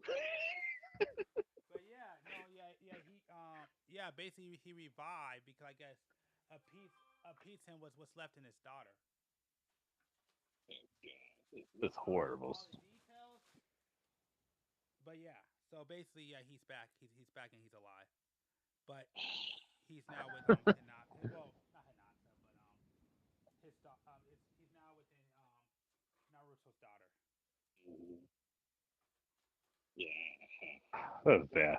You know, I wish Naruto was done also. That time period before Naruto became Hokage, you know, I wish we would have saw him, you know, on a journey to become a Hokage, you know, as becoming a young adult, being a Jonin and stuff, doing Jonin missions, and you know, I would have loved to see, and also uh, to see Naruto and Hinata's relationship, you know, get tighter bond with each other. Yeah, not You just know, leaving in the movie. exactly. You know, I would love to That's see where them they date and finished it. Was in the movie. yeah. It No was, other it was time, not when she basically put her life on the line for him. Nope. that's why I think Naruto failed, man. It's not building up that relationship with Naruto and Hinata, you know. Because like I said, by the time they got together, it's like you don't really feel it, right? You wanted it to happen, of course, but you didn't really feel the like yeah. Like clap it up, like yeah, brother, you earned this. and basically killed off what's called Sasuke's character. Go ahead. Yeah, sorry, this is Jesus. Yeah, they basically that whole time basically killed her. Yeah, he's one of the worst rated females I have ever read, man. I'm sorry. I have not met anybody recently outside of like people on the internet that actually like her. Most people I know, I've heard, I talk to, can't stand her as a character.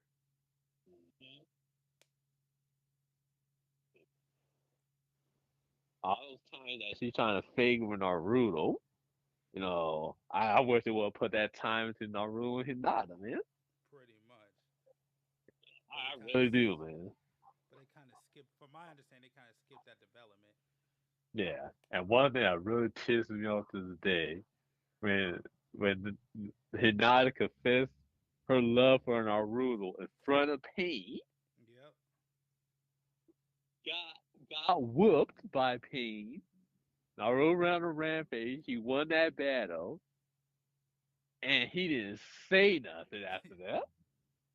Yep.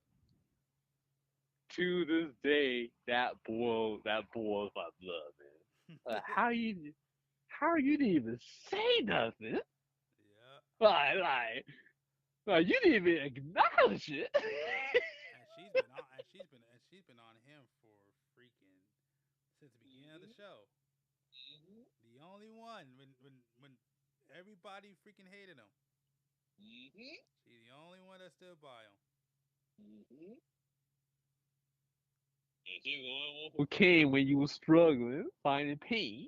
Yep. And you didn't even say nothing. Oh my goodness, man. That was one of the worst missed moments in anime history, man.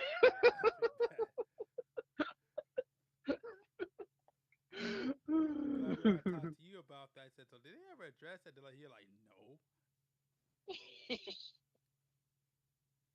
One of the worst missed moments in anime history, man. Yeah, My instead goodness. of like trying to build that relationship, for some reason they went their Sakura route.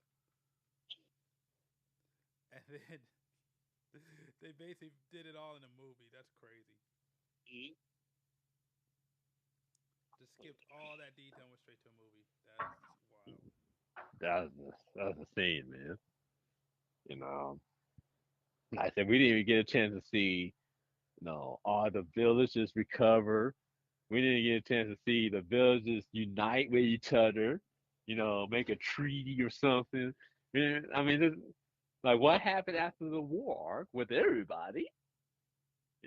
I'm pretty sure there was some nations that wanted to retaliate against the Leaf Village because they thought the Leaf Village was too strong or something, or or there's a village that hated the Leaf Village because they didn't do nothing, they didn't punish Sasuke. I mean, there's so many ways they could have went with this. There's so many more content that still need to be explained. You know, why is Orochimaru still alive? Like, like that is a character that does not need to live no more. Him and Kabuto, why are they still alive for? He did way too much wrong. He got to go, but it, but it He's done too much. There is no yeah, comeback for him. there's no forgiveness for that dude.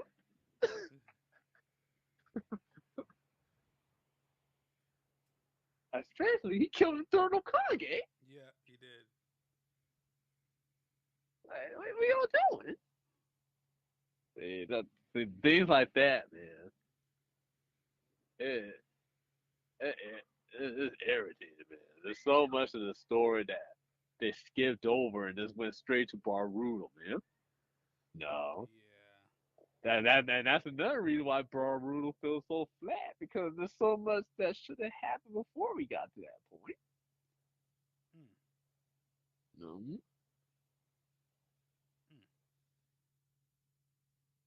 It's just like, okay, now we're in Baruto.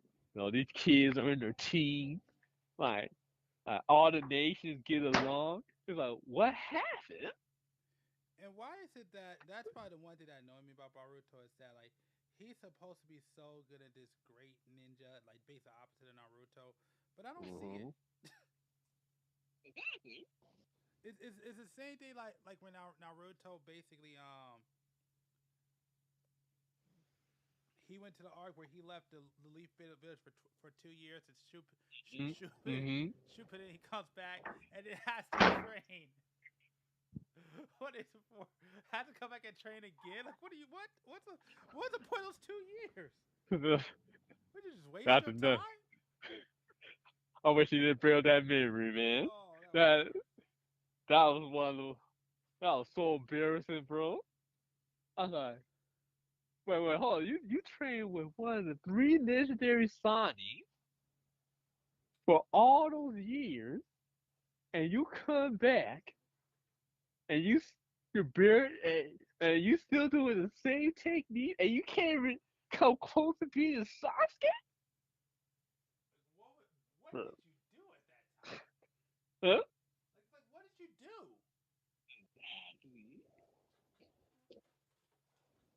I'm like, Lord, bro, you literally do anything.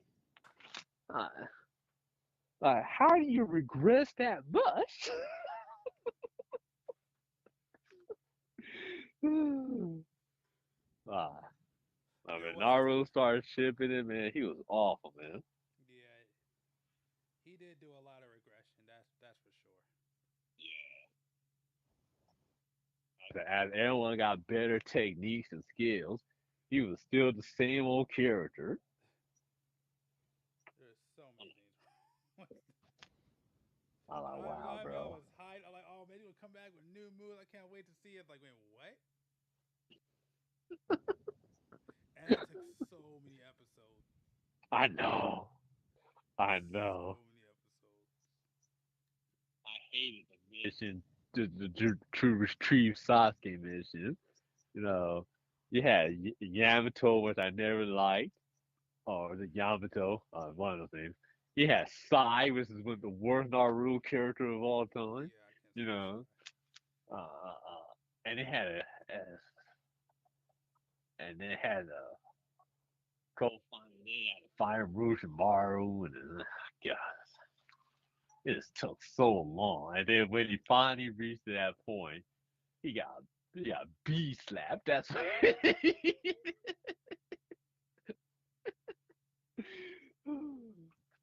he was pathetic. You know, God, there's so many holes in Naruto. Now you gotta think about it. Yep. What a waste. I mean, well, Bobbit? well, it's not as bad as. I mean, remember when you talked to me about Bleach?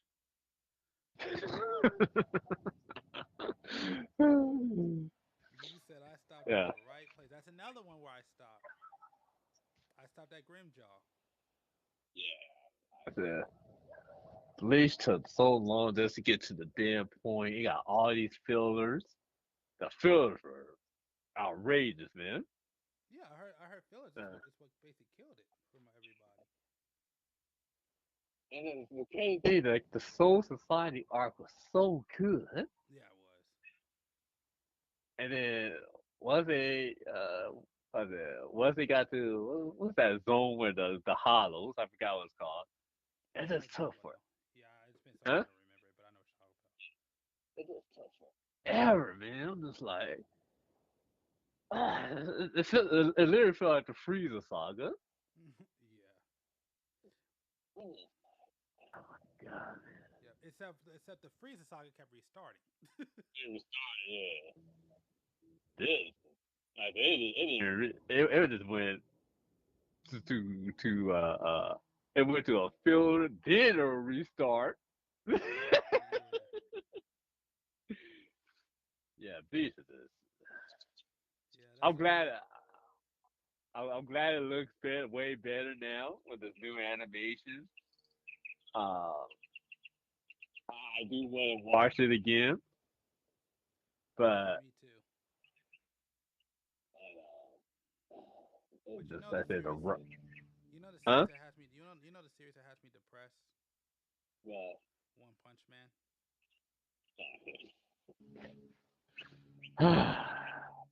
That's depressing what they did to that series. One thing, the greatest anime, it went straight to crap, man.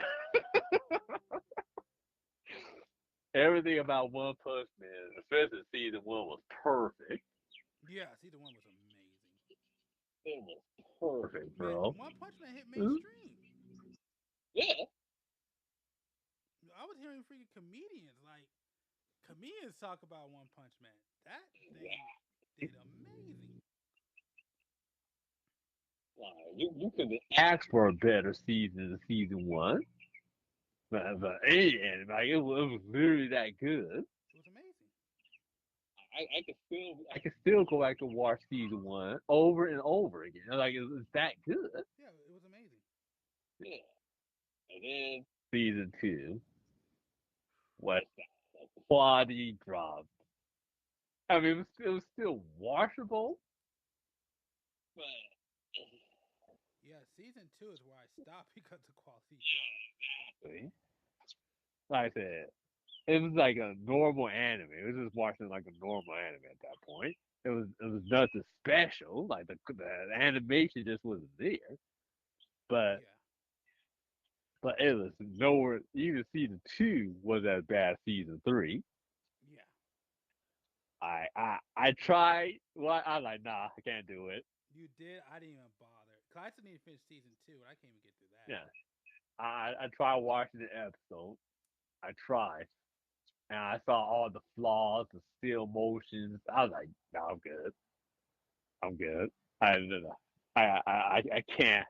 I can't let this be the memories of One Punch Man. You know. Oh, the good news though is, I mean, well, as somebody who hasn't watched Super, they're reanimating Super with better graphics, so I'm happy about that. That's good. Yep. That's good. So that's But what like, I'm happy about. okay, one thing I don't know if they're going to continue the anime, the manga in Dragon Ball. Super, I I don't know they know. announced a new season. Yeah, yeah. The animated they're going to continue, but I don't know about the manga. Yeah. But if they do, one thing I said this to you last year or two, is that I want to see Goku face powers that he never had to face before. Yeah, you did say that. You know, yeah, I want to see him deal with reality warping and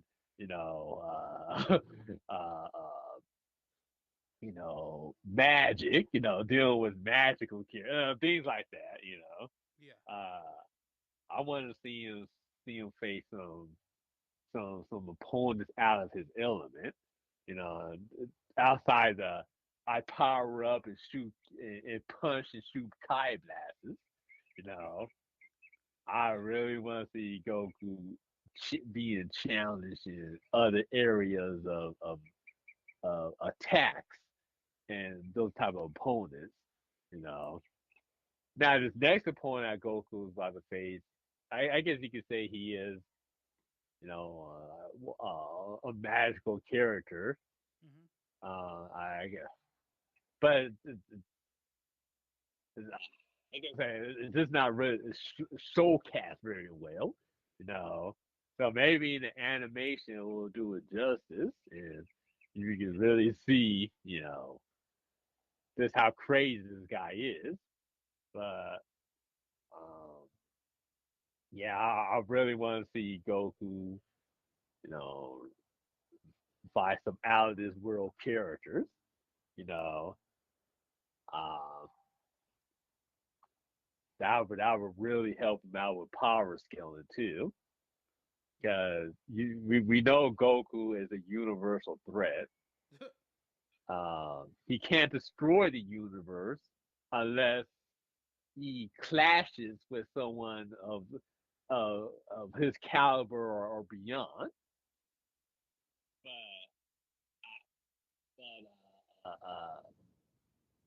But like I said, when you have these new animes where the characters can rewrite time or you know erase the whole timeline and things like that. When you're dealing with things like that, it's hard to argue that Goku could defeat such characters. Okay, You do you know. want to get into your power leveling on what you call it on solo leveling and what you found out? Oh yeah. I read the manga of solo leveling, and there's this huge debate at the was this Xing Wan Hu, I think that was his name, or can't remember. But Jin one or something like that. But yeah. But there's this debate that he can defeat Goku in a battle. So I went and read the manga, and I was like, no, the hell he cannot.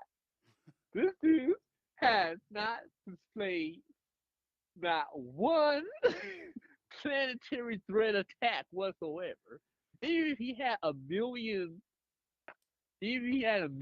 shadow soldiers, what does that have to do with Goku?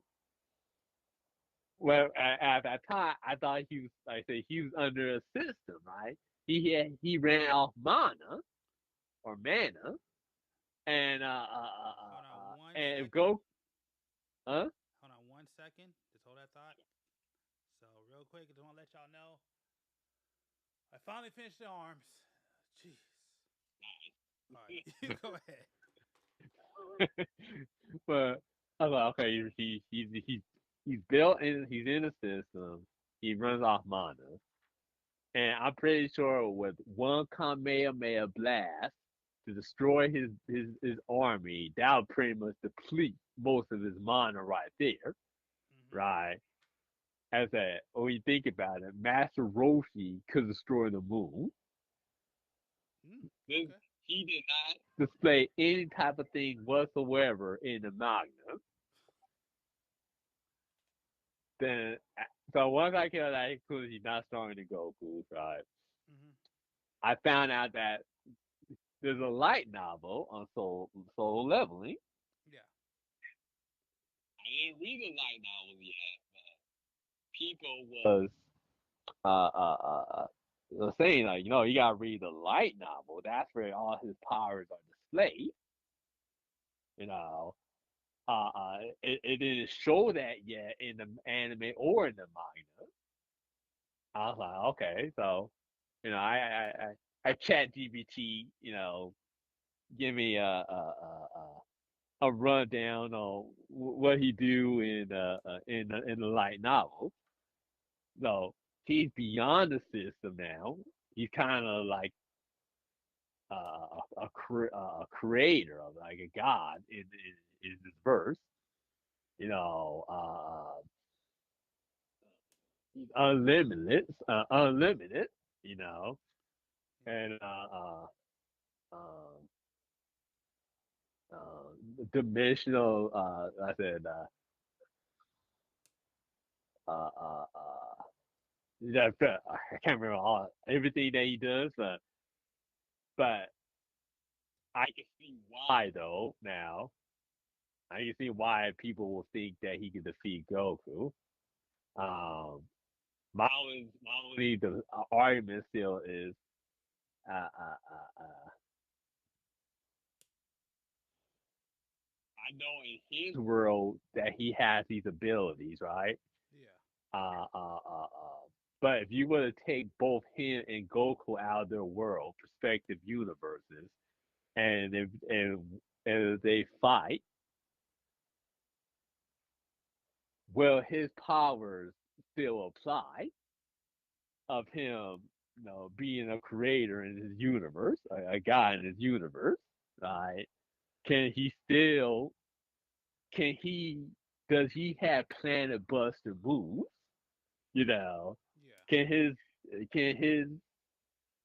Now I'm pretty like that. He's limited, right? Um, oh yeah, like I say he can't be erased. He can't die pretty much.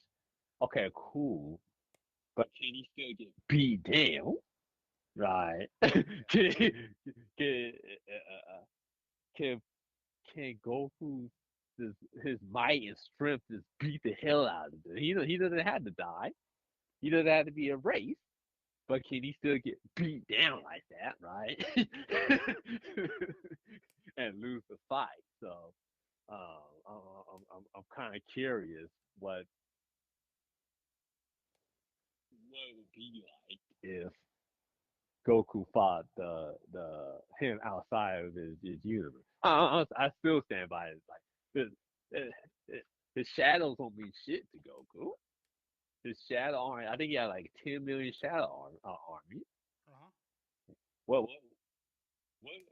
I said, I don't see the. I said I haven't read the light novel. I'm talking in ignorance. Can his shadow army destroy a moon? Can his shadow army destroy a planet? I don't know. Okay. Even don't take out into consideration, You know. Yes, he's hacks. If you want to argue that his hacks could be Goku, understandable. But you want to take them both out of the universe and they want to blow for blow and all. I don't know. I can't say he can. It won't be easy, that's for sure.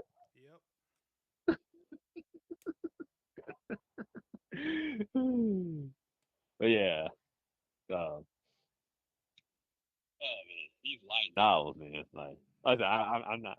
I haven't already read the light novels. I kind of like having pictures. you know. Um, Yeah, I kind of hate that you got to go to light novels to find all the context. I know.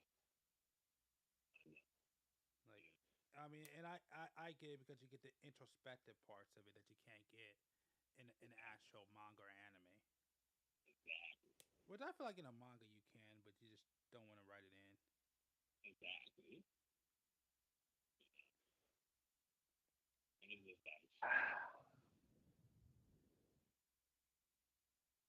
Yeah, like this. Yeah, you hear me? Yeah, you just sound like you moved away from your phone. Oh, okay. Yeah, like this. I really like it. It's kind of like fancy stuff. I like reading comic books. I like reading mangas. Um, I don't like reading, the light novel, or it doesn't say any books like Harry Potter's and all those type of books.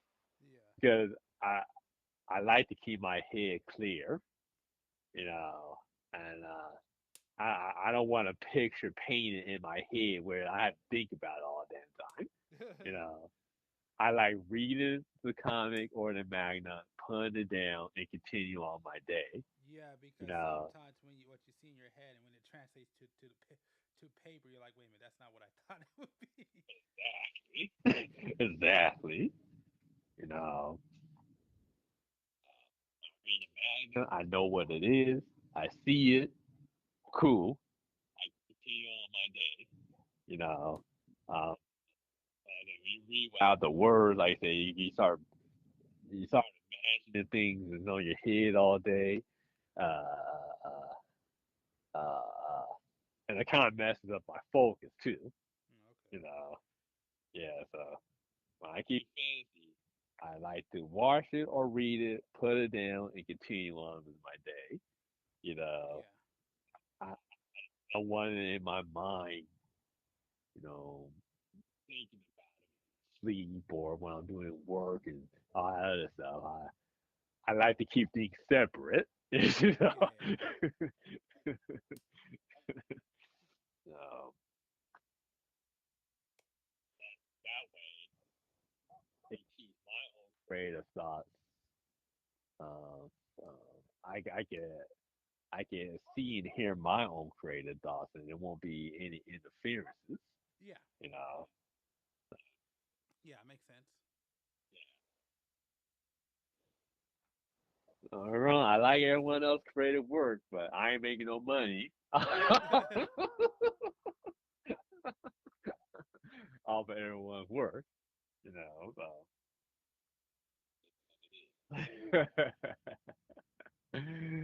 Oh, shoot.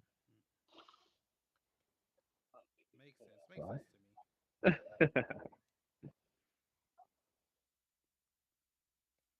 How far along are you in the market? God, I think this is the longest I've ever done. I am okay. So right now, I am Mhm. I am on the backpack, but I'm skipping ahead. I'm going to go back to the head. Okay. I am just hoping because I've been doing it for so long that I could at least either finish the backpack or head before you got to go. Because then after that, I got the weapons and the funnels. And I'm going to be honest, I'm probably only going to build one funnel on stream and then stop from there. And there's a reason for that, which I'm going to reveal at the end. Well, I know I'm gonna plan on being on the live streams, but I do know I'm gonna get a phone call soon. Yeah, so that's why I So, said if I could yeah. at least get past the backpack, because I already almost got it all cut out. So if I could at least get past the backpack before you gotta go, I'll be okay.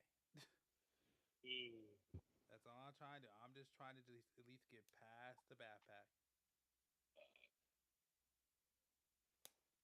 But I mean, if you gotta go, I understand. Yeah. I totally get it. But hopefully, you got a little bit more time.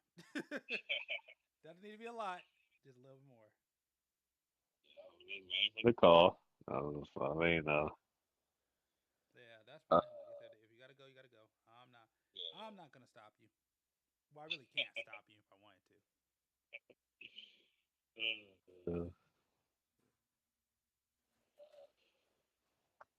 But yes, I have been officially in 5 minutes. It will be 9 hours.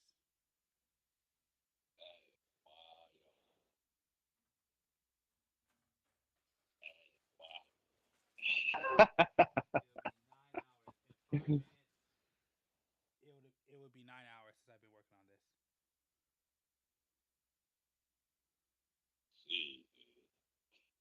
Yep, that's the problem. That's the one thing I want to say about building rail grades that is a pain in the butt.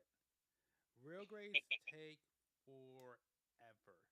And the way I do this stream again, this is probably only the first one that I'm actually once I get far enough, I'm going to stop building, and I've never done this before. And like I said, at the end of the stream, I'm going to show people why. So I'm only going to probably build one or two funnels and then stop it here because this is going on way too long. But this is probably this is probably the first. I don't know if I had long. I might have long ones. I think I had one that went. I think I might have one that went to 8 o'clock. I'm not sure. But this is by far the longest one. This is why whenever I do real grades, I try. I like I overslept today, but when I try to do real grades, I try to wake up at like 6 o'clock in the morning or 7 to start on it. Yeah. Because once it hits 9, it's like crap. Real quick, gotta do this real quick. Finish, run one runner. One of them's done. Boom. Have to showcase that. Okay, cool. Alright. So, whenever I finish one, I always gotta show it off that I finished it. That's just what I do. But yeah. Shoot. So, after this, I'm definitely going to take a freaking break.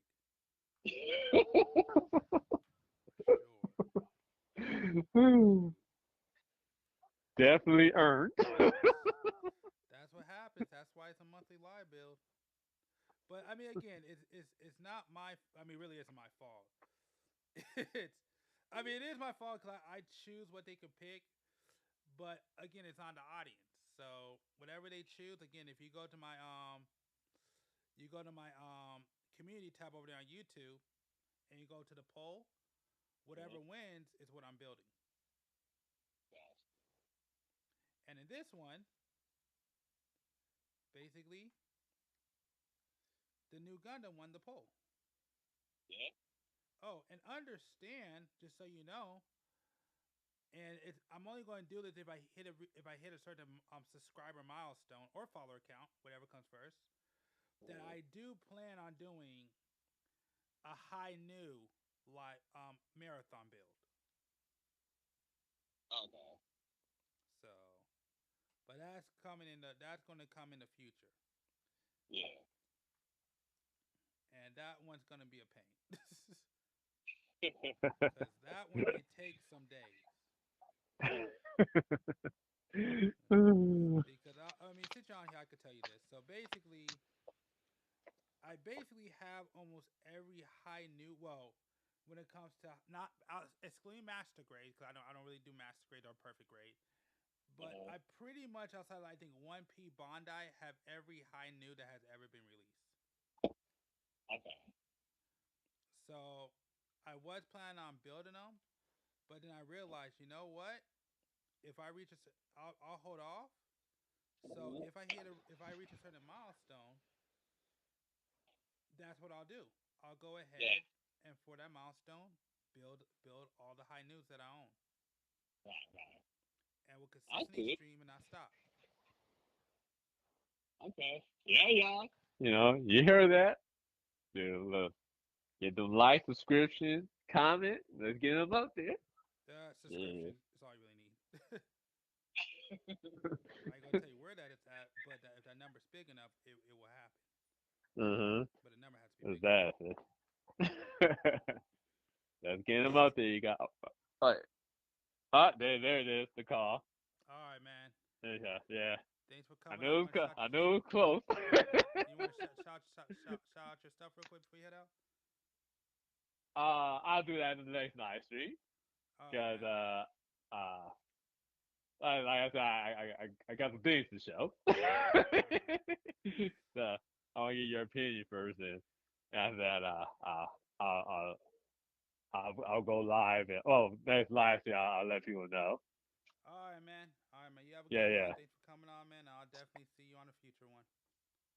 Yep. It was glad. It was good.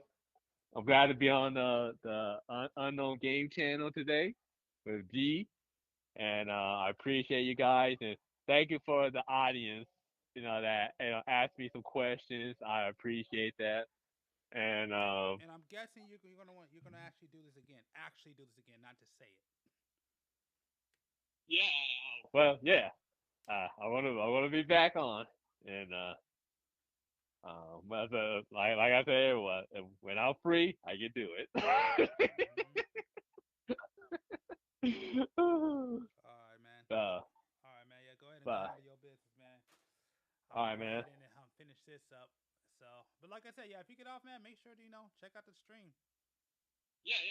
I'll give it a like, subscribe, and I'm gonna start sharing my people's channels or works or wherever on my social media soon. So it's I'm gonna share it soon. So yeah, Like you said, because we'll talk. I guess we'll talk about another day. And yeah, I do yeah, have some yeah, other stuff to talk to you, which I was gonna talk about it today, but we know what it is.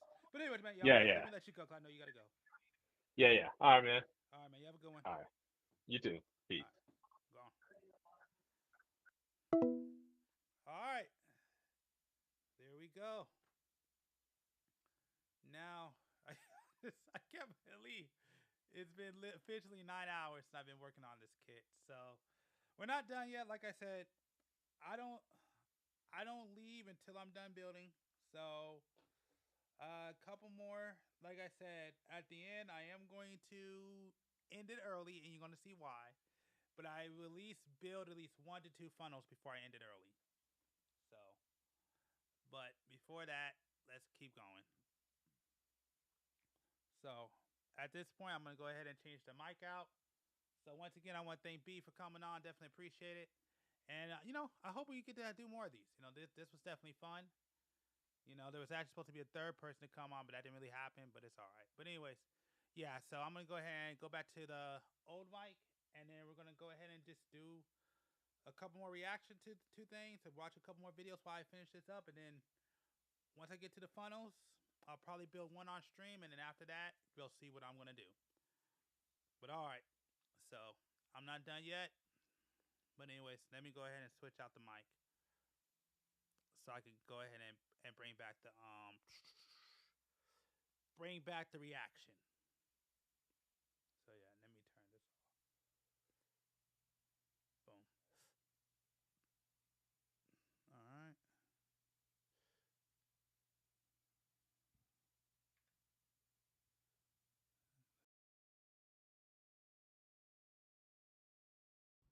Turn this on. Let's see right there. All right. Okay. Am I back? All right. Let me see. Yep. Okay. There we go. So we switch that out. Time to switch out phones. Yeah.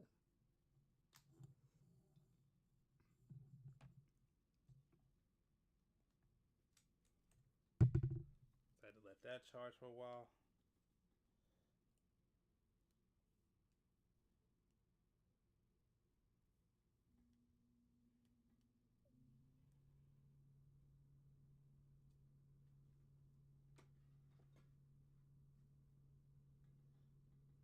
Okay.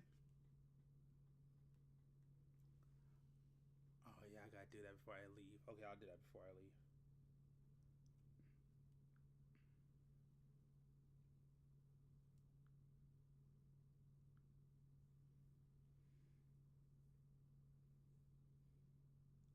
Okay, so yeah, I'm back. I'm back with doing another mic. So yep. Oh, hold on.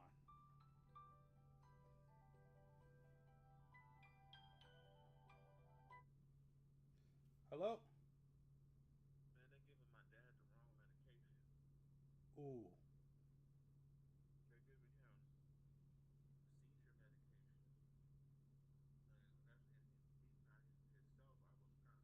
He's not himself. I was curious why he was acting all confused. Then we looked over his medication and saw that they got him on a seizure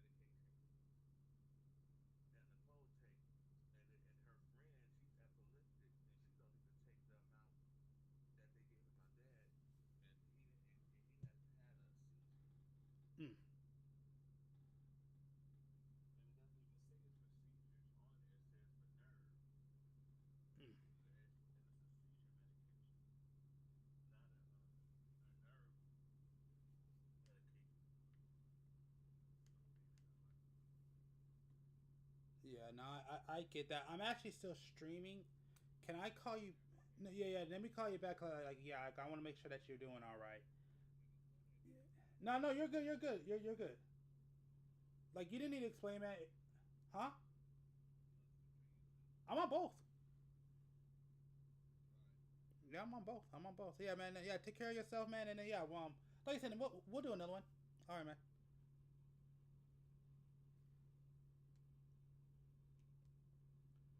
Ooh, I hope y'all didn't hear that. That was Splash Splash actually supposed to be a private phone call, so hopefully you didn't hear that. Because that did sound kind of loud.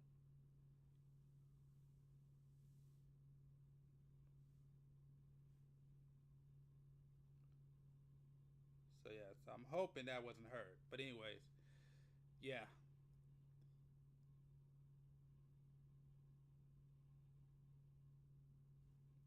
Let me look, cause jeez. Like I said, I've been doing this for a while. I'm just looking for a video to turn on.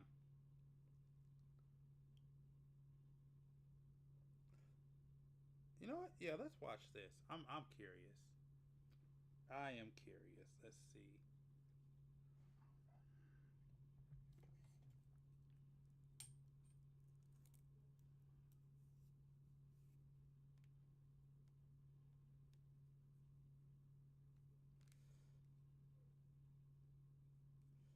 Oh, what happened?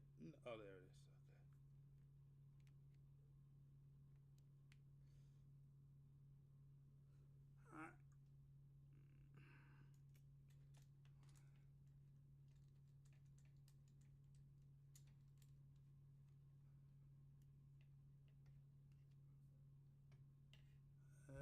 Okay.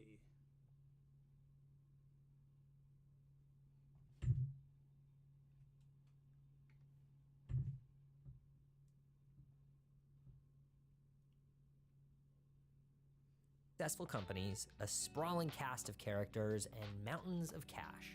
The history of Marvel vs. Capcom has dizzying heights and an ultimate landing place that's so depressing, it might as well be a Shakespearean tragedy. If I know Shakespeare, I thought I was about to kill everybody up in this bitch. Which begs the question, how does all of this success result? Nah, never mind. That's too early. I don't want to watch. That's too early. That's too soon. Okay, let's see if we can find another good video. Let's see if we can find another good video that we could watch.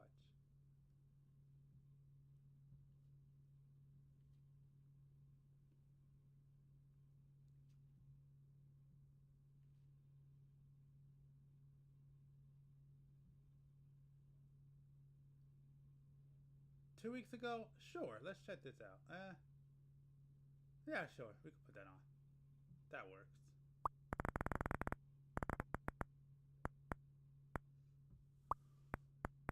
They're inexplicably made out of cubes. Sometimes they're wind-up toys. Sometimes they're motorized toys. Or, sorry, motorized model kits. Which are different from the non-motorized model kits, and also different from the motorized non-model kits, or the wind-up non-model kits, or these non-motorized non-wind-up non-model non-kits. Hi, I'm Jet Kuso, and I've been on a month-long research vision quest to figure out what Zoids are, where they came from, and why they never seem to stick around for very long despite being an ongoing brand in Japan. For the first time in decades, you might be able to find these Zoids kits at a store near you right now, which feels significant. There's even a whole new animation for the series, which feels significant. Things are happening with Zoids, so I've put together the most concise possible explainer with all of the most interesting tidbits from this 40-year-long history. I intend to make a second video next month that'll dive into the nitty-gritty physicality of each Zoids toy series to compare what differs in the toys from one line to the next, and how the whole thing has evolved over time. In this one, though, because I'm aiming to be simple and concise for newcomers, some of these statements might sound a bit oversimplified to any of the die-hard Zoid heads. But come on, I'm indoctrinating people over here!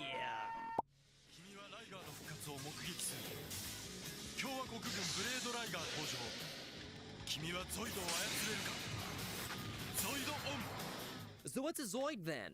Great question, because when I was a kid, I never got the chance to find out. The base cool factor of big mecha animals that fight each other was enough to completely entrance me as a kid, having first seen them in Toonami bumper ads around 2002. I had seen that the toys could walk, I thought the visor cockpit design was aesthetically transcendent, I liked blue, and boy, that cat could blue. It didn't matter that I had no clue what the toys actually were. I wanted one. Given that I was 4, my parents refused to negotiate with my terrorist demands. That was wise, given that, straight out of the box, the toys look like this. My dad was confident that I was too young to follow the building instructions. I remember thinking, oh, buddy, I'm gonna buy so many Zoids when I'm old enough and have a bunch of money. But by the time I was old enough, Zoids weren't being imported anymore, and I still don't have a bunch of money. And so they've remained largely a mystery to me for the past 2 decades. That was until I found these in, of all places, Hobby Lobby. It's been so long since I've seen a Zoid on US shelves that they feel like ancient artifacts. The T-Spark Realize model Zoids seem for all the world like normal frickin' plastic model kits. But on the Zoids subreddit, everyone seems to be absolutely loving the things. To understand what makes them unique in the long history of this brand, I went back to the beginning. When Tomy first released Zoids in the 80s, they were simple wind-up walking kits, which barely looked like animals, didn't have any lore, and they weren't called Zoids, they were called something else. There's some dispersions about how accurate this next bit is, but the legend goes, the kits flopped in Japan, and only upon re-release in the US market were they renamed to Zoids and seem to have sold much more okay. Tomy and Takara used to be 2 different companies. Takara had a bunch of random disconnected transforming toy brands, which Hasbro imported as one unified toy line that no one's ever heard of before. Hasbro gave it a story by saying, these ones are the good guys, and these ones are the bad guys. That seems like a pretty good idea, said Tomy, wiggling their fingers like this and adding, ooh, don't mind if I do. So when they made more wind-up walking kits for the Japanese market, they kept the Zoid's name and gave them lore. The red ones are Imperialists, and the blue ones are a Republic, and both of them are a bunch of bastards. They were when the battle story began anyway, which is... Patience, children. We'll get there in due time.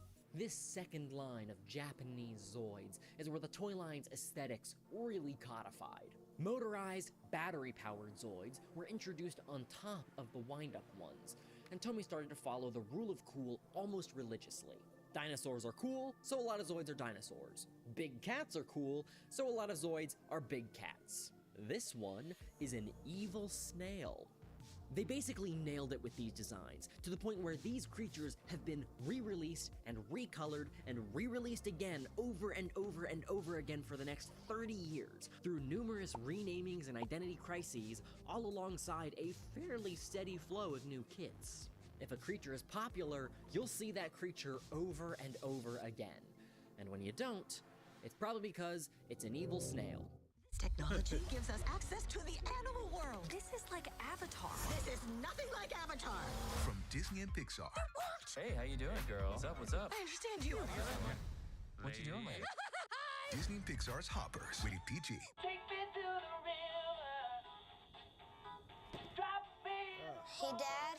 Yeah, bud. Let's keep moving. Snail. Phase 1 of Zoids ended in 1990. There were a few flash-in-the-pan recolor reboot attempts in the middle there, with Kenner's Techno Zoids, which flopped, and Zoids 2, which flopped, and then the series revived with a passion out of nowhere in 1999, this time with an anime. Before that, the narrative of Zoids had only been shown entirely through blurbs on packaging and like a handful of magazines. That was the so-called battle story, a bloody-knuckled complex war on the planet Z. At first, it was portrayed as a fairly gray political conflict between the native Zoidian populations.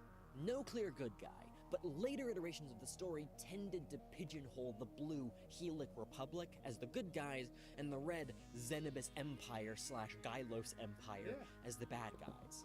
Our blue guardians, their red mutants. Our eternal president, their wicked king.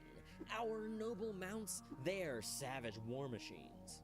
Things only pop off when a multi-generational spaceship from Earth crash lands on the planet Z. The new Earthian technology speeding up the war 30-fold into a biomechanical bloodbath with the development of Battlezoids. Yes, there is a distinction between Battlezoids and normal Zoids. And yes, they're kind of, sort of biomechanical, but put a pin in that.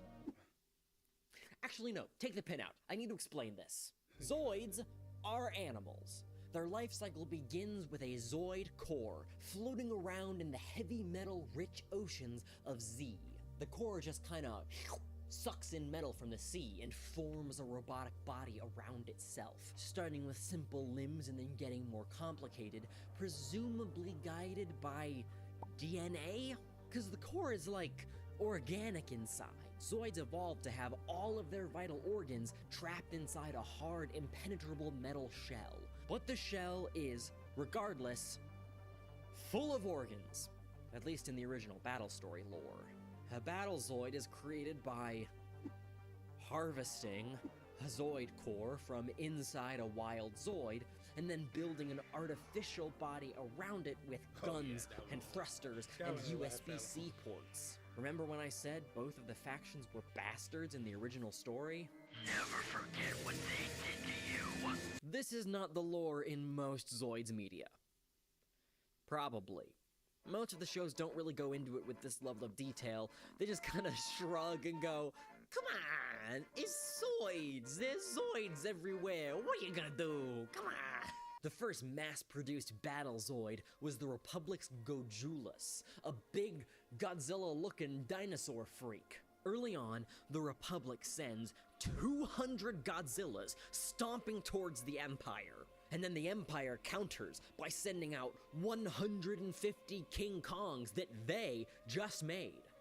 That's hundreds of Godzilla versus King Kongs happening at the same time all throughout the city, and the King Kongs win.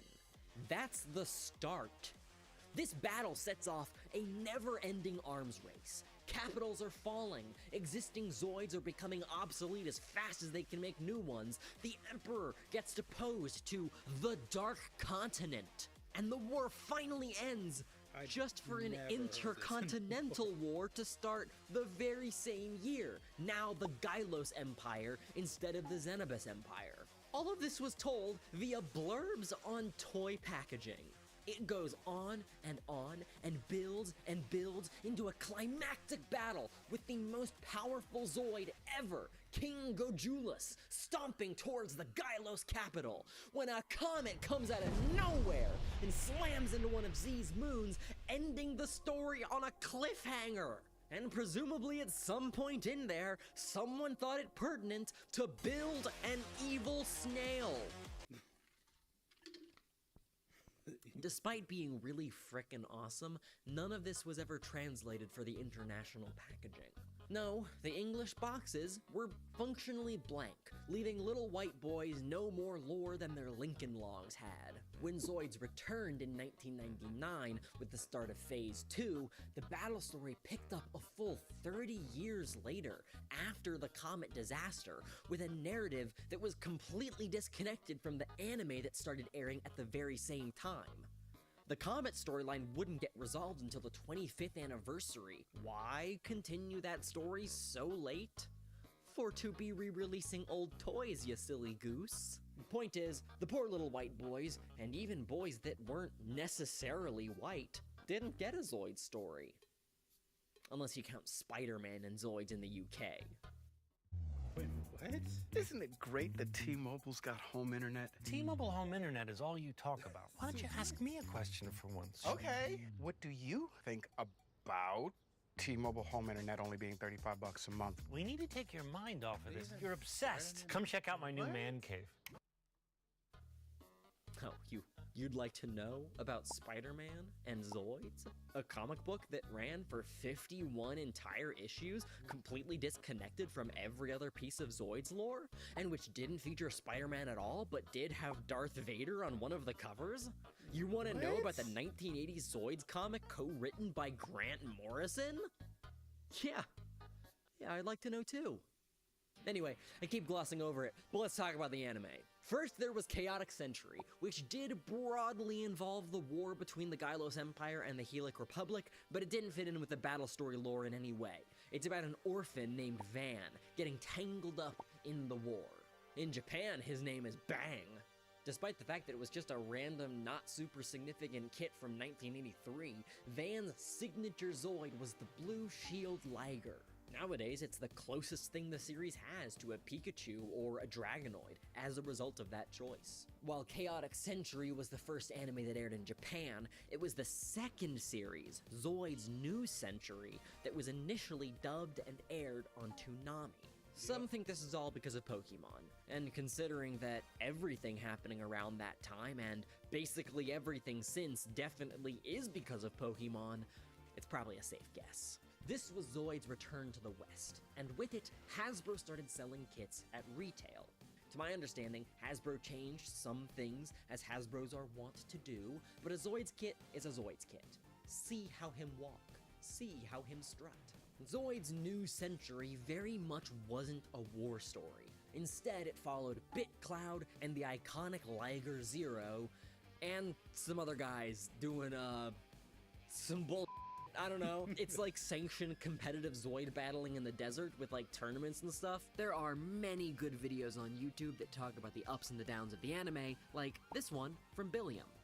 Genesis introduced Biozoids with rubberized skins on the outside to make them look more alive, maybe? And both Fusers and Genesis had lots of Zoids made out of little cubes, named Blocks in Japan and Z-Builders in America. Way dumbed down on the complexity. The focus was on mixing parts from different Zoids to create your own special Zoid that you like so much. It begs a question that may be tantamount to why this brand has come and gone so many times. Who was Zoids for? And what were you supposed to do with them? Were they motorized toys for little kids to play with by having them walk around and bump into each other? Or were they model kits for older model kit builders to use nice nippers on and sand down and panel on?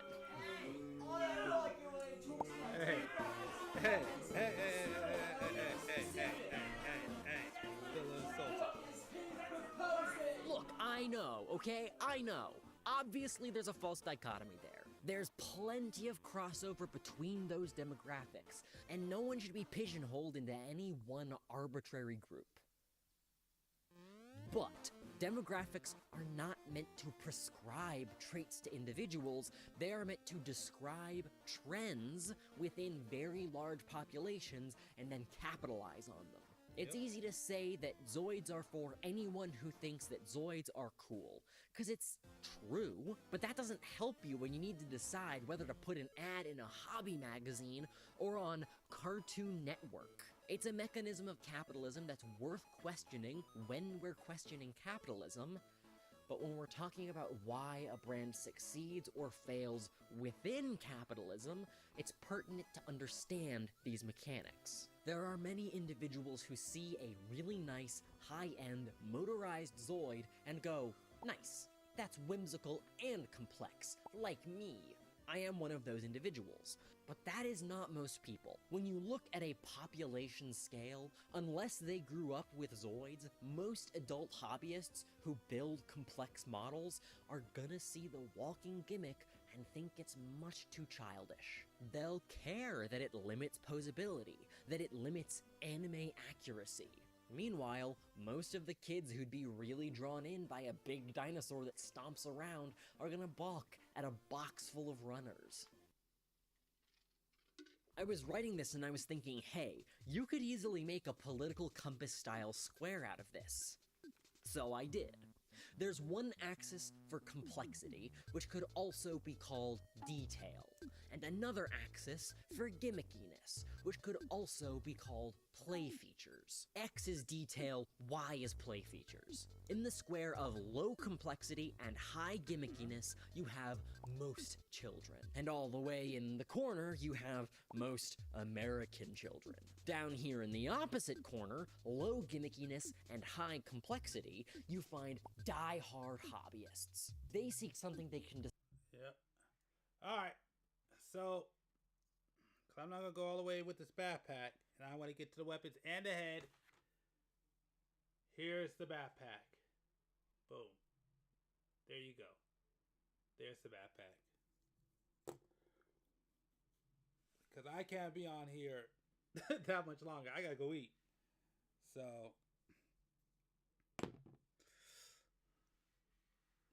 a lot of things have gotten changed. I didn't think how long this build was going to take. So,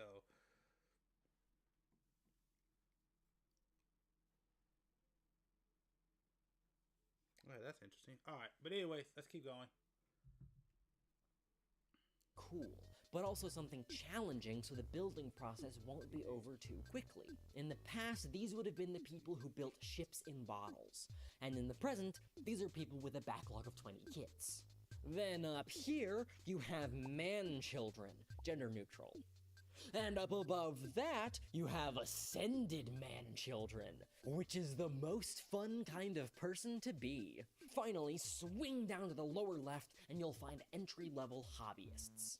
They like the brand, or they want to get into it, but they're normal people with normal jobs, and yeah, they really gotta get around to watching that show. Everyone says it's really good. They need something that won't make them feel like a weird little toy baby, but also won't take a month of free time to complete. These two corners, top and bottom left, are the most populous, because these kids grow up into these adults. Some of them grow up into these adults, which, although more rare, is just as profitable of a market, because die-hard hobbyists are your whales. They'll spend a whole lot of money on just a few products that'll last them a while, or they buy literally everything you put out. The top right square is mostly former bronies and people who like the unsets of Magic the Gathering, and no one has figured out how to talk to them yet. For most of its run, Zoids is just kind of around here in the middle, up and down and left and right depending on the day. You'd hit plenty of people that way, because plenty of people live in this middle zone. But you aren't going to hit a lot of people super strongly. That is the challenge that Zoids faces. And it's a challenge that Zoids may have already solved. Shop your new mattress your way at Ashley. Browse our wide selection online from the comfort of your home. Or come in and see what feels good at one of our conveniently located. In 2006, after Hasbro and Tomy had largely stopped throwing sprues at the wall to see what might stick, Tomy partnered with Kotobukiya to produce a line of non-motorized Zoids model kits dubbed HMMs, or High-End Master Models. The intent was anime accuracy, box art accuracy, to create Zoids that could move and pose in ways the Energizer Bunny can't possibly imagine. And they are not lying when they say high-end. If a motorized Zoid has between 60 to 100 or so parts, the equivalent HMM has like 400 to 550. Some of those parts are minuscule. Some of the parts need glue to stay firmly attached, despite the fact that they're meant to snap together. These are highly advanced kits for highly advanced model builders, and the quality absolutely shows. They realized that there was a demographic of older Zoid fan who might value a solid model above all else. Or they saw other brands making high-end kits and figured they could pull some of those people into Zoids by making kits to match. They saw a demographic and laser focused in, calling an orbital strike to hit one very specific kind of guy, and it worked. This series has run unbroken, incredibly well-selling for nearly 20 years. In 2008, they did Rebirth Century, the aforementioned Anniversary series with re-release of old wind-up and motorized kits, and the continuation of the original battle story. it only ran for a year. Meanwhile, Kotobukiya... I can't stop winning! I can't stop winning! I can't stop winning! I can't stop winning! 8 years pass by before Tomy tries their hand at a motorized Zoid once again. In 2016, Tomy, now merged with Takara to become launches 2 masterpiece Zoids, 2 super high-end motorized kits that I'm not going to go into detail about because I'm going to save it for next video. But let me tell you, they are laser-focused targeted to me specifically and the precise whimsy that I find valuable. They're really, really cool, but something like this is always going to appeal to a smaller demographic. Smaller than the demo for HMMs, and way smaller than kids who like toys and dinosaurs who generally aren't gonna be capable of building something this complex. If only... Target acquired. In 2018, Takara Tomy orbital strikes the child demographic with Zoids Wild. This time it's all toyetic. Toyetic to the bone! Wind-ups are back. Motorized kits are back. Sprues never matter. These parts are pre-cut so you can get straight into assembling. The mechanics are simple and effective. Zoids for kids were back. And the older fans mostly didn't like them very much. The aesthetics were really different, and I'm sure it felt like quite a step down from HMMs, but it didn't really matter, because HMMs were still being made, and Zoids Wild was popping off with Japanese children. There was an anime, a buttload, nay, a metric butt ton of sets. Hasbro took notice. They went full steam ahead to import Zoids with a huge launch planned for 2022.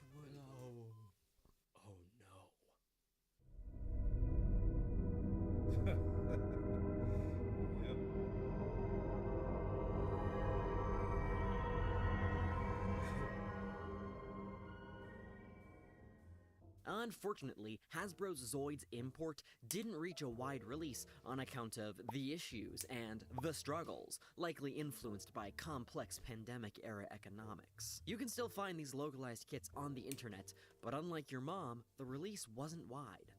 And don't get me wrong, your mom is a beautiful lady, and so were the 2020 Hasbro Zoids kits. At the end of the day, the concept came, and the concept went, and the poor little race-ambiguous gender-neutral American boys remain Zoidsless. HMMs are still going in Japan, and that leaves 2 major demographics still unlasered. One, older collectors like me who really like the motorized gimmicks and complex kits, but whom are not drawn in by the simplicity of Wild. And 2, Zoids fans who want show-accurate models of characters they like, but aren't super intense high-end model kit builders.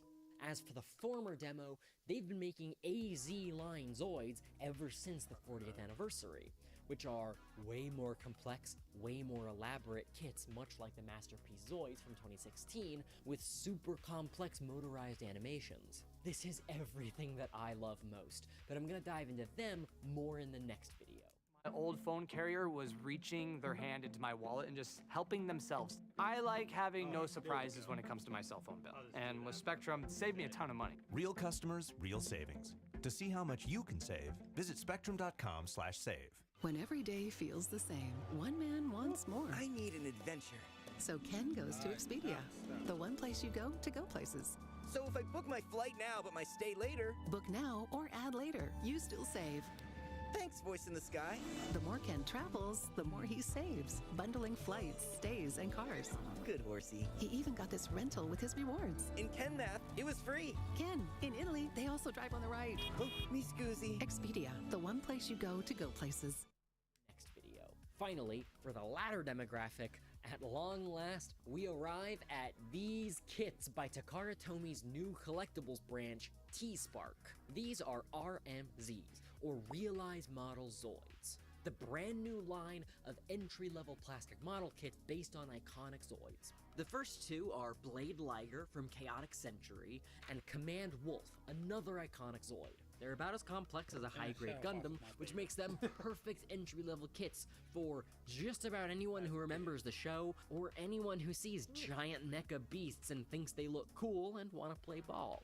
And with their introduction, every corner of the Zoids fandom spectrum has been filled.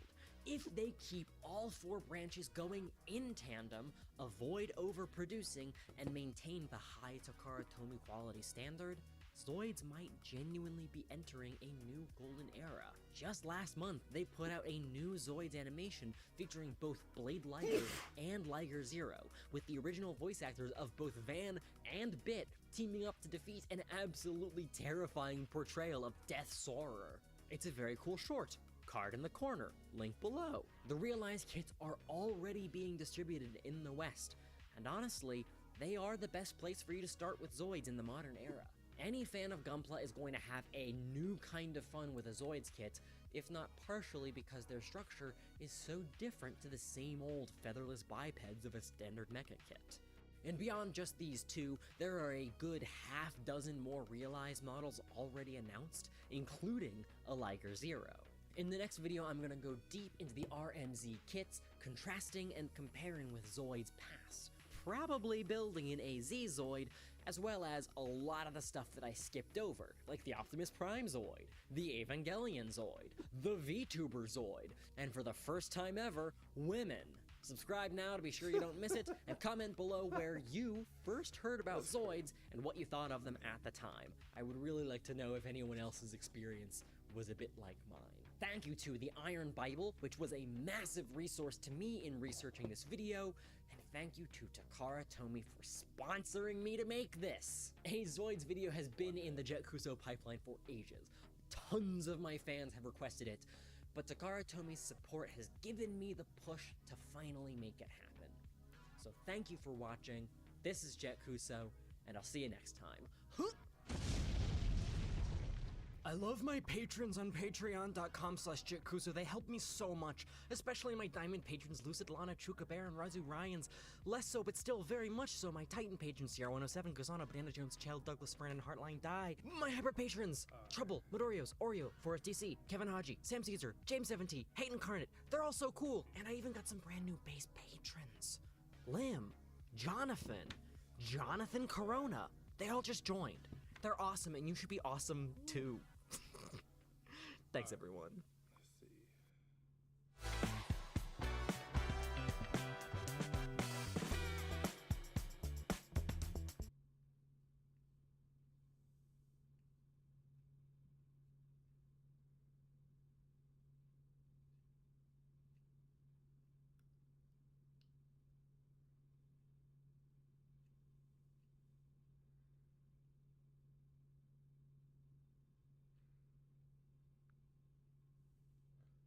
Yeah, give me something new.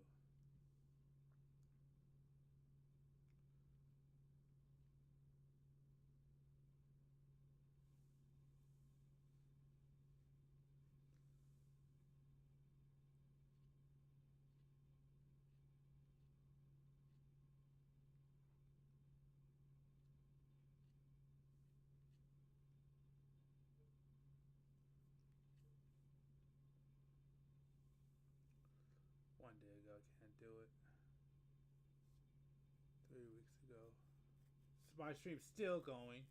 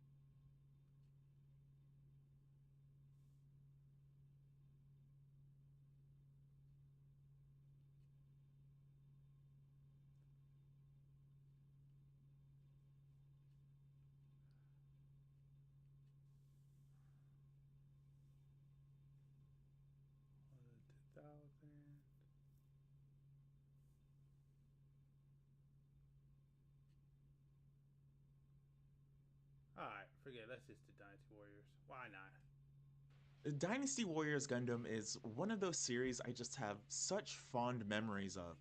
It's a franchise that I thought I loved unconditionally, until I actually went back and played all 4 of the games again in 2025. And here's the thing, the first one is way worse than I remember. It's clunky, awkward, and has really strange combat system mechanics that just feel dated and old even by Dynasty Warriors standards.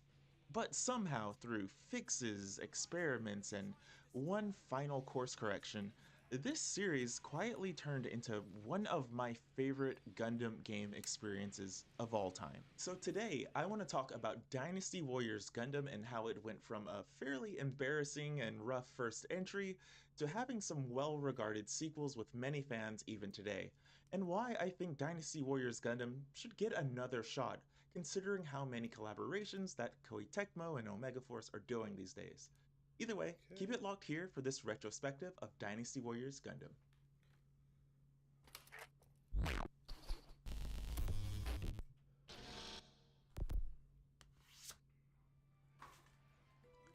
Over the last few videos, I've been replaying all 4 Dynasty Warriors Gundam games.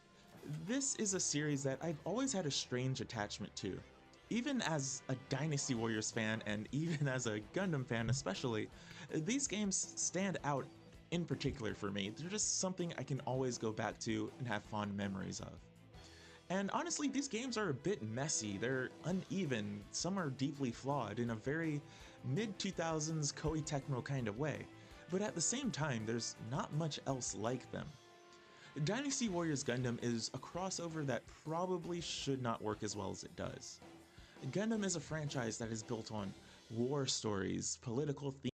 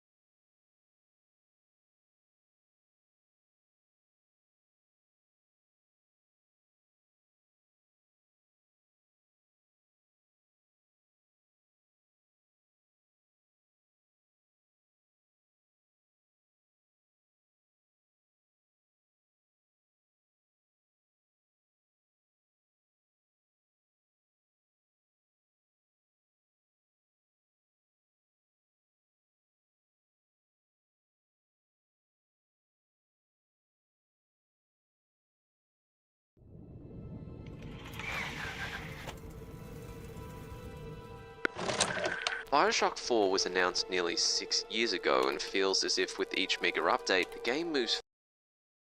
You can schmoove in this game. You have so many options for combat. You can roll, fucking slide around all while shooting. Like, there's actual movement tech It's fun. Like, the gameplay is legitimately fun. It has a lot of depth. A lot of ammo. The worst part about this game is easily its story and its length. The game is way too fucking long. So long for that ambush, only to blow it. Wow. And yeah, it is a lot of fun co-op. It is a very fun co-op experience. Especially because of, well, especially in the beginning where every single car is like the most hazardous thing you can imagine. Every car is basically just a fucking missile. No one in the city can drive. So anytime you step foot on the road, you just get blasted by 20 cars. For that, we're gaming.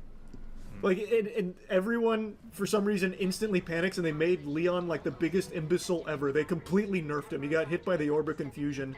So, like, he freaks out every time he sees a zombie. He's like, fuck! Crashes his car. Bus driver does the same thing.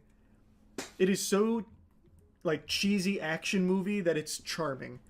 It loops back around to being charming, but it is not great as a story or anything. But I do still think it's fun. The gameplay is very fun. And then here's where I'm going to put Resident Evil 0. Oh man, I should have been reading through my notes. There were some other things that I forgot to mention for some of the ones that I put a little lower. Another thing about Operation Raccoon City that blew my fucking lid off every time it happened is your character takes cover randomly. So there's no button to take cover in this game. You just have to go up to the cover and pray that your character locks onto it. So it's a cover shooter with no actual cover system. I actually really did hate that one. Yeah, I should have definitely been looking through here because I wrote like some very specific notes that I'm blanking on because it's been a while for some of these now.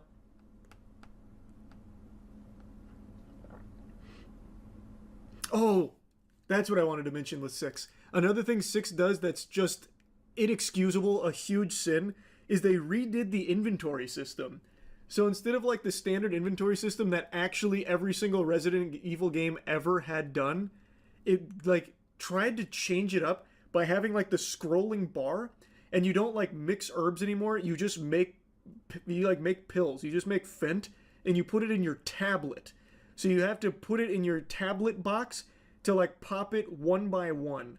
It was just so unnecessary of a change that added nothing except making it more janky. It was a really dumb decision. That definitely sucked.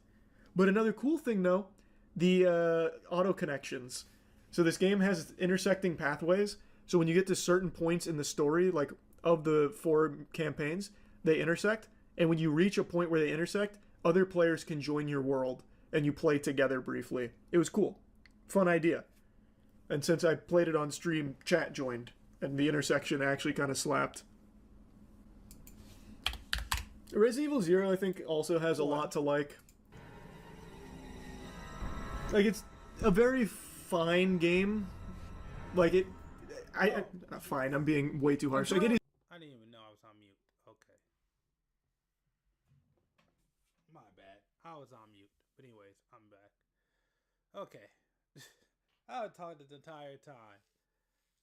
I didn't realize I was on mute. Either way, okay. I thought he said 4, 6. Okay, fair enough. It is a good game that is held back by some really bad decisions. Oh shit. So like, it's another game you can get soft locked because of the character switching with Billy. I'm here, baby. Let's get in it. You can, like, if you don't send the right character at the right time, you can lock yourself out for a long time, which is not fun. That's just a huge headache if you don't know it's coming. But the worst thing about the game is they got rid of the item storage box. No slots at all. I hate it. That doesn't make the game difficult, it just makes it tedious. True. So you don't have a lot of slots for your inventory. You work through both inventories, so you do technically have a lot of slots, but since you can't store anything, what you ultimately have to do is make piles on the floor. So for this, you make I guess you don't have to, you make it anywhere. I made piles on the main lobby for all of the stuff I wasn't using but knew I needed.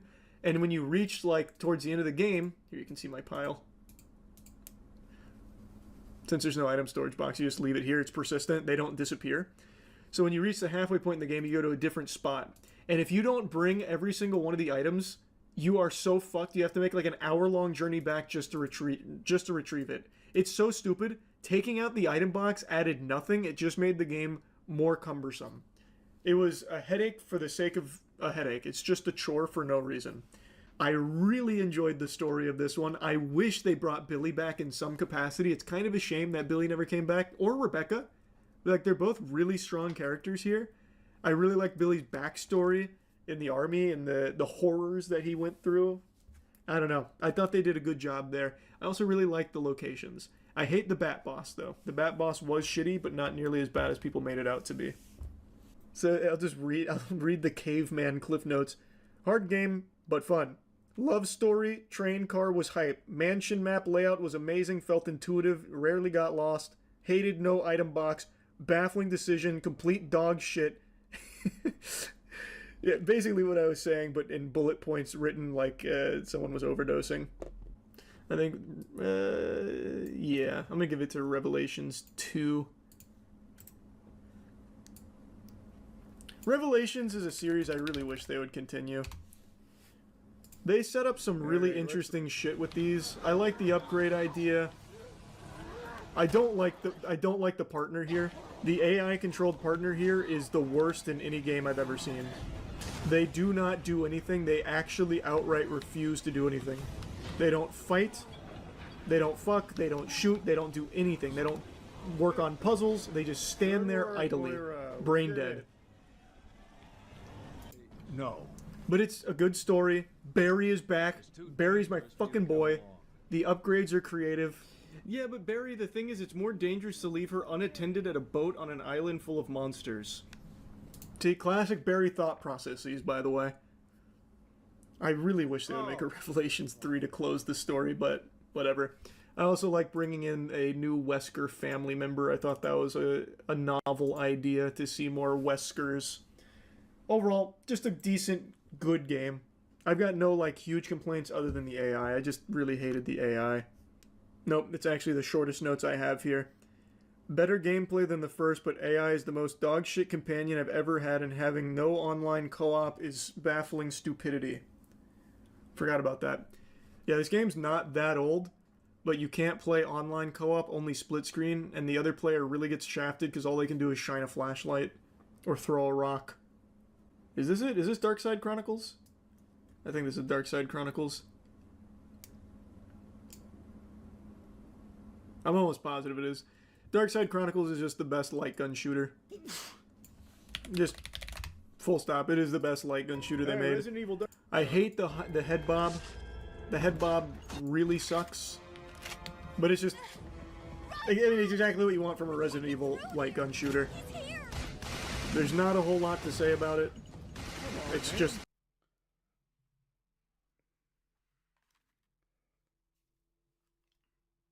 Finished another one. This is done.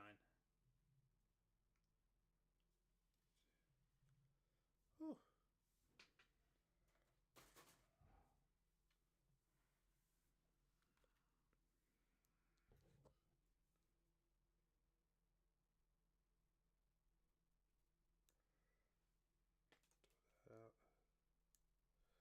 Throw that out.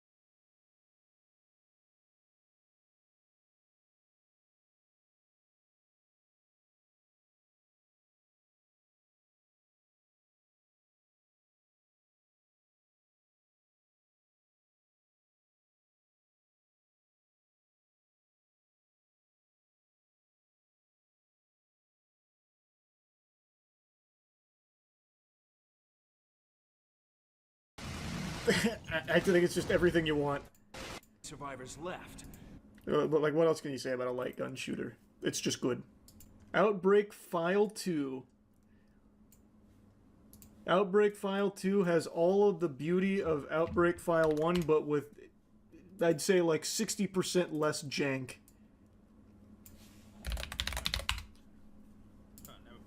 This game just worked better.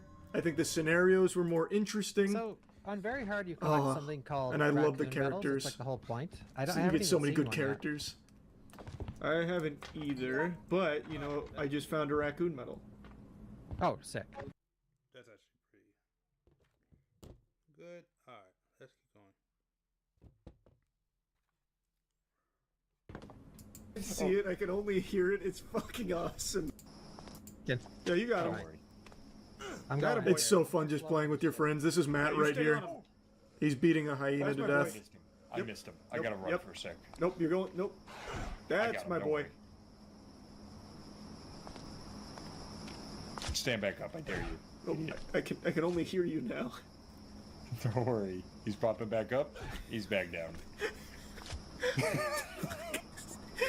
I think one more ought to do it.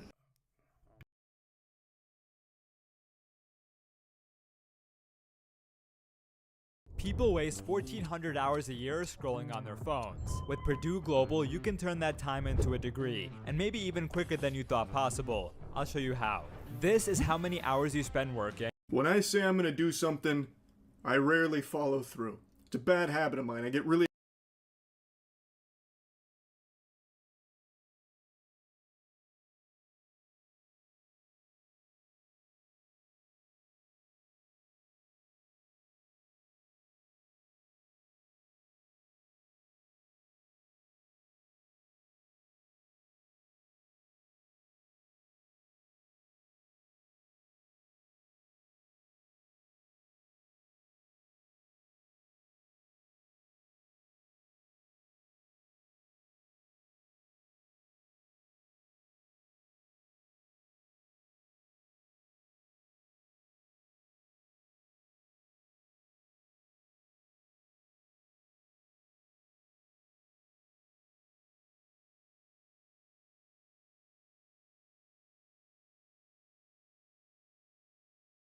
From heartbroken alcoholic to chainsaw-wielding government super soldier, this is the story of Leon S. Kennedy.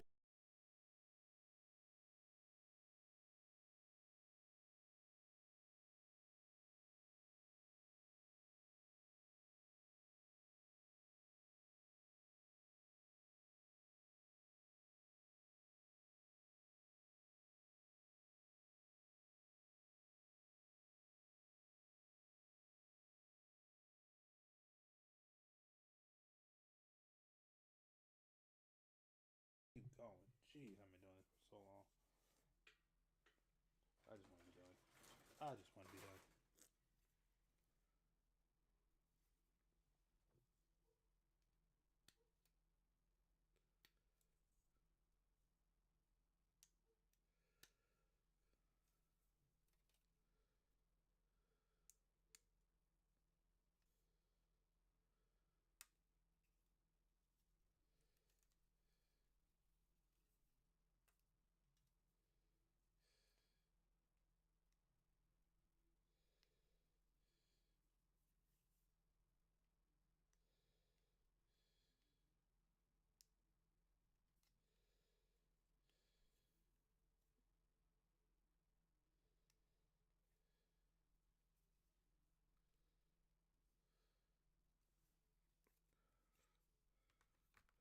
There.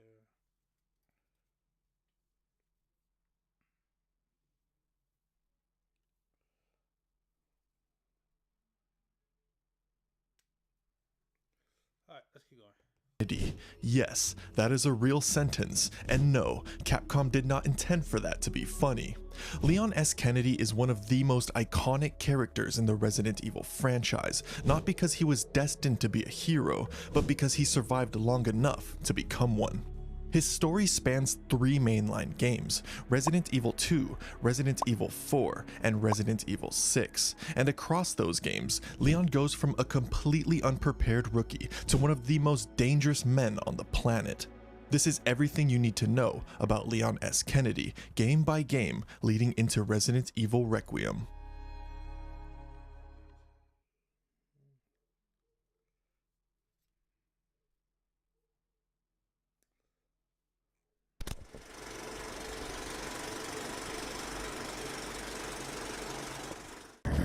Hasta luego. Where's everyone going? Bingo? Where's everyone going? Bingo? You don't suppose I think I can fly a plane, do you? I have only one very important question. You got a smoke? Got gum. No thanks, bro. No way, Leon. Way? Are you out of your mind? I knew you'd be fine if you landed on your butt. You... Women. Women. Women. Women.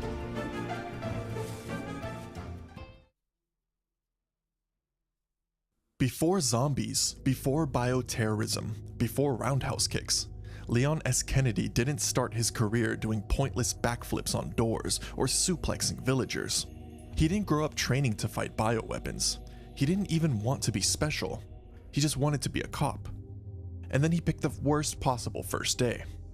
Before Raccoon City collapsed, before zombies flooded the streets, Leon was dealing with something far more devastating: a breakup.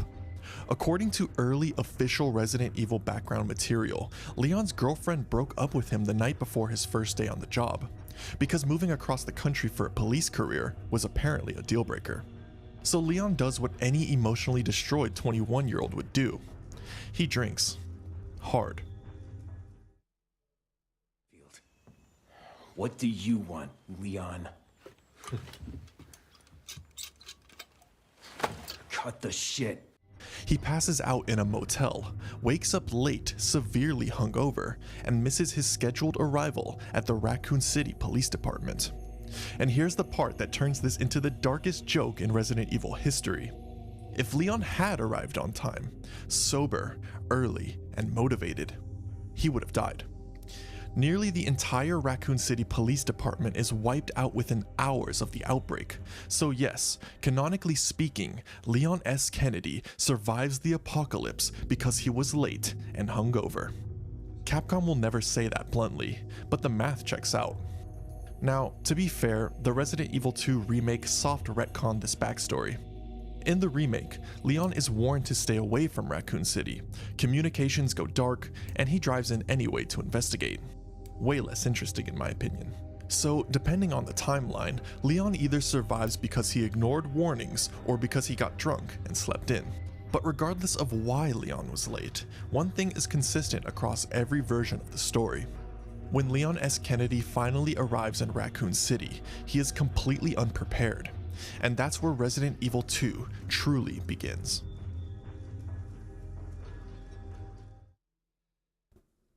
Leon enters Raccoon City on September 29th, 1998, and immediately realizes something is very wrong. The streets are abandoned, cars are overturned. I don't even think y'all see me. My fault. I'm over here just... Hey, y'all ain't even see what I'm doing. Alright. Pause right here. And let's keep it going. Let's keep it going. And the dead are walking. At a gas station, Leon barely survives his first zombie encounter and meets Claire Redfield, a college student searching for her missing brother Chris. The two decide to stick together and head for the police station because surely that's the safest place in town. It is not. Inside the RPD, Leon discovers that most of the police force had already been slaughtered.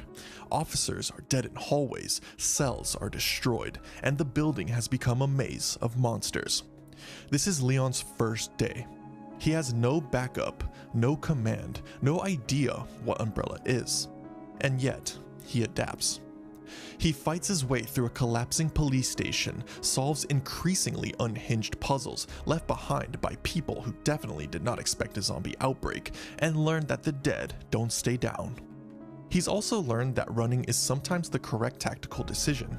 Somewhere in the middle of this, a nearly indestructible monster in a trench coat begins stalking the station, forcing Leon to move faster, think less, and accept that survival now means improvisation. This is not how his first week was supposed to go. While pushing deeper into the station and the underground facilities beneath it,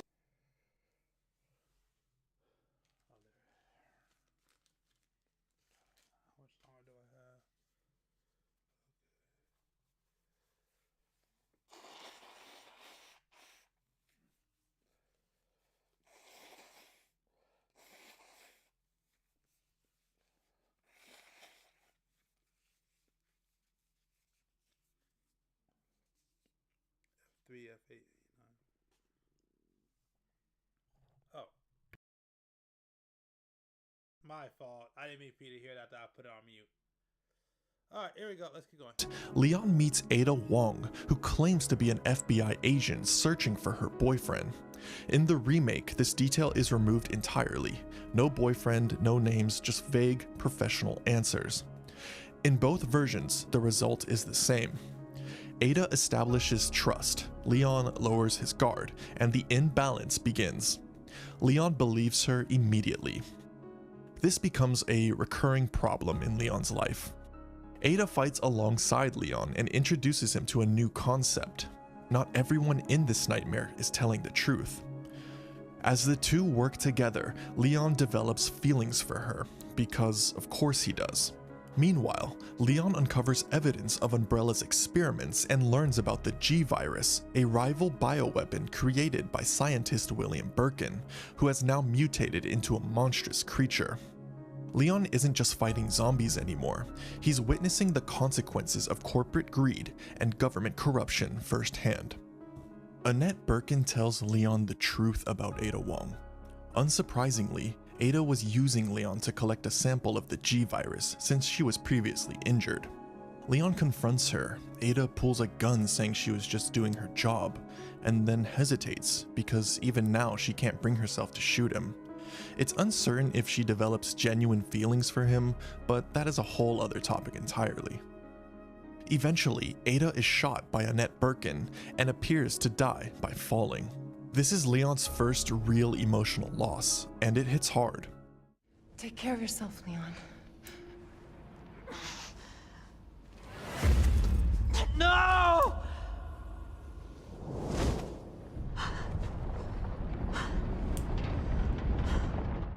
Leon is hunted by the Tyrant, a near unstoppable bioweapon designed solely to kill. He survives encounter after encounter until in his final moments, Ada reappears, alive. She tosses Leon a rocket launcher, he kills the Tyrant, and then Ada disappears. Again. Leon escapes Raccoon City alongside Claire and Sherry Birkin just before the US government nukes the city to erase all evidence of the outbreak. Leon arrived as a rookie cop. He leaves as a survivor, traumatized, disillusioned, and permanently changed. Yep. Between Resident Evil 2 and Resident Yep. I remember all that. I played all that. I never beat the game though. I just kind of watched a retrospective. Yeah, I never beat Resident Evil 2, but I do own it. Once again, another game that's literally downstairs.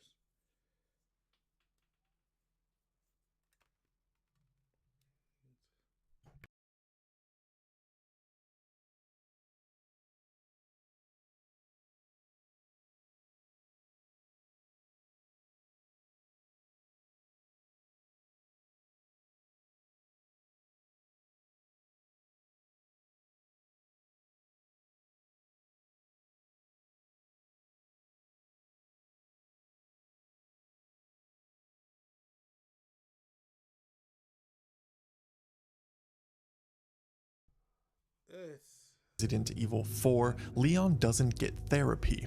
He gets absorbed into government service. Leon is taken in, debriefed extensively about Umbrella and Raccoon City, and folded into the US government. This is where the timelines can get a bit messy because the remake references these events more subtly, but I will quickly explain the events of the original timeline.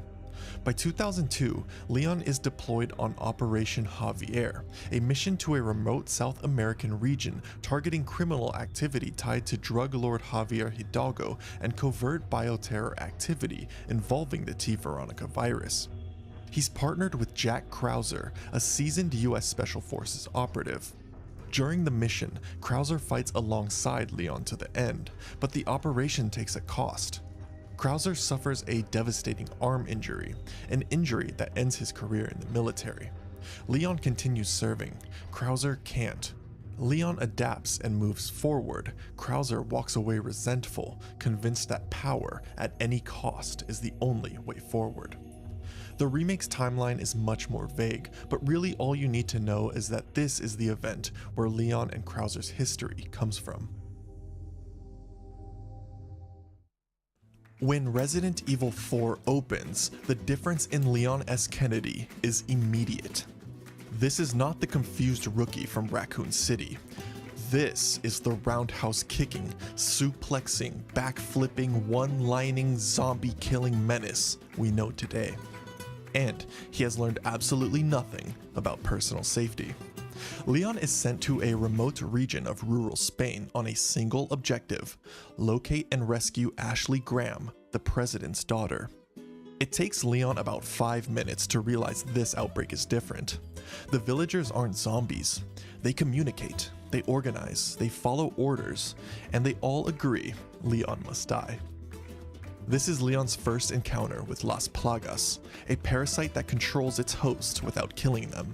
It's cleaner, smarter.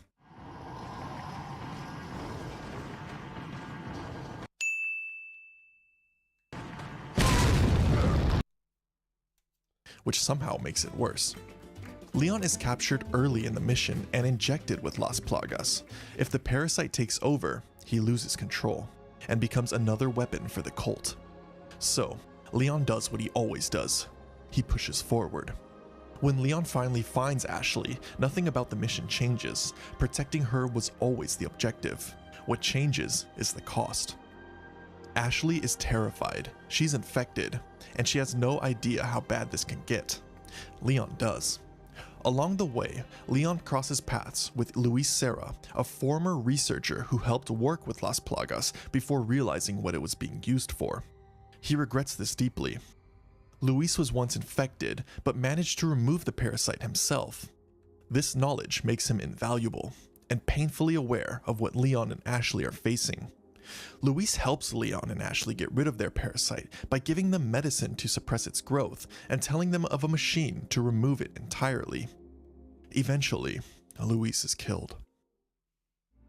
You know, I led a pretty shitty life. But now, eh?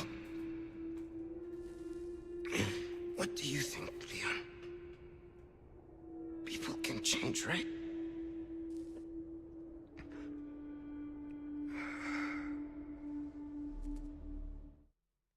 And then, like a bad habit, Ada Wong re-enters Leon's life. She's alive, she's capable, and she's operating 3 steps ahead of everyone else on her own mission. Ada helps Leon repeatedly, never lying outright, just never telling the whole truth. She saves him, and she keeps her distance. Leon's most personal confrontation comes when he encounters Jack Krauser, the former partner from Operation Javier, a man Leon believed to be dead, and someone who took Operation Javier very personally. Krauser embraces power at any cost, willingly infecting himself. Leon defeats Krauser and confronts Osmond Sadler, the leader of Los Illuminados. The plan is simple: use Ashley's infection to control the United States from the inside. Sounds more like an alien invasion if you ask me. Leon defeats Osmond Sadler, removes the parasite from himself and Ashley, and prevents a global takeover. Ada helps him, and then she leaves. Again. Leon escapes having successfully completed his mission. Resident Evil 4 doesn't just make Leon stronger, it finalizes him. He's confident and highly capable. Between Resident Evil 4 and Resident Evil 6, Leon doesn't get a new arc. He gets older. He stays in service, responds to outbreaks, and slowly becomes the guy everyone calls when things go wrong. By the time Resident Evil 6 begins, Leon S. Kennedy is no longer the young, arrogant agent we met in Spain. He's older, more serious, world-weary, and has minimal humor compared to his earlier appearances. Leon has spent over a decade responding to bioterror incidents that never truly end, and for the first time, it shows. Leon is deployed to the American town of Tall Oaks alongside fellow agent Helena Harper. Their mission is routine: provide security for the President of the United States. The President intends to reveal the truth about Raccoon City. He never gets the chance. A bioterror attack erupts, infecting the city with the C virus. The President turns, and Leon is forced to shoot him. This hurts Leon, a man he was supposed to protect, a man whose friendship he valued. I've always valued your friendship, Leon. This is the most responsibility Leon has ever carried. This is the moment that finally breaks the illusion that saving the world comes without consequence. Leon survives Tall Oaks with Helena, an agent carrying secrets of her own. Unlike earlier in Leon's life, he doesn't trust easily anymore. He questions Helena, pushes her, forces the truth. Character development. Helena admits she has ties to the attack, not as the architect, but as someone who was manipulated. Leon believes her. As Leon and Helena pursue the truth, the scope of the crisis expands. This isn't an isolated incident. This is global bio.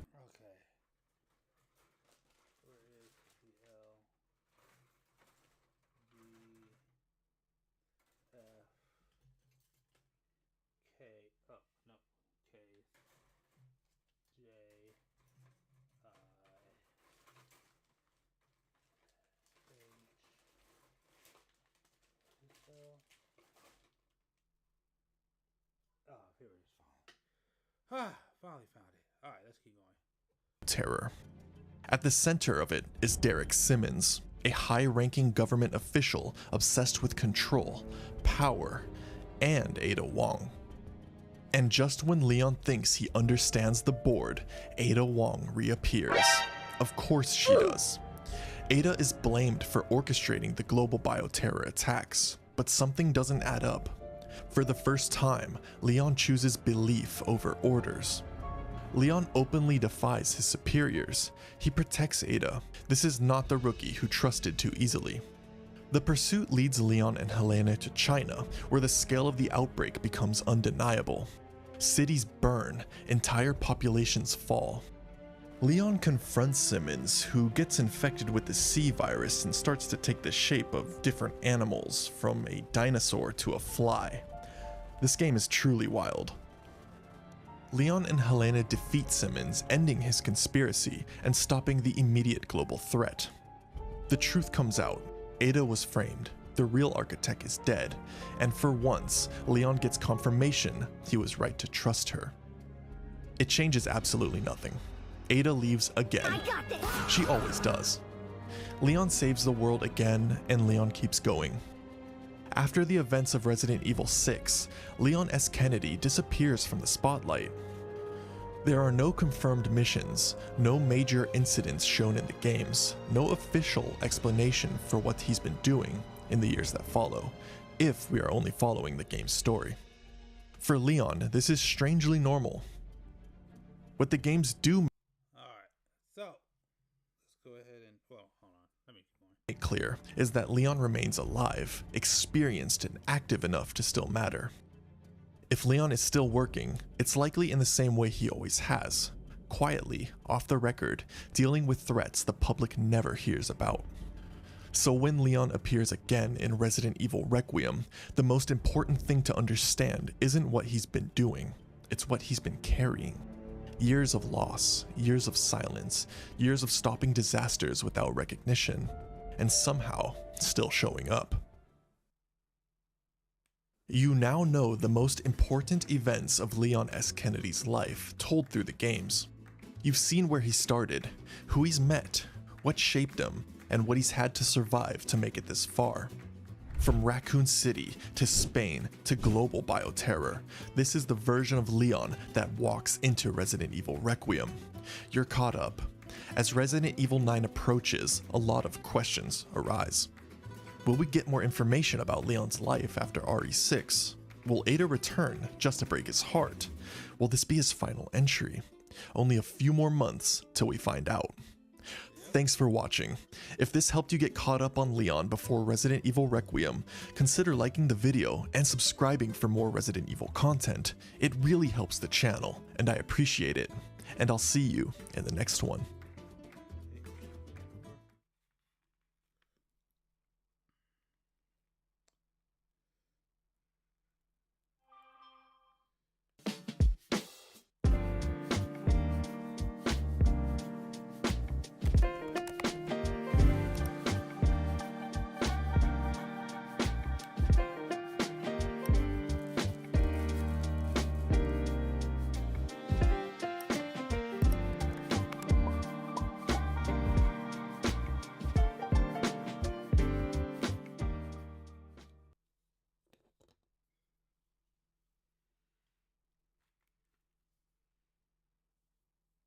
Resident Evil Requiem is right around the corner, and with it comes a character most people weren't expecting to matter in a mainline Resident Evil game. Not Watch this. Alright. This one goes in here.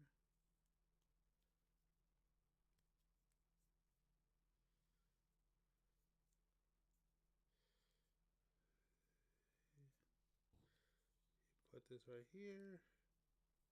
And this one goes right here.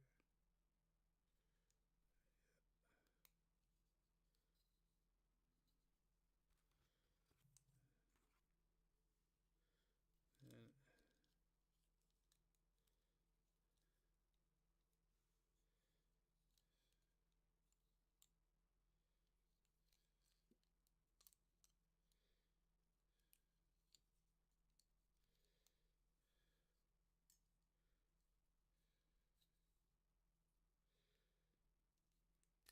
oh, okay.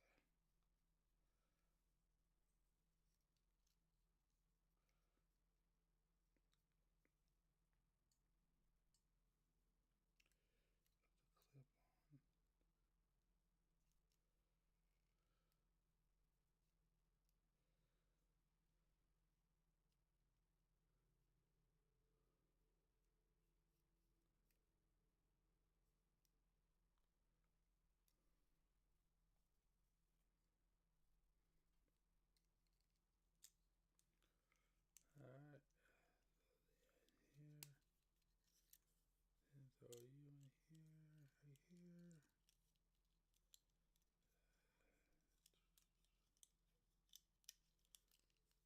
Alright. So a lot going on.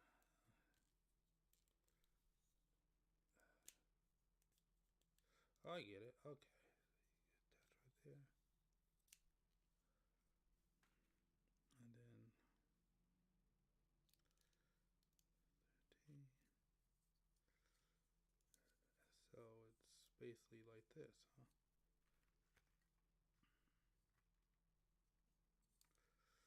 Okay. Second weapon done.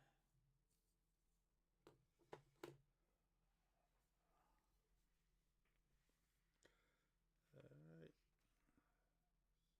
This.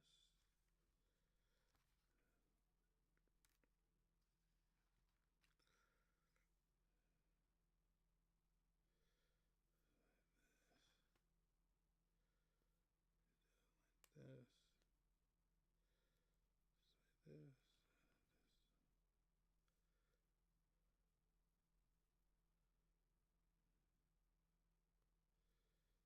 Goes right there. Alright, handle's done. That's done.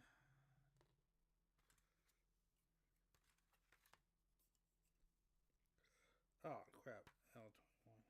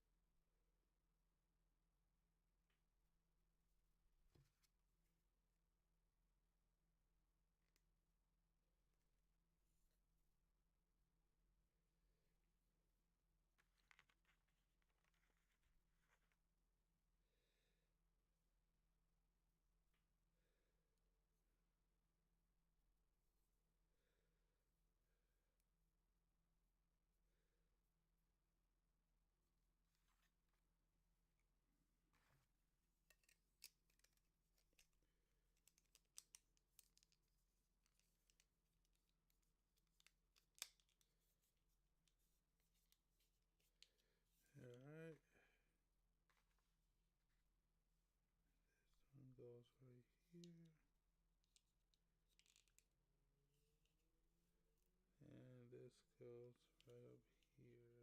Oh.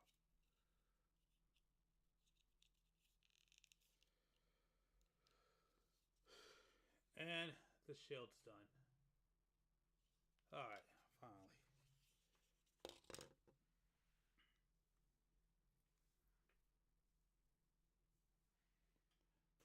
Now next, let's go to the head.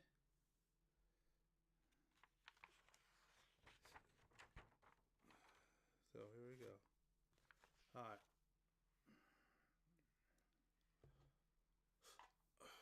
Let's check out the head.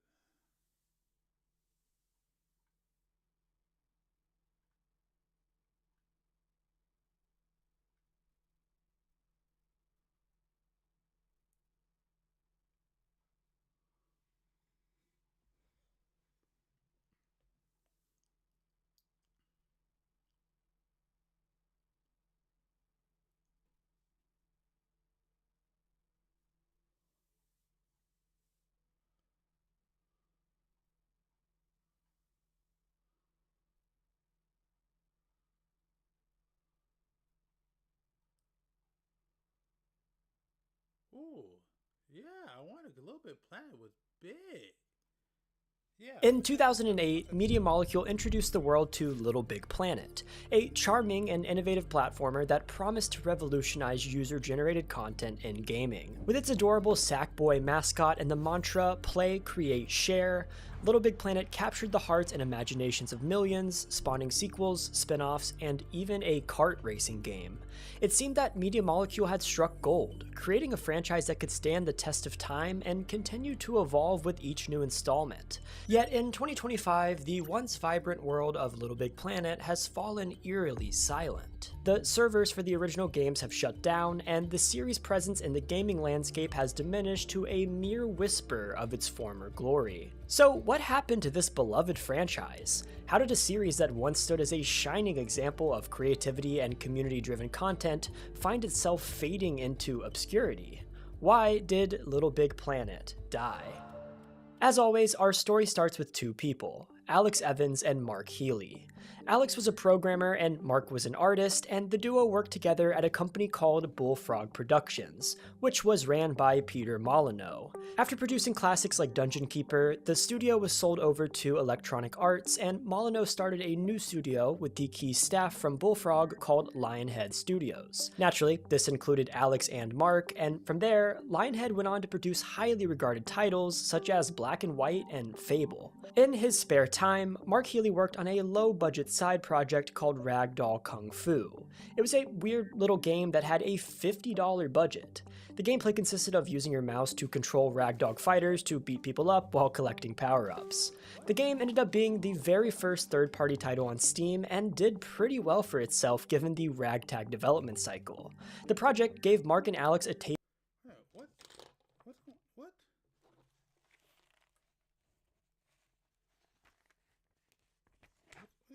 What's going? What?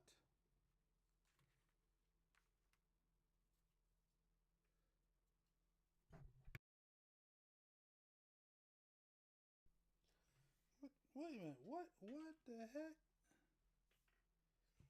Hold on. Wait a second. Why? What the? Why is that missing? What the?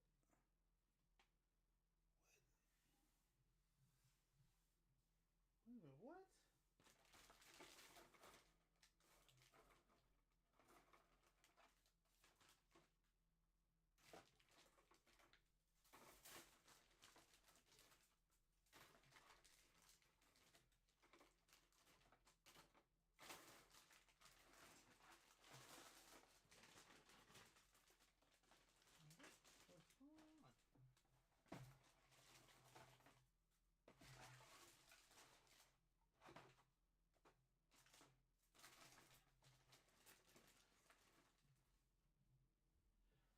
What?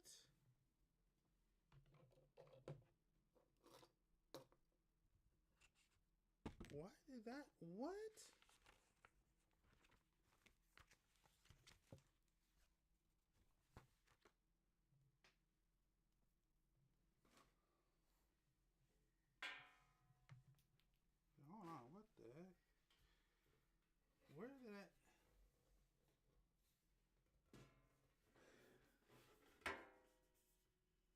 What the?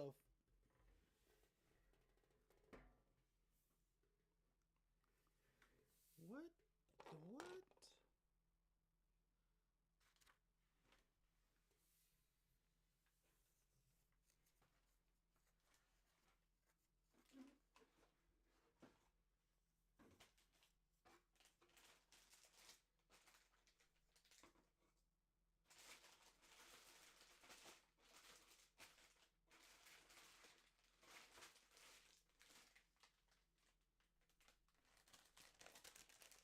Look for it later, but what the?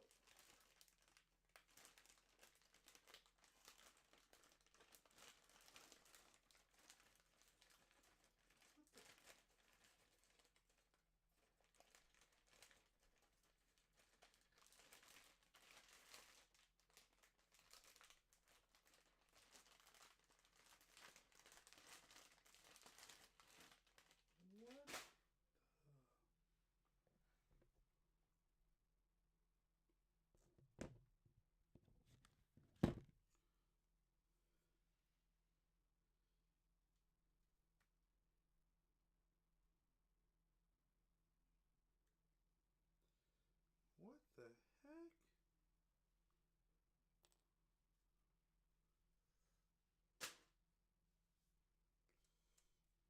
That is crazy. Okay, well, huh. What the? I want to find out later. That doesn't make any sense. Okay, whatever. I'll look for it a little later. That, I don't know what the heck. Whatever. Let's not worry about it right now. Let's just get this done. Because I need to go eat dinner. And I'm trying to get I'm trying to get a headache. So I need to hurry up and get done. Alright, that was weird. I have no idea why that happened. But, okay. Huh. What? The heck? Alright. Whatever. Let's just keep going. Taste of what it was like to make games with full creative control, and made a bit of a name for themselves outside of working under Peter Molyneux. But leaving a financially secure job was a pretty risky leap, so they decided to wait before pursuing anything serious. Back at Lionhead, the studio's next couple titles bombed financially. Paired with its explosive growth, it was clear that the company wasn't going to last much longer if something didn't change. So Peter Molyneux decided to lay off 90 employees to sweeten the deal for a potential Microsoft acquisition. And suddenly, this changed everything. It no longer seemed like staying at Lionhead would be a safe employment option, so Alex and Mark, along with Kareem Attorney and David Smith, left Lionhead to chase their own crazy dreams and form Media Molecule. And their first project was a new, ambitious title called Little Big Planet. The earliest prototypes of Little Big Planet certainly looked interesting, to say the least. The first pitch was a tech demo with a character called Yellowhead. It revolved around physics-based 2D gameplay, and even at its earliest stage, there were quite a few similarities to the gameplay of Little Big Planet that we're all familiar with, which was impressive for something cobbled together so quickly. From this demo alone, Sony were surprisingly interested, and they decided to give Media Molecule a shot. But not with blind faith. If Media Molecule wanted Sony's full backing, they would need to have something substantial to show in just 6 months. With that, the team got to work. Little Big Planet was going to be something different, something fun, quirky, creative, and overflowing with character and charm. It was going to be a platformer, but with an insane level of customization, a unique art style, and a heavy emphasis on replayable, user-generated content. It was unlike any other game on the market, and it was gonna be amazing. The robust costume creator was inspired by the one in Ragdoll Kung Fu, leading to the creation of the iconic Sackboy that the series has become known for. After just 6 months of work, Sony was happy with what they'd seen and decided to move forward with their partnership, featuring Little Big Planet at the 2007 Game Development Conference. This is where the world first became aware of Little Big Planet, and, well, people loved it. It was a dream come true for the developers. The game clearly had a market. But there was little time to celebrate with how much work they had left, since Sony wanted this game finished as soon as possible. Little Big Planet needed a story mode to showcase what was possible in the level editor, but there were a bunch of problems to tackle first.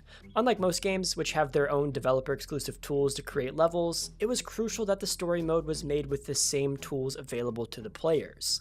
This would allow the tools to be thoroughly play-tested by the developers and showcase what their game was really capable of through the gameplay of the campaign.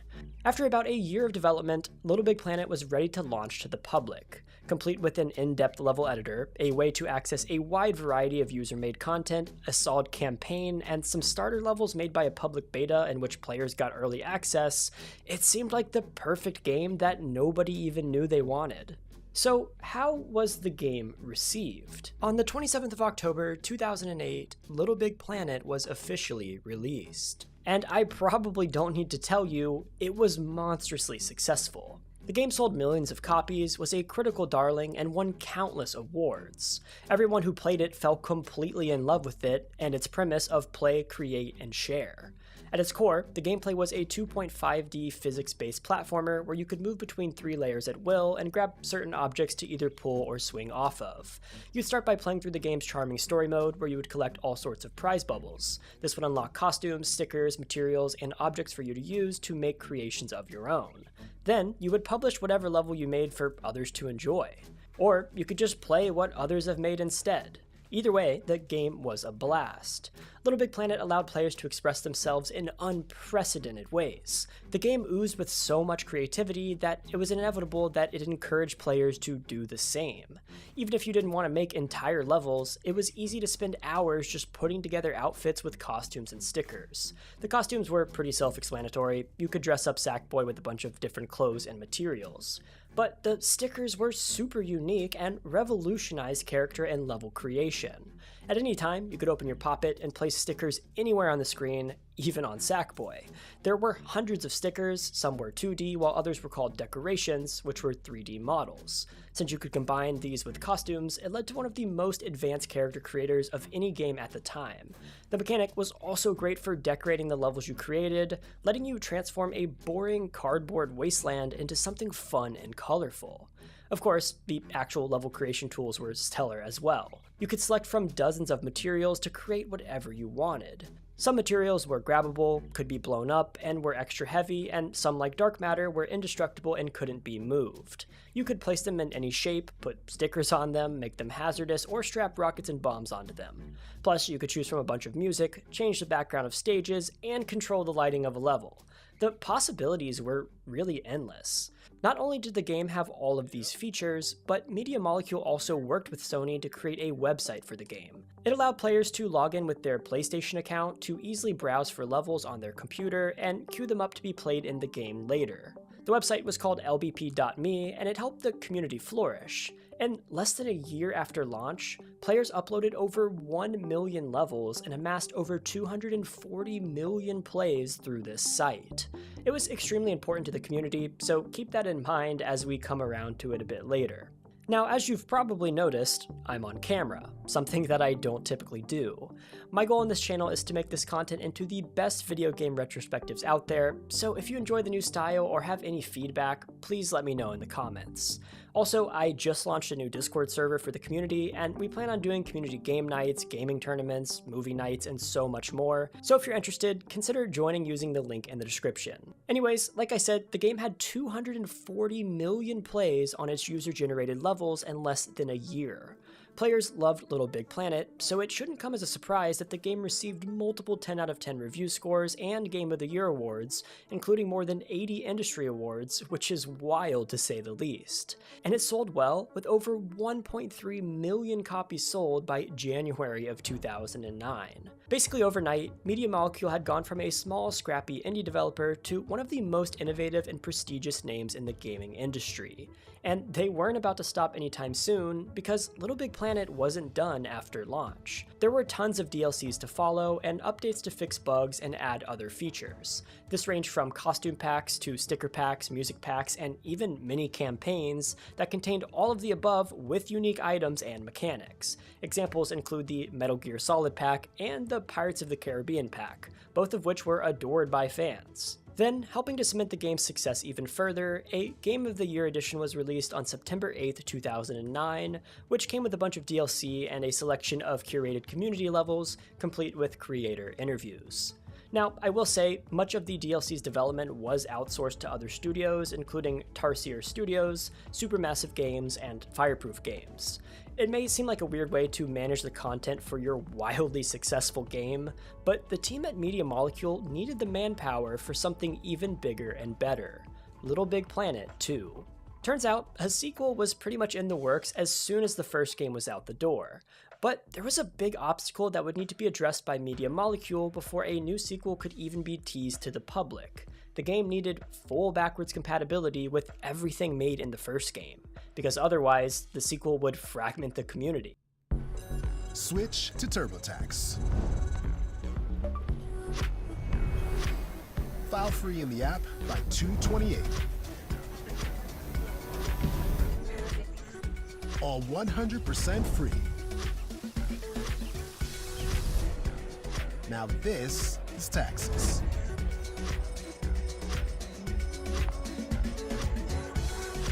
Intuit TurboTax.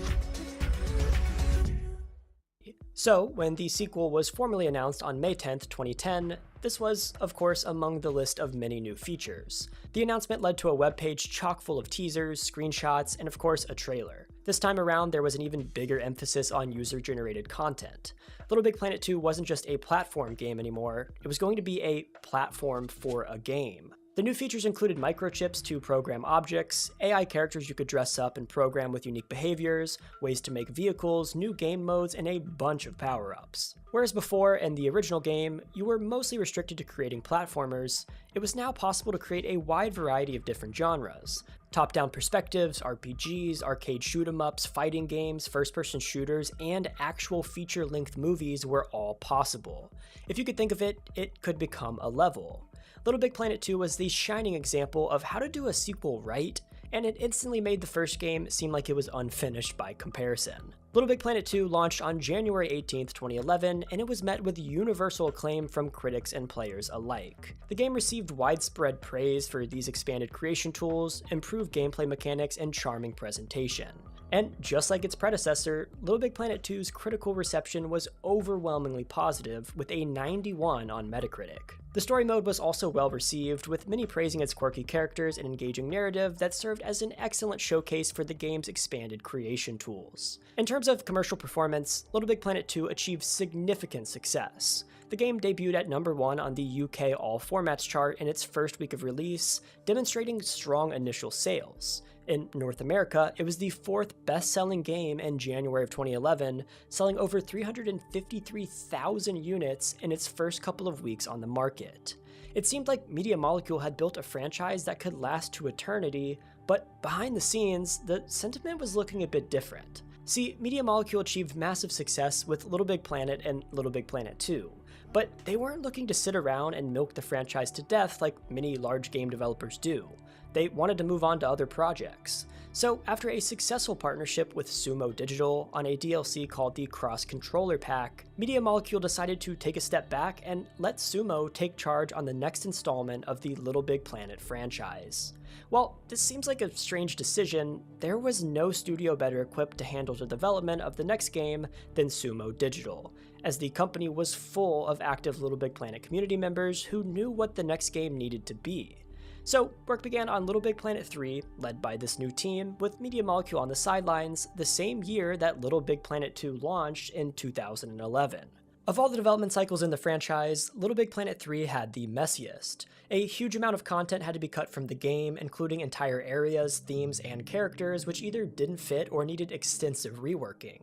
And that wasn't even the worst of it, because there was another issue that made this game's development process messy from the very start.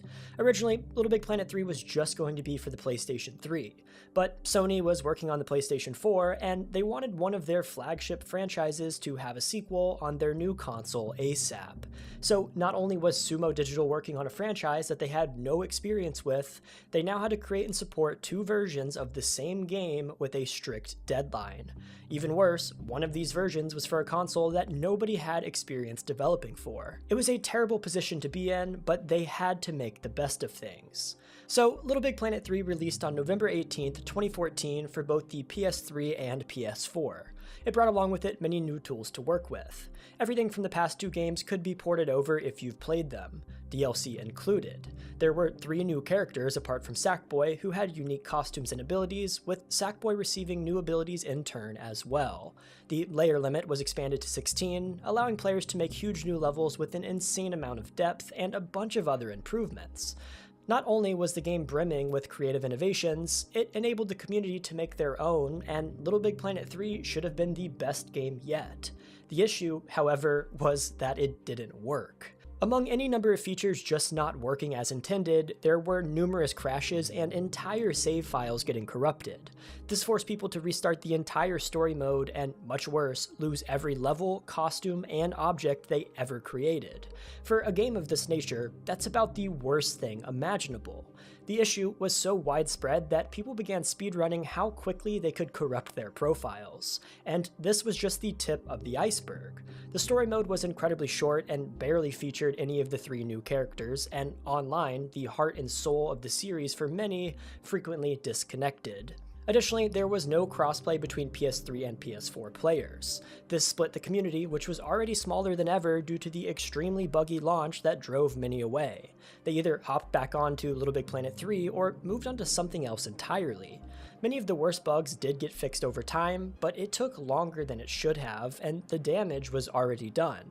Compared to before, the community was basically dead. The game did receive DLC after launch, but it was some of the most underwhelming in the series, with slow development, underwhelming DLCs, and a general fizzling out of the passion surrounding Little Big Planet. I never knew that. Alright, and here's the head. Here is the head. Head's done. Alright. And now, and like I said earlier, it's getting late, so, and I don't want to, this is the first build that I'm actually,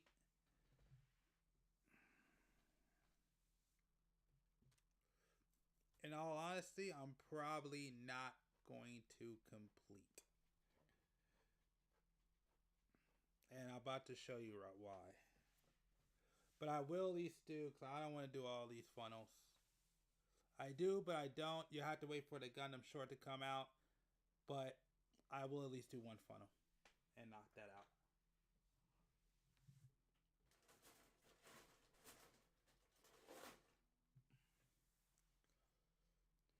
So, I am only doing one funnel. I am not doing 3, 4, 5. At least not on stream. Because this is getting late. So,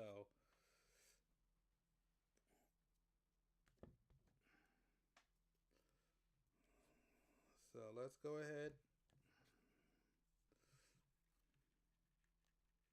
So yes, this is the first time I'm not keeping my word where I say I do not stop till the bill's done. And yes, this is the first kit and the only kit. This better be the last kit that I am not going to complete. I'm not going to fully complete on stream. This is going to be the first one. And most likely the only one. Crazy, right?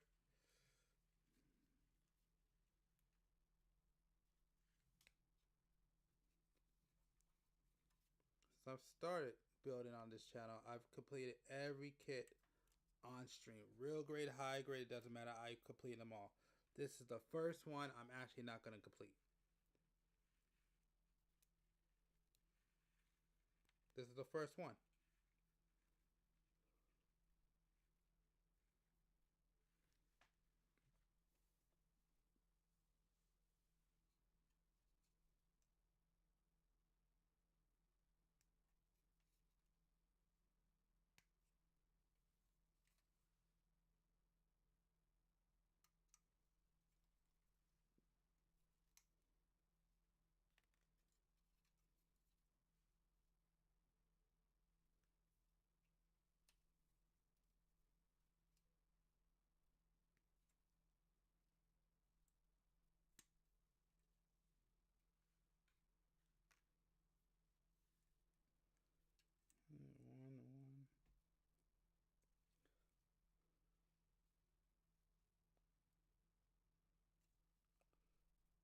2E4.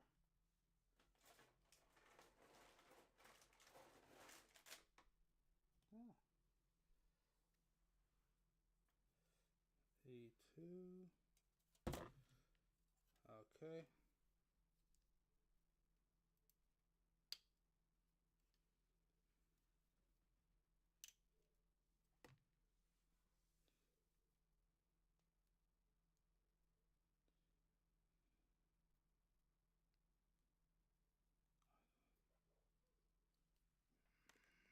Two.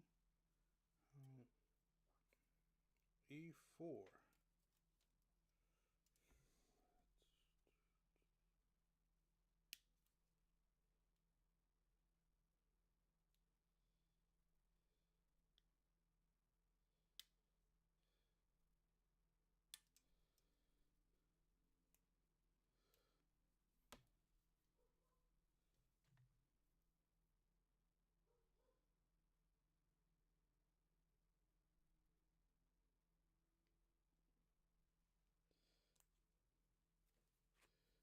E4.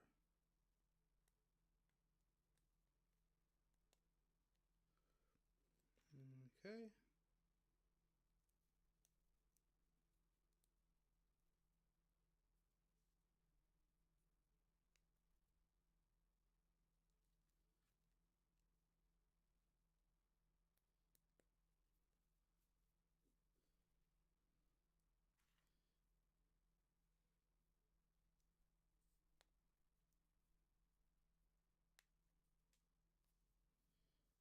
All right.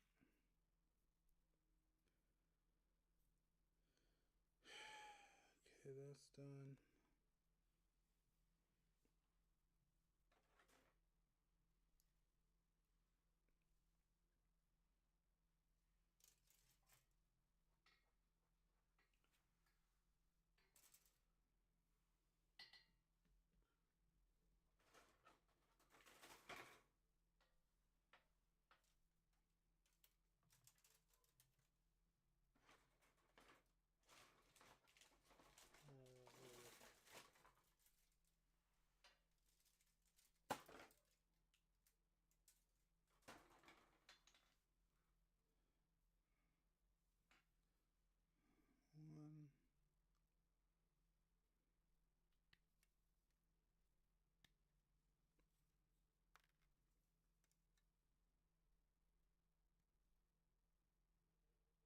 One. You know what? I may be able to complete this. Yeah, you know what?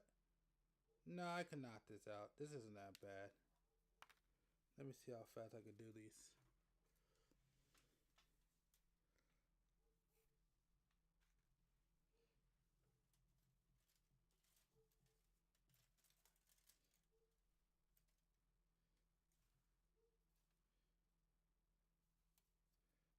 A1, 1.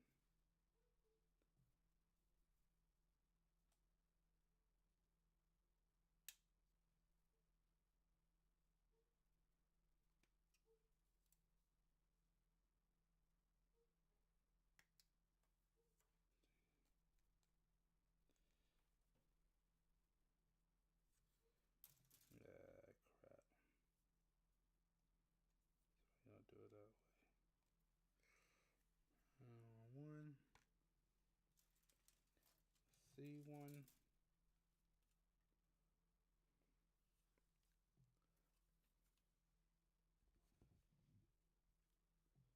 C1, 1.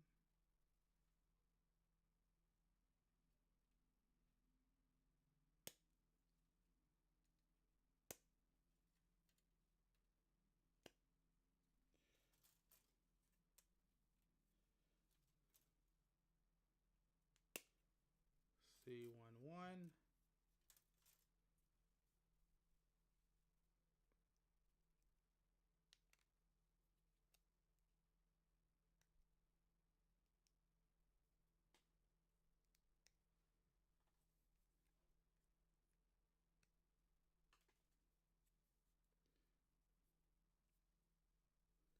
Yep. Oh, C1, 1. It goes right here.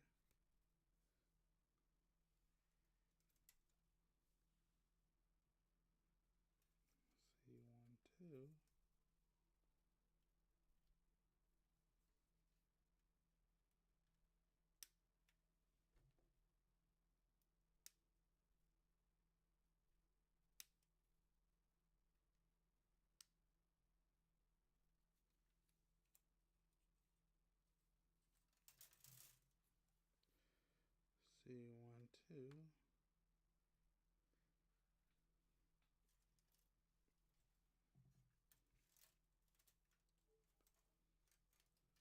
E3.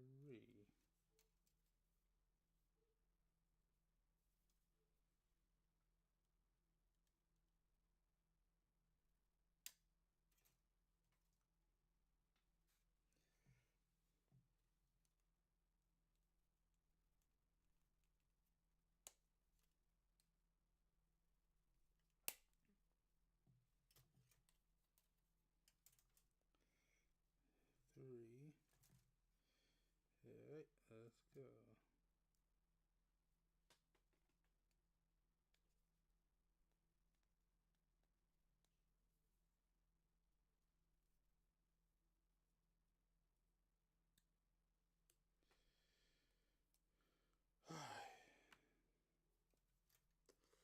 Time is okay.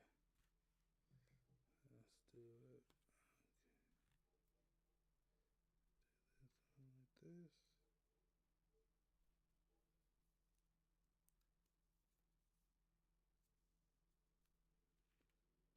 Yeah. No. No, no, no, no, no, no, no, no, no, no, no. That did not just happen. That did not just happen. That did not just freaking happen. Yeah. That did not just happen. Okay. Yep. That happened.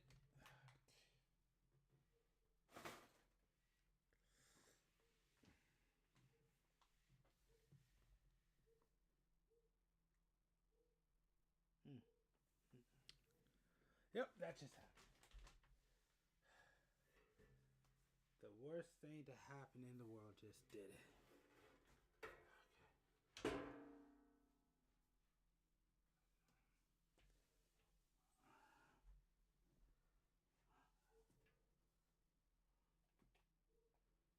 Oh, this is the worst.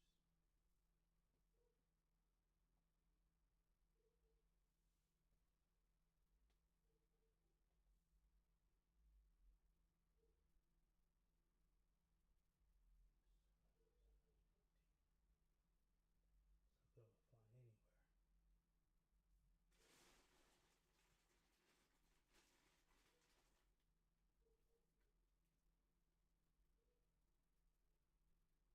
I actually do need that feed. I can't actually lose that one.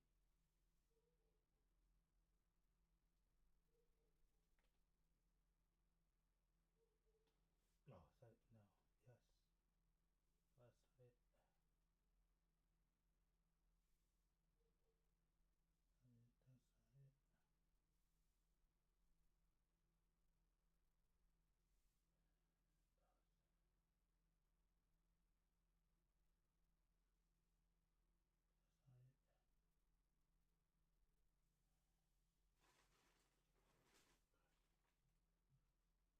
Last sight.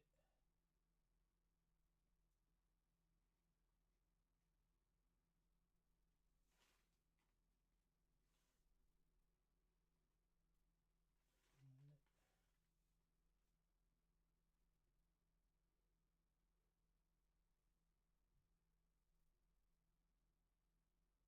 That's not it. Nope. Yes. No, not it. Not it.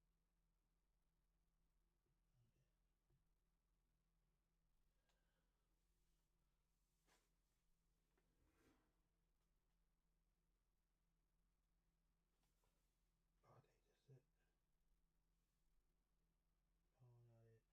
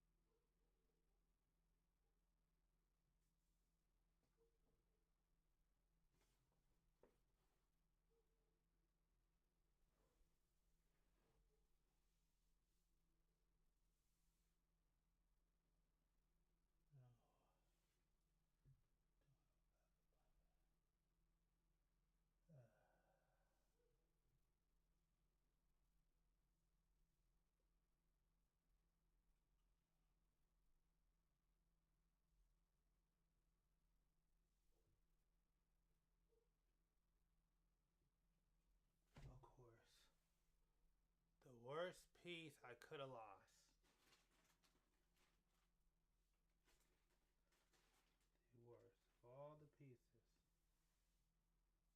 That went ding and went wherever I went to.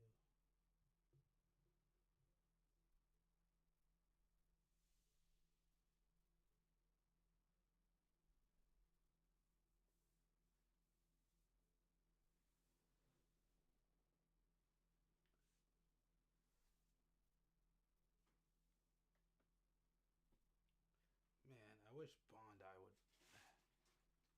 would actually leave extra pieces for things, situations like that.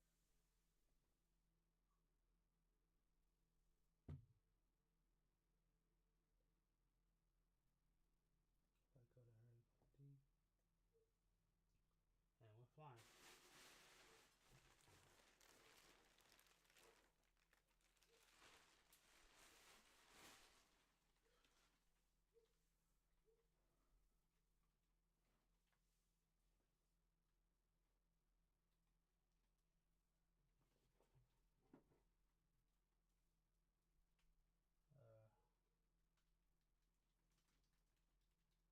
Nope.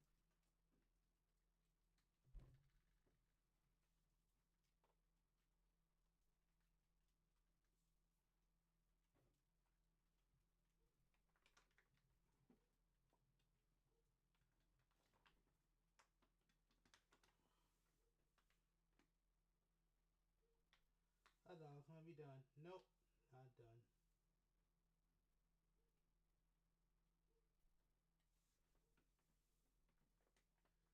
I actually do need to find that piece.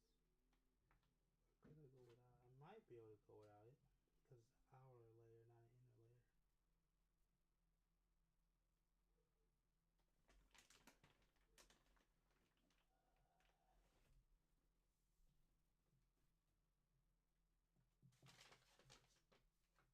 Okay.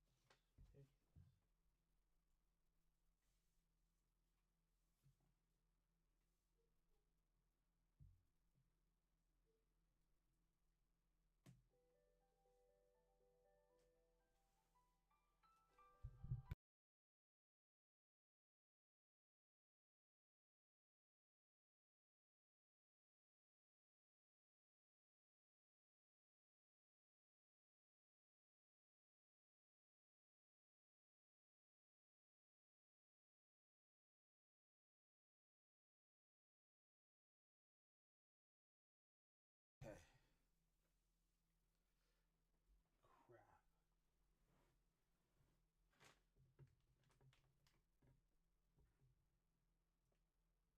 That piece is so small. Oh. Is it? No. Found it.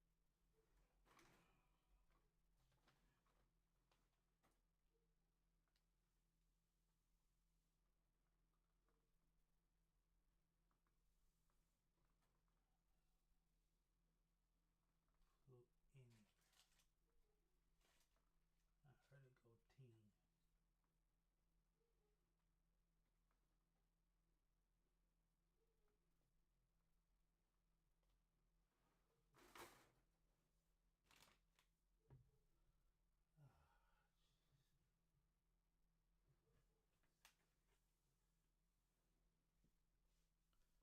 They going ding.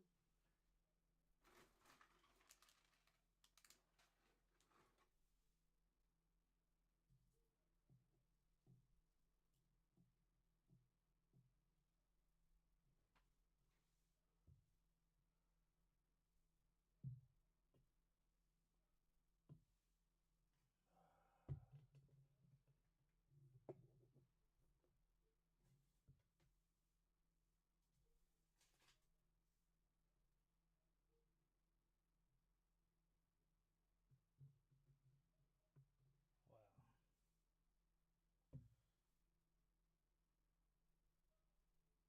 The worst thing. Okay, the second worst thing that could have happened did happen.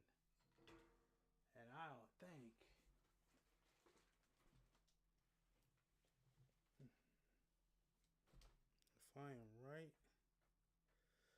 of course. Why would Bandai do that?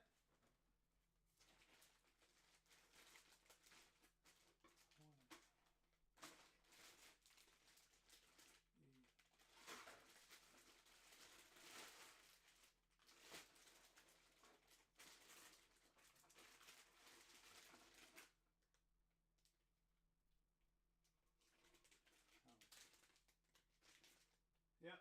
Why would they do that? Why would they do kind of like little extra parts? Why? Why would they ever? Why would they ever do us a favor and give us extra parts for the little ones that may go missing? Nah, that will never happen.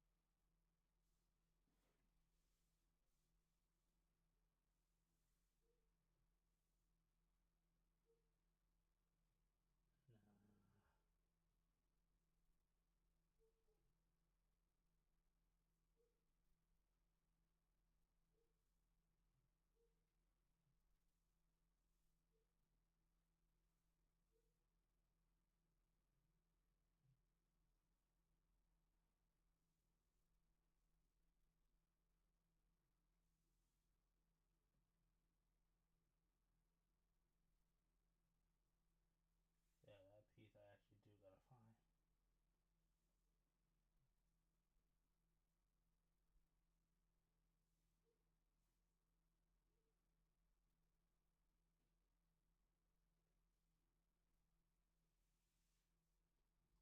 That's great.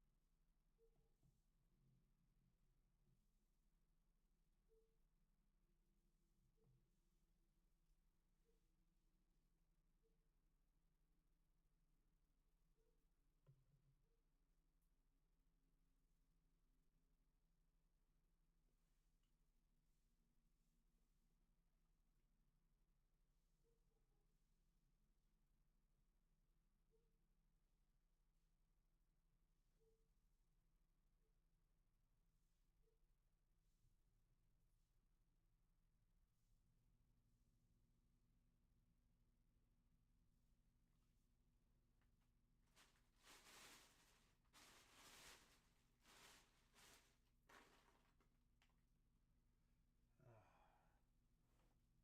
This is ridiculous. Oh, jeez.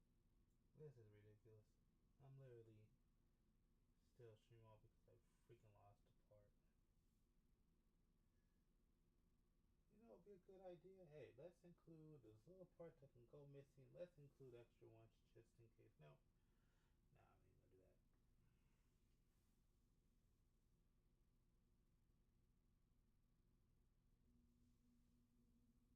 I'm not even gonna do that.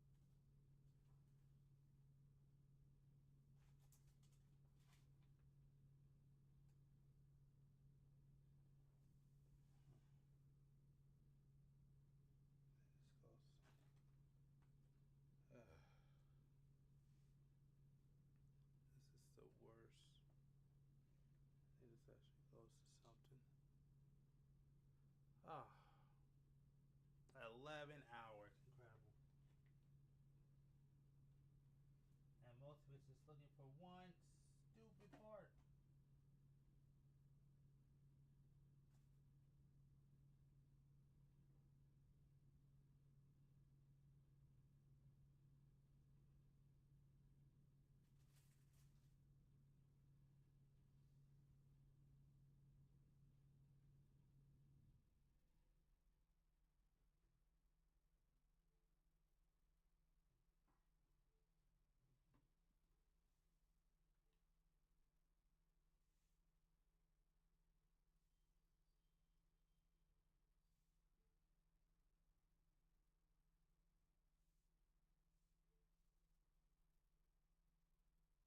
Close that.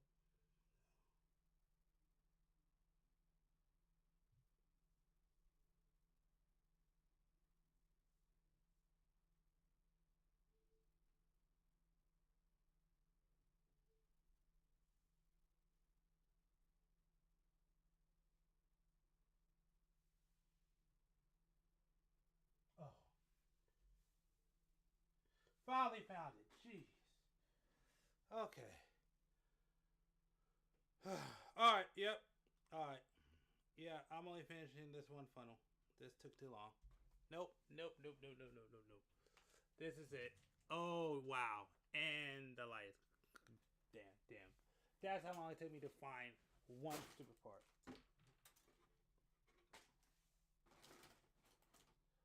Yep. Okay.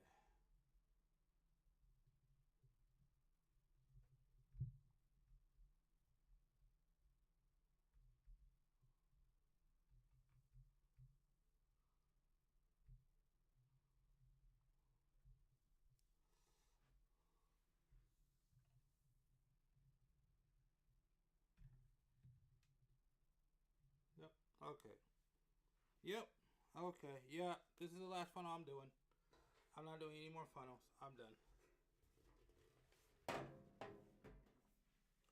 I am done. No more funnels. I'm out.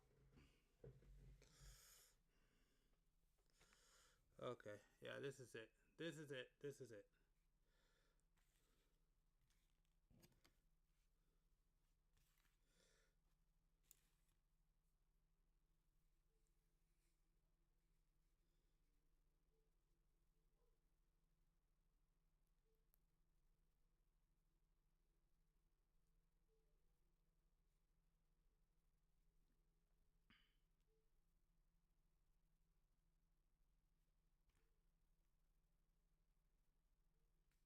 Yep. Alright. Right there. No. Oh. This goes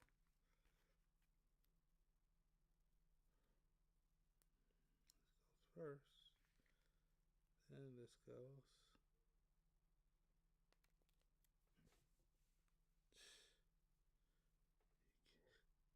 Jeez, it almost fell again. Look at that. Caught it.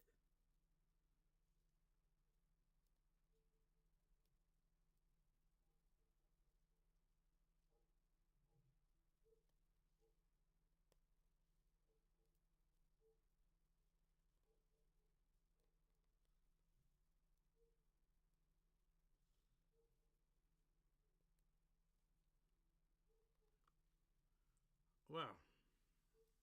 Okay.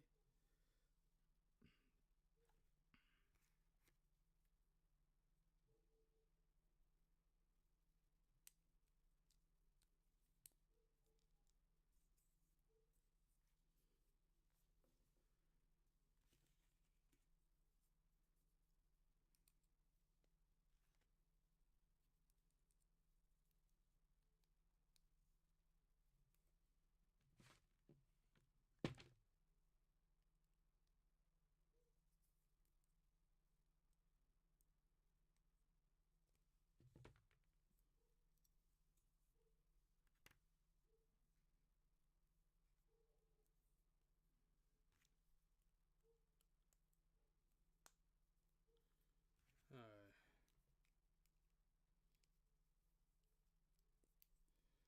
Okay. One. Jeez.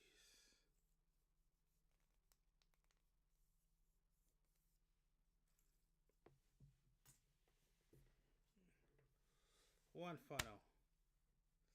How many more do I got? 2, 3, 4, 5. Alright, let's go ahead. Forget it. I don't care. I'll knock it out.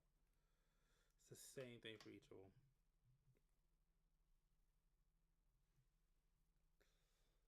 Jeez, the light's getting dim though. You know what? I could fix that. I could fix that. I could fix this problem. Cause no, I'm gonna keep my word. Forget that. I'm not gonna be a liar.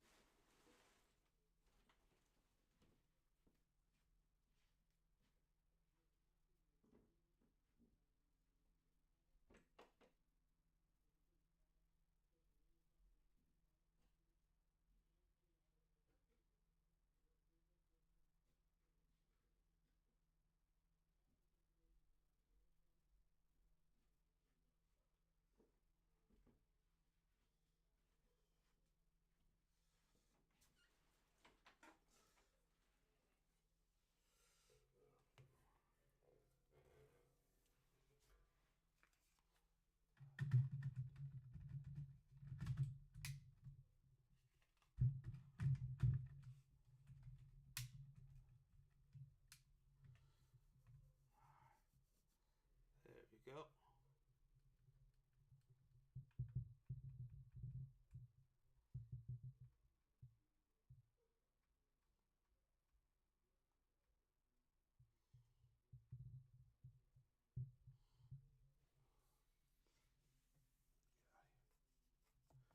Get out of here.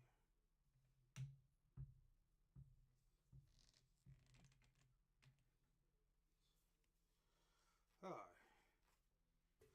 Forget it. I can knock it out. Why not? Why not? Why don't I not go ahead and knock it out? And be done. I ain't gotta worry about it. Yeah, let's do it. Let's keep my word. It's already this late. Anyways. I got one last hurrah in me. I got one last hurrah in me. I don't even want to watch this, but I got one last hurrah.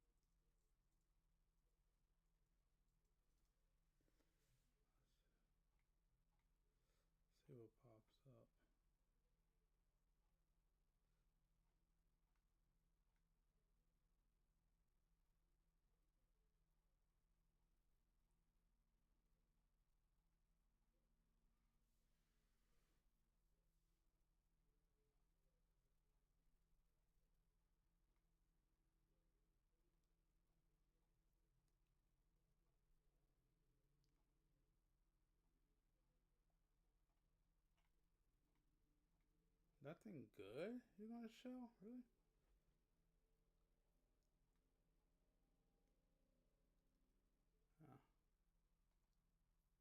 When a shopping cart smashed my headlight, we worried we'd have to fight to get paid for such a small claim. And life would revolve around the shopping cart. So okay, I might be getting a little bit ahead of myself with this kit after that build video. I did panel line it as well as add on most of the decals that came included with it. Now for I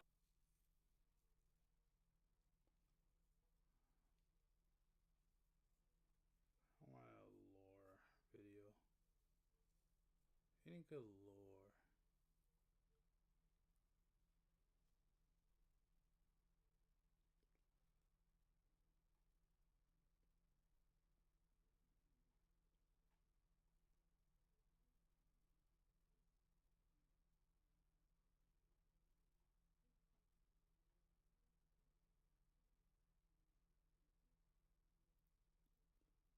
Ah, 6 days ago.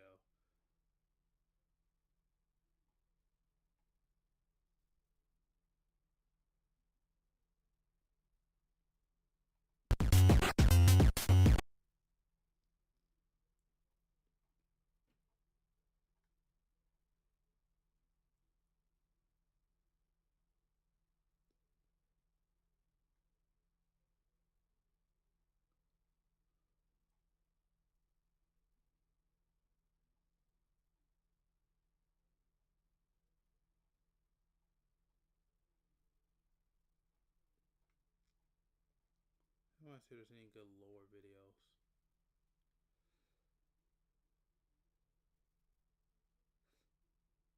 Sure. The year is 2004. You sit down in front of your PlayStation 2, and presumably also a television if you want to actually see what's going on. You boot up the system and launch Monster Hunter. This was the beginning of a now legendary game series, entering its 6th generation with the recent release of Monster Hunter Wilds. Today I want to have a look back at the entire timeline of what brought us here, from the start of the series to the point that we're at now, either to give you more context if you are someone who has maybe only played the more modern games in the series, or maybe even first found the series through Monster Hunter Wilds itself, to let you know exactly where Monster Hunter has come from, what it has grown from, and how we've ended up where we are with Monster Hunter Wilds, the most ambitious title in the series to date. To start, we have to go back to the very first game, the one simply titled Monster Hunter. Fun fact, a lot of people assume it's Rathalos in the logo for this game, as he's like the flagship for the whole series, but it's not. It's actually Rathian in the logo, which you can tell because of the chin spike. This game was the first introduction of Monster Hunter to the world, in an initiative from Capcom to make games with a heavy focus on multiplayer and the more social aspect of gaming.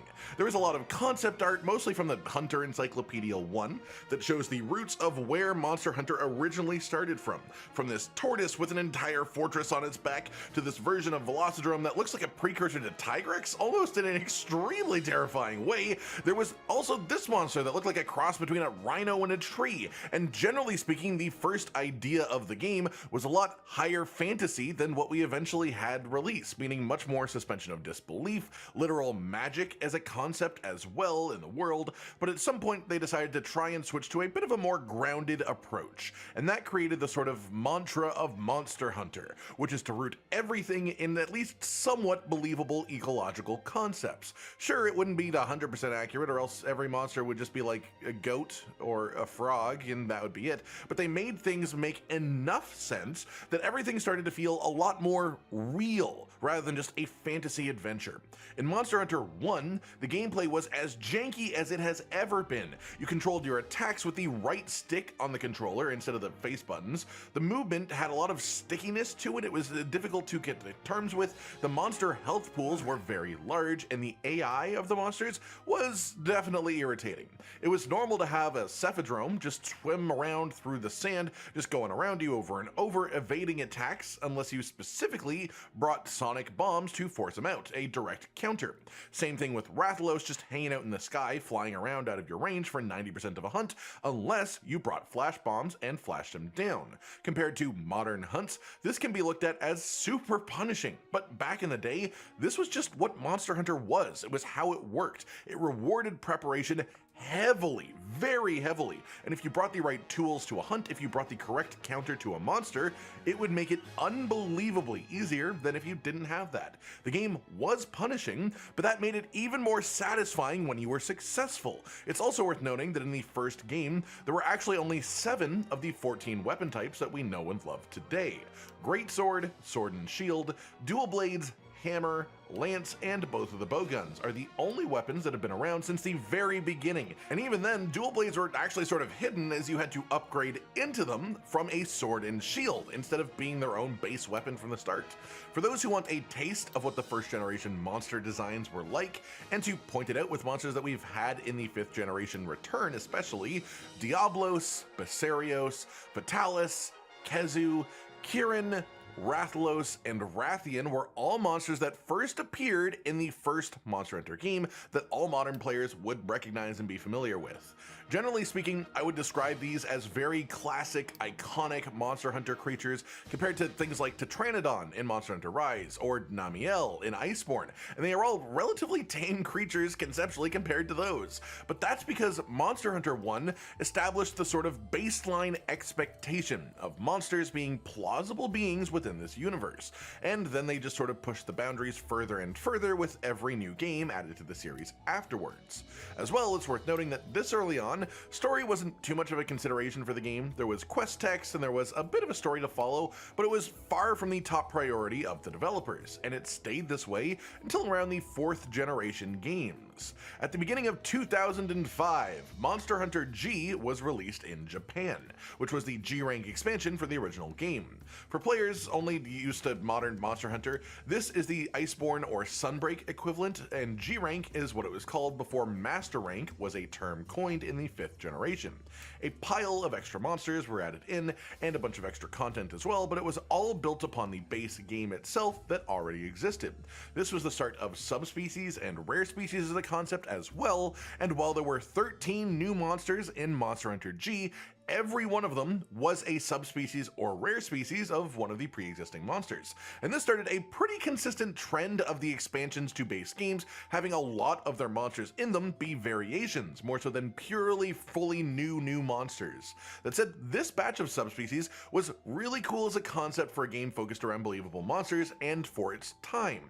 But by today's standards, comparing to a lot of the more modern subspecies, a lot of the early ones were very, very simple and basic. Things like a color swap and then maybe 1 or 2 new moves, some minor behavior changes, as opposed to the modern guys which fully change like their elements and use their bodies totally differently. And this is why in Monster Hunter World you have the contrast of something like Pink Rathian being a Rathian that's pink and has some extra backflips, and then in Iceborne you get Coral Pookie Pookie, a brand new subspecies who is extremely creative and completely different compared to normal Pookie Pookie.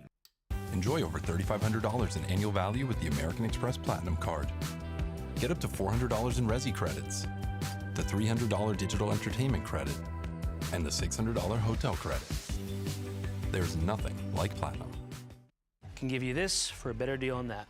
Bring in your AT&T or T-Mobile bill for a better deal. In late 2005 in Japan, there was the release of Monster Hunter Portable, and in early 2006 this happened for the rest of the world as Monster Hunter Freedom on the PSP. These are essentially the same game, and it is a port of the entirety of both Monster Hunter and its G-Rank expansion to the PSP. But notably, while Monster Hunter G was exclusive to Japan, this brought all of that content to the rest of the world as well. On top of that, the game also added one new monster in Jan Garuga, who Iceborne players would recognize from the Guiding Lands. This was also the first game in the series to introduce a village farm mechanic where you could safely cultivate and grow and collect resources for free in the town without having to do dangerous stuff. And yeah, I know, that wasn't a thing originally, and that's sort of crazy. And this farming mechanic is what eventually evolved through each and every game that followed, and has ended up being the trade and collection system with all of the villages in the Forbidden Lands that we now have through Nata in Wilds. Not too long after this, in February of 2006, Monster Hunter 2 released for the PlayStation 2 in Japan only, and it was also known as Monster Hunter DOS. This added in 4 new weapon types that we all know and love now, being Longsword, Gunlance, hunting horn, and bow. And it's worth noting that a lot of longsword players, even today, still hold 2nd generation longsword as being the best version of the weapon, the most enjoyable even in its simplicity. They also updated the original weapons too. They added a That's nice. I don't care about that.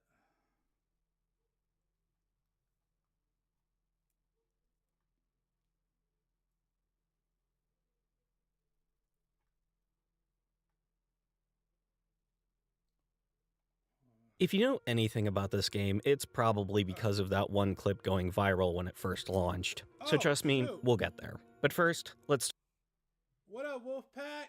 Yes, I am. Thank you, I appreciate it. Sorry about that. I was looking for a part in the black hole. Man. Well, I'm almost done with this build, and I've been working on this for a while, so I'm just kind of trying to finish this up. But welcome and thank you for checking it out. Yeah, they are. I only got, well, after right now, I only got one build, but yeah, pretty good, pretty strong. Yeah. There you go. As you see. Thank you, appreciate it. I definitely am. But I've been working on this for a long time, so I'm kind of ready to be done and go eat. Thank you, I appreciate it. I appreciate it a lot. Thank you.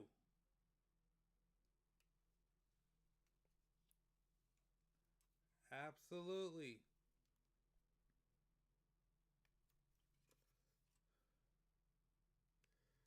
Ooh.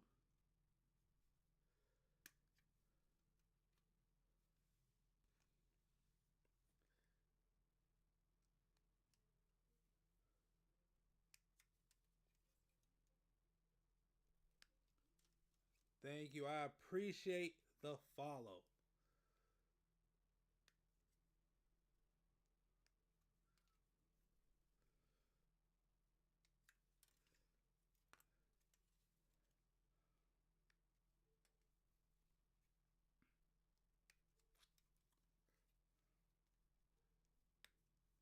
Whew. Now I feel motivated. Oh, really? As soon as I'm done, I'm going to check it out. Absolutely.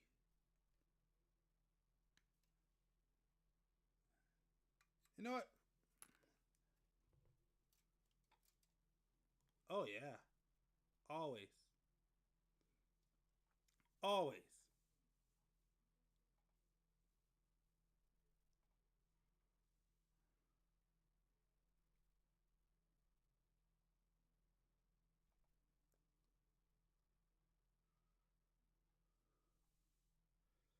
Oh, shoot. You know what?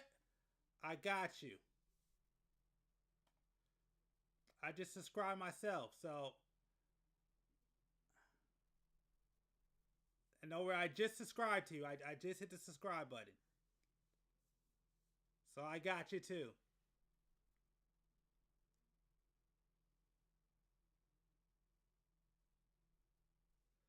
Appreciate it. Appreciate it.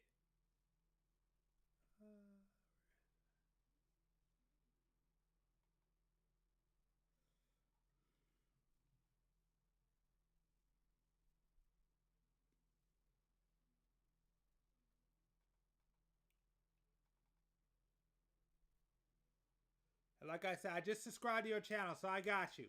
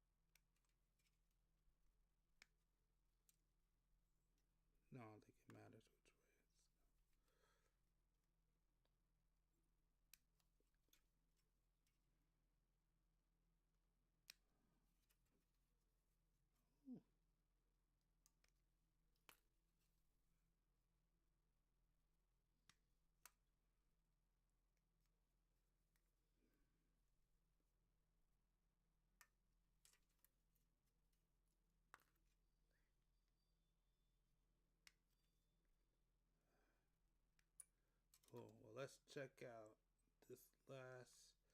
Alright, that's done, that's done. What else am I missing? I'm missing... Oh, that's all, right? Oh. Okay. Yeah, that's it. Okay, so let's put all these center ones together. Knock them out. Let's go. Let's go.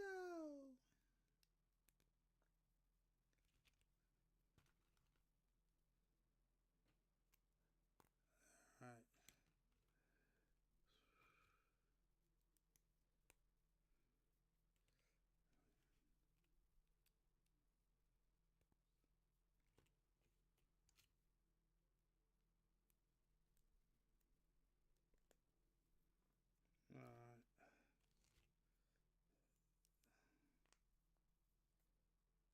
This one.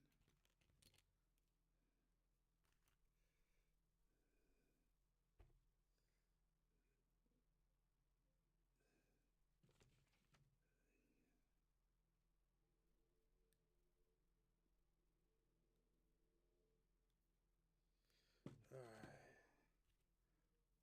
2.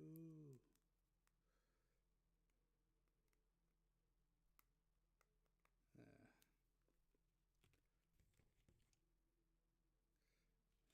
Oh, wow. I just...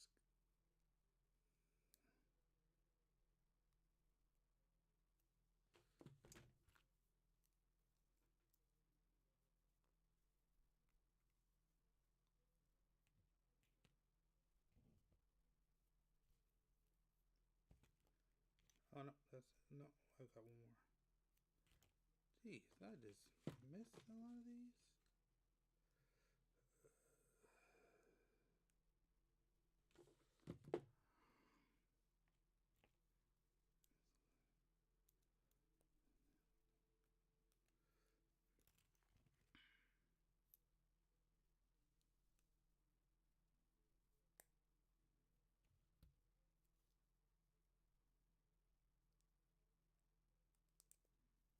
One, 2, 3.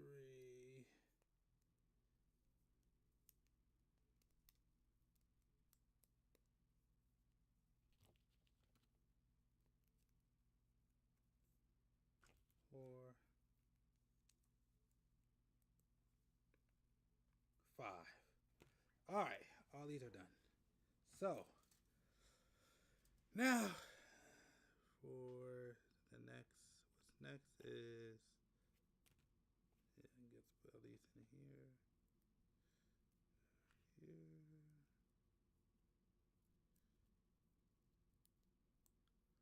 Time is already 9 o'clock. I didn't even get to play. It's fine.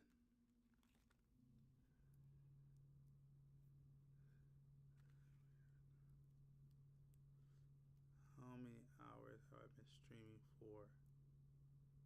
I don't know. Oh, yeah, I can find out. Hold on. I see why. I don't see it. Alright, almost 12 hours. That's beautiful. Almost 12 hours.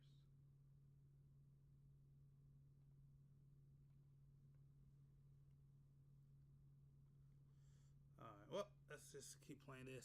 Start at the beginning. Final Fantasy Stranger of Paradise was leaked in 2021 and later released in March of 2022. I remember when the trailer was first released and immediately everyone began memeing the game for the amount of "I'm here to kill chaos. That's my mission. And I only know one thing. I want to kill chaos. I need to."